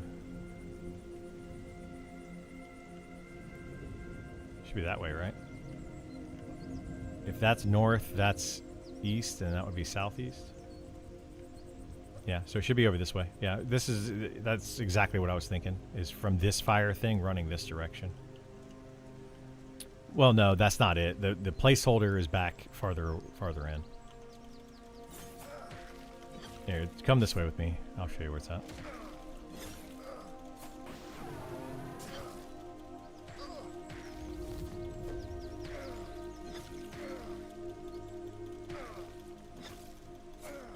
Alright, why are these not taking damage?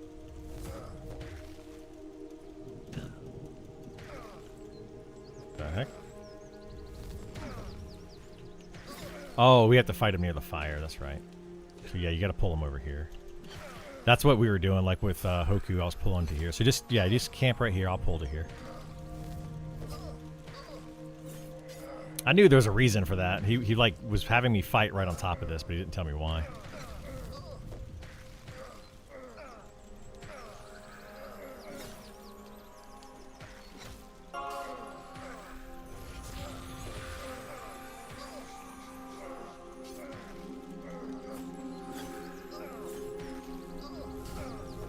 Yep. Nope. This one, yeah, you just got to spawn the boss and pull him over here. And he should be right over here. So yeah, just kind of hang out over there for a second.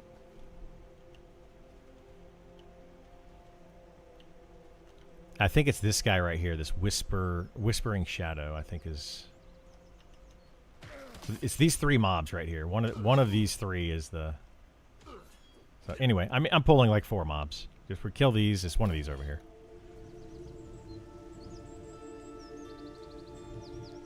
So we just have to kill like 4 or 5 mobs and just keep them down.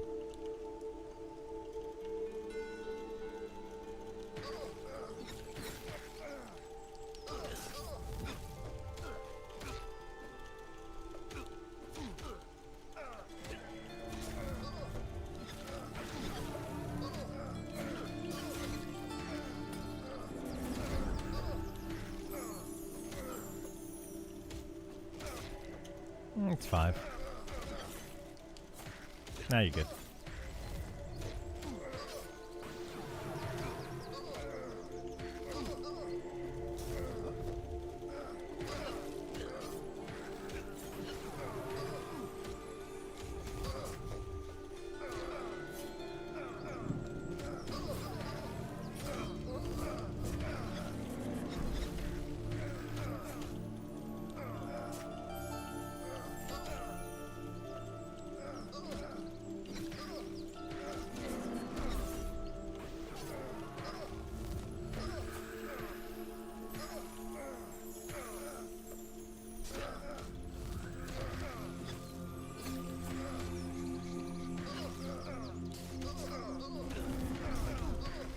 I think they're all on me.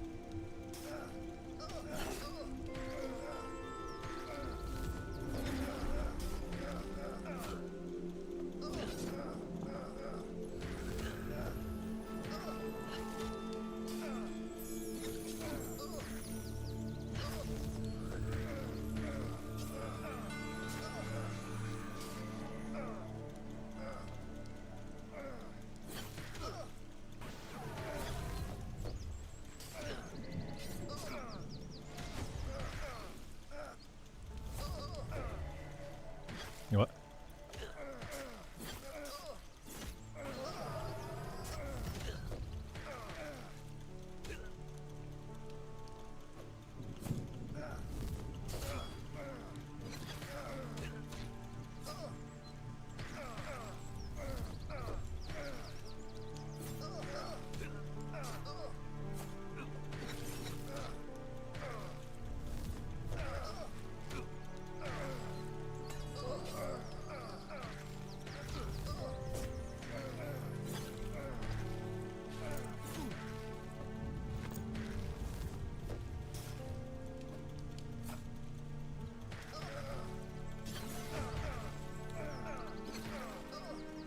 Jade is cool. I still need this boss key. It would be fun if they added a raid at like 10. It would be really cool. Yeah, hopefully they do something like that.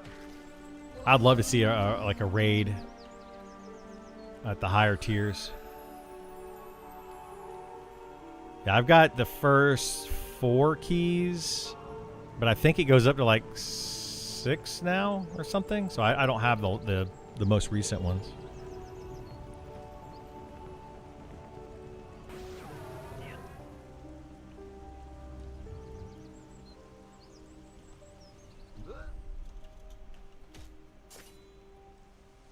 Five keys exists. Okay, so it goes up to the 6th floor then. I think they just recently added that 6th floor. Well, not recently, but that was added after beta started. I think beta started with like the first 5 or 4 or something. So yeah, I don't have the last one. Maybe we'll get it tonight. I don't know. I gotta figure out what we're doing for dinner. 6 o'clock.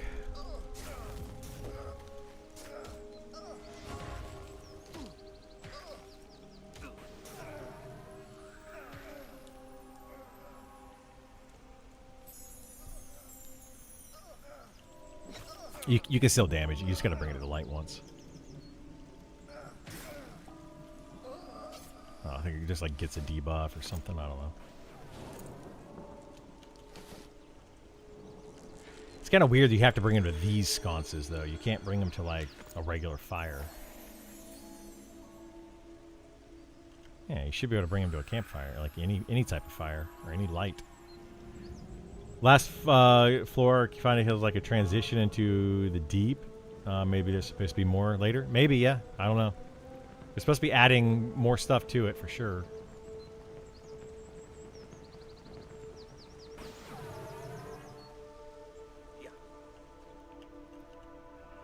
Alright, we just have to wait for these to repop, and I'll pull them.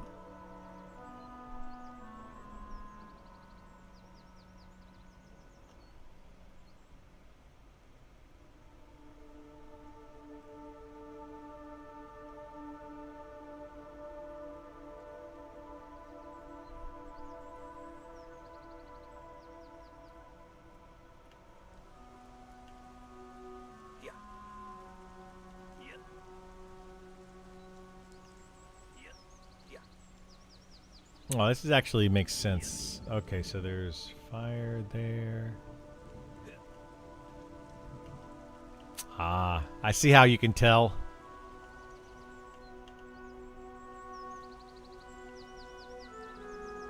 What's the clicky with the greater shield? This right here?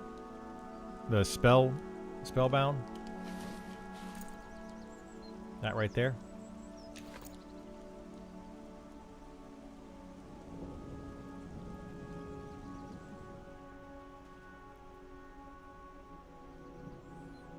Yeah, it's pretty solid. I honestly don't know where it drops. GIF got it for me. Actually, I think I know where it drops. I think it's in Fallen Pass.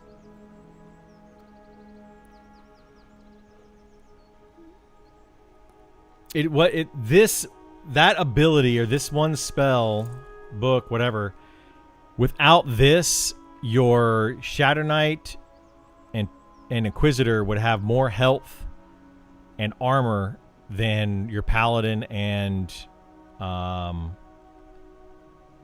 Fighter, which is kind of feels bad, right? And more magic resist. It's just kind of silly. Like I can't wait for them to fix that and kind of take that away, because it gives those classes just more armor class just for being a spellcaster. So they have items to kind of alleviate that, but yeah, it's a whole thing.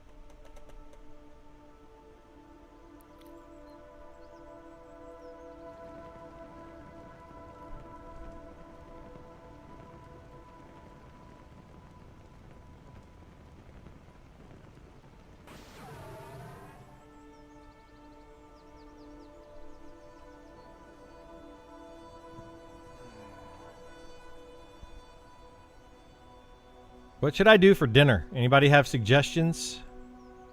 We're trying to do nothing hot. Since,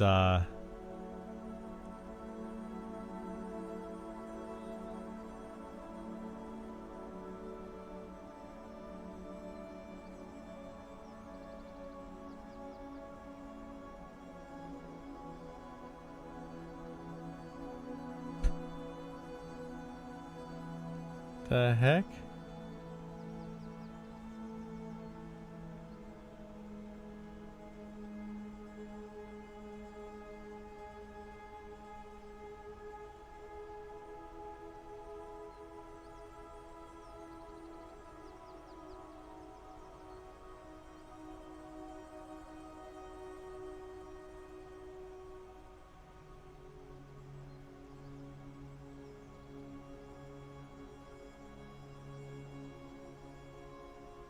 Ordering or cooking? We could do either one.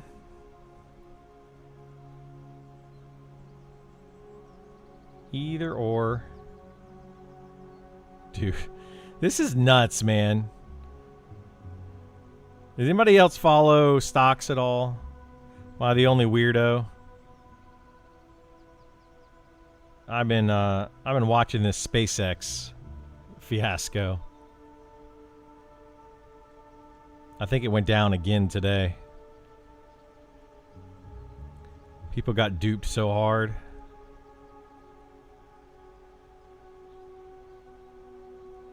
Come on, phone. Oh, no, it actually closed up today a little bit from what it was yesterday.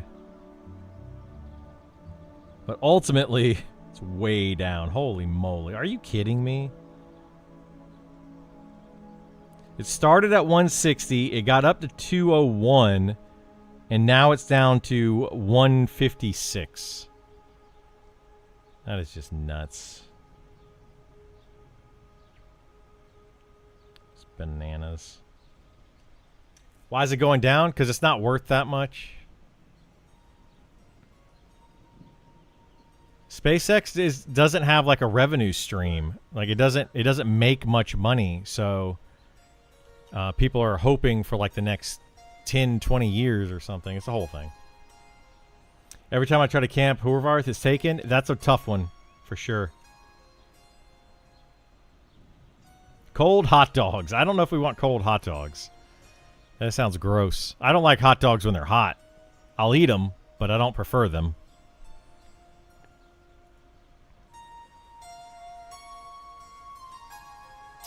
Ashen Drape. That stock is a grift to cover its bloated AI company. I think that's exactly what's going on, yeah. They released the stock and then they bought another company like 2 days later or something, and yeah, it's a whole thing. They're preying on the average person, hoping to buy stocks is what they're doing.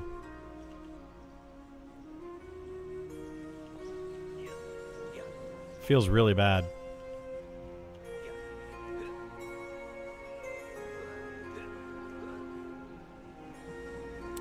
What about some kind of sandwich sub joint? That sounds good. Yeah, maybe we'll go to like a Jimmy John's, or what do we have near here?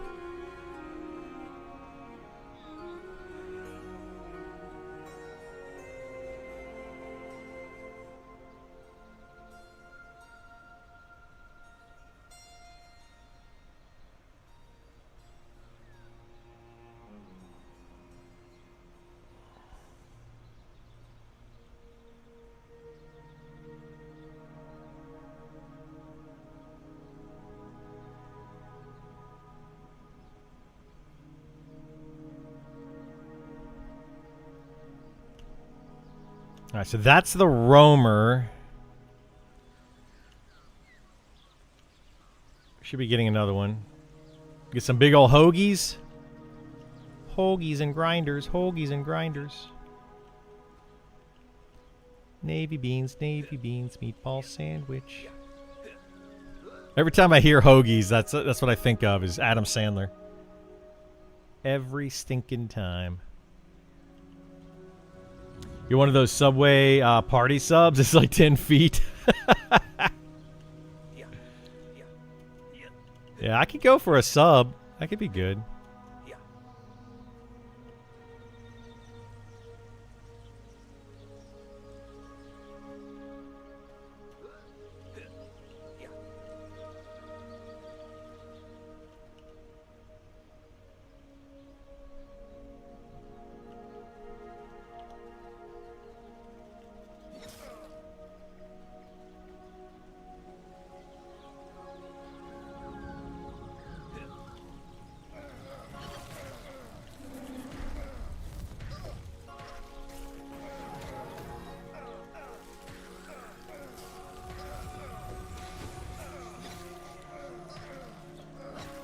No.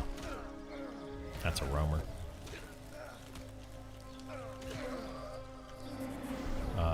Yeah. Yeah, the Shadow Fang thing we killed? Yeah. This mob I don't think drops any loot though. The actual key mob. Oh, it does? Okay.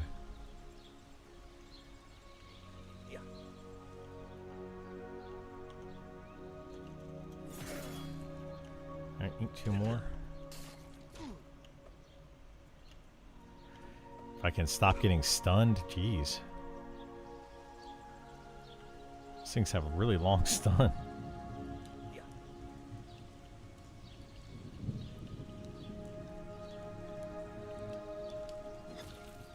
Key mob can drop a 12-slot backpack. Oh, the key mob can? Okay. I thought that was the other mob. Oh, that's where the shoes drop? The shoes are that you want Isar to drop off this mob.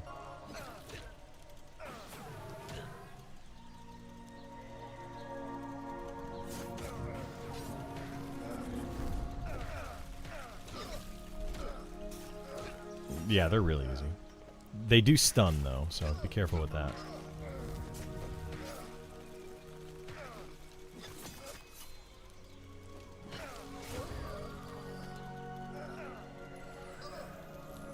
Hail! What's going on, Breaker? How you doing? I mean, they're only hitting me for like 20-something damage.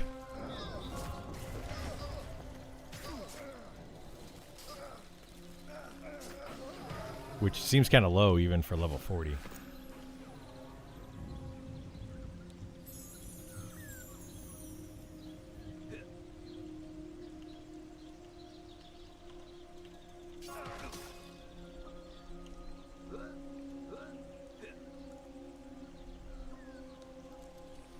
Just camped a 10 Wisdom Mace on PvP. Finally got it. Nice! Is it this mace right here? The Amethystine Serpent Mace? It's a pretty solid mace. Camped it for like a week. Yeah, it's... That is, yeah. Gith and Kaz both have one. We actually got 3 of those in one night. We were shocked.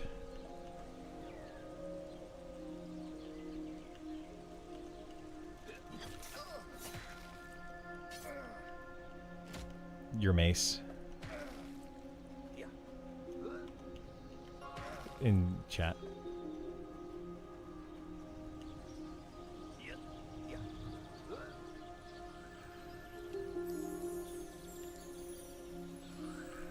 Yeah, we got 3 of those. We got like the sword or whatever that weapon was for conquest. And we got the shield. We got so much gear that day. It was crazy. We literally got like 6 items in one day camping that our group needed. It was just kind of bananas, actually.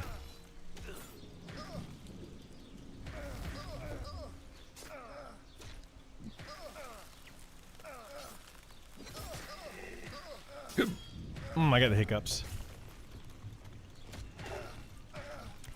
Hiccups.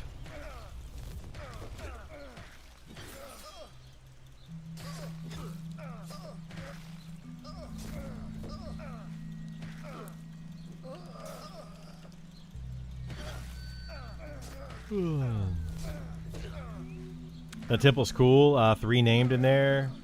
It's like a mini dungeon. Yeah, it's really it's a pretty cool place. I think there's actually 4 named in there. It's 1, 2, 3. It's definitely 3.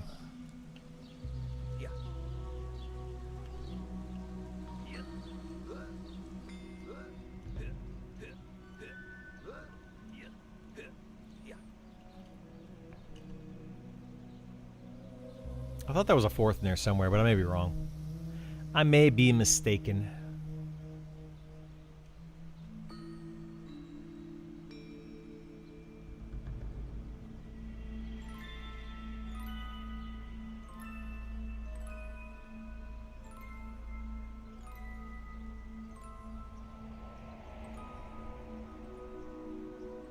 One below also. There might be one below, yeah, down in the basement.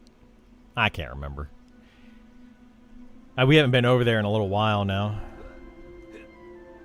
That was the last time we went, was to get all those items, and we just got really lucky and got all of them in one day.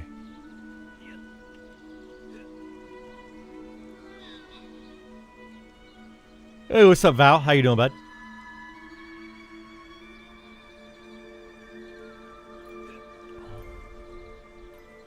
You know what I just realized? With my red and yellow, they're very much Mickey Mouse colors. I am the color of Mickey Mouse. Doesn't he have like red pants and yellow something? Also Ronald McDonald. Yeah. They're very much Ronald McDonald colors. You're going to make me hungry again. Man, I need to figure out what I'm going to do for dinner. You're such a little kid. I am. I am a little kid. But doesn't that look like the Mickey Mouse colors? The red and yellow? Like those are perfect Mickey Mouse colors. Let's see. Mickey Mouse. Ah, yeah, the yellow gloves. Exactly. And boots. Wait a minute. Why does... That's not the right thing. The yellow gloves. He's got white gloves and yellow boots.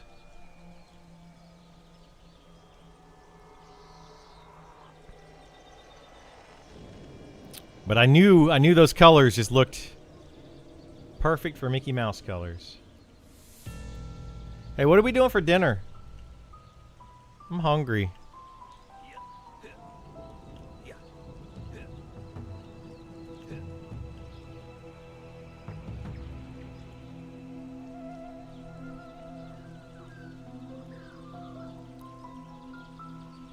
Go get Taco Bell. Okay. I can go get us Taco Bell if you want. Is that what you want? Seriously?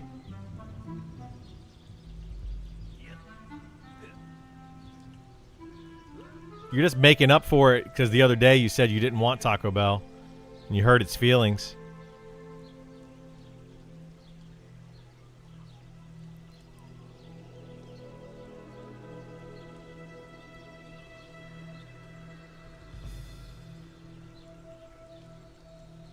We don't talk about that? No, we don't talk about Bruno. We absolutely talk about you saying you did not want Taco Bell.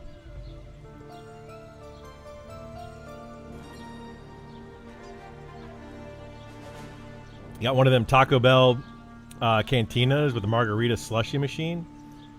Wait. I would love a margarita slushy machine. Are you talking about the Margaritaville slushy machine?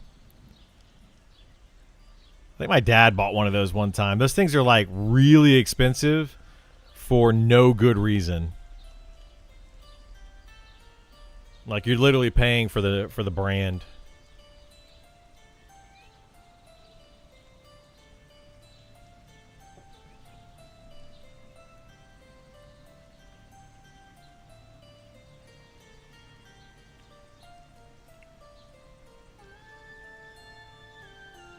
But a margarita sounds good. A slushy margarita sounds good. In this heat that we have going on right now.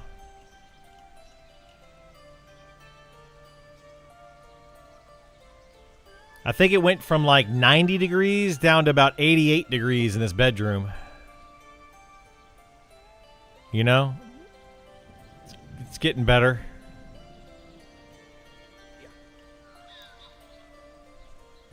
It's not. It's not getting better, by the way. I think I'm no longer sweating.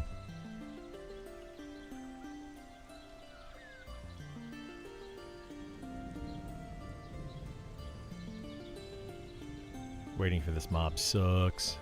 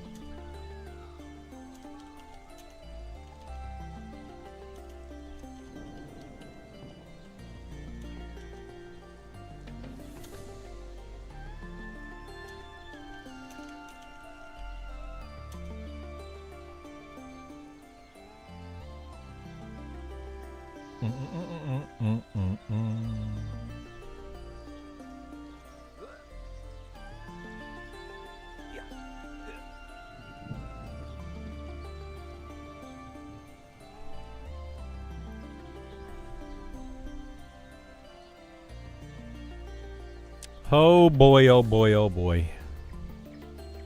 Man, I'm so happy my internet's better. One less thing to stress me out.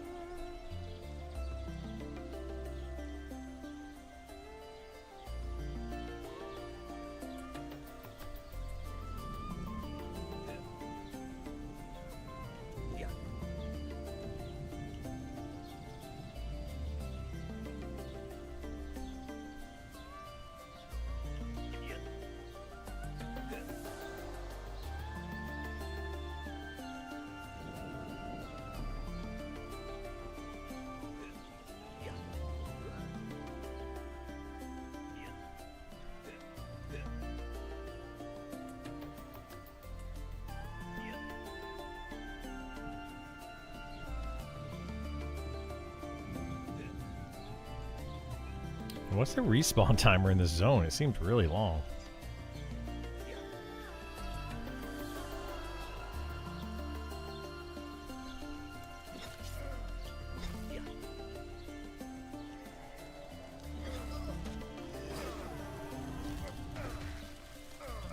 Every once in a while, I'll get like a little cold air that just kind of moves in my direction. It feels kind of nice.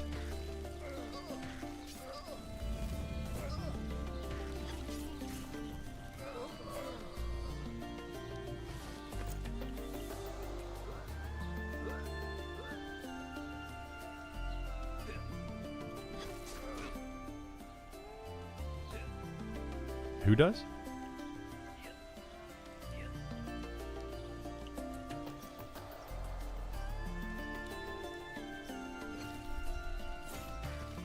I mean, you kind of have to kill to do it, so.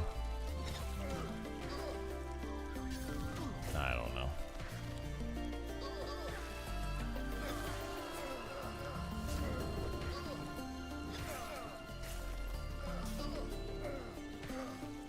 I think you gain faction, though, with, like, the drakes that are outside.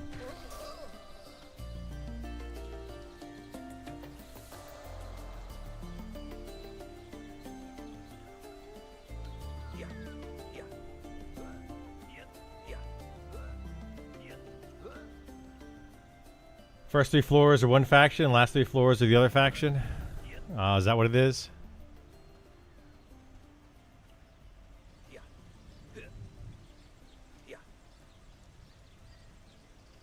And then the drakes outside are a different faction, aren't they? I think they are.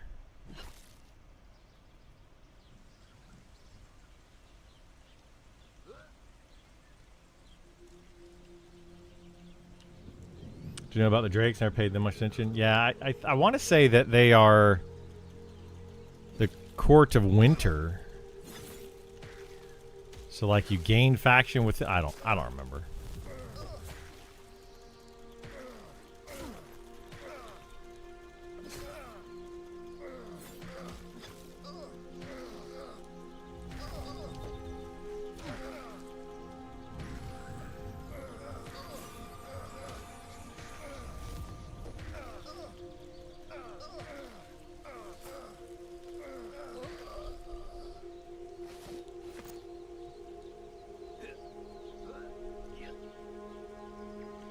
Someone really has like some sort of fetish with seasons in this game.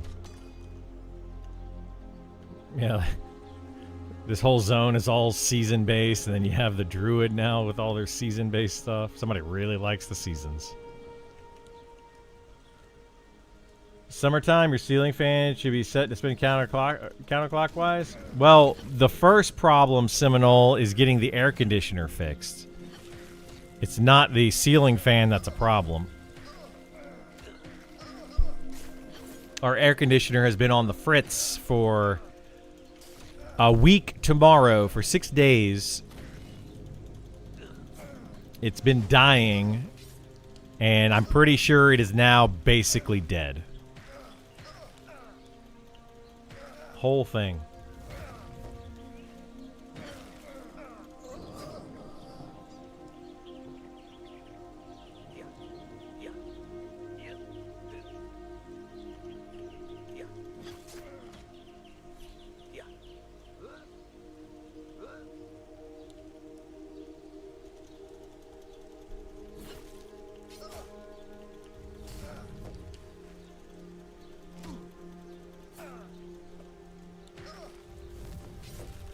Yeah, one of these whispering shadows, I think, is the placeholder.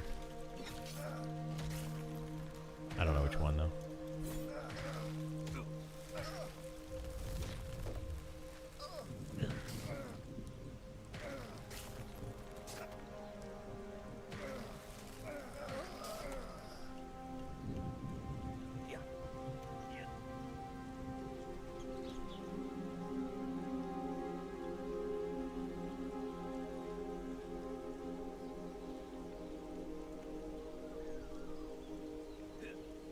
Air conditioning company kind of sucks. They do. They do kind of suck.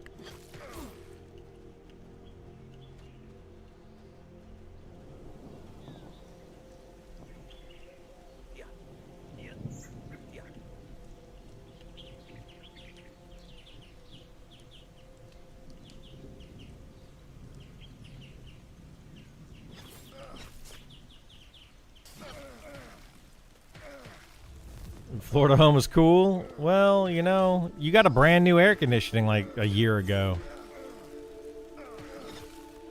And we have a rental company that doesn't want to fix anything. They want to continually say that it's working just fine and that we are the problem or something. I don't know. I don't know. Hey, Italica, on the next floor, you have to light the braziers, right? You have to do it in a certain order. Are there 4 braziers or 5? I can't remember. And then, do you know the order? Is it like... I forget how to do it. I know you go to like one, light it, and you got to run to another one and light it, and then do the whole thing. There's 5 of them? Okay, I thought there was 5. It's been a while, and I was not paying attention to the order. Well, we'll have to figure that out when I get there.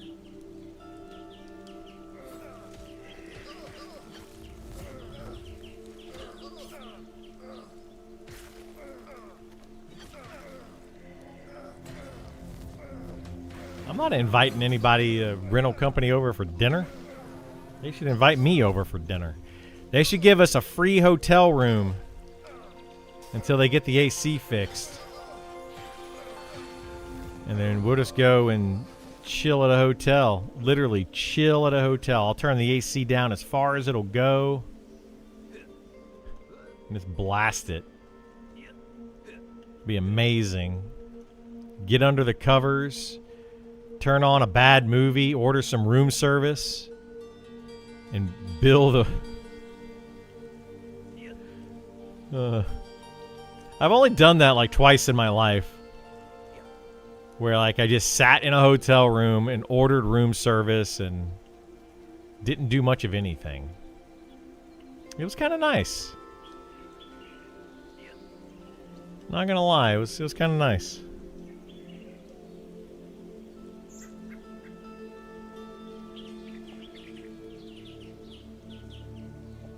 Well, I drank all my water. That's not good.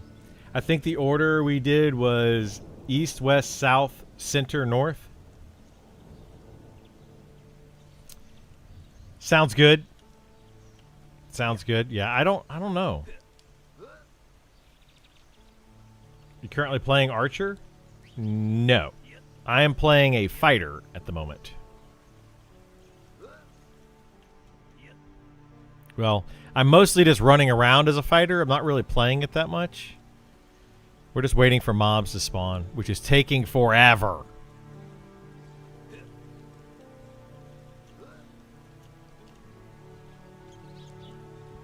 Is this your favorite class? No, it's not. It is my main, though.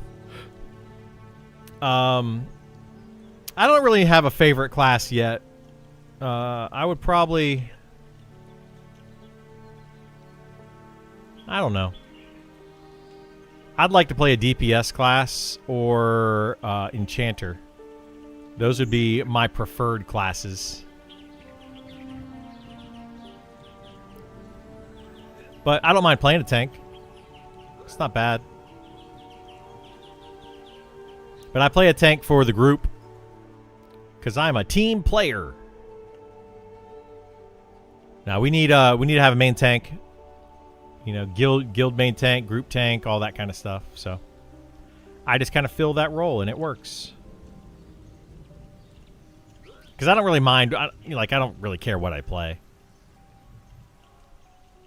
But if I prefer, like if somebody were like, Crit will play what you would prefer to play, and everybody else will choose around you, I would play some sort of DPS. I'd probably play an Archer right now, to be honest, though. Like, Archer would be one that I would definitely give it a shot. The Spellblade has actually been kind of fun now that they've fixed it, made it a little bit better. I had a lot of fun on the Wizard until they gutted it. And then, yeah, I'd play, like, Elementalist. Not really a big fan of the Necromancer. It's very strong, but it's just not my play style. But I'd play one.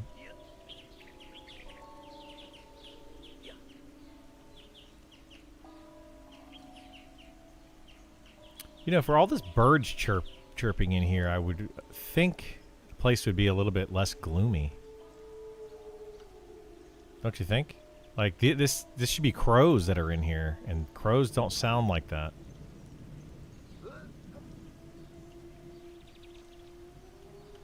Right over here. So you got 3 mobs that spawn right here in a triangle. There's like one right here, one right here, and then one like right here. And one of these 3 is the named.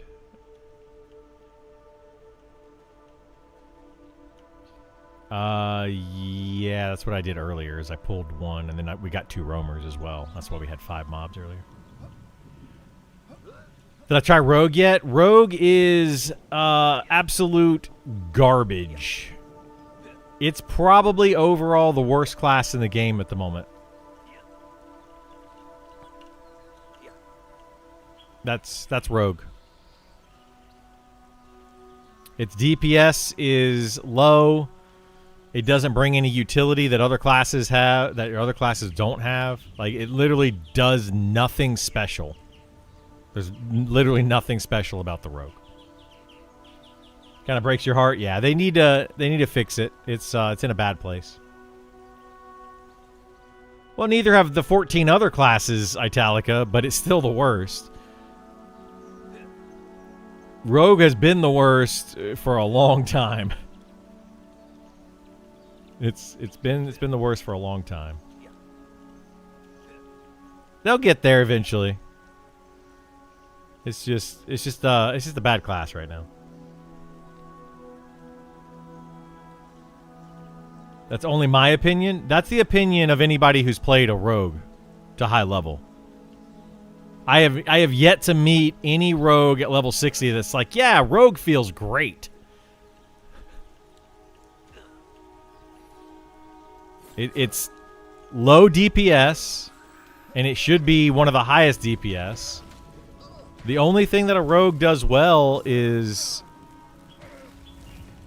stealth, and it doesn't even do that well anymore since they nerfed it. I thought the sap usable on mobs in combat? It is, but not on undead. So you might as well just play an enchanter if you want to sap a mob. They can just mez them. Like, it literally, the rogue does nothing another character doesn't do better. It's sad. Then give them crit, way bigger scaling and backstab and ambush. Yeah, and revert the old stealth mechanics. Done. Basically, I mean, I think the old stealth mechanics were a little too strong. So, like, I'm glad that they nerfed the stealth mechanics. But did they need to do it now? Or could they have waited until the rogue was actually better? And then it wouldn't have been like such a devastating blow, right? It's like, hey, you're one of the worst classes in the game, if not the worst class in the game, and we're gonna make you worse. Like, they could have waited and just been like, okay, we're giving the rogue bigger backstab and crits and more damage and all these other things, but we are gonna take away some of the stealth. You know, we're gonna do it all at once. But no, they didn't do that. They're like, hey, your class sucks. Guess what? Now the only thing your class was good at, it's no longer good at. Like, that's literally what they did with the rogue. And it felt bad. They really should have just waited, honestly. But, you know, whatever. Spotify, it feels super weak unless you're the one pulling. Yeah. It's just not a very fleshed out, good feeling class, unfortunately. But they will get there eventually, guys. Like, I have faith that they'll get the rogue where it needs to be. It hasn't had its poisons in. It's got like a snare poison. I think that's about it. It needs to have more poisons that it can do. It needs to have bigger backstabs and ambush. It needs to have all that. And then it's going to probably feel amazing.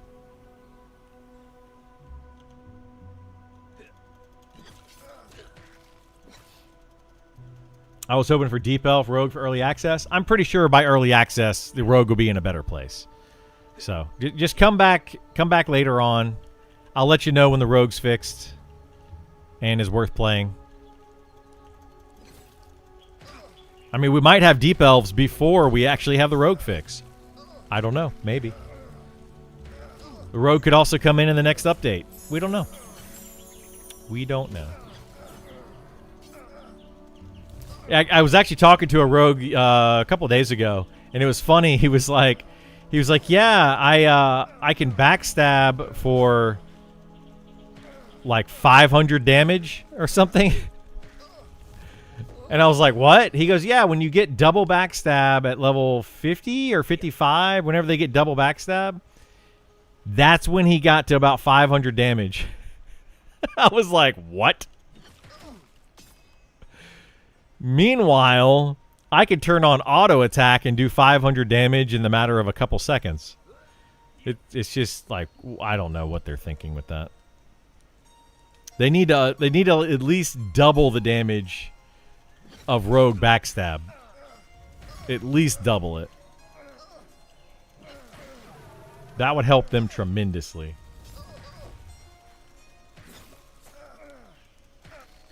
But hey.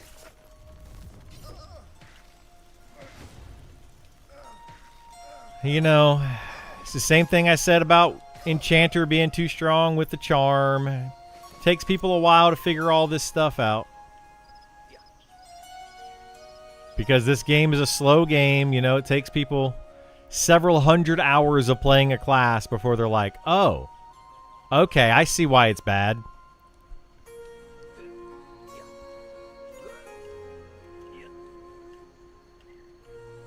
Or the opposite of that. Several hundred hours before you're like, oh, I see why it's overpowered good. That's happened as well.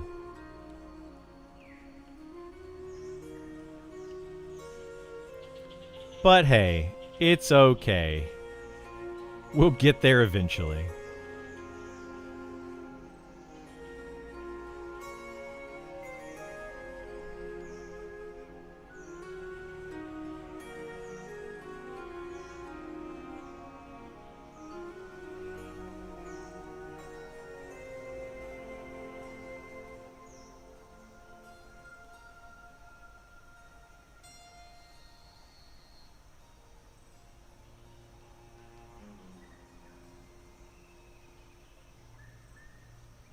What? I just got a T-Mobile. What's crispy and tasty? And something else? It was Popeye's chicken. I just got an ad sent to me. Free chicken sandwich with $5 spent.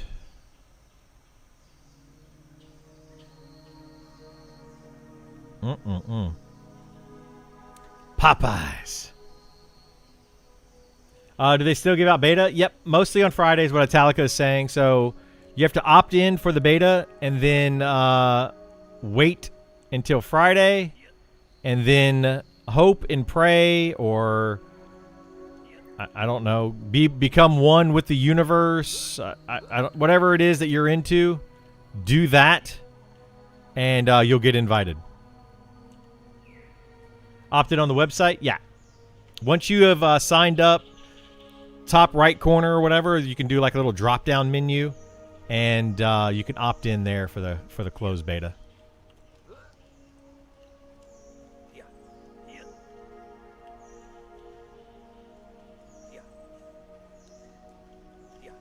Yeah.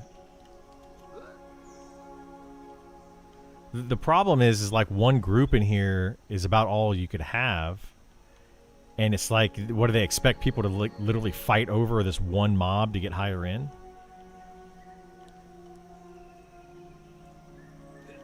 Yeah, exactly. I mean, it's a cool concept, but yeah, it's not going to work in an MMO.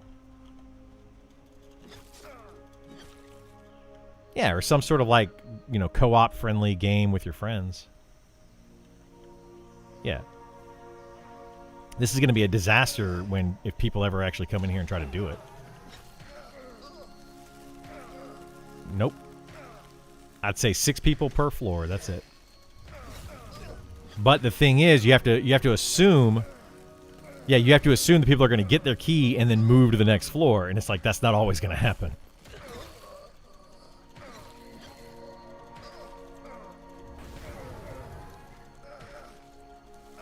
This is the issue that I've had with the devs for a little while. Is like they come up with these concepts which are kind of cool. They work a little bit. But then you tell them what the flaw is, and they're like, nah, that's not a flaw. Nobody's doing it. So it's like, okay, well, let me go do it to prove to you that it's a problem. And then, oh, we got umbral dust. I think we need to get all of these different no-drop items from the different floors. I bet you get all of those and turn them in, and it's one giant quest. Yeah, we got the fur. We got the umbral thing here. We got something else on a different floor. You should grab that, Esar. Grab that umbral thing. See if we can figure out what the quest is. Since you got the fur, right? Once the dog is up, the item will drop for anyone, not just your group. That's on the first floor. And that's not how that works. Once the dog is up, doesn't mean it'll automatically start dropping the items. You have to actually activate the dog by giving it an item. So if the dog spawns, you have to give it an item, then everybody on the first floor can get to the next floor. After that, every other floor after that doesn't work that way.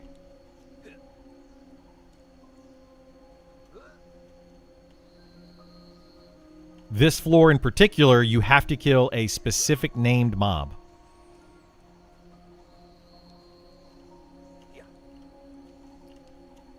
So, yeah, it's going to be a problem.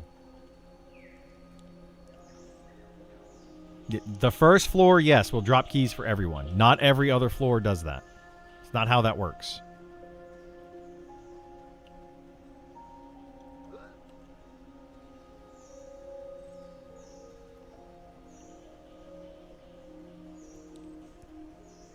And it only drops keys for everyone with whatever mobs are currently spawned.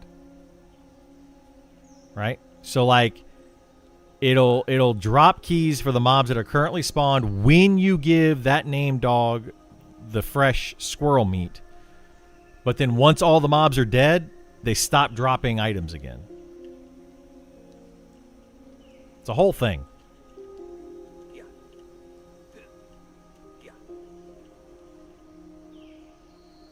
So it's going to be a big issue. It's going to be a very big issue on early access. If more than like a group at a time are trying to get mobs on different floors, it's just going to be a huge cluster. Bosses always drop 6 keys as long as the floor requirements are met. Anything else is a low chance to drop during those periods. Well, yeah, but this mob doesn't have the thing, right? Like it's just this one named mob that spawns over here. You bring it to the fire, you get 6. That might trigger the other mobs maybe to drop keys. I don't think so. Anyway, the point that I was making is not so much the mobs that you have to kill. It's that if you're coming here with a group of 6, you're going to kill every single mob in here. Anything over that group of 6 is just, you're going to be fighting over spawns. That's going to be a problem. If the dog is up, the keys will drop. That is not true.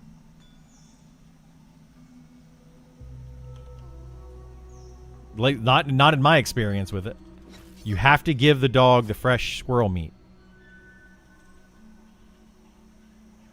to start dropping the keys.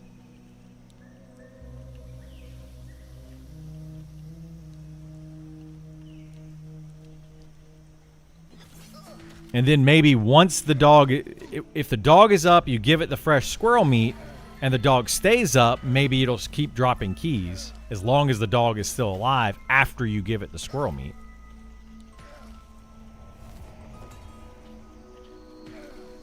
But that is a requirement as far as I have been told to believe, or every time I've ever done this,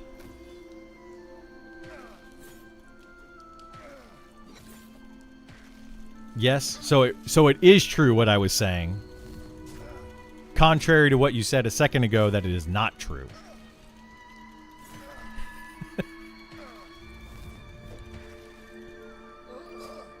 You just don't want me to be right.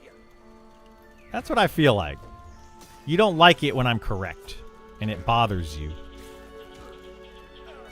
Seems to, anyway.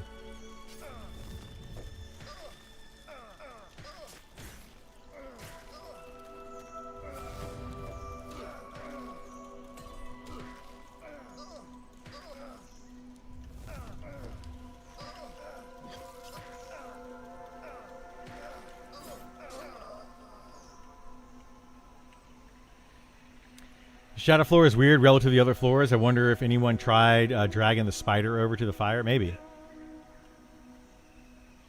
I'm not completely correct. Okay, so you got to point out when I'm just like slightly off from what you believe, and you have to make sure you point it out every single time. See what the problem is here?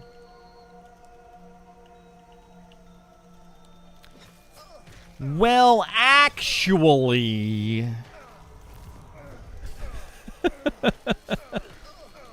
Nobody likes somebody like that. They just don't like them.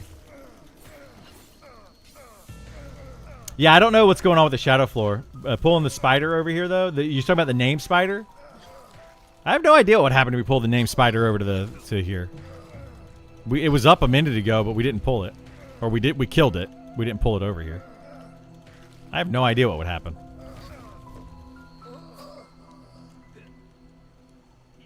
I'm sure somebody's done it, though, right? Somebody had to have tried that.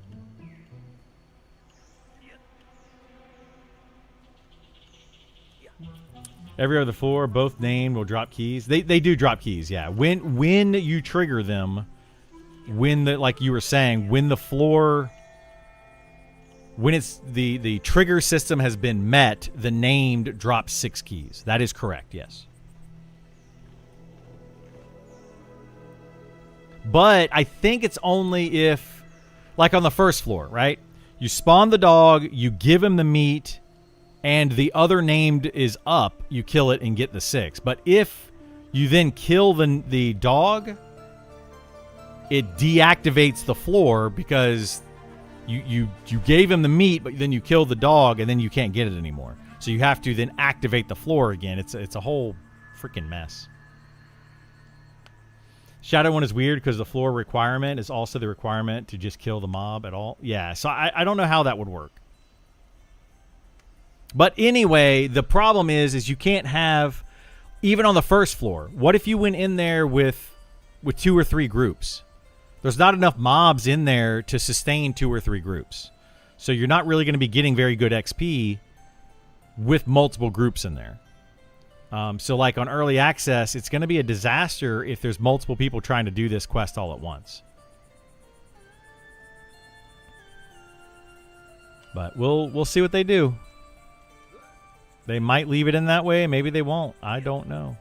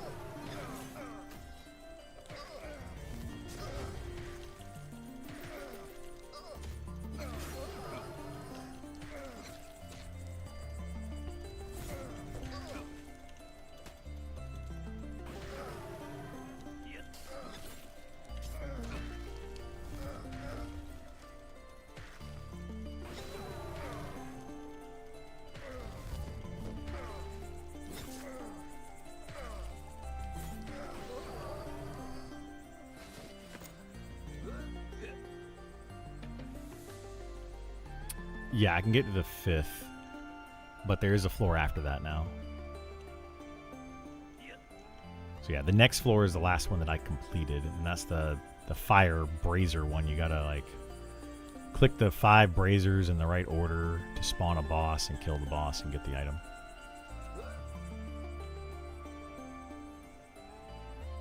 Well, it's not click. I think you actually have to do a command like light brazier or light fire or do something like that with a torch in your hand. Something like that. I didn't personally do it, but that is the gist of it. Yeah.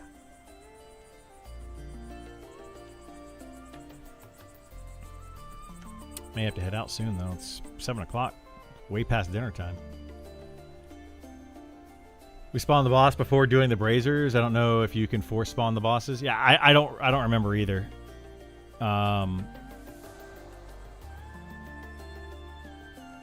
Because yeah, somebody else lit the braziers, and I think the boss was up when we showed up.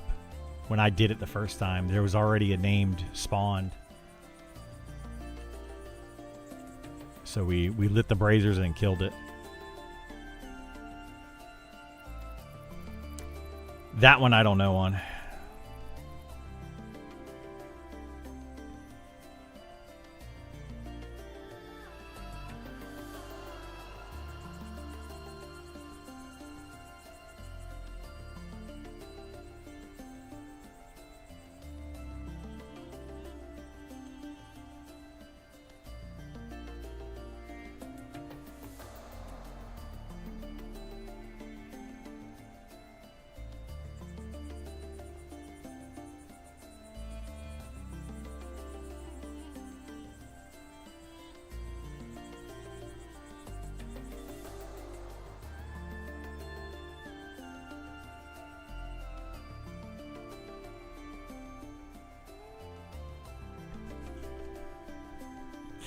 My girlfriend's trying to buy some boiled peanuts. And she's replying on here. She's like, they're delicious, blah, blah, blah, blah. She wants to buy these boiled peanuts from somebody in the neighborhood that's making them. And she's just replied, you can pick them up tomorrow. And then my girlfriend replied back on Facebook and says, can somebody else pick them up? And tagged me. And I was like, don't rope me in with these shenanigans.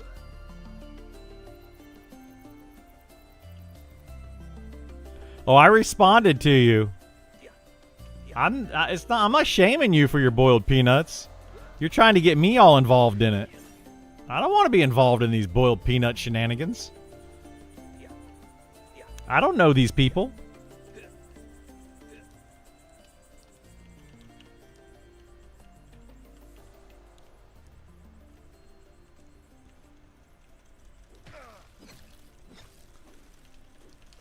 As far as I know, they've got boiled peanuts written on the side of a white unlabeled van other than the boiled peanuts sign. They're going to kidnap me. You may never see me again if I go pick up some boiled peanuts.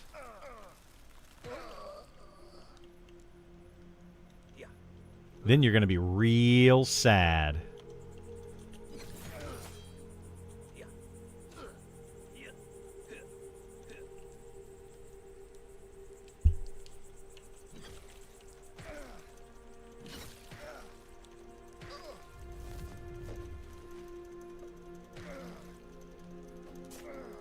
Do you still get boiled peanuts? If I don't pick them up? Maybe. I don't know. Do you? Are you going to pick them up? I don't know where the boiled peanuts are going to come from. Is there a boiled peanut fairy?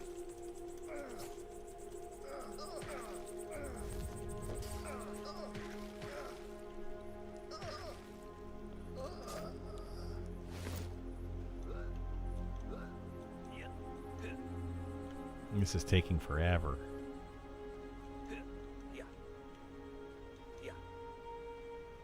Oh, I keep meaning to con these. And see like the sense magic. Like if there's a buff or a debuff or something on them, when you pull them to the thing.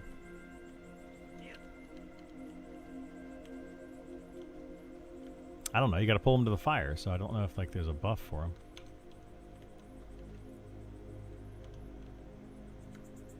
Reveal shadows. Yeah, they get a buff on them when they're near the fire. And it says NPC invulnerability when it's not near a fire. Yeah, we got to spawn the name to kill it. Yeah. Yeah. Yeah. Yeah. Yep. Yeah. Yeah. Well, I don't know what to do. It's 7 o'clock. We gotta get dinner.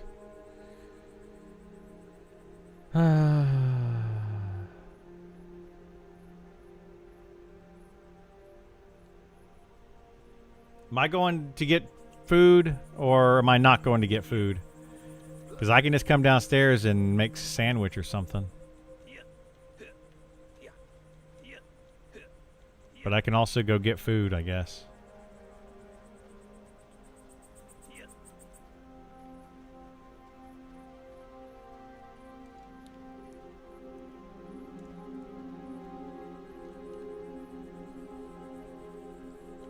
Yeah, it's pretty annoying.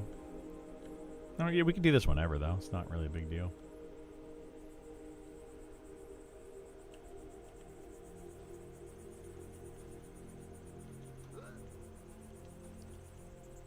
Boiled peanuts instead of roasted? Yeah, I love boiled peanuts, man. I live in the South. Boiled peanuts.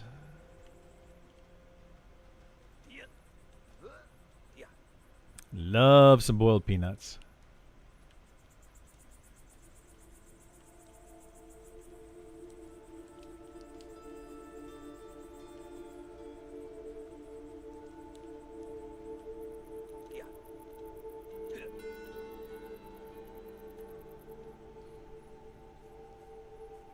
I'll eat them cold. I'll eat them hot.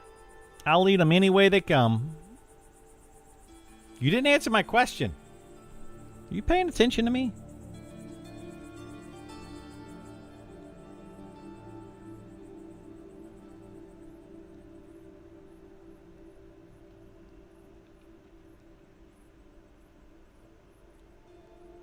You can't hear me?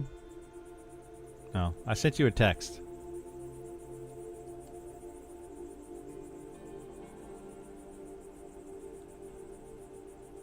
You saw a thing where folks put peanuts in their bottle of Coke?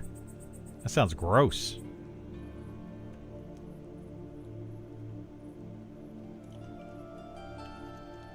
That's nasty.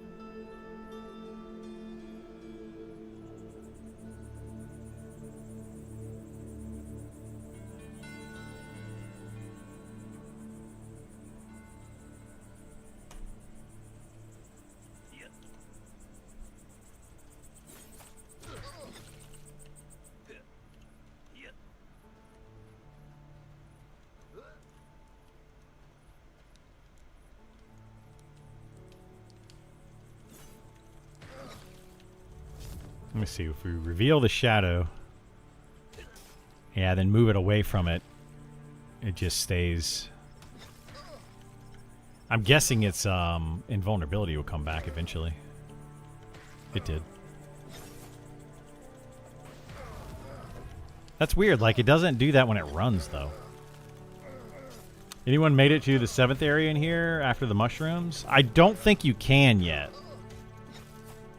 I'm pretty sure the 6th area is the highest. But I don't know. I have not made it to the 7th area, no.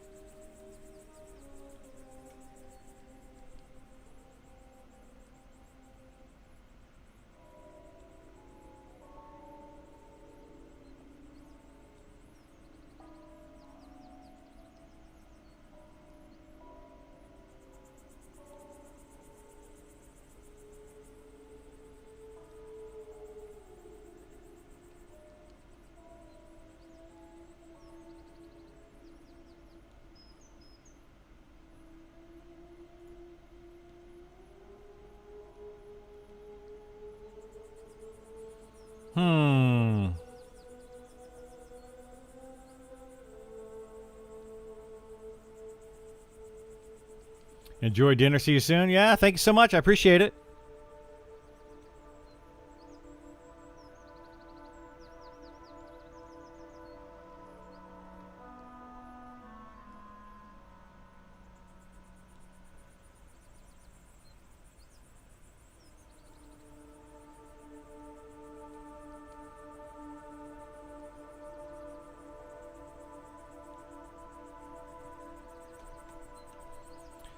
Well, I think we are going to go... I'm going to go figure out dinner. I got to go pick that up. Oh my gosh. Not spawning again. Yeah, I'm going to go figure out what we're going to do for dinner, pick that up. I'll be back on here tomorrow morning, 9 a.m. Eastern. And we'll be doing some more of something. More Spellblade, more camping of these mobs, more something. I don't know what.